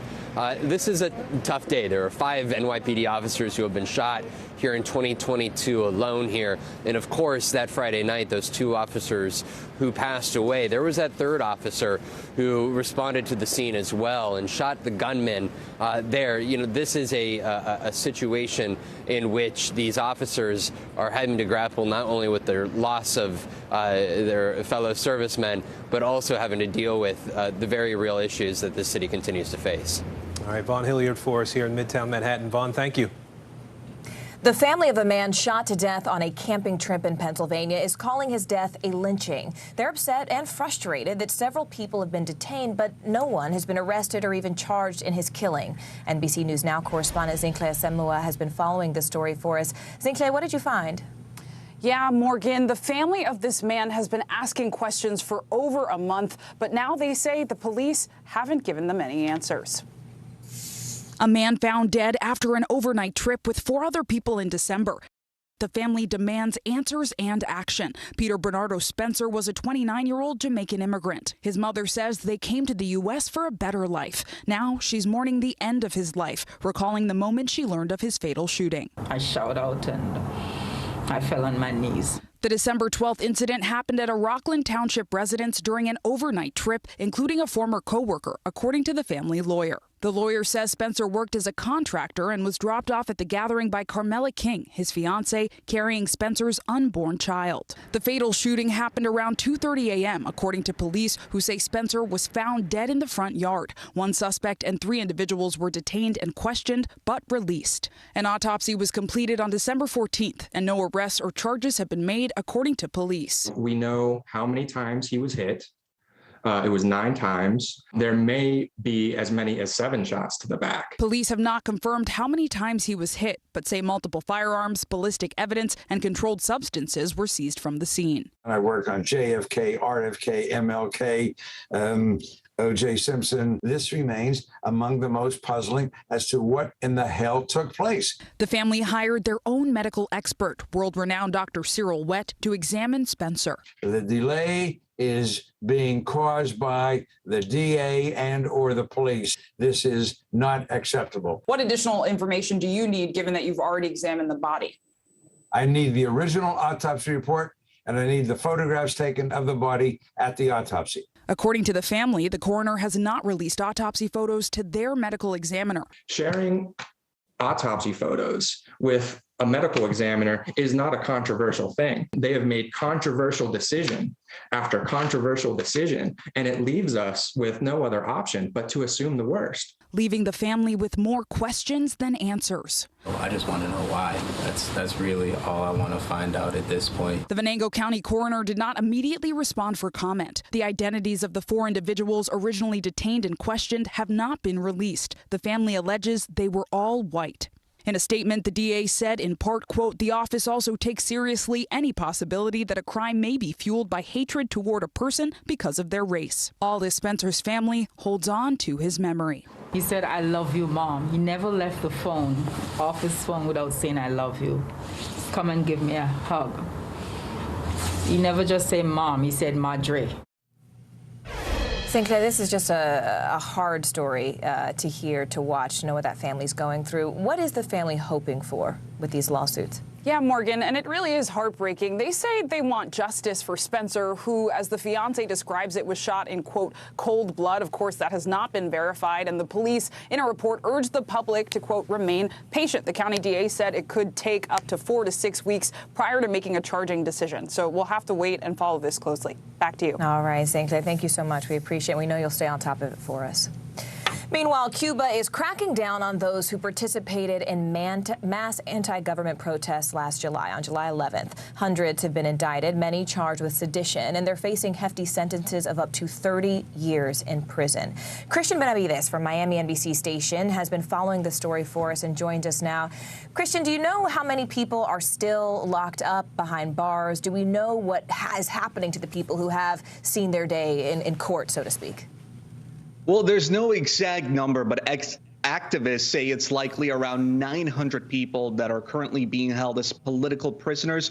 In a statement, the public prosecutor's office in Cuba said so far 790 people have been indicted, but protesters are facing decades in prison just for participating in last year's marches. The regime is fighting back at any sort of resistance and always watching. An example of this, we learned of a woman who, after speaking out on Facebook Live while protesting the regime, suddenly had Cuba's security forces showing up at her home. This desperate mother in Cuba, Barbara Ferrat, went up to her building's rooftop Tuesday night to bang her pots as a form of protest. She called out the Cuban regime. Her son, 17-year-old Jonathan Ferrat, could spend decades in prison for participating in last July's marches for freedom. Homeland, life, and liberty, she shouted. Then the next day, she sent this voice message. Tengo dos agentes de la seguridad del Estado sentados en la sala de mi casa esperando que me vista que me vinieron a arrestar. I have 2 agents from the security forces in my living room waiting for me to get dressed. They came to arrest me, she said. Ultimately, she wasn't detained, but to her, the message was clear. Resistance to the government won't be tolerated. Still, many risk speaking out online to call for their loved ones to be released, like Yudianela de la Caridad Castro, whose 17-year-old son, Roland Castillo, could spend 23 years in prison. Salieron a la calle a pedir esa libertad que todo cubano necesitamos. My son, his friends were only out calling for freedom. They were not violent, she said. In fact, hundreds of people who marched last year have been indicted, many of them charged with sedition, facing hefty sentences of up to 30 years in prison. This is a country that simply doesn't have the constitutional protections and procedural due process that the United States has enshrined in the Constitution. So while the sentences are terrifying, it's the process or the lack of process that is equally scary. As sentencing gets underway in Cuba, here in Miami's Little Havana, members of the Cuban exile community are concerned that things in the island nation may never change. It's appalling to me that after all these years, we're still dealing with these same issues in Cuba. For Marta Morin, it feels like deja vu. We met her at the famed Versailles restaurant on Calle Ocho. She told me her godfather was a political prisoner in Cuba. They didn't want to convert into communism. They put him in jail for 30 years as a political prisoner. Orlando Gutierrez Boronat is a member of the Assembly of the Cuban Resistance, a coalition of Cuban anti-communist groups. Hundreds of young people whose only action was to walk out into the streets and peacefully demand change, starting with the July 11th civilian uprising, have been taken from their homes, mostly from poor working class neighborhoods, and are facing, after months of detention, these severe sentences. We connected with Jose Diaz Silva by a video call. Diaz Silva is on the ground in Cuba. He's been a leader for the Movement for a New Republic, the regime's opposition. What's happening is horrendous, abusive, Diaz Silva told us. We spoke with a number of Cuban families whose loved ones have been detained, including Mildalia Gutierrez, whose 20-year-old son was sentenced to 15 years in prison. I'm desperate. It's an injustice, she told me. Gutierrez tells me her son was at the freedom marches and was peaceful. She said the mothers of many young people who have been detained will stand together in solidarity. 18-year-old Eloy Barbaro Pedroso faces 7 years in prison. He has a young daughter with his wife, Lacey Lazaro. It's sad. I'm heartbroken, she told me. 32-year-old Rolando Vasquez Freita was sentenced to 21 years in prison. His mother, Maria Luisa Freita, hasn't given up hope. I will not be silenced, she told me. Cristian, it was hard watching Barbara's video when the police came to her door. I can't tell you how many of my sources on the ground, on the island, have had that happen. In the middle of our interviews, police will show up at the door, just so afraid that they would speak out again. Are your sources telling you anything about how the July 11th repercussions is now affecting this movement towards liberty, the calls for libertad that are happening still on the island? Right. Well, because of the crackdown, there haven't been those protests to the scale that we saw last year. But there is growing desperation among Cubans that things are not getting better. And certainly for the mothers and families who have loved ones that are detained, they say that they will never give up the fight. Morgan? A fight, as remember, so many of these young people who had their so-called day in court are facing now about 30 years in prison. So we're talking that at a scale of hundreds. Cristian Benavides, thank you so much for joining us, and thank you for bringing the story to us. We appreciate it. One day after Holocaust Remembrance Day, we are taking a look at a threat that remains decades later. Since 2005, the United Nations has designated January 27th as a day to remember the 6 million Jews murdered by Nazis. But now there is growing alarm about a surge in anti-Semitic incidents, much of it driven by misinformation about the Jewish people. NBC News correspondent Jake Ward spoke with some of the few remaining survivors of the Holocaust about this problem.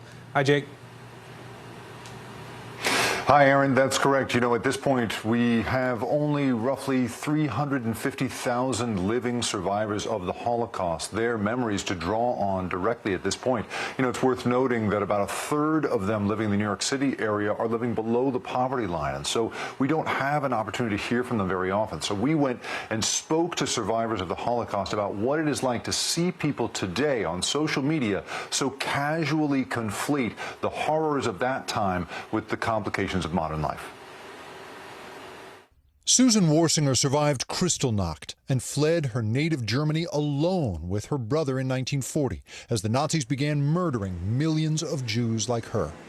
I was there during the night of the broken glass when our neighbors, who we were friends with, looted our apartment and destroyed some of our furniture. And then I remember I had to be separated from my parents because they wanted us to be safe.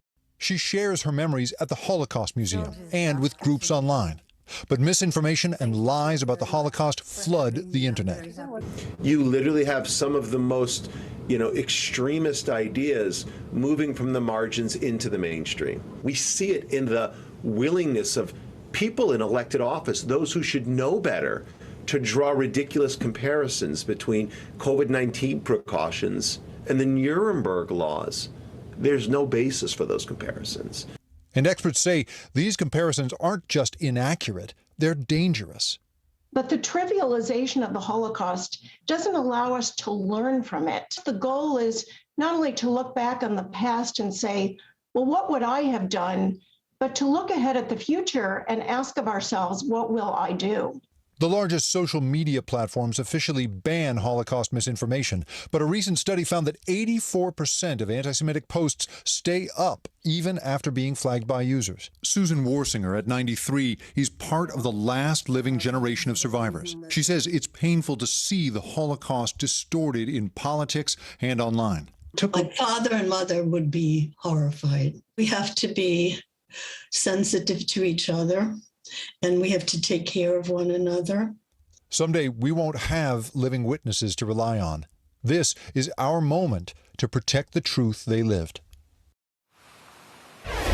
Now, Aaron, Ms. Warsinger eventually did make it to the United States and was reunited with her parents. She said that as a junior high school student, that she basically hid her experience from her classmates. She did whatever she could not to talk about it.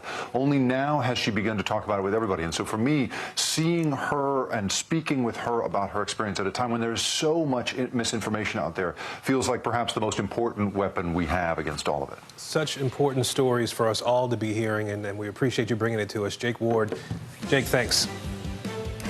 Some inspiring young people are making a very big difference. Up next, the overseas orphanage where more than 100 kids are helping each other through some major struggles.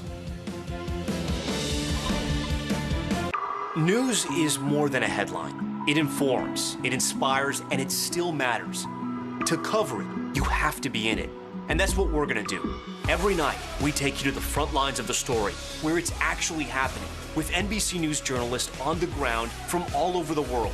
We cover what you need to know and bring your newsfeed to life. In primetime and streaming live, it's your news playlist every night. Top Story with Tom Llamas, weeknights at 7 on NBC News Now. I'm Terry Crews, Team USA superfan. Shaun White, what are you trying to prove? Shaun White takes the gold! You've already won more Olympic golds in snowboarding than anyone else ever. You've dominated the sport since you were a teen. Now you're trying to beat kids half your age. Maybe you're trying to prove you're every bit as good as you were at 15 and that you only get better with age, like a fine cheese. Or yogurt. The Winter Olympics, February 3rd on NBC and Peacock. Rockets launched at an airport in Iraq, and Australia makes a big new commitment to the planet. Let's go around the world in 60 seconds. Iraq, where several rockets were launched at a compound in the Baghdad airport near a U.S. airbase. One civilian airplane was hit and damaged. No other reports of damage or injuries, and no word yet on who launched the attack. Ethiopia, where a newly published report from the Tigray region shows nearly 1,500 people died from malnutrition over a 4-month period last year. The report says more than 350 of the deaths were children. Ethiopian forces have blockaded the region from basic resources as the war rages on. And Australia, where today the government pledged to spend $703 million over the next 9 years to save the Great Barrier Reef. Prime Minister Scott Morrison explained the investment. From a tourism point of view, this is the industry that is more reliant on international tourism than any other part of the tourism industry anywhere in the country. I know that from experience. Experts warn that while the investment is helpful, the best way to save the Great Barrier Reef is by cutting greenhouse gas emissions. And that's the world now. Today marks a week to go to the opening ceremony of the Beijing 2022 Olympic Games. This U.S. is leading a diplomatic boycott this year over human rights concerns regarding China's treatment of its Uyghur Muslim minority. NBC News senior international correspondent Keir Simmons joins us now with more on this boycott. Keir, tell us what's happening. Hey, Morgan. Well, you know, one of the main motivations for that diplomatic boycott that the US is leading, and some other countries, including the UK here, are also taking part in. One of the main motivations are these concerns over China's treatments of this minority group called the Uyghurs. Now, we traveled to Turkey, where many Uyghurs live outside of China. And Morgan, what we found was children separated from their parents. In this orphanage and school in Turkey, more than 100 children study together, eat together, live together. My name's Abdurrahman. My name is Absalam. They are far from home. Hello. Their families torn apart. Because they are ethnic Uyghurs, a Muslim minority from Western China. Their families fleeing what they say is persecution in China for their faith. For some, the orphanage's director, Abibullah Kurseni, has become their lifeline. You're all these kids have got right now. You are their parents. I can be their father. I can be their mother. They have all my attention, he tells me. Many of these children's relatives, he says, have been sent to what they call Chinese concentration camps. The State Department reports that since 2017, at least 1 million Uyghurs have been held against their will in as many as 1,200 state-run internment facilities. Witnesses making allegations not only of family separation, but sterilization, torture and forced labor, which the US calls genocide. China rejects that, calling the camps vocational re-education centers. We visited in 2019, the Chinese keen to show us their program aimed at, they say, ridding residents of extremism and separatist thoughts. One of my guides, a senior official called Mr. Shuguo Shang, this month in an exclusive video interview, denied China is deliberately separating families. Those living overseas who are from the Xinjiang region and wanted to get contact with their family members or relatives back in the region can do so through the due channels. Who are these guys? Who are these young guys? But back in Turkey, Abibullah introduces me to two of the youngest children in the orphanage. Will you introduce me? Assalamu alaikum. Assalamu alaikum. Hi, Kataiba. How old are you? 11. 11 years old? You're 11. Can I ask you a difficult question? When did you last see your mum and dad? They tell me they haven't seen their parents in more than 5 years. Do you remember what they said to you? My mother said, try your best to study hard and don't let me down, he says. Every day, Abibullah and his volunteers work to feed and sustain the children, yet they too have their own painful stories. In the cafeteria, a 17-year-old helping out in the kitchen tells us her father went missing after going home to see relatives 4 years ago. We didn't do anything. We really didn't do anything. The only thing we did is that we are Muslim and we were Muslims. They believe he too was sent to a camp. Your mom is crying too. Yeah, it's not that that easy for us without that in our family. And back out in the hallway, Abibullah tells me his own harrowing story. His family, too, has been torn apart. My sister, my little brothers in my homeland. I miss him, yani. And he says 45 of his relatives have been sent to the camps. Did you say how many? About 45. 45?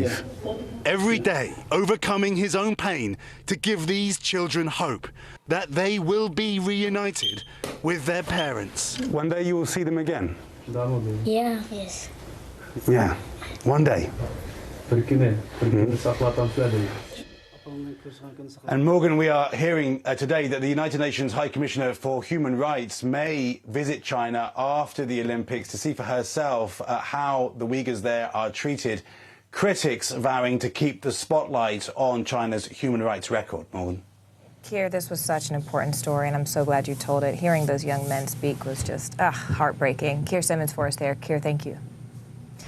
Nearly 2 years into the pandemic, and many businesses are still struggling. Well, after the break, how bringing back disco is helping to keep one small business thriving.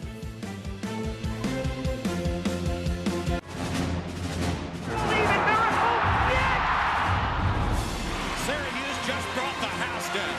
But it is goal for Olo. Lindsey Vaughn into the lead. Here comes Gideon. Landmark moment. Goal for Michaela Shiffrin. Sean White takes the goal.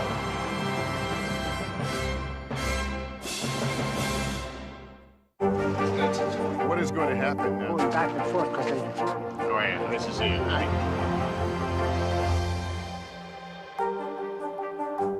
We're here to start conversations about the big things happening in our world, because it's not my job to tell you what to think. My job is to think about what you tell me. Now Tonight with Joshua Johnson, streaming weeknights at 8 on NBC News Now.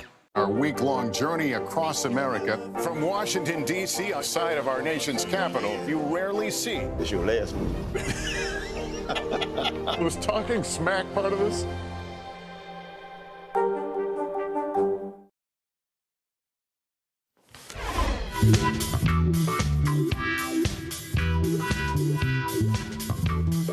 In Tennessee, people are lacing up their roller skates, hitting the rink, and cranking the disco music up to 11.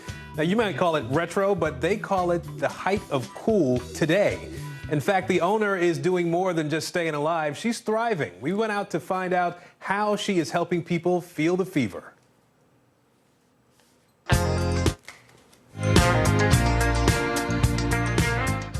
Adrienne Cooper's business is on a roll.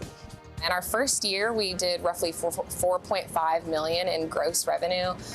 This year, we're on track to do roughly the same. But Cooper's entrepreneurial adventure hasn't always been coasting along. After serving in the Navy, Cooper worked as a caterer in Chattanooga, Tennessee, and in 2019 quit her job to pursue her dreams. My goal was to open up an adult brick-and-mortar roller skating rink. She started small, buying roller skates and planning pop-up rollerblade events under the company name Moonlight Roller. But then the pandemic hit. And then suddenly overnight, all of those events were lost. Everything was canceled. I had pretty much poured my entire life savings into Moonlight. And then I just had all of these rental skates, about 500 pairs of rental skates that we designed, and nowhere to use the rental skates. So Cooper took her plain skates and got creative. She designed her own fashion statement on wheels and called it the Moon Boot.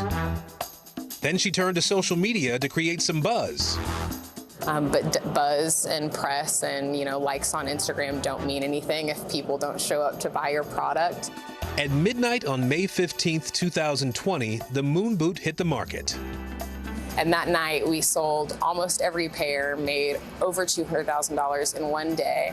And it was like 12:30 in the morning, and I woke up my husband and was like, hey, you have to quit your job because I have to literally start a company tomorrow. Today, Moonlight Roller is thriving. At 26 years old, Cooper has a skate shop in Chattanooga, is in the process of finally opening up a brick-and-mortar roller rink, and has plans to expand to other states. A labor of love that comes second only to her little boy at home. Juggling motherhood and running a growing business, it kind of feels like I'm raising two toddlers at the same time. My business is turning 3 and my son's turning 4. Cooper says there were moments when she didn't think Moonlight Roller would pick up speed.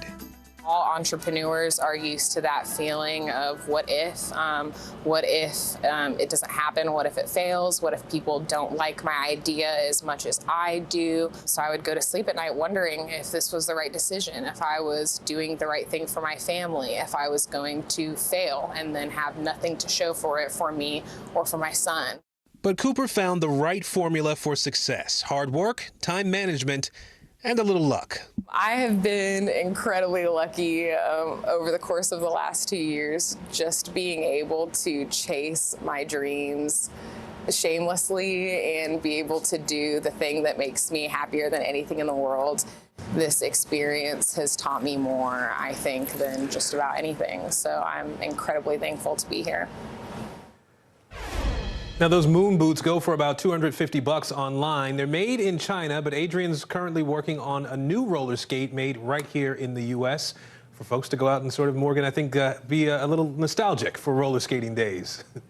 That's right. But listen, before we go, we do want to say thank you to one of our colleagues here at NBC News. After more than 25 years on the air here, longtime correspondent Kevin Tibbles is retiring. He's been a familiar face for years, for decades, and reported on some of the biggest stories of our time. Yeah, Kevin started with NBC in 1995 as a foreign correspondent and then worked out of our Chicago bureau. He says he's looking forward to spending much more time with his family. A big congratulations to Kevin Tibbles, and thank you from all of us as your NBC family. And thanks to you for joining us this hour. I'm Morgan Radford. And I'm Aaron Gilchrist. The news continues right now.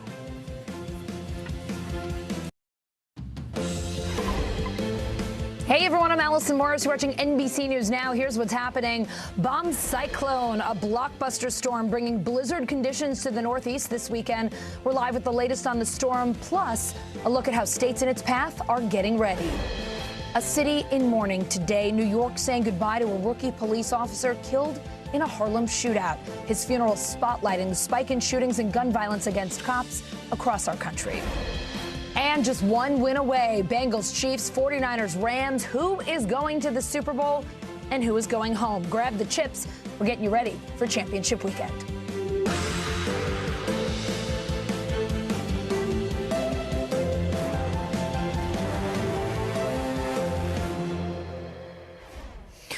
We start this hour with that massive winter storm that is bearing down on the East Coast. As many as 65 million people under a winter storm watch today. If you weren't planning on it already this weekend, stay home.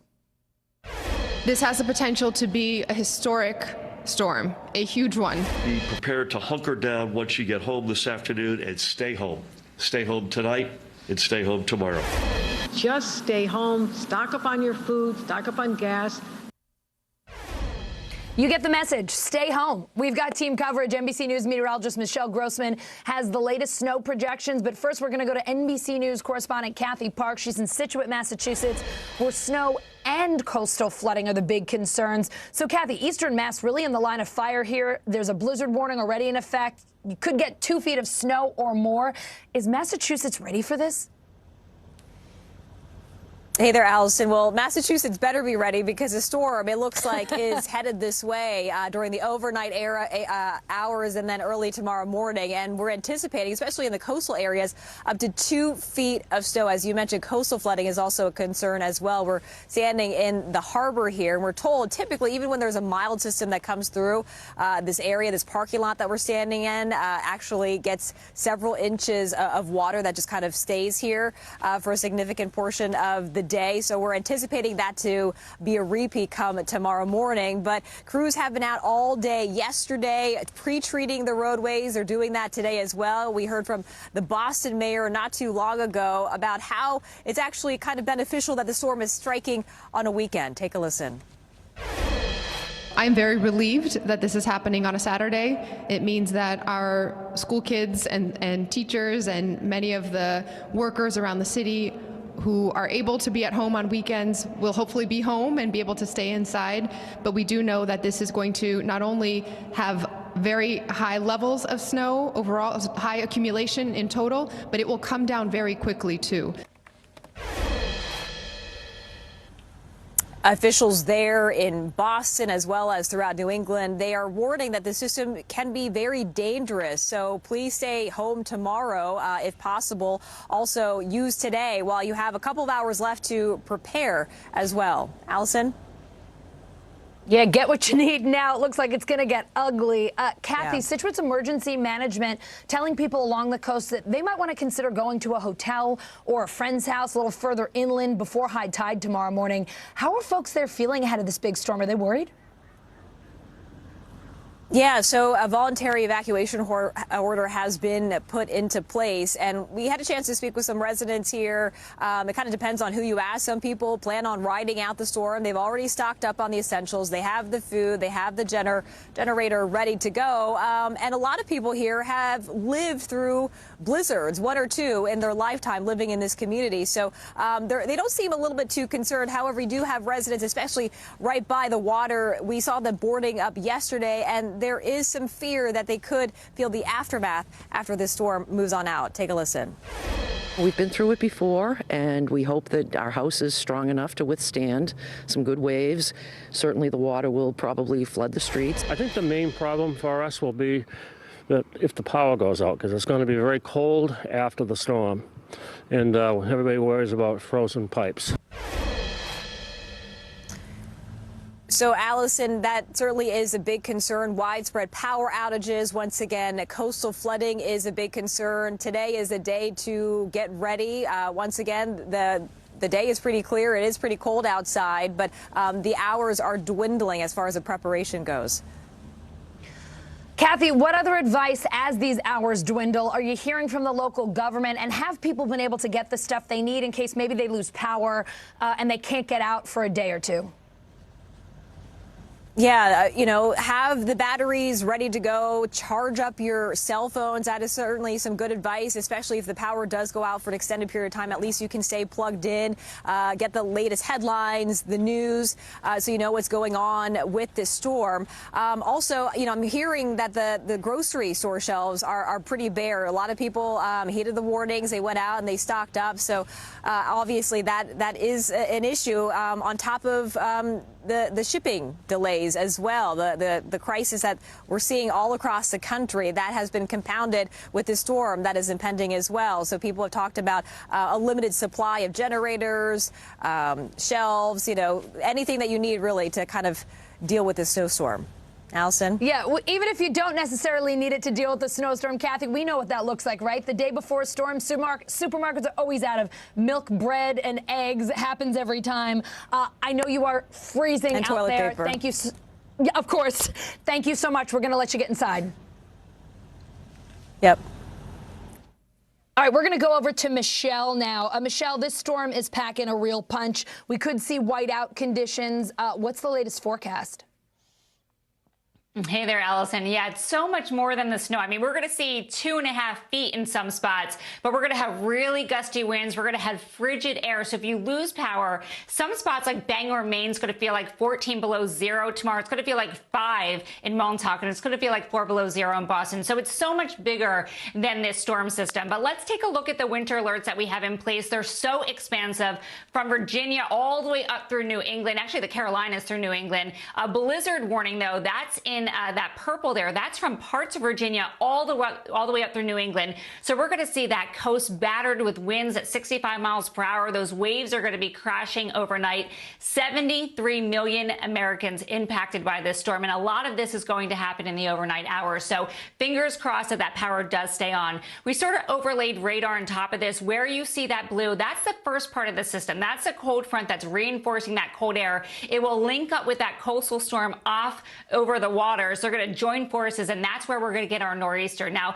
a definition of a nor'easter, it could be rain, it could be snow. In this case, it will be snow, but it's really a storm that produces winds out of the northeast, and we will see very whipping winds. So as we're looking at the impacts, this is dangerous conditions tomorrow, especially in New England, near impossible travel, whiteout conditions, extreme snowfall. And just to wrap with this year, we're looking at 12 to 18 inches in Montauk and nearly 2 feet in Boston. Allison? 12 to 18 inches in Montauk. This Long Island girl is into that. Michelle, thank you so much. Stay safe and thanks for the forecast. Yeah, of course. President Biden is in Pittsburgh today talking infrastructure, trying to give Democrats a boost ahead of November's midterms. Just hours before he arrived, a snow-covered bridge collapsed in the city. 10 people were hurt. Just look at that. NBC News White House correspondent Mike Memoli is in the Burgh. Mike, that bridge collapse in Frick Park made a pretty compelling argument for infrastructure spending. It is a miracle no one was killed. I know the president went to see it before his talk this afternoon. What did he say about it? Well, Allison, he actually said exactly what you just did, that it's a miracle that no one was hurt. This bridge collapsed in the early morning hours before about 6 a.m. on a day when schools had been delayed for 2 hours because of the snow. So there wasn't the kind of traffic that you might have seen if it had been during rush hour, for instance. Only about a handful of real serious injuries. Thankfully, no deaths at all. And so the president had an opportunity before he came to the event site here to speak to some of the first responders who were there. He thanked them for their work, helping rescue about 10 of those who had been on the bridge at the time it collapsed. He also talked about the fact that this infrastructure law that he's here to help promote in Pittsburgh today is going to be delivering, obviously, a lot more money to rebuild some of the roads and bridges, including the more than 3,000 bridges that are rated in poor condition, like this bridge was that collapsed this morning. And so he made one final push to also let some of the first responders, including law enforcement officers, know that he also wants to give more money for law enforcement. So as we wait for the president to speak here just in the next few minutes, he had an opportunity really to illustrate in a way that his speech in a few moments never could just how important that piece of legislation was for this country. Mike, what are you watching for? What else should we expect from the president when he talks infrastructure in just a few? They learn how to do that in Cleveland. Well, Allison, it's interesting because when we talk about the president and some of the legislation he's been pushing for the past year, we think about one acronym, BBB, Build Back Better. Well, he's, of course, going to come here and talk about his infrastructure bill, but he's going to be talking about a different piece of legislation that's a different acronym, USICA. It has to do with really advanced manufacturing that he thinks is really important for the country as part of that competition with China for the jobs of the 21st century. The place where we are right now is a former steel mill. They used to produce more than 1 million pounds of metals every day. Now it's actually in partnership with Carnegie Mellon University, a hub for advanced technology, automation, artificial intelligence, robotics, that really is sort of the new job creator in this region. And so that's what the president's going to do, come here to call on Congress to pass that piece of legislation, which will help further spur this kind of growth in industries in a place that used to be, as you know, steel, bridges. Today, the president hitting on both. Mike, this is kind of crazy. 2 of the 3 leading Democrats on Pennsylvania's ballot missing the president's speech today because of scheduling conflicts, according to the AP. I'm talking about Lieutenant Governor John Fetterman, who's running for the Senate, and State Attorney General Josh Shapiro, the likely Democratic nominee for governor. I'm always amazed at how someone can have a scheduling commitment that trumps the president being in town. But in spite of that, how are visits like this one to Pittsburgh today part of the president's strategy to help his party in the midterms? So I have an update for you, Allison, because you mentioned one of those names who had a scheduling commitment, John Fetterman, the lieutenant governor. He ended up showing up here today. And it was interesting because after that bridge collapse this morning, we saw Fetterman out. He was doing some interviews around the bridge collapse. And then he ended up joining the president when he came to the bridge site. And now he's here in the front row at the president's remarks. We don't know if that scheduling conflict was resolved, but it's interesting. Maybe he thought an opportunity, given the news of the day, to be seen side by side with the president was a good thing after all. I also will mention to you, Allison, Fetterman is wearing shorts. You know, Pittsburgh this time of year, it's actually 20 degrees out today, expected to go down to the single digits snowing. This man, he's 6 foot 8 feet tall, but he's wearing shorts today. I can't explain that. But let's go back to the larger midterm strategy, because this is something the White House is aware of. They know that some Democrats are going to want to keep their distance from the president. Others are going to want to run close with him. So the White House is sort of testing a strategy in which they let some members fly with him on Air Force One to do events like the one he's doing today when it might be issues they want to talk about that are popular with voters. But the president also knows that some of these Democrats maybe not always going to be wanting to show up with him. And sometimes he actually goes out of his way in his remarks to talk about ways in which a lawmaker has actually challenged him, really been aggressive trying to get him to focus on a particular issue, even if this gets back to one of Biden's old sayings that I've heard him say so often, I'll campaign for you or against you, whatever helps the most. So that's part of what the White House is doing this year in the midterm elections. Mike, just to go back to the shorts issue, I used to live in Pittsburgh. I have interviewed the lieutenant governor several times back in his role as the mayor of Braddock. Anyone in Pittsburgh will tell you, Fetterman in shorts, no surprise at all. You see the guy like that all the time. I can't explain it, but it is just the phenomenon that is John Fetterman. I want to ask you about some other very serious White House news. I understand that while you are in Pittsburgh, back at the White House, the Biden's new cat finally showed up. We have been waiting for this day. Could you please tell us about Willow?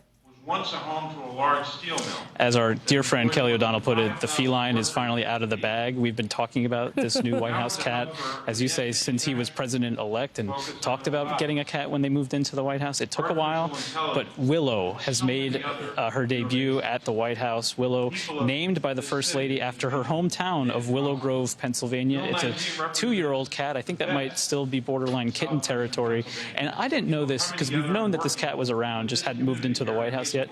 I didn't realize that Willow has a history with the First Lady. It turns out that during the campaign in 2020, a cat happened to just jump on stage where she was speaking at a campaign event, and the owner of the cat said they knew from that point on that that cat had to be part of the first family if they were to win. And so it's been a process, but now the first cat, Willow, moving into the White House. She's a 2-year-old with gray and white stripes, and moving in with her, I guess, pet brother, Commander, the new German Shepherd puppy at the White House now. Allison. Oh, I'm just waiting for the photos of those two to see those new siblings getting along. Mike, I'm a dog person, but man, that is one cute cat melting this heart over here. Thank you so much for your very thorough reporting today, from infrastructure to shorts to cats. You hit it all, Mike Memoli. You never disappoint. Done it all. Thanks, Allison. Today I'm still in this nightmare that I wish I never had. Full of rage and anger, hurt and sad, torn. Although I gained thousands of blue brothers and sisters, I'm the loneliest without you. The widow of fallen NYPD officer Jason Rivera at St. Patrick's Cathedral today, where enormous crowds full of fellow police officers lined up for his funeral. Rivera and Officer Wilbert Morris shot while responding to a domestic dispute in Harlem last Friday. Both of them have since died. NBC News correspondent Vaughn Hilliard is outside St. Pat's. Vaughn, Officer Rivera's widow grew up with her husband. They've known each other for so long. What else did she say about him today? This was tough testimony from the widow, Dominique, there. It was just 1 week ago today in which she lost her newlywed husband. They just got married in October. 22 years old, Jason Rivera, NYPD officer from Inwood, the neighborhood of Inwood up in northern Manhattan here. Take a listen to a little bit more of what she said here from St. Patrick's Cathedral. Jason is so happy right now that all of you are here. Through pain and sorrow, this is exactly how he would have wanted to be remembered. Like a true hero. The system continues to fail us. We are not safe anymore. Not even the members of the service.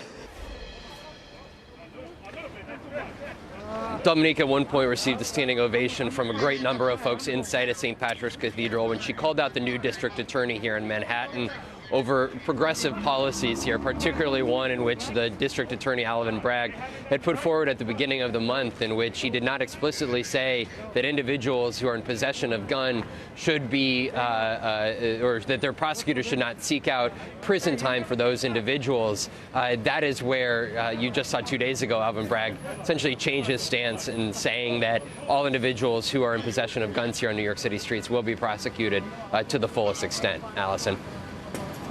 Vaughn, New York City's mayor and the police commissioner both spoke at the funeral. Both of them promised to fight crime in the community and make changes at the NYPD. What did you hear from them today? Right, there's a reckoning here in the city. If you just look at 21 to 2019, the number of homicides per year increase of about 40% from 2019 here to 2021. You also look at gun-involved shootings here in New York City in that same time span. You've seen more than 1,400 gun-related shooting incidents in New York City in 2021, just over 700 in 2019. And this is a time in which 5 police officers here in New York City have already been shot in 2022 alone. And you see that stat right there, 62 deaths in 2021 among officers around the country. This is a time for law enforcement in which there are deep conversations about the impact that they can have in servicing their communities in the best way possible. At the same time, there are these individuals who are putting themselves in the direct line of fire. All right, Vaughn Hilliard outside St. Pat's in New York. Vaughn, thank you so much. We're going to head back to Pittsburgh now, where President Biden is about to speak on his infrastructure plan. Let's take a listen. Steel worker working in the Pittsburgh area. I can't tell you how excited and honored I am to be part of this event that highlights manufacturing in this Pittsburgh area. But the entire state of Pennsylvania benefits from this. A big part of my job at U.S. Steel is training new hires to work on the coke batteries, which is a vital process involved in the steelmaking process. I'm glad that I'll be able to go and say to the leadership of President Biden, to those new hires, that not only are your jobs safe for today, but he's investing in your jobs in the future. That's big for me. Also, I'm a veteran, a Desert Storm veteran. I can go to my fellow veterans and say, listen, this president is invested in us also by making sure that there are jobs available for veterans coming back into society to be part of this growing economy and manufacturing boom, So I'm beyond grateful to President Biden for his leadership in getting the Investment Jobs Act passed. It was a victory that was long overdue, and this manufacturing in this country will benefit from it. So again, thank you, Mr. President. The investment bill makes industries like mine and steel very, very important again in this country. I have to talk about this Pittsburgh region because, again, I say I have 23 years experience in manufacturing in this region. I'm going to pause a second, again, like the others did, and talk about the infrastructure and what happened today in the city of Pittsburgh. My thoughts and prayers are with all the people that were affected by that. But I have to admit, this region, the Pittsburgh region, benefits from this act for several reasons. I can look at my experience down at U.S. Steel. Everyone hears steel, but one thing that they don't know is part of the infrastructure comes out of our Edgar Thompson plant. The slag that is used there is used in the paving of roads and helping to help the infrastructure in commerce and getting trucks and stuff across this country.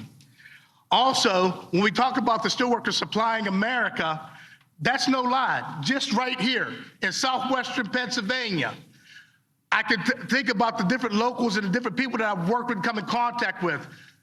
The local down in Cannonsburg, where we do our pots and pans, world-renowned all-clad metals.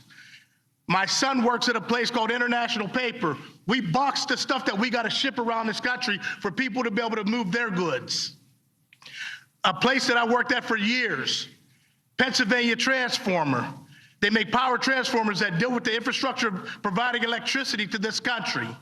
So again, we appreciate all that this president's leadership has done to bring manufacturing back to this area. So it is now it is my utmost privilege to introduce a man who has made it a point to be a champion for workers, for unions, and for a generation to come, President Joe Biden. Please sit down. Please sit down. Jojo, thank you very much. You know, I can picture him in Desert Storm as a sergeant barking out orders, can't you? When my son, Bo, was promoted to major in Iraq, and I said, now you're a field-grade officer. He said, Dad, I have no illusions. I know who runs the Army. Sergeants, they're the officers. Well, hello, Pittsburgh. It's good to be back. It really is good to be. Before I begin, let me just talk a little bit about what we all just saw, many of us saw this morning. A bridge more than 50 years old, I think it was 150 years, it says 50 years old, but I thought it was older, collapsed right here in Pittsburgh. It had been rated in poor condition for the past 10 years. What you all know, if you don't, you should know, there are another 3,300 bridges here in Pennsylvania, some of which are just as old and just as decrepit condition as that bridge was, including here in Pittsburgh, the city of bridges. I've been coming to Pittsburgh a long time. I'm a Pennsylvania kid. I was born and raised the first part of my life in Pennsylvania, and I've been to Pittsburgh a lot. But all these years, I never knew Pittsburgh, Pennsylvania, had more bridges than any other city in the world. Yo! But across the country, there are 45,000 bridges in poor condition. It's just simply unacceptable. That's why your governor and your members of Congress, your mayor, have been saying for years, we have to do something about this. I've talked about it every time I've come to Pittsburgh, and we finally got it done. A bipartisan infrastructure law, including the largest investment in our nation's bridges since the Eisenhower put together the interstate highway system. And I might add, this is the first time in the country's history that we dedicated a national program to repair and upgrade bridges. It's about time. The governor can tell you we're giving state and local leaders historic funding to make national projects real. Here in Pennsylvania, that means at least $1.6 billion for bridges alone, $327 million in 2022 alone just to repair bridges. We've got to get it on with it. We got to move. The next time, we don't need headlines saying that someone was killed when the next bridge collapsed. We're also providing billions more for roads and so much more. We saw today when a bridge is in disrepair, it literally can threaten lives. As soon as we heard about the bridge, we were immediately in contact with the mayor. Mr. Mayor, you're doing a hell of a job. And the governor and other officials on the ground. And we're going to rebuild that bridge, along with thousands of other bridges in Pennsylvania and across the country, because it's in our interest, for our own safety's sake, and it generates commerce in a way that we can't do now. That's part of how we're going to build a better America, and that's what I want to talk to you about today. So thank you for the introduction, JoJo, Mayor, Mr. Mayor, County Executive Rich Fitzgerald. Great to see you again, pal. And it's good to be here with so many outstanding folks, particularly the governor, Lieutenant Governor John Fetterman. John, if I had you in front of me when I was playing at Delaware, I could have been an All-American. It could have been big. And Connor Lamb, it's great to see you, man. And you're doing a hell of a job, all of you. And my good friend and former neighbor in Scranton, Bobby Casey. Now, his dad, we're about the same spread. His dad was as much older than me than I am than Bobby, but I lived in North Washington Avenue. You notice they changed the end of the road name. It's the Joe Biden way now. You know, no, really, you see that? I shouldn't say this. I'm going to get in trouble in Delaware, Mr. Secretary, but the first thing I asked the election results, I said, how did I do in Scranton? I won every precinct. And so I used to drive up Route 81 all the time to get not just to get Scranton, but get up to Syracuse when I was at Syracuse Law School.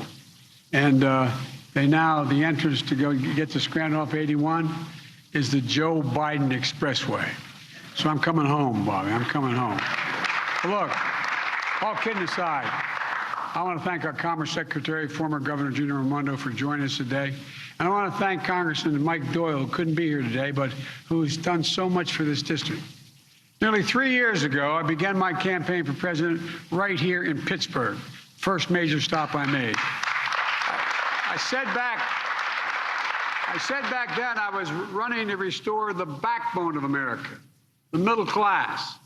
It's time we began to build this country from the middle up and the bottom out so that I've never known when a wealthy person didn't do well when the middle class was doing well. We always do better when ordinary, hardworking people have a shot. After I accepted the party's nomination in August of 2020, I came to Mill 19 for my first major campaign stop. And I laid out my vision to build a better America with better pay, greater dignity for the working people who are the ones who built this country. I often hear about who built the country. Guess what? The middle class built this country, and unions built the middle class. And folks, making it in America with American manufacturing and easing the financial burdens on millions of families, that's the same vision I laid out once again when I was here in Pittsburgh, the first stop I made after I was sworn in as president. Now, after my first year, I wanted to come back to Pittsburgh. This is my third time here in this facility. And to take stock of what we've accomplished together and look forward to the extraordinary opportunities that lie ahead for Pittsburgh and America if we continue to do our job. From day one, every action I've taken to rebuild the economy has been guided by one principle: make it in America, like we used to.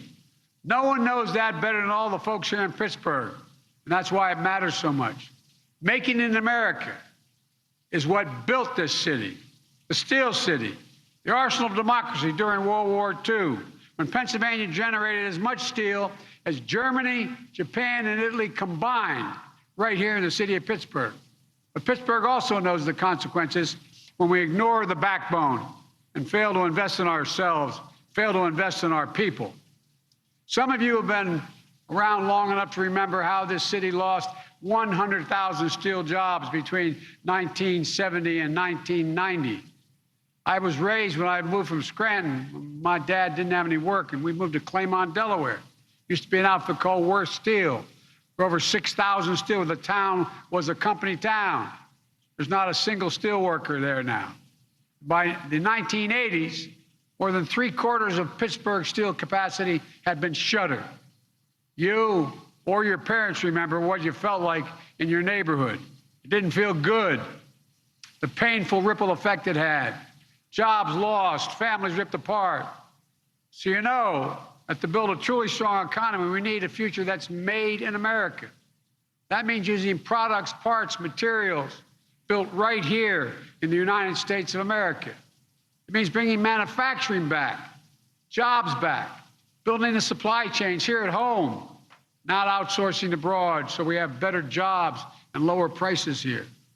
It means betting on America's workers. And it takes the federal government that doesn't just give lip service to buying America, but actually takes action. That's the approach I've taken from day one. And now we're beginning to see the results. We learned this week, after my first year as president, the United States had the fastest economic growth in nearly 4 decades, along with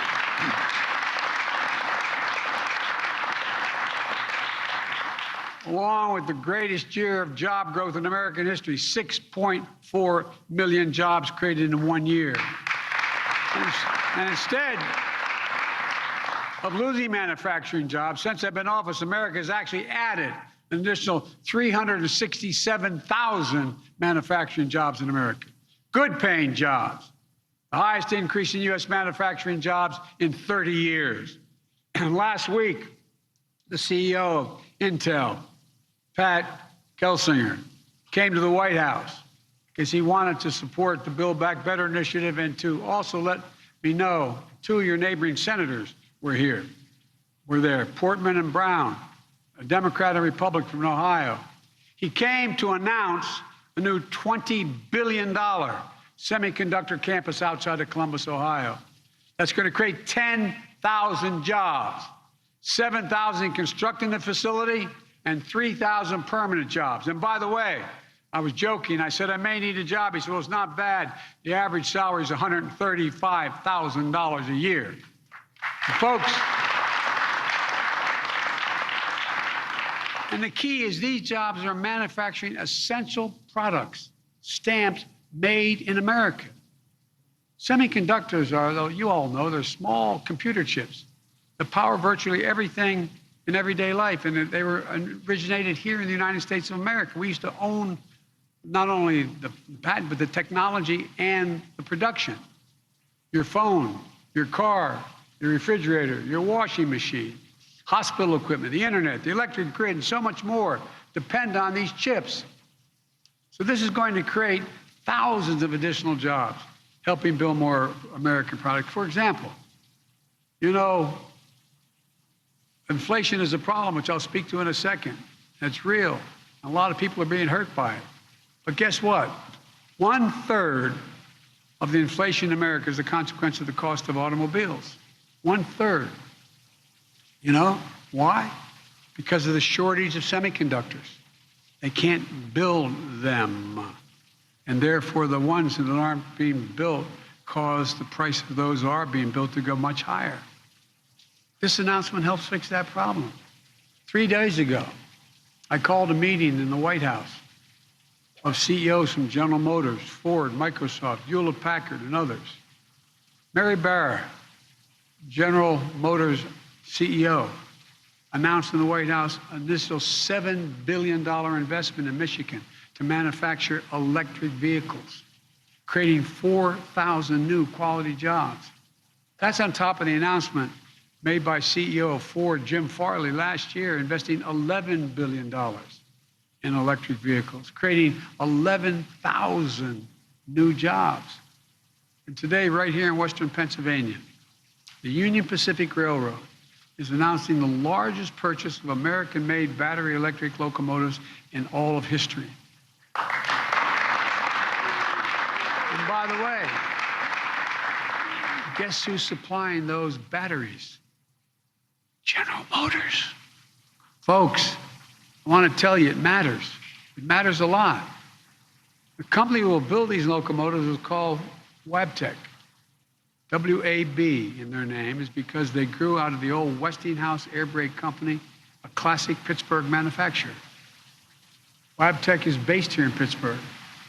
And these locomotives will be built up in Erie at the same plant that Thomas Edison built at General Electric's for General Electric more than a century ago. Not only will these locomotives be running here at home, powering our economy and decreasing pollution, Wabtec will also be exporting them to Canada, to Australia, and all around the world, again, creating more good-paying jobs. Folks, in the process, reducing climate change, generating jobs here in Western Pennsylvania. As I said, good-paying jobs you can raise a family on. My dad said that all you need, a family needs just a little bit of breathing room. A little bit of breathing room. And so many people don't have it now. But it also means something else. It means that right here in Pittsburgh, the future is being built on the foundation of this city's storied past. An announcement like this doesn't happen in a vacuum. The manufacturing resurgence we're seeing today is no accident. It takes local leaders, federal leaders, foundations, businesses, unions, universities, all pulling together. It requires a mindset like you have here in Mill 19. Here's what I mean by that. Generations ago, Mill 19 used to roll out 10-inch steel bars. Today, it rolls out the latest innovation in advanced manufacturing robotics, 3D printing, and artificial intelligence. It's simply rolling out the future. That's what it's going to be doing. That success is a result of a partnership. The federal government provides funding from everything from basic research to great universities like Carnegie Mellon, to supporting partnerships that help small businesses in Western Pennsylvania get into the game in the first place, like the businesses here at Mill 19. Organizations like one called Catalyst. They work with small business to adapt the latest technologies they need and grow and compete globally. The work is made possible by funding from the Commerce Department. And they partner with engineers and researchers from Carnegie Mellon University who design the next generation of advanced manufacturing equipment, creating technologies that work alongside workers instead of replacing the workers. In fact, Carnegie Mellon and the AFL-CIO are teaming up to to make these technologies, make sure they're designed to support workers. Another organization here at Mill 19 called ARM Institute. ARM Institute is a public-private partnership funded in part by the federal government to help robotics technology move into the marketplace and to help train workers to build, operate, and repair robots so that working folks right here can take on good-paying jobs that companies like Wabtec are helping to create. By the way, thanks to the American Rescue Plan, the first major bill we got passed in March, my Commerce Department is investing an additional $1 billion in local efforts to strengthen regional economies throughout the country. Some of that money is coming right here to Western Pennsylvania in support of efforts that include partners here at Mill 19, helping spread new robotics, artificial intelligence, manufacturing technologies, and create more jobs across the nation. Look, you all get it. The bottom line is this. It takes all of us working together to get this done. And that's finally beginning to happen. When the federal government invests in innovation, it powers up the private sector to do what it does best, creating incredible new technologies, new industries, and most importantly, new jobs, good-paying jobs. These are the kinds of investments and partnerships that help us build a made-in-America future. We can't slow down now. We can't slow down now. We know what happens when we stop investing in the future of places like Pittsburgh. Decades ago, we used to invest 2% of our gross domestic product in research and development here in America. Let me emphasize that. Research and development. Today, we invest less than 1%. The United States of America used to be ranked #1 in the world in investing in the future. Now we rank #9 in research and development. China was #8 3 decades ago. Today it's #2. And other countries are catching up fast. But we can and we must change that trajectory. We have an opportunity ahead of us right now. The House and Senate, the United States Congress and the United States Senate are working out a bill that's going to provide an extra $90 billion for research and development, manufacturing all the elements of the supply chain needed to produce the end products. This would help create more partnerships like the ones you have right here in Mill 19.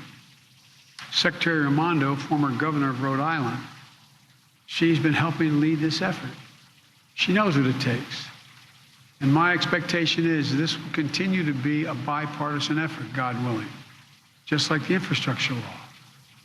And by the way, regarding the infrastructure law, we brought together Democrats and Republicans, being led by Senator Casey and Senator Lamb and other members of your delegation here, Democrats, along with Republicans, to do something about infrastructure. Now, just 74 days after signing that law, we're already making tangible differences for highways, ports, airports, rail, high-speed internet, clean air, clean water. That includes $1.6 billion over the next 5 years for Pennsylvania to repair its bridges. As I said earlier, there are more than 3,300 bridges across Pennsylvania and over 7,500 miles of highway in poor condition. It also means jobs, replacing lead water pipes, so families in 10 million homes and in 400,000 schools and child care centers can drink clean water, not lead-based. Jobs.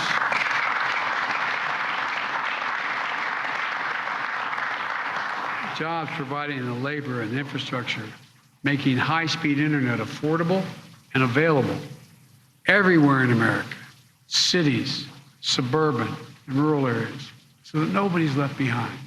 Nobody's left behind. You know, when you can pause for a second, if you think about it, how many times during the period when COVID was so bad, it's still not good, but we're getting there. When COVID was so bad and schools were closed, you'd ride by McDonald's and see a family sitting in the parking lot so the kid could use his computer or her computer to be able to tie into the internet out of the McDonald's or any other fast food restaurant. This is the United States of America, for God's sake. What are we doing? What in God's name are we doing? We've announced major investment of $858 million to modernize the Montgomery Lock in northwest of Pittsburgh here.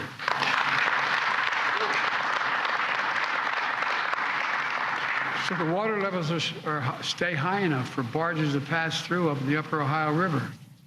We move about $500 billion worth of goods through those locks like these across the country every single year. When they're not working, it creates choke points. Barges break up. Goods don't get to where they need to go. Bob Casey's been on my back about this for so long. As we get this Montgomery Lock project done, I think we should call it the Casey Lock. I mean,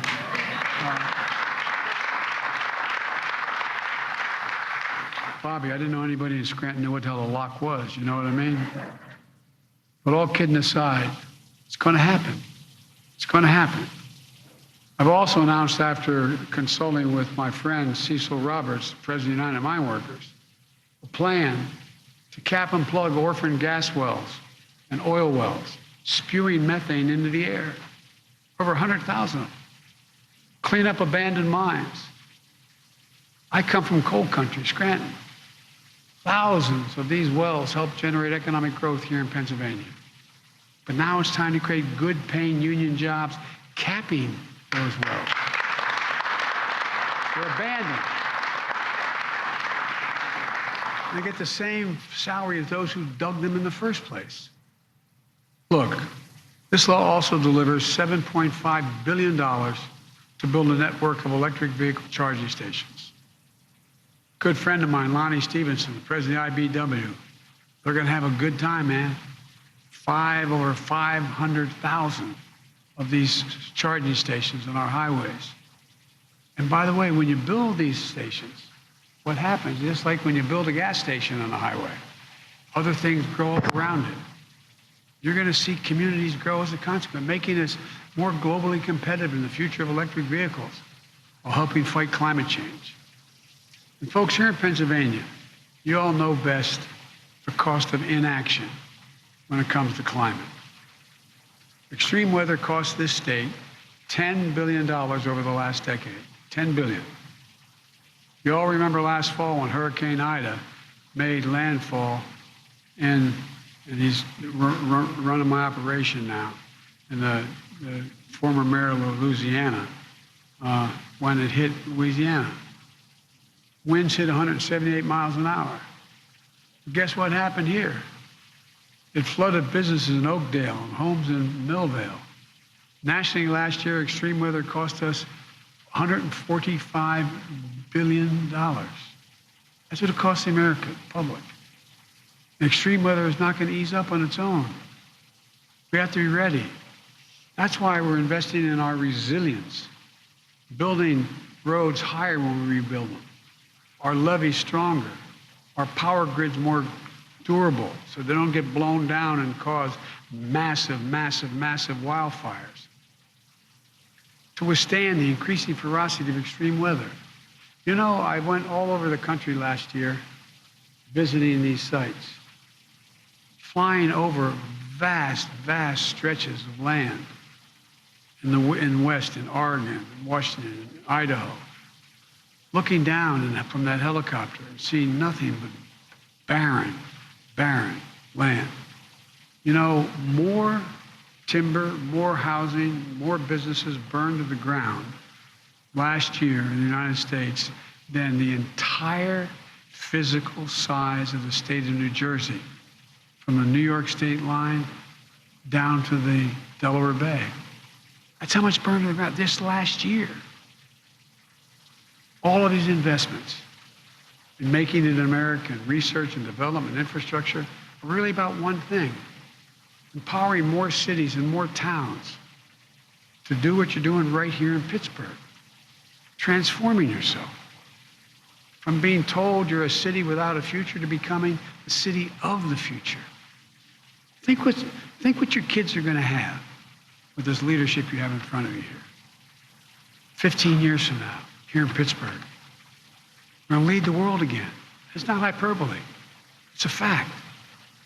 Where, instead of shuttering factories along the Allegheny River, we're going to now talk about not Steel Row, we're going to talk about Robotics Row. 3-mile run with some of the world's most innovative businesses. A place where the future is being written, where families can have good paychecks, good homes. A future is a little bit of breathing room. The story we have kept writing here in Pittsburgh, you keep writing in communities all across the country, is the one you've begun. But we can't slow down, folks. We need to ease the burden on working families, making everything more affordable and accessible to hardworking people. That's what my Build Back Better plan is all about.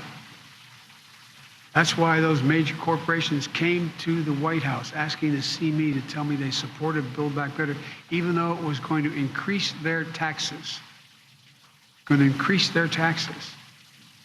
This plan will not cost the American people a single penny beyond. No one making less than $400,000 will pay a single additional penny in their taxes. And it reduces the deficit. And 14 Nobel laureates in economics wrote to me telling me that it would also diminish the impact of inflation. Take child care. How many families in this town can continue to afford to pay $14,000 per kid for child care? Well, the plan I have cuts that in half for most families, helping with their budgets, helping millions of parents, especially women, go back to work. How many of you know anybody who has type 1 diabetes? They need insulin. You know how much it costs to make that insulin? Less than $10. You know how much it costs on average nationwide for a monthly supply of insulin, which you needed every single month? $656, as high as $1,000. Imagine being the parent making the minimum wage or twice the minimum wage and having a child with type 1 diabetes, knowing that if you can't and have no insurance, knowing if you cannot get that money for the insulin, your child may die. In addition to your child, it strips you of your dignity, damn it. Can you imagine looking at your child and you know what they need and not be able to do it?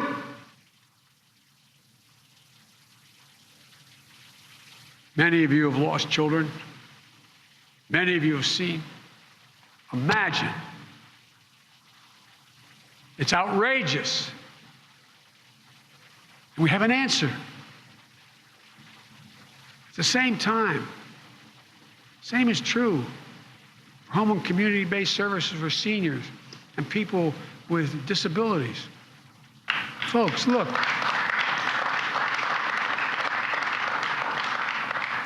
What's the one thing if you know, a lot of you are part of the so-called sandwich generation.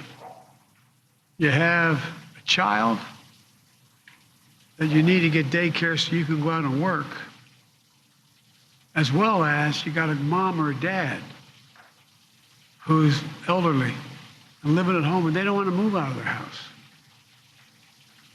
They don't have to sell every single thing they have to be able to move into a nursing home. But you know, the data shows 88,000 people qualify, 800,000 people qualify under Medicare to get that help, but it's not available. And sometimes it's as little as making sure there's someone there just to pick up the prescription, put a handrail in the shower, making sure someone can show up and help the meal. It's cheaper for everybody. It's a decent thing to do. Because the parents deserve to have a little bit of dignity. And it will not increase the deficit. And it will not cost anybody making less than $400,000, a penny. I'm a capitalist. If you can make $1 billion, $1 million, go at it. It's good. But at least pay a little bit. Fortune 500 companies. In Fortune 500 companies the last 2 years, there are 55 who made over $40 billion. Didn't pay a cent in taxes. I'm not talking about anybody paying any more than they did 10 years ago. Look, we know how to ease the pressure on families. We're increasing productivity and the potential for our economy. We can afford these investments by making sure the wealthiest just pay a little bit without increasing the deficit. As I said, no one earning less than, I guarantee you, check it out, no one earning less than 400 grand will ever pay another penny. I told you about the impact of 17 Nobel laureates saying it's going to decrease inflation, not increase it. So here's the bottom line. The United States is in a position to outcompete the rest of the world once again. We're at a real inflection point. Technology, society's changing, and we've always been ahead of the curve. We have an incredible opportunity ahead of us. We still face tremendous challenges. If we can keep coming together and invest in the backbone of this country, there's no limit to what we can achieve. So let's continue to give working families a fighting chance. Let's keep investing in the future of every city and town in this country. Let's face the challenges head on. Let's keep building a better America, because it's totally, completely within our power. I promise you. I promise you. It's about time we stop fighting. It's about time we start working together again. Thank you for your consideration for what we're talking about. We can do an awful lot. Thank you, thank you, thank you. Thank you. Folks, a guy who's helping all those vets coming back is the head of the VA, Dennis McDonough. Dennis, raise your hand, pal. Let him know who you are. He's back anyway. We'll get him. We'll get him. But there's a lot going on, folks. God bless you all. May God protect our troops. Thank you.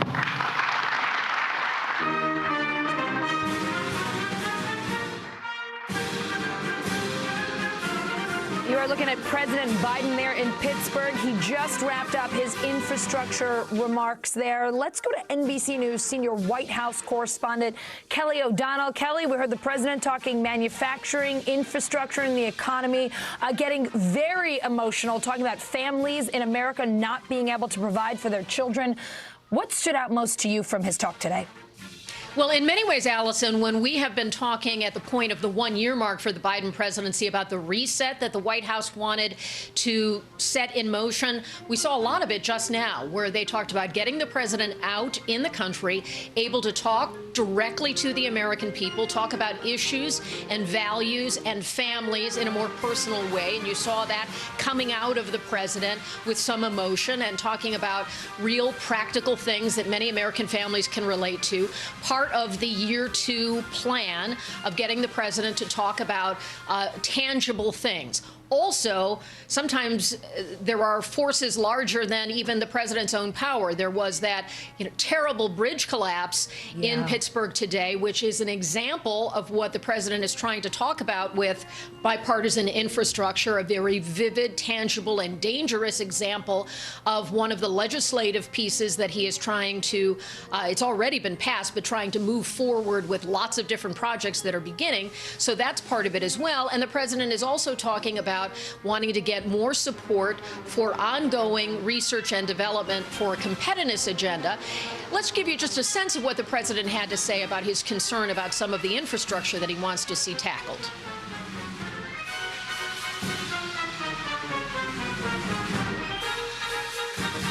All right, Kelly O'Donnell, thank you so much for wrapping up the president, whom, as you can see, is still making his way out there. Kelly, thank you so much. Coming up, 4 teams left, only 2 will move on. The NFL Conference Championships this Sunday. We'll look ahead to the last 2 games before the Super Bowl after this break.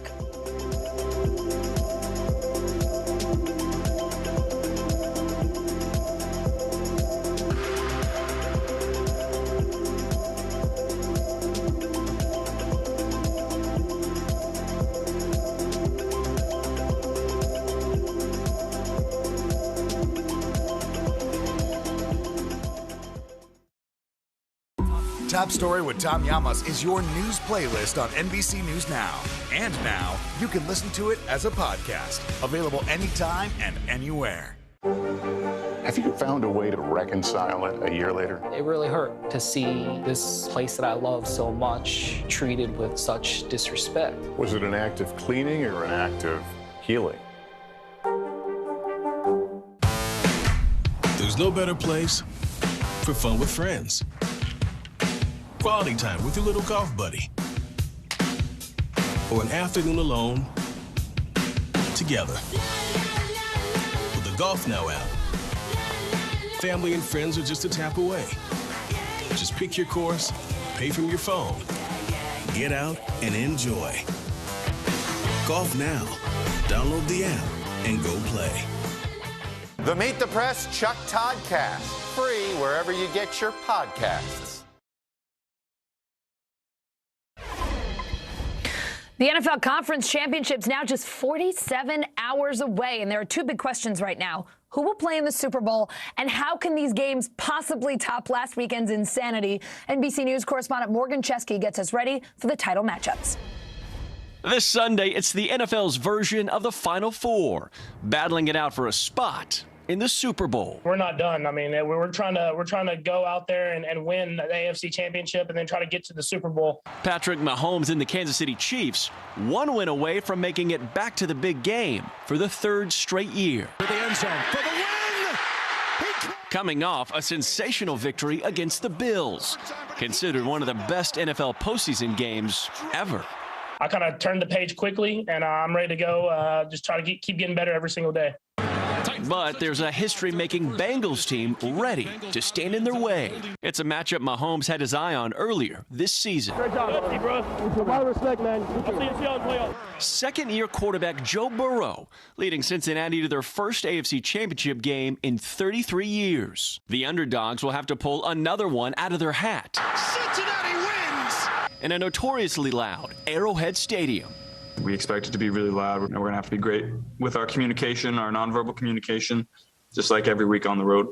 In Los Angeles, a couple of California teams. The Rams and 49ers will take their division rivalry to new heights with a trip to a home state Super Bowl on the line. We're excited to play in front of our home fans. There's no question about that. The 49ers head into the weekend with 6 straight wins against the Rams. I mean, we know these guys as well as possible, playing for a third time now.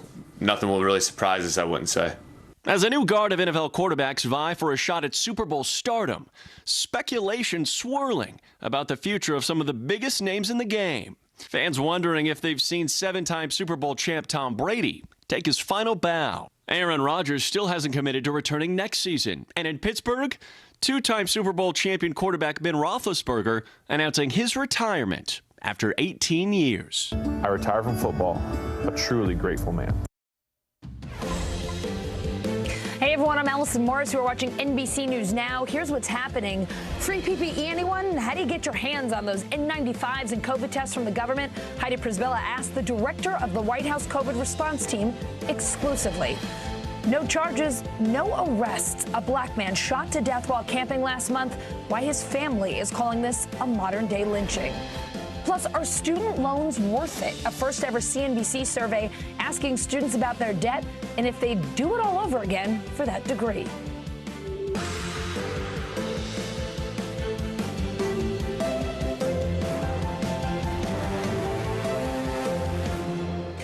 We begin with those free masks and COVID tests from the government. NBC News correspondent Heidi Prisbilla joins me now. Heidi, you spoke exclusively with the White House COVID Equity Director, Dr. Cameron Webb. How did he say the administration is making sure that these higher quality masks and these home tests are getting to them, to the communities and to the people who need them the very most? Yeah, Allison, this is an important story because the narrative till now has been that the only people who are getting really sick now and dying are the unvaccinated people who are ideological, and that is just not the case. The White House appreciated that in this rollout, which is why they told us that what actually happened here was that they did the rollout first to a number of zip codes that are considered underserved, that thousands, even millions of these tests went out first to these communities. They are able to do this, Allison, because the CDC has a poverty index. Well, it uses poverty and other measures to determine these zip codes that are most at risk. Take a listen to what he said. The data is really clear. These are the same zip codes that have faced an increased burden of COVID, more hospitalizations, more deaths, and then a lot of the other dynamics that lead to worse outcomes with COVID, whether it's rates of chronic disease or even risks of exposure. And so making sure that we're putting that priority there and saying that we care deeply about your access to resources. And the result, Ellison, he tells me, is that 43% of those home tests that are used at home, the COVID tests, have gone out to low-income areas, and that 20% are now being set aside by USPS to ship only to those underserved areas to make sure that that flow continues. Heidi, Omicron's peaked in some parts of the country. What is Dr. Webb saying about the timing of these shipments? Are they too late? Well, look, I asked him about that, given that there were some individuals among their own advocates calling for these masks to go out before the holidays. And he didn't say no, that they shouldn't have done that. But he said, look, this is what we're doing now. And he looked at the arc. He showed me the arc of what's happened here, for instance, with the tests, with 100 million being put out by the government back in November to where we are right now with it, which is a commitment, really, of 1 billion. Here's a little bit more of what he had to say. At every step, we're scaling this up to make sure we meet the need. And so, it's not merely reactive, but it's also keeping in mind what we're seeing on the ground in real time. Omicron has been a really unique foe in this pandemic, and I think that we're trying to meet each moment as it comes. And specifically, Ellison, he wanted individuals who are in some of these underserved communities to know that once they do get their hands on one of these N95 masks, actually you can get up to 3 when you go into these facilities, that they can be reused if they're not soiled and you're not wearing them all day like a doctor might, that you can get these pretty much any place where you would have gotten your vaccine or your free test, Ellison. And that really should start to be a pretty wide pipeline starting later this week, early next week. Heidi, what if there's another COVID variant or surge? Will the government send out more PPE, more tests? Is more help on the way, or is this a one-shot deal? That was probably the most fascinating part of the interview. Okay. He said, look, we know that this is not going to potentially be the only variant or the only surge. And given the fact that many Americans in the United States here still will not get vaccinated, we cannot rule that out. And what we are doing here really should be looked at as a permanent or semi-permanent infrastructure that can be activated much more quickly. Really, the acknowledgement there was that Omicron really caught everyone by surprise. And this administration, while it could have acted a little bit earlier, maybe in December before folks gathered for the holidays, is now trying to right that by creating what could be more permanent pipelines to get PPE out to the American people. Again, this will be the largest deployment of PPE by the government in U.S. history. Allison. Heidi, you asked some really important questions that a lot of Americans have right now. Thank you so much. Now to Brooklyn, New York, where more than half the teachers at a charter school walked out last week over an ongoing debate about COVID safety measures. NBC News caught up with some of the school students and teachers at a protest earlier this week. NBC News Now correspondent Maura Barrett has the story. As the Omicron variant tore through the country in the first weeks of the new year, teachers, families, and schools across the country butted heads over what the return to school would look like. All people are asking you for is a choice. In Brooklyn, teachers at Aspire Middle School say they reached their breaking point last week, with 28 teachers, more than half the school staff, choosing to go on strike. I cannot put my kids at risk. I won't. On Monday, students joined their teachers in protest, calling out what they say are the school's alarming conditions. They say the school is overcrowded. 400 kids, one bathroom. We don't even have a classroom that can fit our kids 3 feet apart. That lunch breaks aren't long enough. 7 minutes, 15 minutes to eat in a classroom. And that classrooms are cold. We sit in the coldest classroom in the world, and I'm not being dramatic. They open up the windows, keep the doors open, and the AC on. Aspire has disputed each of these claims and says they do seat students 3 feet apart and keep windows open in accordance with CDC guidelines. The school says every week it provides students with one KN95 or surgical mask and that it aims to test 20% of the school population on a weekly basis. Still, teachers are asking the administration to improve conditions and allow for remote learning, even designing virtual learning solutions themselves. We've even presented our administration with problem solving, with a remote option, with a hybrid option, with multiple different schedules to show how we could run a school at limited capacity that would actually be safe and have a good education for our scholars. Aspire Middle School is an Achievement First charter school located in East New York, where more than 94% of the neighborhood's population are people of color. According to the New York City Department of Education, 99% of Aspire's student population are minorities. More than half the staff is too, but those numbers are not reflected in the school's administration, according to teachers. Some teachers also say the school's handling of the situation is not in line with its core value of being anti-racist. You cannot claim to be an anti-racist institution if you don't show up for the people when they need it. 1 out of every 3 people in East New York has been diagnosed with COVID-19. 1 out of every 76 has died. Despite the numbers seen throughout the pandemic, Aspire says schools are still safe. NBC News obtained an email the school superintendent sent teachers hours after the protest. It said in part, quote, "We have received your email from January 20th. We are not going to, nor can we, negotiate on these matters. The demands made in that letter are at odds with our belief that not only is in-person schooling critical for our students' success, but also that schools remain one of the safest places." This little thing of schools are the safest place right now is a lie, because our schools are not built the same. We have schools, our school has 1 floor for 400 people. In a statement to NBC News, the school said AF Aspire Middle is focused on providing the highest quality learning environment for our students while keeping our entire school community safe. We have taken all appropriate steps to ensure safe in-person learning, and we've gone above and beyond the safety protocols instituted by other New York City public schools. Kids can't learn if they don't feel emotionally and physically safe. Teachers cannot teach if they don't feel emotionally and physically safe. We just can't. So learning has to come second to safety. It always has.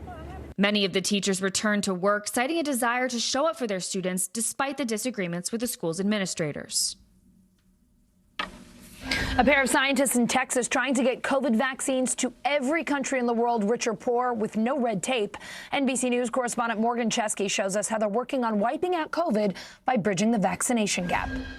This is Children's Hospital in Houston. There is much more than meets the eye, because past the exam rooms inside this lab lies what they believe to be the potential silver bullet for taking down COVID-19. Our lab is the United Nations of Science. A team of doctors, led by Dr. Peter Hotez and Dr. Maria Elena Batazzi, has dedicated their careers to finding a solution to fill a critical vaccination gap. Look, Delta rose out of an unvaccinated population in India at the beginning of last year, and then Omicron arose out of an unvaccinated population out of southern Africa. So Mother Nature is telling us what's going to happen as long as we refuse to vaccinate the world's low and middle income countries. With $7 million mostly provided by philanthropists, the duo turned to an old answer to solve a new problem. Crafting a vaccine inside Texas Children's they're calling a game changer, one they say they don't own the intellectual property for. It's a similar technology to that's used to make the recombinant hepatitis B vaccine.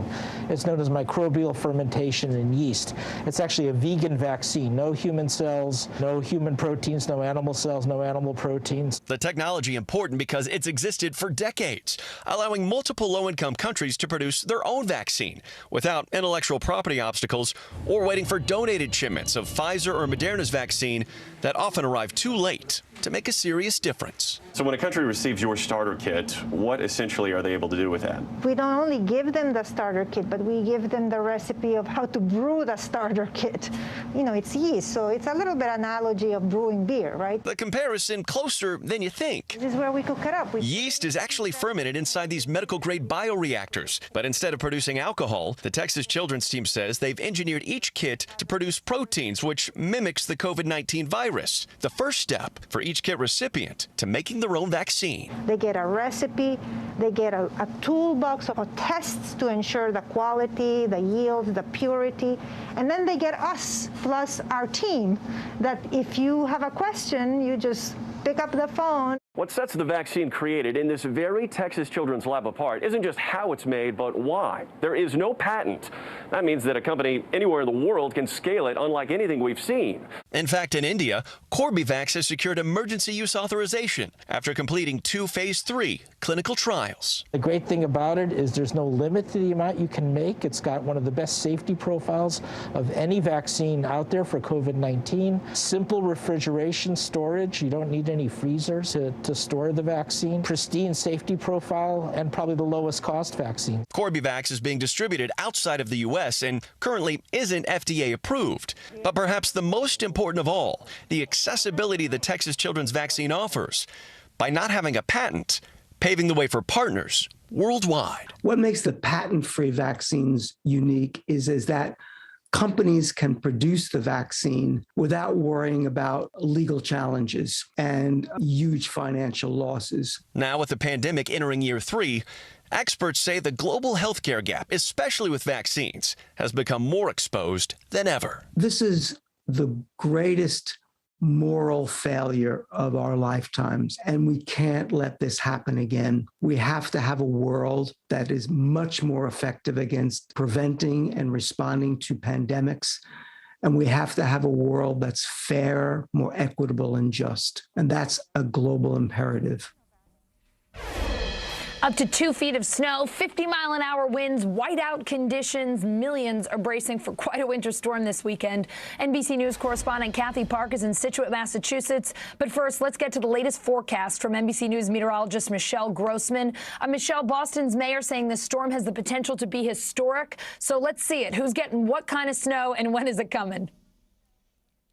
I know it's a lot of snow in some places. Hi there, Allison. And it looks like Boston will be the jackpot with 2 feet of snow. In some spots just south of Boston could see 2.5 feet, almost 3 feet of snow. So we're talking about a lot of snow in some places. We're also talking about really gusty winds, coastal flooding. So it's really more than the snow. We could see some power outages too. And then back behind this, as we're cleaning up on Saturday, we're looking at really frigid air. Some spots 14 below zero. That's what it's going to feel like as we're cleaning up. So we're crossing our fingers that the power does stay on in those spots. This is what the winter alerts look like all up and down the coast here. You can see the purple. That is your blizzard warning.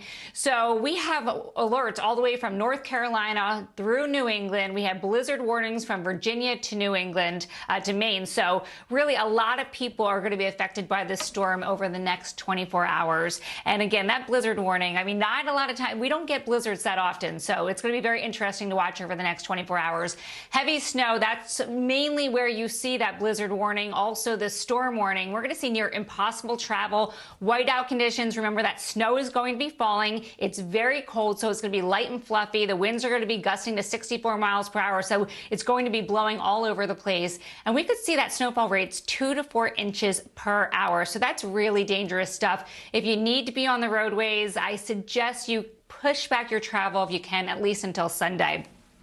So here's our official forecast. New York City, 8 to 12 inches, so maybe a foot of snow in some spots. You go to the eastern parts of Long Island, up to 18 inches of snow. Boston, again, that will be the jackpot with 2 feet of snow. Hartford, 8 to 12. And then as you go further down to the south, we're looking around 4 to 8 in Philadelphia and 12 to 18 in Atlantic City. So still, that's a lot of snow for parts of southern New Jersey. Here's your timeline for the major cities. Philadelphia, we're going to see that moderate snow falling, the heaviest from 3 o'clock to 8 o'clock, and then that snow ending by noon.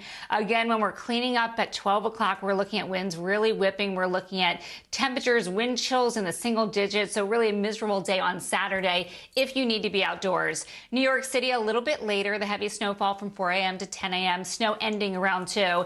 And then here's where we're going to have to be a little bit more patient as we head further to the north and east. Hartford, your heaviest snow is going to fall during the day, 9 a.m. to 4 p.m. And that snow may continue until 8 o'clock. So in some of these places, we may have to push off cleanup until morning because that sun will be setting. And unfortunately, it's going to be so cold that everything is going to freeze. So no melting is going to happen, at least for the next few days.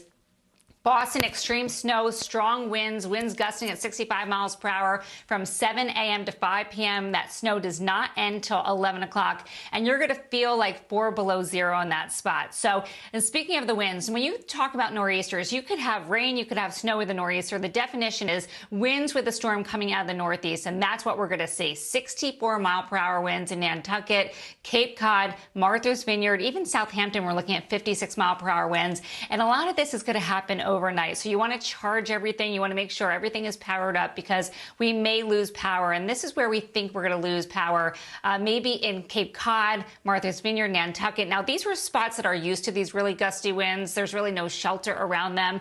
So hopefully we won't see widespread power outages, but we need to be prepared for that.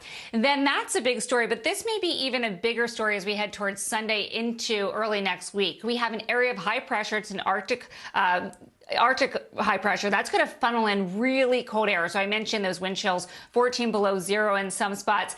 But look, as we head towards the south, this is going to stretch as far south as Florida. So freeze warning, 11 million impacted. And I'm going to wrap it up with this graphic because we're looking at temperatures in Orlando on Sunday at 29 degrees. That really will be a big story, the coldest in a decade. Allison, I know. Listen, we're going to Disney on February 11th. I'm glad we're not going tomorrow. Or Saturday. No, or let's get that cold out of the way Sunday. And warm it up so you can enjoy your time there. That's for sure. Michelle, thank you. Yes, sure. All right, let's go to Scituate, Massachusetts, where Kathy Parker is going to show us how they're bracing for this nor'easter. The Northeast and portions of New England are bracing for what could eventually become a historic winter storm. We are talking about snow totals that could be measured in feet by end of day tomorrow. Also, strong wind gusts up to 50 miles per hour in some spots. And coastal communities like this one, like Scituate, could be bracing for beach erosion and flooding. So here on the ground, crews are working around the clock. They were pre-treating the roads yesterday, and they plan on doing that today. You'll notice this massive salt dome behind me. They will be putting that to good use tomorrow at the height of the storm. I was told that they will be recirculating the salt and sand throughout the course of the day. Today, as you notice, the weather is calm and clear, so they are encouraging residents to get ready now and be prepared for widespread power outages. And of course, tomorrow, when the storm finally hits, they're asking people to stay off the roadways because conditions will deteriorate very quickly. Coming up, a black man in Pennsylvania shot and killed, but no one's been charged. The questions his family's now asking. Next.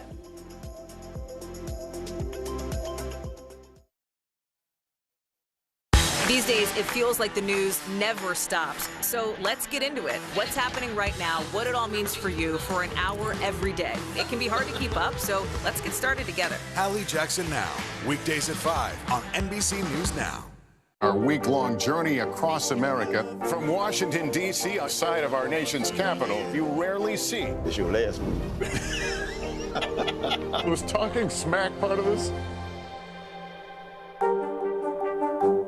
Hey everybody, it's Hoda Kotb from The Today Show. I am so excited to tell you about my new podcast, Making Space with Hoda Kotb. I sit down with some incredible people and we'll hear some uplifting stories. Listen to Making Space now on Apple Podcasts. News is more than a headline. It informs, it inspires, and it still matters. To cover it, you have to be in it. And that's what we're gonna do. Every night, we take you to the front lines of the story, where it's actually happening, with NBC News journalists on the ground from all over the world. We cover what you need to know and bring your newsfeed to life. In primetime and streaming live, it's your news playlist every night. Top Story with Tom Llamas, weeknights at 7 on NBC News Now. Hey everybody, it's Hoda Kotb from The Today Show. I am so excited to tell you about my new podcast, Making Space with Hoda Kotb. I sit down with some incredible people and we'll hear some uplifting stories. Listen to Making Space now on Apple Podcasts. We're here to start conversations about the big things happening in our world, because it's not my job to tell you what to think. My job is to think about what you tell me. Now Tonight with Joshua Johnson, streaming weeknights at 8 on NBC News Now. Here comes Diggins! In that moment, I was just thinking about what I could do to get to that line. Jesse Diggins to the line! Goal! A landmark moment that will be etched in history. when Keegan jumped on top of me and we saw our teammates right next to the finish line. That was a really emotional moment for me. I remember thinking, this podium is too small. It should be more than just the two of us up here. There were residents who hung on for dear life. I've heard people say the town is gone. Do you see it that way? Absolutely not. We've lost some houses, but our community's still here. We're here to start conversations about the big things happening in our world, because it's not my job to tell you what to think. My job is to think about what you tell me. Now Tonight with Joshua Johnson, streaming weeknights at 8 on NBC News Now. Hey everybody, it's Hoda Kotb from the Today Show. I am so excited to tell you about my new podcast, Making Space with Hoda Kotb. I sit down with some incredible people and we'll hear some uplifting stories. Listen to Making Space now on Apple Podcasts.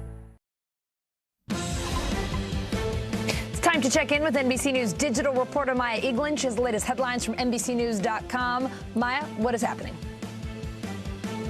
Hey, Allison, we start in Pennsylvania, where a judge is striking down the state's mail-in voting law, saying while it's convenient, voters must first amend the state's constitution before the law can be enacted.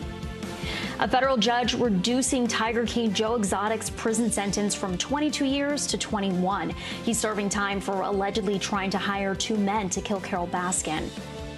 A rare portrait of Princess Diana selling for more than $200,000, which experts say is 10 times its highest estimate. The oil painting features Diana in a green halter dress.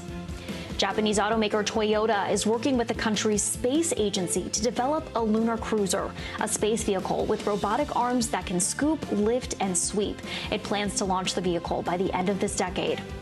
And the White House cat is here. The Bidens happily welcoming Willow, almost a year after First Lady Jill Biden promised she'd be joining them. A spokesperson says Willow is already settling in with her favorite toys and treats. Allison, back to you. Oh, what a cutie, Maya. Thank you. States will stand shoulder to shoulder with our NATO allies. And that includes reinforcing security on NATO's eastern flank. And as you know, we placed thousands of U.S. troops on prepare to deploy orders earlier this week. If NATO activates its response forces, these troops will be ready to go. Secretary of Defense Lloyd Austin saying the U.S. is committed to NATO at a news conference this afternoon, but adding that Russian President Vladimir Putin has the capability and the forces to invade Ukraine. NBC News Pentagon correspondent Courtney Cubey joining me now. Courtney, Secretary Austin pretty blunt. What else did he have to say today? Yeah, that's right. I mean, he spoke a little bit of what we heard just there about the potential for a U.S. military deployment under NATO as part of the NATO response force. That would be, of course, going to areas around Ukraine, NATO partners around Ukraine, to shore up their defenses, to sort of bolster them and reassure them if, in fact, Russia is going to invade. But Secretary Austin, you know, he spoke very bluntly and soberly about the real threat that is placed in this region right now by this continued steady buildup of Russian forces. But he focused on the importance of the U.S. and U.S. allies in NATO standing together, and said that it's just not clear, according to the NATO allies and to the United States, exactly what Putin may be up to, what he may be planning here. Here's what he had to say. I don't think this is about trusting Putin. This is about our allies trusting us. And so that's really what we're focused on. And we, you know, Mr. Putin, at some point in time, will reveal what he's thinking. But again, I'm not sure that he's made final decisions on what he's going to do yet. Both Secretary Austin and General Milley reinforcing that there is still room for diplomacy here, but painting a pretty sobering and bleak picture about what will happen if Russia decides to invade, Allison. He also said the Pentagon's going to give President Biden options to defend our national security while staying united with our NATO allies. What sense do you have of what those potential options look like here? So that's really this troop deployment, for the most part, coming from here anyway. This troop deployment that will go to the NATO allies. It's 8,500 that we've heard a lot about this week that are now on a prepare to deploy order. Basically, that means they have been told, look, you could get orders today, and that means you've got to be ready to get on a plane in 5 days. Some of them are on a slightly shorter timeline than that, but that's the most basic one, about 5 days ready to go over. But again, it's really important to point out that they would be going to the areas around Ukraine, not into Ukraine. But Secretary Austin today made one very interesting comment, and that was when he didn't rule out the possibility that U.S. military forces could be sent into Ukraine in advance of an invasion to help with a possible non-combatant evacuation, or a NEO, of American citizens. Again, he didn't say that had been decided, but he said they're prepared and ready if called into it. Of course, a lot of people will draw a parallel line to what we saw only a couple of months ago in Afghanistan, when thousands of U.S. military forces were brought into Kabul airport to help with the evacuation of more than 100,000 American and Afghan citizens. The question is, will that be necessary? And most likely not on that same scale, but will anything like that be necessary that would involve the U.S. military going in to help? The chairman of the Joint Chiefs, General Milley, said the crisis in Ukraine feels different. Why?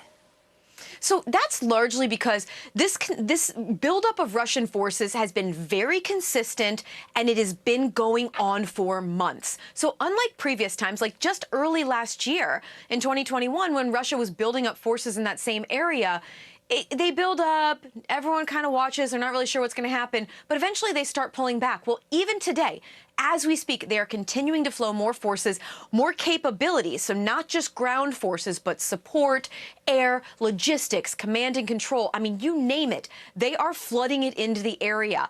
More than 100,000 troops there now. That was what General Milley said, and he spoke very, again, soberingly about exactly what it is that Russia is doing. Here's what he had to say. In terms of what we've seen in the past of Russian exercises, et cetera.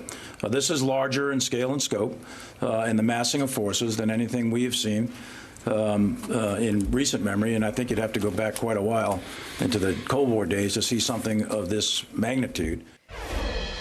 So defense officials, one of the reasons that they're so concerned about this, U.S. defense officials, is because Vladimir Putin has really put so much along the border there that it seems unlikely that he'd be willing to just all of a sudden de-escalate and pull all of his forces back. It seems as if he's got so much skin in this game at this point that it's hard to imagine he wouldn't act. But again, General Milley, Secretary of Defense Lloyd Austin, they both said today that they are hopeful that there will be some way to de-escalate this. There is some room for diplomacy, but they are very serious about just how dangerous the situation could become and how quickly it could turn dangerous. Allison. Yeah, a lot of potential for danger here. It's a situation everyone's been watching so closely. Courtney, thank you for sticking around on a Friday to talk to us. We really appreciate it. Thanks, Allison. United Airlines making a major investment to address a shortage in the skies. It's opening its own flight academy to keep up with the demand for pilots. Here's NBC News correspondent Tom Costello. Daybreak in Arizona, and 29-year-old Josh Azua is up early in the cockpit with his flight instructor. 71, rotate. Nice. All right, pitching 85. 6 months ago, Josh was a motorcycle cop in Metro Denver, dreaming of learning to fly. That's when he saw United Airlines is recruiting students, no experience needed, for the first major airline-owned pilot flight academy to help fill the critical shortage of airline pilots. In December, he joined the first class outside of Phoenix. As soon as I had my first flight and we left the ground, I knew this was for me. I was hooked. It's just a completely different feeling than being on the ground. The industry predicts a shortage of 12,000 pilots in North America next year, with too few pilots coming from the military and private pilot training costing $100,000, prohibitive for many. All airlines are scrambling to fill their cockpits. United plans to hire 10,000 pilots over the next 8 years, half of them graduates of its new academy. CEO Scott Kirby. This is a way for you to ensure that the pilots are being trained to the specs, to the qualifications you want. In the way that the military trains pilots, with upset recovery training, and really a unique approach to pilot training to train the next generation of pilots for United Airlines. United says 50% of its students will be women or minorities. As a flight attendant, Shelley Thomas dreamed of becoming a pilot. Today, she is. Yeah, you manage the energy perfectly. Teaching Josh to fly and headed for her own career in the cockpit. The ultimate goal would be to fly a 777 for United. Yeah. A 777? Yeah. That's a big plane. Bigger than this one. Before becoming a commercial airline pilot, the grads will still need to have 1,500 flight hours. Most will start at a regional airline. As for Josh, Actually, I think they were probably my best landings I've had yet. in a few years, he may be your pilot. No one arrested, no one charged in the shooting death of a black man in Pennsylvania more than a month ago. Police detained but released 4 people, and now that man's family is calling his death a lynching. Here's NBC News correspondent Zinkley Esawan. A man found dead after an overnight trip with 4 other people in December. The family demands answers and action. Peter Bernardo Spencer was a 29-year-old Jamaican immigrant. His mother says they came to the U.S. for a better life. Now she's mourning the end of his life, recalling the moment she learned of his fatal shooting. I shouted out and I fell on my knees. The December 12th incident happened at a Rockland Township residence during an overnight trip, including a former co-worker, according to the family lawyer. The lawyer says Spencer worked as a contractor and was dropped off at the gathering by Carmela King, his fiancée, carrying Spencer's unborn child. The fatal shooting happened around 2:30 a.m., according to police, who say Spencer was found dead in the front yard. 1 suspect and 3 individuals were detained and questioned, but released. An autopsy was completed on December 14th, and no arrests or charges have been made, according to police. We know how many times he was hit. It was 9 times. There may be as many as 7 shots to the back. Police have not confirmed how many times he was hit, but say multiple firearms, ballistic evidence, and controlled substances were seized from the scene. I worked on JFK, RFK, MLK, O.J. Simpson. This remains among the most puzzling as to what in the hell took place. The family hired their own medical expert, world-renowned Dr. Cyril Wett, to examine Spencer. The delay is being caused by the DA and or the police. This is not acceptable. What additional information do you need, given that you've already examined the body? I need the original autopsy report, and I need the photographs taken of the body at the autopsy. According to the family, the coroner has not released autopsy photos to their medical examiner. Sharing autopsy photos with a medical examiner is not a controversial thing. They have made controversial decision after controversial decision, and it leaves us with no other option but to assume the worst, leaving the family with more questions than answers. I just want to know why. That's really all I want to find out at this point. The Venango County coroner did not immediately respond for comment. The identities of the 4 individuals originally detained and questioned have not been released. The family alleges they were all white. In a statement, the DA said, in part, quote, "The office also takes seriously any possibility that a crime may be fueled by hatred toward a person because of their race." All this Spencer's family holds on to his memory. He said, "I love you, Mom." He never left the phone, off his phone, without saying, "I love you. Come and give me a hug." He never just said Mom, he said Madre. Zinkley joins me now. Zinkley, Spencer's family still waiting for more details from the coroner. What's the latest there, and what's the county DA saying about potential charges here? Yeah, Allison, as you say, they're still waiting to hear from the coroner. I asked if they plan to sue, and they say they're still in the initial stage of the investigation, and a lawsuit is not out of the question. Meanwhile, police in a report urged the public to, quote, remain patient. The county DA said, as you asked, the ongoing investigation could take 4 to 6 weeks until they make a charging decision. So there's a lot to follow, Allison. All right, Zinkley, thanks for reporting, and have a great weekend.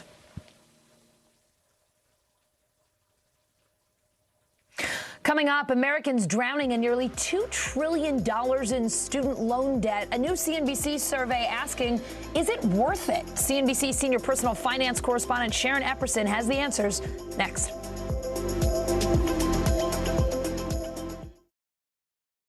News is more than a headline. It informs, it inspires, and it still matters. To cover it, you have to be in it. And that's what we're going to do. Every night, we take you to the front lines of the story, where it's actually happening, with NBC News journalists on the ground from all over the world. We cover what you need to know and bring your newsfeed to life. In primetime and streaming live, it's your news playlist every night. Top Story with Tom Llamas, weeknights at 7 on NBC News Now. Our week-long journey across America from Washington, D.C., outside of our nation's capital, you rarely see. It's your last one. Was talking smack part of this? Top Story with Tom Llamas is your news playlist on NBC News Now. And now, you can listen to it as a podcast. Available anytime and anywhere. Good morning, I'm Joe Fryer. And I'm Savannah Sellers. 2022 is off to a busy start. Winter's wrath causing headaches from coast to coast. It's been really incredible to see how quickly volunteers started to help with the cleanup efforts. Morning News Now, streaming weekdays at 7. What happened here is a story of loss and salvation. There were residents who hung on for dear life. This is where you took shelter, in this closet. I took shelter right in this closet right here.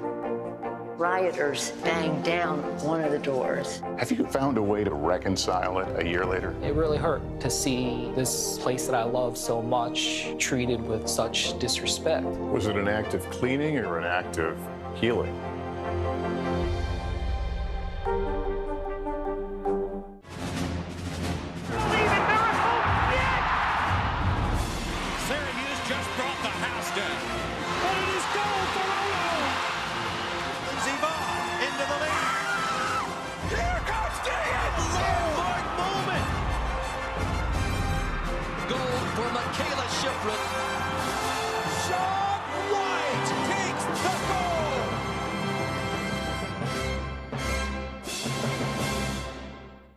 Hey everybody, it's Hoda Kotb from The Today Show. I am so excited to tell you about my new podcast, Making Space with Hoda Kotb. I sit down with some incredible people and we'll hear some uplifting stories. Listen to Making Space now on Apple Podcasts.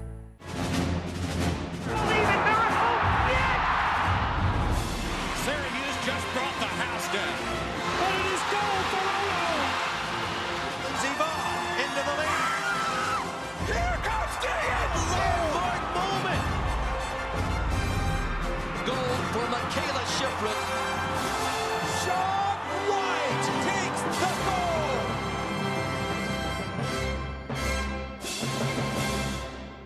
goal. The Meet the Press Chuck Toddcast, free wherever you get your podcasts.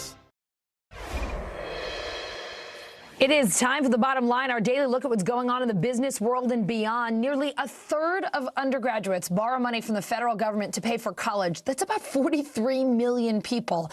Many of them are saying that debt wasn't worth it in a new CNBC survey. Here's CNBC senior personal finance correspondent Sharon Epperson. After taking out student loans and working her way through school, Kate Bernick earned a master's degree and owed about $100,000 in debt. I don't think I went in understanding how long I would be paying those loans back. It's been nearly 20 years, and the 39-year-old senior communications specialist still owes over $30,000.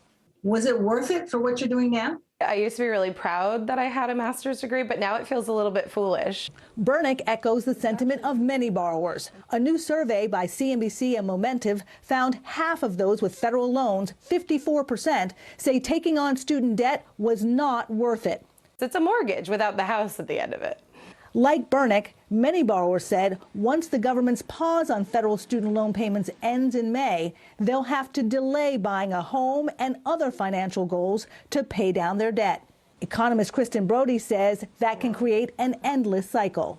You have less money to pass along to your own children, which means they're more likely to need to take out student loans if and when they get ready to go to college. So forgiving student loans could help mitigate some of that cycle. The national survey found 57% of adults believe President Biden should make student loan forgiveness a priority.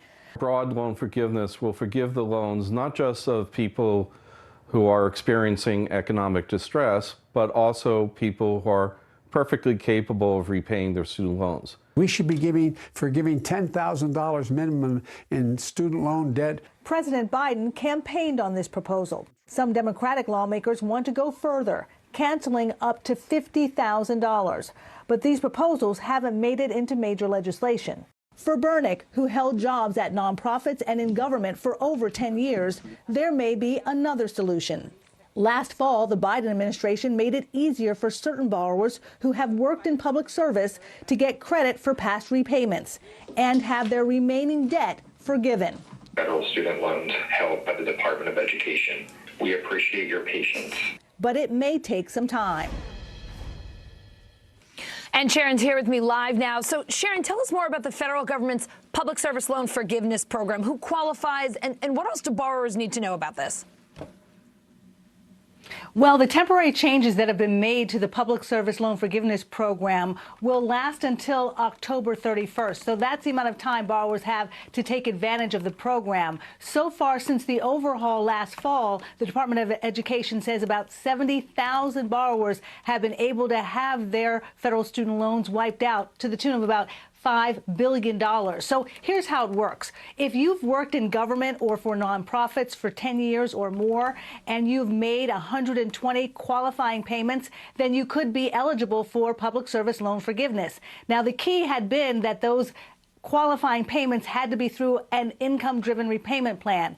The Department of Education has now waived that provision until October 31st. So now's the window to try to contact your servicer, find out if you can prove that you've made these 120 payments that would qualify you for this loan forgiveness program. So this is both a fascinating and a frustrating survey, right? To hear people say they're just not sure it was worth it to go to school, to borrow that kind of money. What else did you hear from folks? You know, it is very frustrating because the cost of taking out these loans is so much greater than just the loan balance. We looked at what people had to say about when they start to repay their student loans, because, of course, we have the payment pause now from the federal government through May 1st. But people said that they were really not going to be able to make some of those moves. They also said when it comes to loan forgiveness, yes, they believe that President Biden should put that front and center, but they're very mixed on how that should be done, whether or not it should be everyone gets their loans forgiven, just those in need, or 1 in 4 said, about 27% said nobody needs to get their loans forgiven. But the majority of folks in this survey, surprisingly, 57% said President Biden needs to make loan forgiveness a priority. Allison? All right, you heard it coming directly from the people. Sharon, thank you so much, and you have yourself an awesome weekend. You too, and go to cbc.com/investinYou for a lot more on the survey. Thank you. Remove your seatbelts, lift up those over-the-shoulder restraints. The roller coaster ride on Wall Street is over, at least for this week. The Dow closing up 564 points today. Its best day of the year so far. The S&P 500 and the NASDAQ also rallying to close the day in the green. So what are we in for next week? Is more madness on the way? Let's bring in Investopedia editor-in-chief Caleb Silver. So, Caleb, thank goodness for Apple's quarterly earnings, right? They gave the market something to smile about today. The last quarter of 2021, Apple's best ever in terms of sales. A whole lot of people buying iPhones apparently over the holidays. But let's look back on this wild week. Can you help explain to our viewers why the markets were so riled up about a Fed that didn't actually make any changes to interest rates this week, and in the middle of a corporate earnings season that's looking pretty good? You're right, and it's a mystery. But if you heard the language that Fed Chair Jerome Powell used at the end of the Fed's meeting, that made a lot of investors uncomfortable. What he said was there's plenty of room to raise interest rates. Now, we all know interest rates are going to rise. That's the worst kept secret in the world. But that there's plenty of room, that could mean 3, 4, 5, 6 potential interest rate hikes this year. And that changes the temperature of the stock market, definitely changes the temperature of the economy and the housing market. So I think that's what got investors so nervous, because you're right, earnings have been great. Apple just had a blowout quarter. I've never seen sales like that, $124 billion in one quarter, Allison. And we have really strong GDP. We had the fastest GDP growth since 1984. So in the face of it, the recovery is strong, corporate earnings are strong, but now the Fed is taking away the punch bowl, and that makes investors nervous. Yeah, I mean, we're just showing you there what the markets were doing all throughout the week. It was weird, to say the least, and the intradays were just insane. I got to say, though, Caleb, you bring up a great point how impressive Apple was. I mean, geez, those numbers, just when you thought everybody already had an iPhone. You are always helping us improve our financial vocabulary so we sound smarter when we talk about business and economics. What's your Investopedia term of this week? Well, the term of the week this week, we're always looking for something interesting to give to you guys. So the term of the week we're looking for this week is the wealth effect. And that is because of the rise in stock prices, because of the rise in asset prices, especially home prices, most Americans that own stocks or own their home feel wealthy. And the idea is that when they feel wealthy, when they see their assets rise, they're going to spend money. And that is what we've seen over the course of the past year, Allison. Consumer spending has remained strong, even though sentiment is weak. Now, if you take away those asset gains, if you take away those stock price rises, are consumers going to keep spending? That's the wealth effect, and that's something the Fed cares a lot about. Yeah, that's something we're going to have to watch this year, for sure. So let's talk about the week ahead. What's on your radar besides potentially more volatility on the markets? I know the January jobs report, the first of the year out next Friday, is a big one.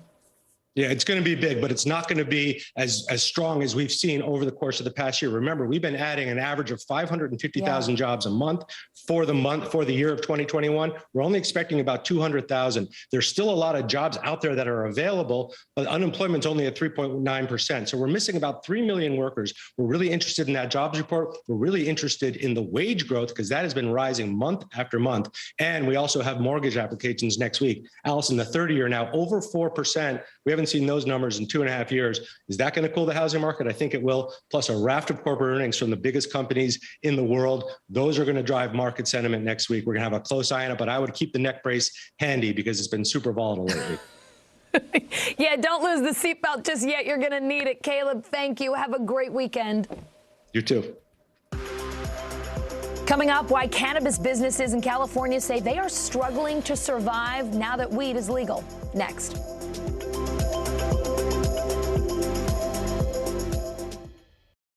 What happened here is a story of loss and salvation. There were residents who hung on for dear life. This is where you took shelter, in this closet. I took shelter right in this closet right here. Rioters banged down one of the doors. Have you found a way to reconcile it a year later? It really hurt to see this place that I love so much treated with such disrespect. Was it an act of cleaning or an act of healing?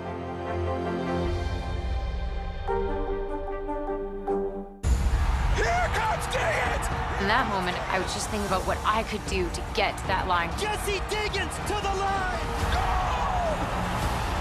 A landmark moment that will be etched in history.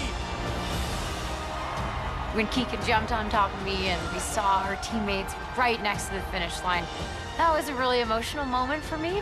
I remember thinking, this podium's too small. It should be more than just the two of us up here. This is a very different kind of program. We're here to start conversation about the big things happening in our world. Professor, I'm not asking you to predict the future, but what do we think that the new normal is going to be? Is part of this that everyone's rethinking their jobs during this pandemic and their relationship to their employers? What is your biggest tip for any parent who's concerned about this? It's not my job to tell you what to think. My job is to think about what you tell me. Now Tonight with Joshua Johnson, streaming weeknights at 8 on NBC News Now. Have you found a way to reconcile it a year later? It really hurt to see this place that I love so much treated with such disrespect. Was it an act of cleaning or an act of healing? We've got a Congress that doesn't seem very functional. What's this election year going to look like? Are we getting ahead of the science? Are we behind the science? How much did this booster confusion set us back? Can the January 6th committee come up with anything that would change Republican minds? If it's Sunday, it's Meet the Press. The Biden administration can't lease millions of acres in the Gulf of Mexico for offshore oil drilling. A federal judge saying they didn't consider how it would affect greenhouse gas emissions. Here's NBC News correspondent Josh Letterman. What's so ironic about this decision is the Biden administration is getting its hand slapped by the court for the way it held a lease sale that President Biden never wanted to hold in the first place. When he was campaigning for president, Biden committed that he was going to stop drilling for oil and gas on public lands. These are taxpayer-owned federal lands. And early on, his administration started a process to figure out how are we going to look at the future of the longstanding drilling program where private companies can basically lease federal land from the government for the right to drill for gas and oil on it. But a bunch of Republican attorneys general, they sued the Biden administration saying, you can't put these lease sales on hold. We have a legal right to be able to bid for this land, to be able to drill for gas and oil. And so the Biden administration, against its better judgment, went ahead at the end of late last year and held that sale anyway. And it was, in fact, one of the the largest in our country's history. About $192 million in leases that came out of that sale, although they were not yet finalized. Now a court is saying, actually, the Biden administration erred because when it made the decision to go forward with this, it did it on the assumption when they looked at how this would affect greenhouse gas emissions and climate change to say, well, look, if we don't let these companies drill on this land where we know that the U.S. has very strict environmental regulations, they're going to drill for that same oil somewhere else, possibly in a foreign country where the standards are lower. And so net, there are probably going to be more greenhouse gas emissions if this is done out of the U.S. than if it's done right here in the U.S. on public lands.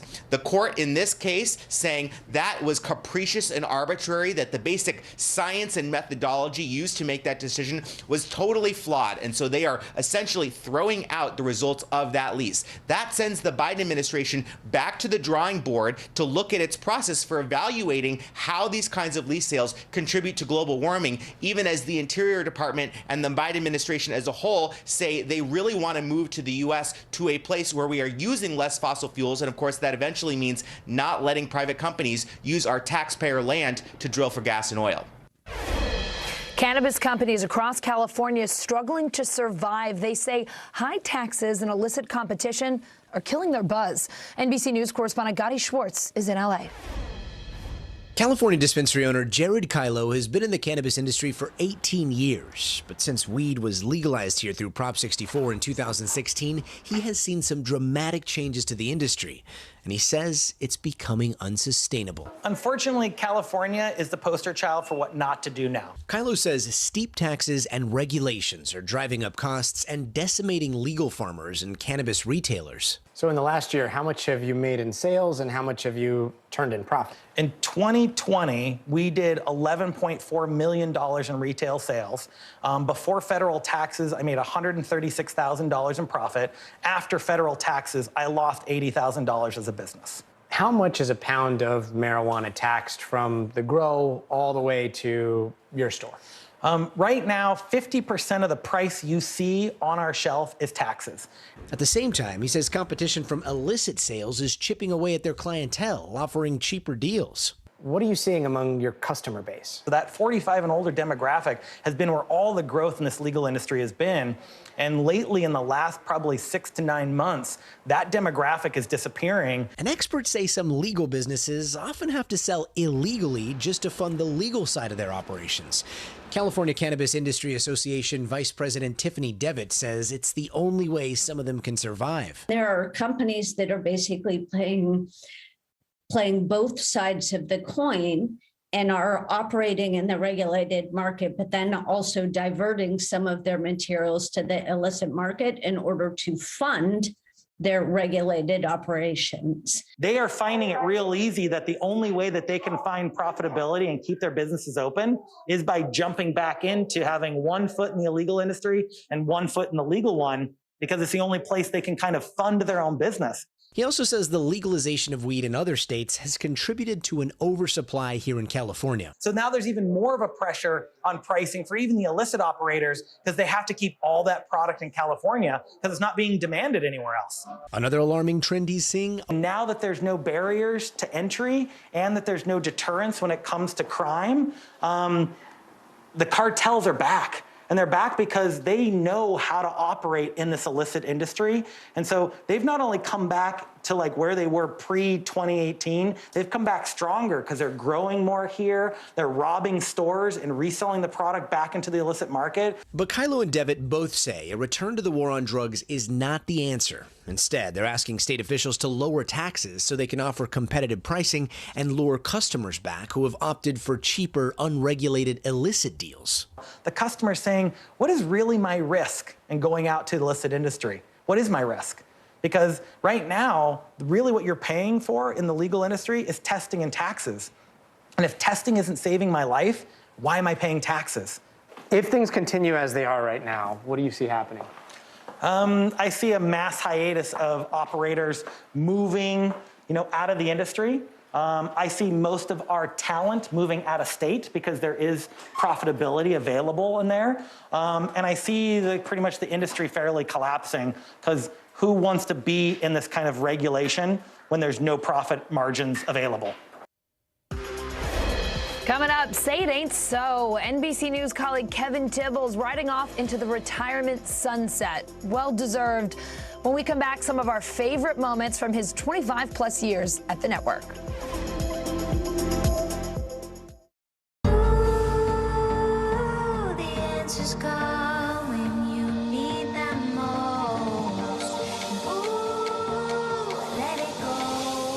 The Today Show's newest fan. A little Al Roker. What am I doing here?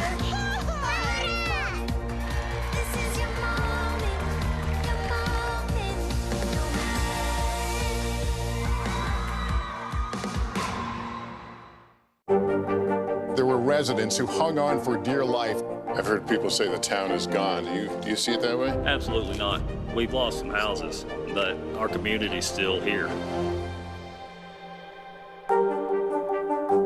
To cover the news, you have to be in it. We'll take you to the front lines of the story, bringing your news feed to life. Streaming live every night. It's your news playlist. Top Story with Tom Llamas, weeknights at 7 on NBC News Now.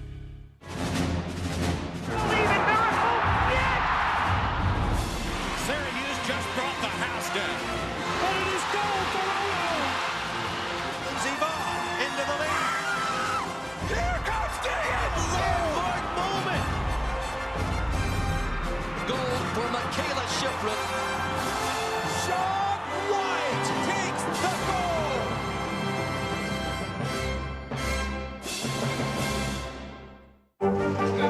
What is going to happen now? Going back and forth because they... Oh, yeah, this is it, right?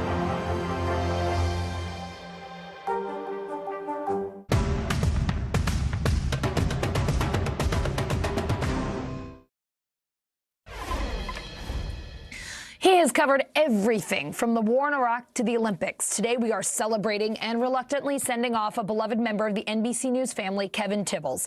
Today co-host Savannah Guthrie has the highlights of his nearly 3-decade career here at NBC.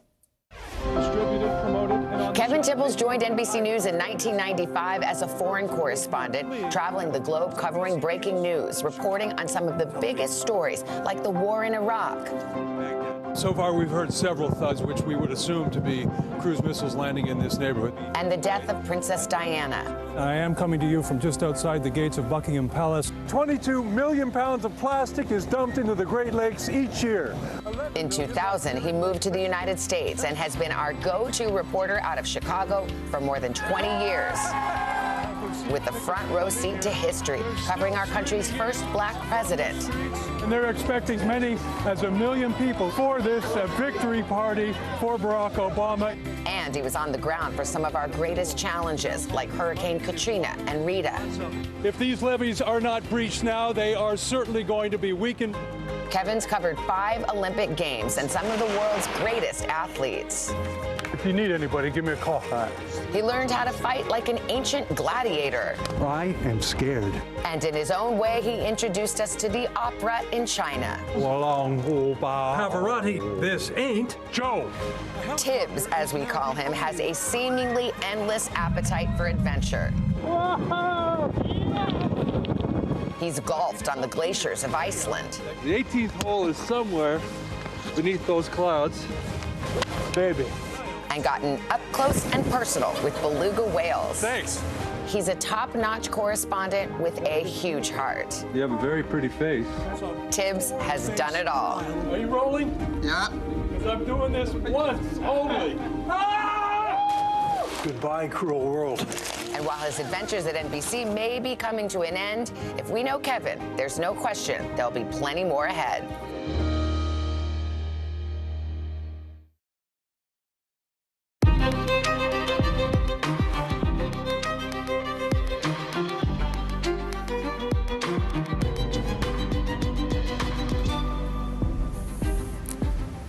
We begin tonight with tens of millions of people bracing for a dangerous nor'easter.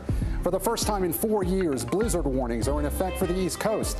We're live where it's going to hit and everything you need to know to stay safe. Then at the Pentagon, the country's top military brass delivering a stark warning. Russia's troop buildup is bigger than anything they've seen in decades, and They're not ruling out the possibility of sending in U.S. troops. We're live in Russia. And look at these stunning images from Pittsburgh. A bridge collapses on the same day President Biden was heading to the area to talk infrastructure. His promise to get all of the nation's crumbling roads and bridges fixed. Plus, the government agency everyone loves to hate is rolling out a facial recognition system for its website, and privacy red flags are going up. Then, in tonight's original, an exclusive look at Chicago's plan to upgrade to smart LED streetlights. The price tag, $160 million. Why the city says it's worth it.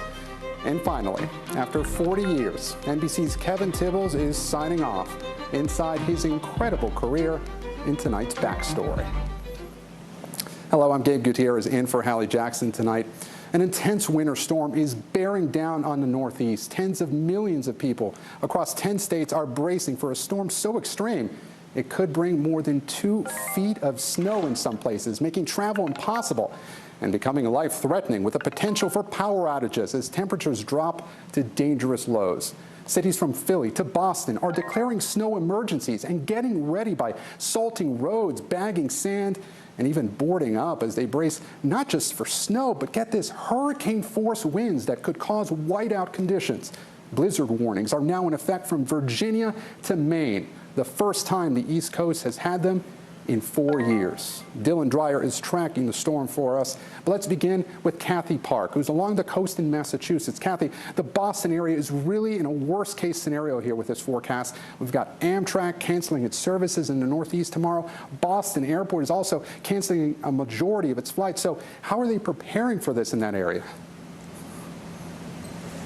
Well, Gabe, good evening to you. Well, they have essentially been preparing for days. Crews have been out pre-treating the roads for several days now. In fact, we saw them out and about today. They plan on spraying a brine mixture and then putting out sand and salt throughout the course of the storm tomorrow. Meanwhile, they've also placed barricades in certain areas where it's flood prone. You also mentioned hundreds of flight cancellations in and out of Boston Logan. Officials here are really underscoring the magnitude of the storm and the fact that this is just a historic system that could do some serious damage. Here is Boston's mayor from earlier today. Take a listen. This is likely to be an intense, dangerous storm with heavy snow, high winds, and whiteout conditions.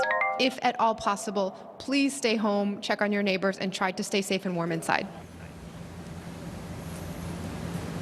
And Gabe, we should also note that we are standing by for a press conference with the governor of Massachusetts, along with public safety officials, to kind of get a course of action throughout the state of Massachusetts. But hundreds of pieces of equipment have really been mobilized ahead of this system, Gabe. Yeah, Kathy, and we're hearing that emergency officials where you are telling people along the coast to consider going to a hotel or a friend's house before high tide tomorrow morning. How are they feeling right now?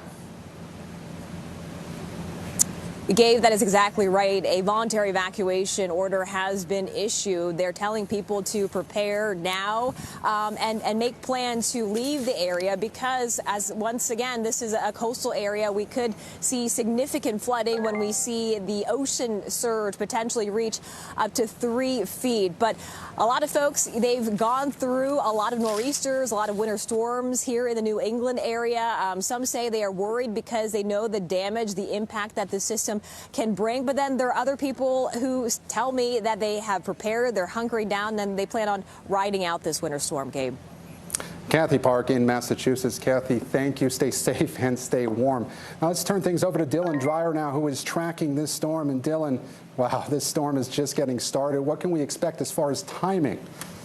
Well, Gabe, you know, we've seen a little bit of snow so far in the Northeast, but that has nothing to do with the storm that's on its way. So let's first talk about the alerts. And we have 68 million people under some sort of winter weather alert. But notably, it's that blizzard warning from Virginia up to Maine. Again, something that hasn't been seen on the East Coast since 2018. The snow we've seen so far has been with this little clipper system, a cold front that really its job is just making it colder, cold enough for this next storm system to become this major snowstorms. So we are going to see it continue to intensify, especially through the night tonight. So in the mid-Atlantic region, it's after midnight through tomorrow morning. And then for New England, it's really most of the day on Saturday where we'll be seeing the gusty winds and the heavy snowfall. I mean, snowfall rates of about 2 to 4 inches per hour, significantly reducing visibility. And then on top of that, we have the gusty winds as well. So we are looking for, again, blizzard-like conditions, near whiteout conditions. It will be impossible to travel on the roads. We could see as much as 8 to 12 inches of snow in New York City, but you go farther east,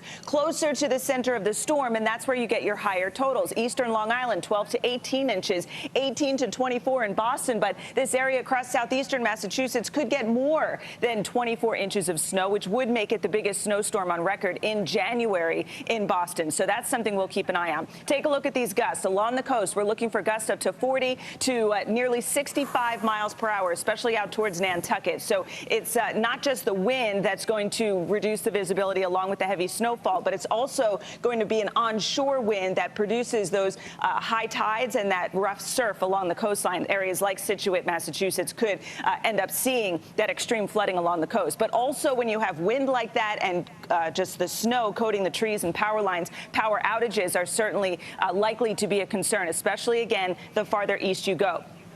I want to point out, when this storm system moves on, Sunday is going to be brutally cold. Here's our temperatures right now with wind chills back into Buffalo at 2 degrees. That's what's moving in. So on Saturday, the wind chill in Philadelphia, 7. Norfolk, Virginia, it'll feel like 17 degrees. And then it gets even colder on Sunday for areas down into Florida. Look at this. Orlando, Sunday morning, 29 degrees with your wind chill of 25. Fort Lauderdale, a wind chill of 30 degrees. So this is extreme cold that Florida hasn't felt for the last 8 years. So we've got the nor'easter for the northeast, but the southeast will be dealing with that dangerous cold as well. Gabe. Wow, Dylan, that is just amazing. You know, my mom down in South Florida, she is freaking out that it's going to get that cold. You know, you got those falling iguanas in the forecast that we have every couple of years. But Dylan, I want to ask you, look, we've been talking about this potential nor'easter for several days. At one point, you know, we didn't know the American model versus the European model, anywhere from 0 to 20 inches of snow at one point. You know, so why finally did it take so long for these models to come together here? Well, I mean, that's kind of what we do as meteorologists. You know, you kind of lean towards the model that you know tends to be more accurate. And as you get closer and closer to the storm, these models tend to line up. It's all based on equations. And, you know, as you get closer to the storm, you're putting in different information. And now that we have the most recent information, you know, now that we're about 8 to 12 hours out from the height of this storm, now they're working off of the same information at this point. So that's why they do tend to line up. And that's exactly what we're going to see. It was sort of a mix of both, which is really what tends to happen. So, yeah, Dylan, 2 to 4 inches of snow an hour, 60-mile-an-hour winds at some point. Should be an incredible weekend. Dylan, thanks so much. And I want to mention, by the way, Dylan, I'm just being told that you are coming back to us after 4 months of maternity leave. This is your first forecast, so we're honored to have you here, and welcome back. Thanks, Gabe. Yeah, I was a little shaky. I was a little nervous doing my first forecast in 4 months. It's been a while, but go figure. We're talking blizzards. Well, it's really great to have you back, and what a night to be back. Dylan Dreyer, thank you. Now, the U.S.'s top military officials today calling Russia's troop deployment larger in scale and scope than anything since the Cold War. Joint Chiefs of Staff Chairman Mark Milley telling Russia to stand down and warning the consequences could be horrific. There are many people in highly dense population centers throughout Ukraine. And if war were to break out on a scale and scope that is possible, the civilian population will suffer immensely.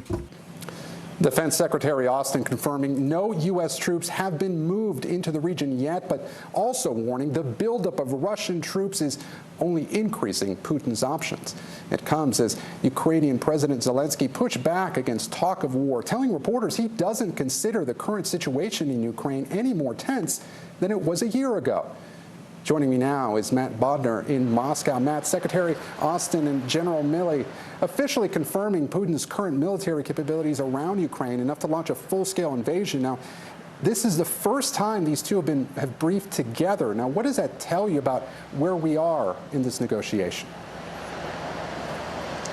Thanks, Gabe. Well, I think it obviously shows that the United States is taking this extremely seriously, but they are trying, I think, now to push Russia towards the path of diplomacy that was laid out in that official United States response that was handed over to the Russians earlier this week. So I think what we're seeing now is a bit of doubling down on the deterrence. No one yet knows what Russia's intentions are.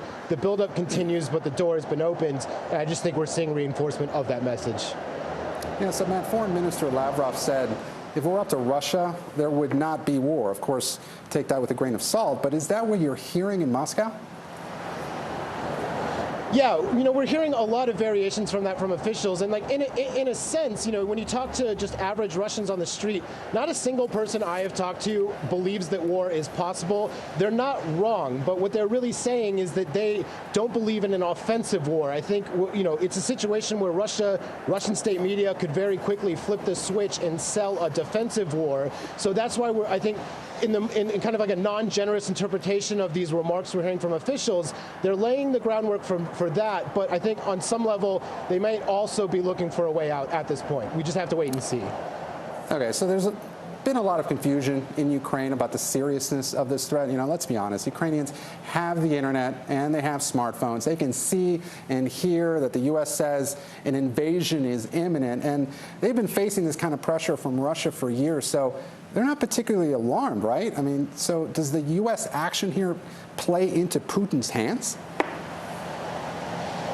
I think you could convincingly argue that it does. So, the United States has really come out very enthusiastically ahead of this one, and ahead of some key allies. And of course, you have Ukraine sitting there now kind of casting doubt on the immediacy of the threat. The Russians are noticing that. We're starting to see that thrown back in the state rhetoric, in some of the talking points, that even Ukraine doubts that an invasion is imminent. And the thing that kind of concerns me at this point, the threat of kind of a burnout on the story. If we accept that Russia's military is poised for a potential invasion and occupation of Ukraine, we should also accept that they could just sit on their border for an indefinite period of time, wait everyone out, make the U.S. kind of look the fool, so to speak, for a crying wolf, and then maybe later do something. Matt Bodner in Moscow. Matt, thank you so much. Now, President Biden just about an hour ago wrapped up a speech touting his infrastructure plan in Pittsburgh, where just hours before, a bridge literally collapsed. It happened just miles away from where the president's speech took place, and luckily no one was killed. There were only minor injuries. But the president stopped there ahead of his speech and met with first responders and said he's working to make sure this does not happen again. They're going to fix them all. Not a joke. This is going to be a gigantic change, and there's 43,000 nationwide, and we're sending the money. Now let's get right to NBC's Kelly O'Donnell joining us from Washington outside the White House. Now, Kelly, the president was in Pennsylvania today to tout this $500 billion bill, which was a big win. It seems like the bridge, which was in poor condition, collapsing, might have helped put a spotlight on how bad America needed this infrastructure money. Gabe, good to be with you. And sometimes circumstances work against the president's interests. In this case, as unfortunate as that bridge collapse is, and certainly for the injuries and the damage and the reality that people need to use that bridge, it certainly highlighted what he's trying to talk about and the purpose of this bipartisan infrastructure law now and the resources behind it that are being put into action with specific programs and specific bridges being identified, roads and airports and so forth around the country. It highlights the kind of deterioration that has been seen around the nation for key parts of our infrastructure, the kinds of things that make cities and communities work. And so the president did not expect to be able to highlight it in such a direct way, but he was able to do that today and talked about the bipartisanship here. And this is in some ways a part of the president's rollout of his sort of second-year agenda, wanting to talk about ways where practical things can be done that American people can see in their own communities.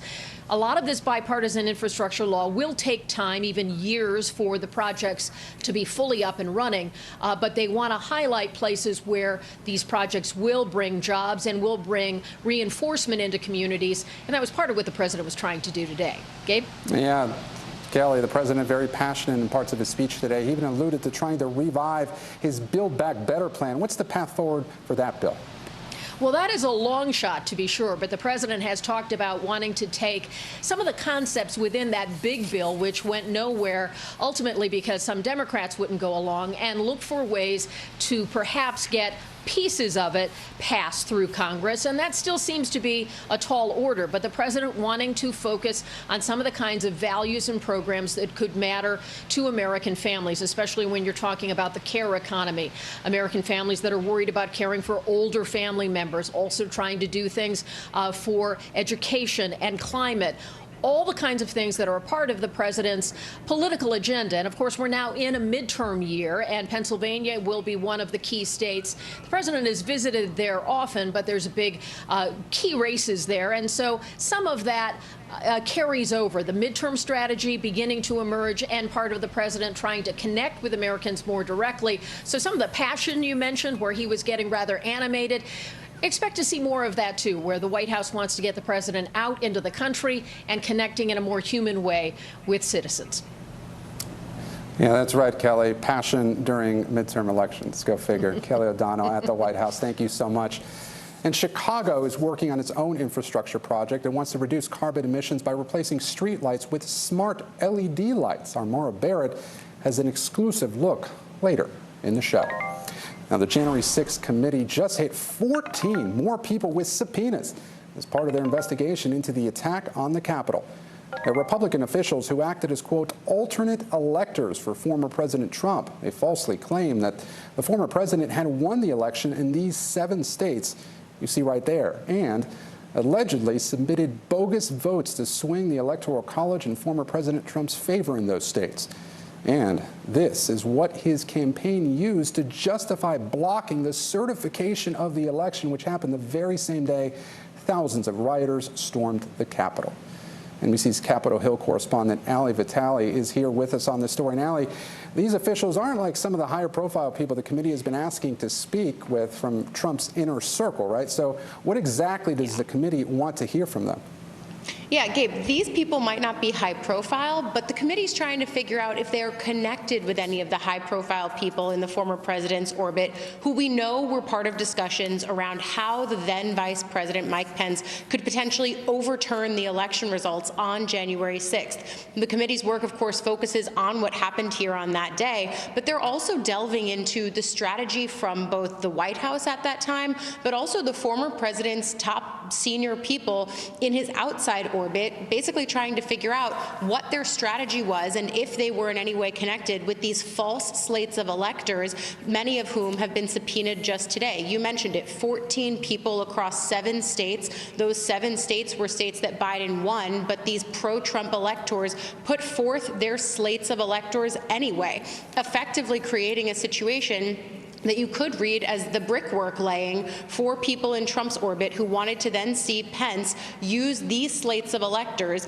basically saying you should use these slates instead of the pro-Biden slates, the ones that were actually in accordance with what the American people decided in the 2020 election. So the committee clearly focused on how the actual orbit around the president was trying to potentially overturn the election. Yeah, and Ali, Representative Benny Thompson said he believes these people have information about how these alternate electors met and who is behind the scheme to overturn the election results. So I know it's early, but depending on what the committee finds, how could they be prosecuted? Yeah, Gabe, this is actually one of those situations where what we're seeing from the January 6th committee could actually interact with what we're seeing from the Department of Justice. We know that officials in places like Michigan, for example, their state attorney general has said that they have elevated these concerns around potential election fraud and what these individuals with these fake elector slates might have been doing. They've elevated those concerns to the Department of Justice. That means that there could be prosecution. There's definitely consideration if they were doing things that were illegal or even felonies. That's something the Department of Justice is considering, but it's also something the January 6th committee is looking into, too. We've seen these two entities overlap before in regards to January 6th. This could definitely be another instance of that, but again, it's way too early to tell. The key dates are coming up mid-February and end of February. That's when these 14 people who were subpoenaed today need to provide documents and then appear for their depositions. Unclear if they're going to, but it might be hard for them to say no to the committee. Yeah, and Allie, I know you'll stay on top of all of it, but I want you to put this in context right now. So the Select Committee has interviewed hundreds of witnesses as part of this probe. Now that these officials have been added to the mix, what is that, or what might that say about the stage that the investigation is in right now? Well, look, they are trying to make sure that they have gone down every avenue of investigation. We know that it's not just day of January 6th that they're looking into, though certainly we are aware of the conversations that they're trying to have with members of Trump's inner circle about what he was doing on that day, those precious minutes and hours while the Capitol was actually under attack. They've certainly got questions about what Trump was doing in those moments. But it's also clear now that they're looking at what was happening outside of the White House, but still in Trump's orbit, people close to him, what their plans were to try to subvert the election results. And then, of course, they're going deeper into mis and disinformation that was happening online, all of which contributed to the big lie and what ultimately was the catalyst for many of the people who descended on the Capitol on January 6th for that tragic day. All of these are part and parcel to the investigation, and we know they're about to enter a more public phase. February, March, we could see more hearings, and then they're really trying to get a main report over the summer where they really thread this narrative together of all of these disparate threads onto the January 6th. Yeah, Allie Vitale on Capitol Hill. Allie, thanks so much. And turning now to a heartbreaking story. The New York City Police Department saying goodbye to one of their own today. 22-year-old Jason Rivera, shot and killed late last week after a domestic dispute call in Harlem. His funeral today at St. Patrick's Cathedral, the crowd outside stretching for blocks. Rivera was remembered as an officer who loved his career. And today he was promoted to Detective First Grade by New York's police commissioner. And in just a gut-wrenching eulogy, his widow, Dominique, who he just married in October, described what happened before he left for work the day he was shot. This Friday we were arguing because I didn't want you to use your job phone while we were together. We left your apartment, and because I didn't want to continue to argue, I ordered an Uber. You asked me if you are sure that you don't want me to take you home, it might be the last ride I give you.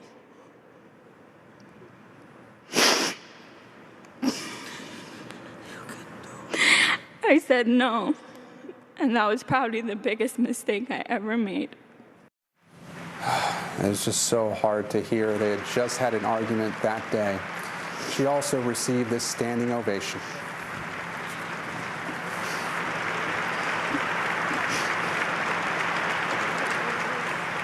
That applause after she criticized the New York District Attorney over new bail reform laws that critics say have raised safety concerns. Now coming up, theft in Los Angeles taken to a new extreme after more than 80 guns were stolen off freight trains, and it could take years to recover those weapons, if they're recovered at all. The story after the break.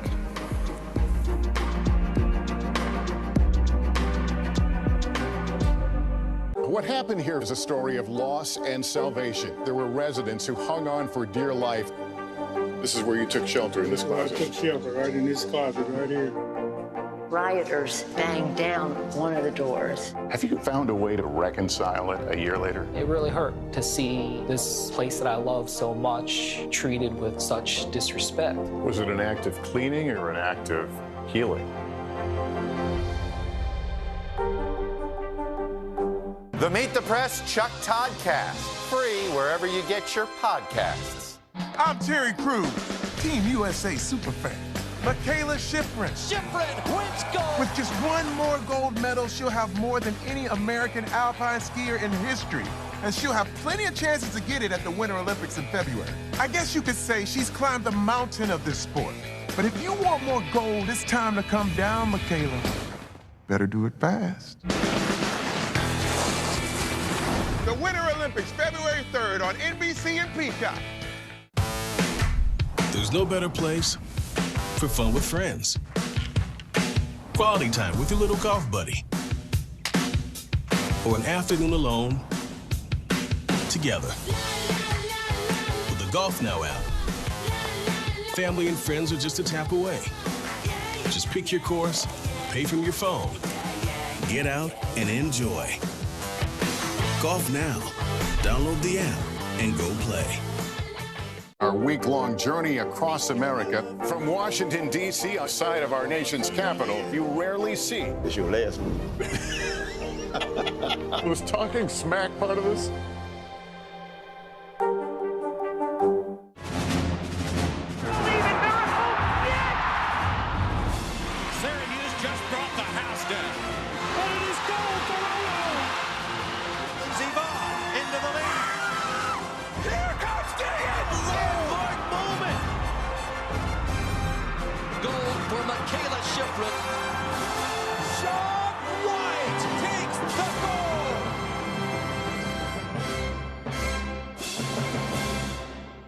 Our week-long journey across America, from Washington, D.C., outside of our nation's capital, you rarely see. It's your last one.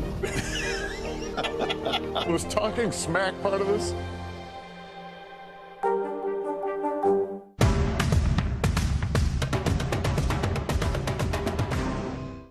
Top Story with Tom Llamas is your news playlist on NBC News Now.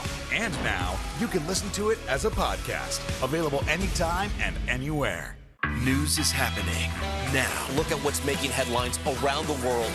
Whenever it happens, wherever you are, it's here now.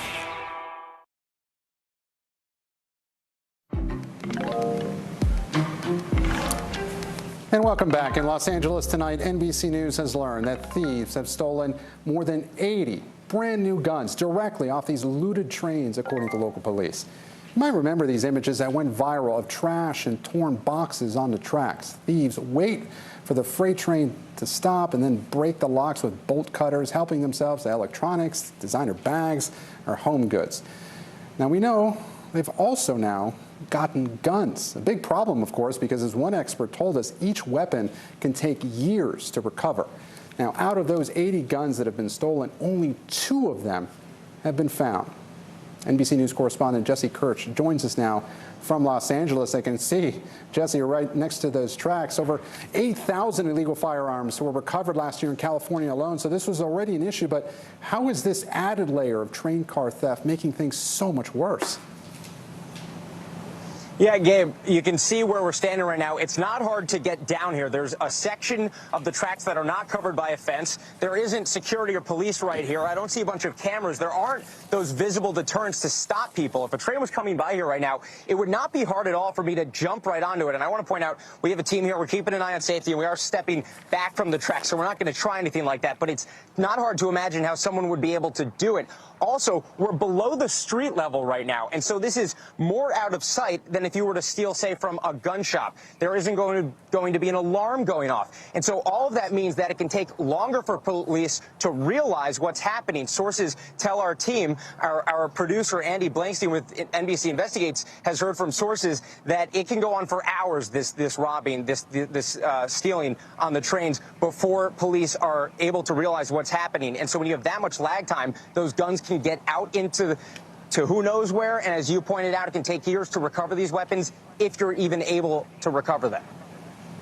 Yeah, those pictures are just wild, Jesse. Now, at the end of last year, the railroad company Union Pacific said over 90 containers a day were being burglarized. So why are guns just as vulnerable as clothes or electronics, and what's being done long-term to fix this issue? I mean, before we were hearing about Amazon packages being raided, now it's actually weapons.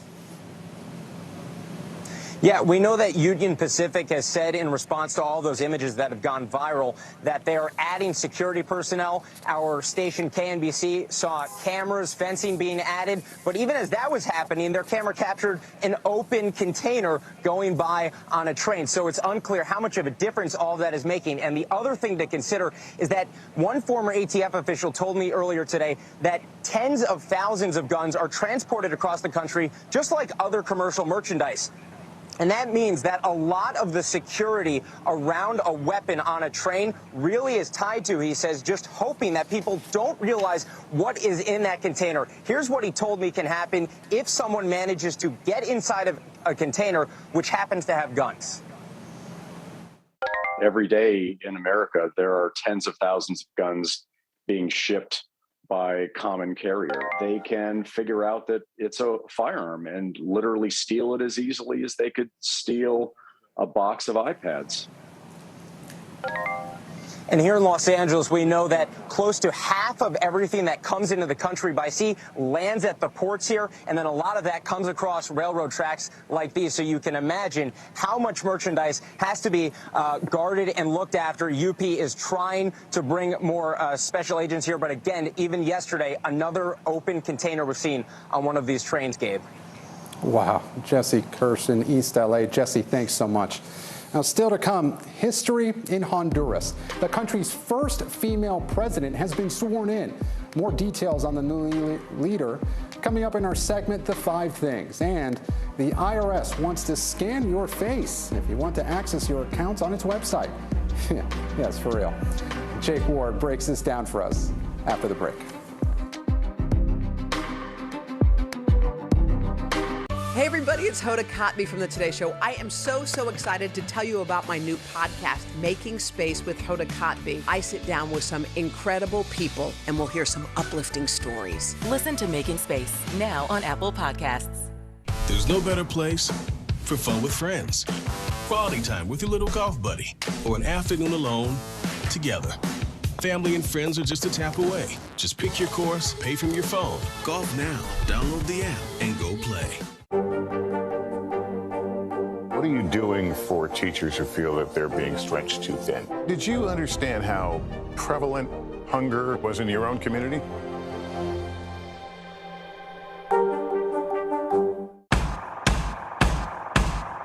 News is happening now. Look at what's making headlines around the world. Right now on Morning News Now. Tonight, the major announcement of the COVID vaccine. And this is a significant moment. Your news, whenever it happens, wherever you are, it's here now.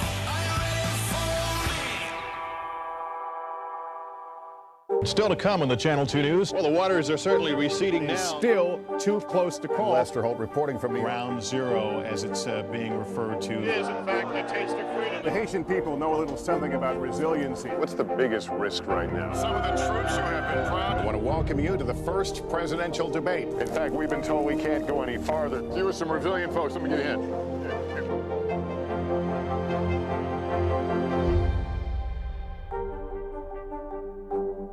These days, it feels like the news never stops. So let's get into it. What's happening right now, what it all means for you for an hour every day. It can be hard to keep up, so let's get started together. Hallie Jackson Now, weekdays at 5 on NBC News Now.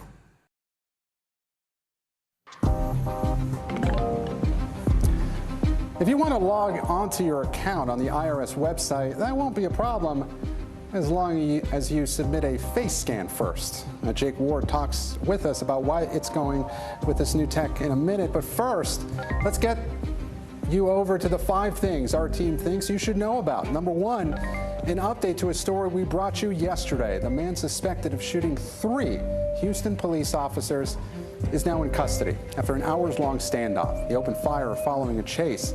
The officers are all now stable. 2 are even recovering at home. Number 2, Honduras now has its first female president. Xiomara Castro was sworn in yesterday. She promises to tackle several hot-button issues, including drug trafficking and strict abortion laws. Among those who attended the inauguration, Vice President Kamala Harris.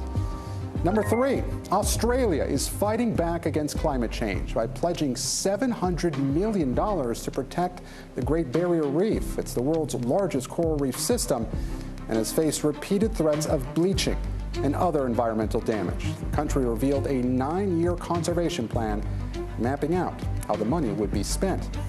Number 4, Kia is recalling more than 400,000 vehicles. The company is scrambling to fix a problem that might stop airbags from inflating during a crash.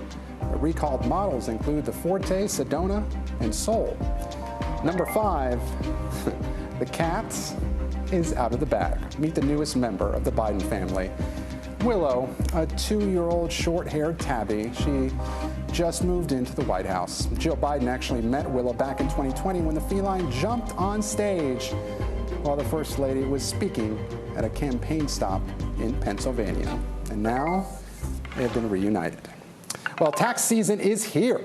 And we've already told you the IRS might not be able to get your refunds to you on time this year as they deal with backlogs and staff shortages. But while they figure that out, they're kicking off a new program for their website, facial recognition. Starting this summer, you'll have to log on to the IRS site by scanning your face if you want to get access to your records, like tax transcripts or information about child tax credits online. Critics are worried about how this data could be used. It's important to note there's no federal law that regulates how this data can be used or shared. NBC's tech correspondent Jake Ward joins me now to talk about this. And Jake, look, the IRS is not exactly the most beloved government agency, but its website is one of the federal government's most visited sites, with more than 1.9 billion visits last year. And now they've got this major deal with a private company called ID.me. So why go this route, Jake? Well, Gabe, we've seen across federal agencies a move toward facial recognition. It began, of course, with investigative agencies. The General Accountability Office last year did a big report looking across them, and pretty much every investigative agency at the federal level is using facial recognition in its investigations in some way. And now that seems to be migrating into more mundane civilian uses. And so at this point, as you mentioned, anybody getting on the IRS website who wants to access certain records is going to have to scan their face. Now, the IRS, it is important to note, says that there have been some wildly inaccurate statements. This is what they said in a statement provided to NBC, and that tax payments can, in fact, be made from a bank account, by credit card, or by other means without the use of facial recognition technology or registering for an account. But it's important to note here, Gabe, that as with so much of technology, if you opt out of it, your life will be a lot slower and more inconvenient than other people's. You'll have to, in fact, apply for these credits, these records by mail, by snail mail. So the choice here becomes a very onerous one, and critics, of course, are upset here about the privacy implications, Gabe. Yeah, certainly, Jake. You know, the IRS announced this plan back in November, right? But it really started gaining more widespread attention recently after security expert Brian Krebs talked about it on his blog, saying people will be rightfully concerned about being forced to provide so much sensitive information to a relatively unknown private company. So, again, why hire a private firm to do this? Well, so much of the time we end up seeing federal agencies outsource their needs to private companies. Private companies are, of course, developing these sorts of technologies faster than anybody else.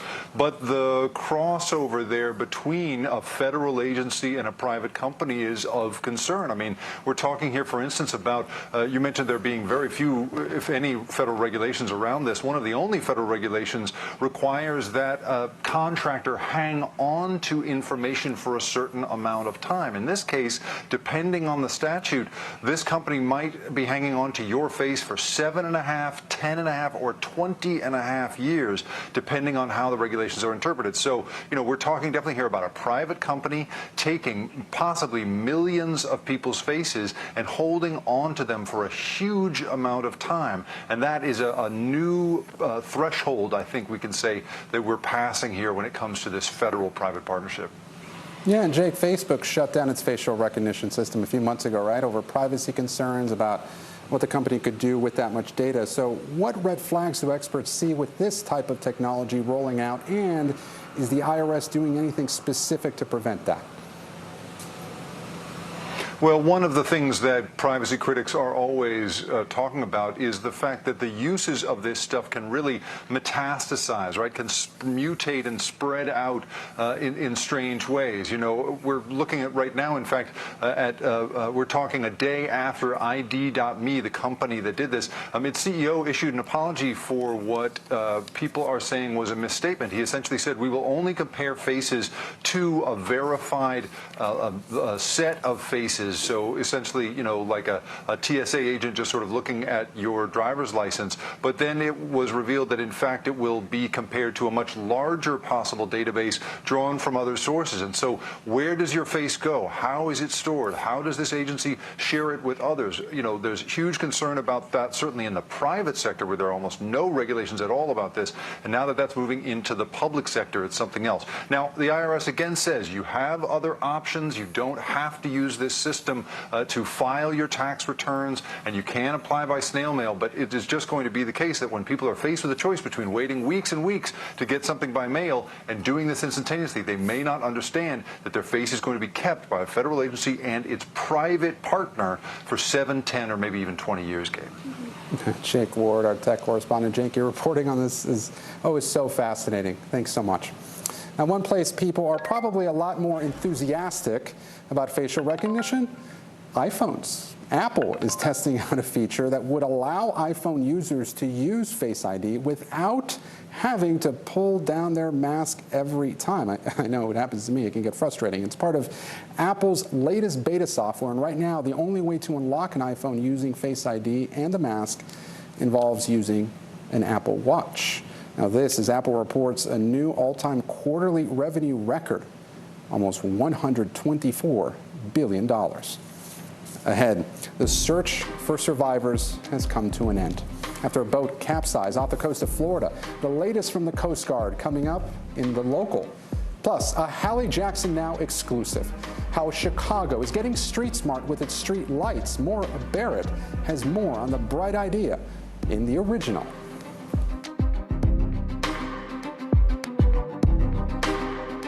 I'm Terry Crews, Team USA superfan. Michaela Schifrin. Schifrin wins gold. With just one more gold medal, she'll have more than any American alpine skier in history.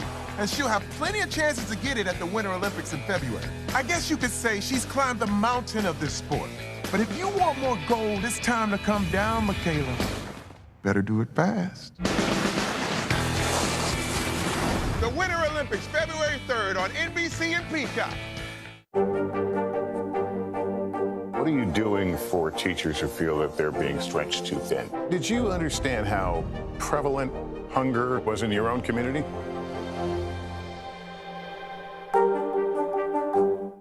News is happening now. A look at what's making headlines around the world. Tonight, the major announcement of the COVID vaccine. This is a significant moment. Your news, whenever it happens, wherever you are, it's here now. What is going to happen now? Going back and forth because Oh, yeah, this is it, right?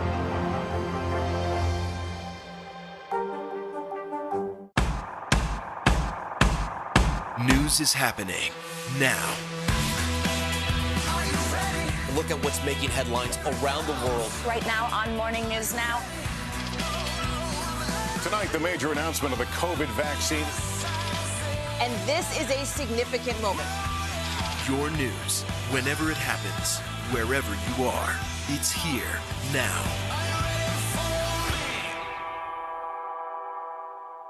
I'm Terry Crews, Team USA superfan.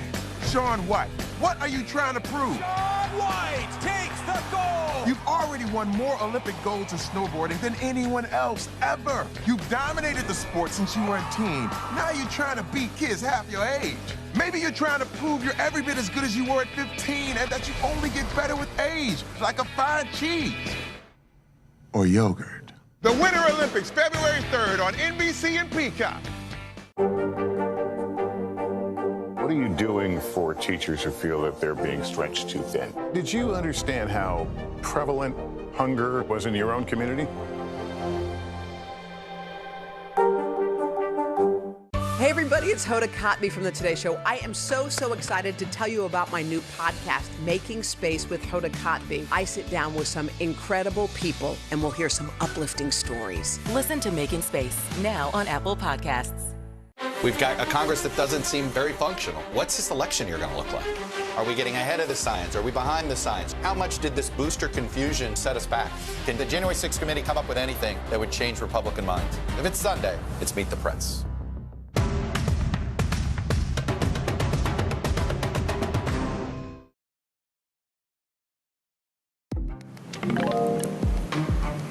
Welcome back. A small upgrade with a big impact. Maura Barrett has an exclusive look at how Chicago is getting smart with its streetlights. But first, look, NBC News covers hundreds of stories each day, and because you couldn't possibly read, watch, or listen to them all, our bureau teams have done it for you. This is what they tell us is going down in their regions in a segment we like to call the local. From our Midwest Bureau, Kyle Rittenhouse's lawyers have agreed to let the state destroy the rifle he used to fatally shoot 3 people during a protest in Kenosha, Wisconsin in 2020. His lawyers originally asked prosecutors to return some of his possessions that were taken for trial. The 19-year-old was found not guilty on all charges back in November. From our Southeast Bureau now, an update on a story we first brought to you last night about the capsized boat off the coast of Florida. Sadly, there are now 5 people confirmed dead. The Coast Guard decided to suspend the search for survivors after combing through an area the size of Massachusetts. And our West Coast Bureau reports that the 700-acre fire in Big Sur, California is now 70% contained. It's been burning for a week, and thankfully, there haven't been any injuries in that time. CAL FIRE expected to be fully contained by next Wednesday. And after the break, we know him and we love him. And after over 4 decades on the air, our colleague Kevin Tibbles is signing off, and he tells us about his incredible career in tonight's Backstory.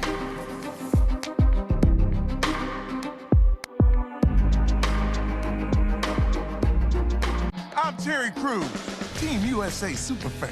Michaela Schifrin. Schifrin wins gold. With just 1 more gold medal, she'll have more than any American alpine skier in history. And she'll have plenty of chances to get it at the Winter Olympics in February. I guess you could say she's climbed the mountain of this sport.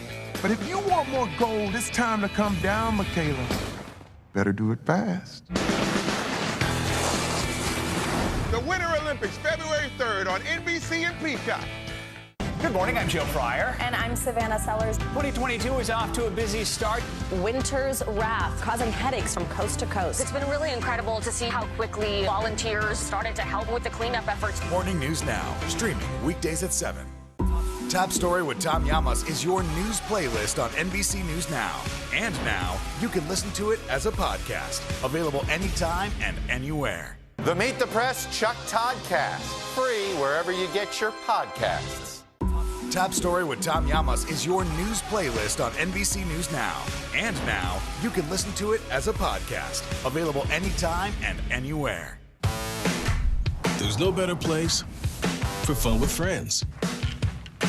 Quality time with your little golf buddy. Or an afternoon alone together. With the Golf Now app, family and friends are just a tap away.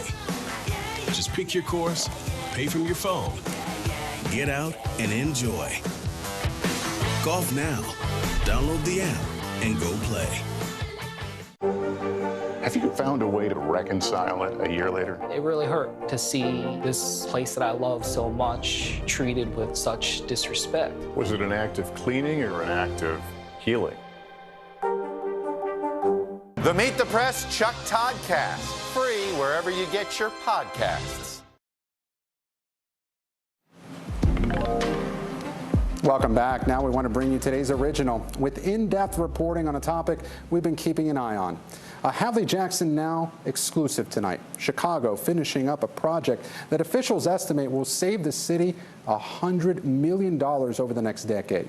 It's replacing traditional streetlights on hundreds of city blocks with new, smart, computer-connected LED streetlights. It might seem like a small upgrade, but it's reducing the city's carbon emissions in a big way. Maura Barrett got exclusive access for the installations. Years in the works and nearly finished, making these street lights street smart. So this is new. What you see on the tablet here is what we see in real life on the streets and the street lamps. Yeah, that's right. You can see all the different circuits, how many lights are on each pole, and if the lights are working or not. Back at Dispatch, the city's electric workers say the new communication between the streetlights and the app makes their lives easier. This is Streetlight Viewer. It's the largest program to install smart lights in North America. Every single one of these dots, a new smart LED streetlight. But the part of this major infrastructure transformation that you can't see, the climate impact. Each of these lights, nearly 300,000 of them, doing their part to reduce the city's emissions. The goal of the project is to save energy, to improve the quality of the lighting, and to create a network that's more efficient and easier for the city to maintain. LEDs lower electricity demand and therefore reduce greenhouse emissions. 95% of the energy in them is converted into light, which means only 5% is then wasted as heat, making them 60 to 80% more efficient. So in aggregate, that's about the same amount of energy 16,000 houses use in a year. Wow. And it's the equivalent of taking 30,000 cars off the road from a greenhouse gas emission standpoint. Just by replacing all these light bulbs? Just by replacing all the lights. These LED lights do more than just save energy. Because they last significantly longer than the bulbs we're used to, they cause less waste. According to the Environmental Protection Agency, the transportation and energy sectors are the largest emitters of greenhouse gases in the U.S. There's a finite amount of energy available in a city, really across the globe, that we need to be thinking differently about it. So there's the need. Gia Biaggi, commissioner of the Chicago Department of Transportation, sees this update as a small way to make a big impact for the climate and the city's budget. We're actually expecting to save $100 million over the next 10 years. It is a huge number. That savings, after a $160 million investment, the city expects the project to pay for itself. I think what we've shown for a city of this size, that we can pull it off, and that means cities all over the country can do it too. Right, that's a lot of potential there. Tons of potential. And really, I think one of the things that we like to do in Chicago is we like to experiment and pilot things and then figure out how does that become a systemic change. Los Angeles has installed about half of the amount of lights as Chicago, and some smaller cities like Tucson have already made the switch. Other cities like Philadelphia, Boston, and Pittsburgh are currently developing their streetlight modernization plans. With Chicago now shining in a new light, the energy cost of streetlights has already been cut in half from last year, charting a greener future for America's third largest city. It compels us to look at, well, what other parts of our infrastructure can we think about in this way? Are there other public-private partnerships that can deliver on this? These are the kinds of futures, I think, that a project like this provokes. And Maura Barrett joins me now to talk more about her reporting. And Maura, I find it so interesting that other cities are starting to look at this. And, you know, we talked about the bipartisan infrastructure law earlier in the show, and what big aspect of that deal is clean energy and investing in the energy grid. So how could that fit into expanding the scale of a project like this? Well, it's definitely something that Chicago and these other cities are hoping to be a roadmap for, right? But when you look at that infrastructure bill, there is a big allocation towards transportation funding, which obviously, as we saw today, is very much needed. And so the city of Chicago actually harnessed on this public-private partnership. And so this can be done at scale at any other city, really, across the country. And Gia Biaggi there, the commissioner we were speaking with, kind of laid out how this is a jumping-off point for the larger ecosystem around sustainable infrastructure. And there's indications from experts that other cities will latch on to this model as well. The Northeast Group is a smart infrastructure market intelligence firm, and they actually estimate that the U.S. will invest about $8.2, I want to make sure I'm not saying million versus billion, $billion, so $8.2 billion in the next decade here, which is huge, obviously, and it's something that is, you know, these cities' infrastructure plans are latching on to. Over the next decade, though, is a long time, right? And so in the meantime, you can consider doing this in your own home, Gabe. I mean, switching out all of your light bulbs into LEDs, going to stop climate change? Not necessarily, but it definitely will slow the process. Yeah, small changes can make a big impact. Maura Barrett in Chicago. Maura, thanks so much for that reporting.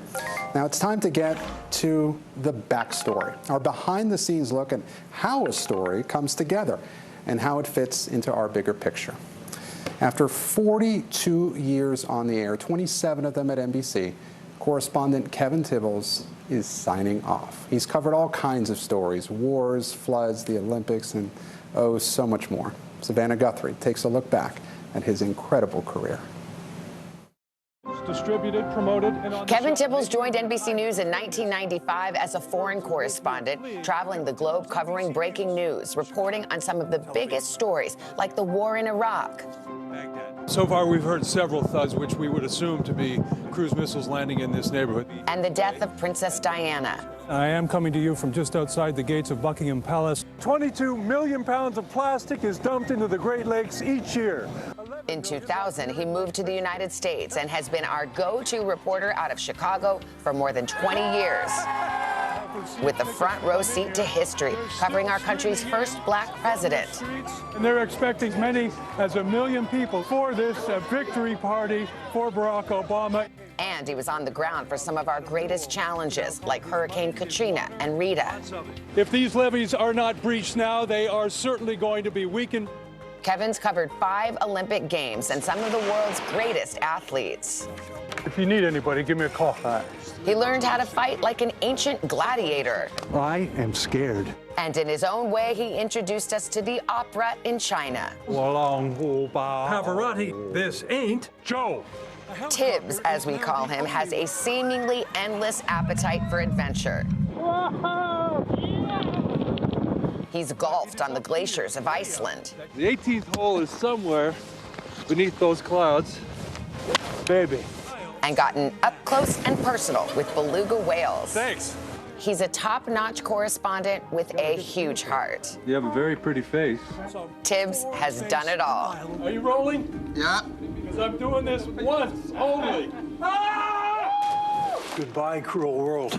And while his adventures at NBC may be coming to an end, if we know Kevin, there's no question there'll be plenty more ahead. Are you rolling? Because I'm only doing this once now. Kevin joins us now from Chicago. You know, Tibbs, ever since I first got to NBC 10 years ago, you know, I've always looked up to you, man. A superb writer.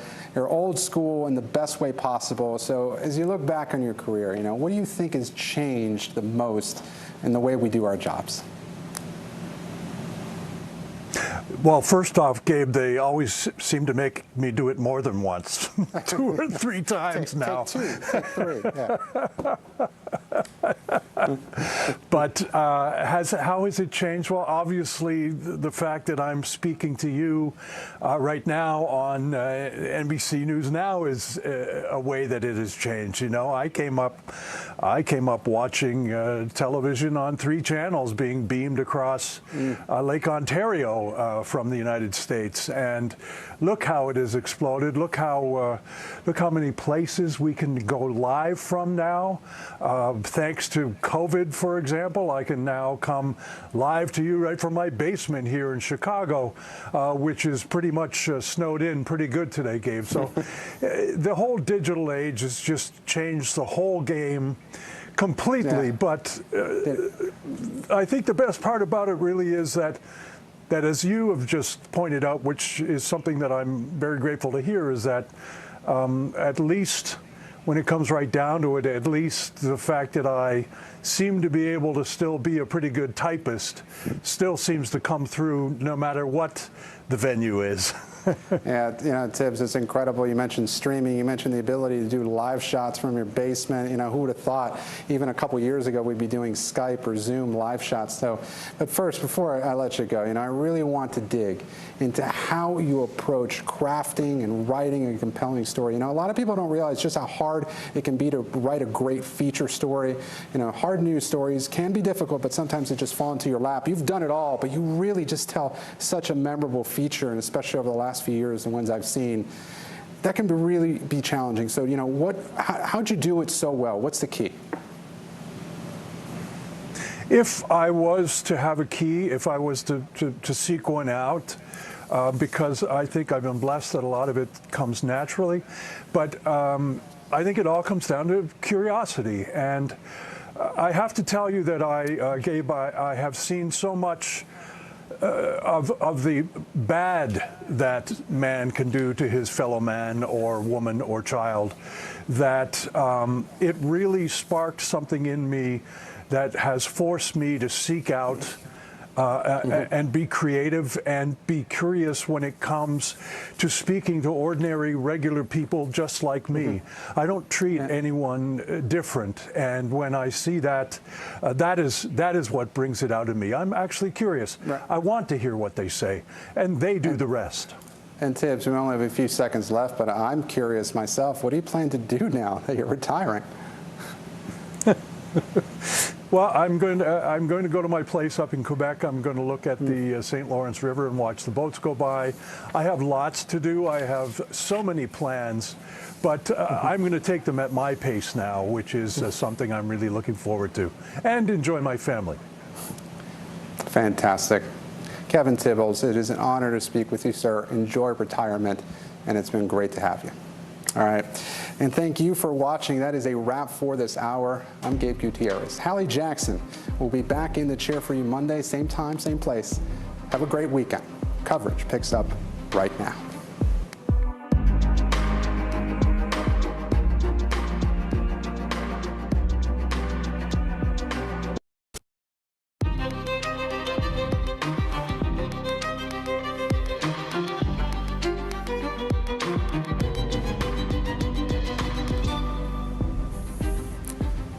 We begin tonight with tens of millions of people bracing for a dangerous nor'easter. For the first time in 4 years, blizzard warnings are in effect for the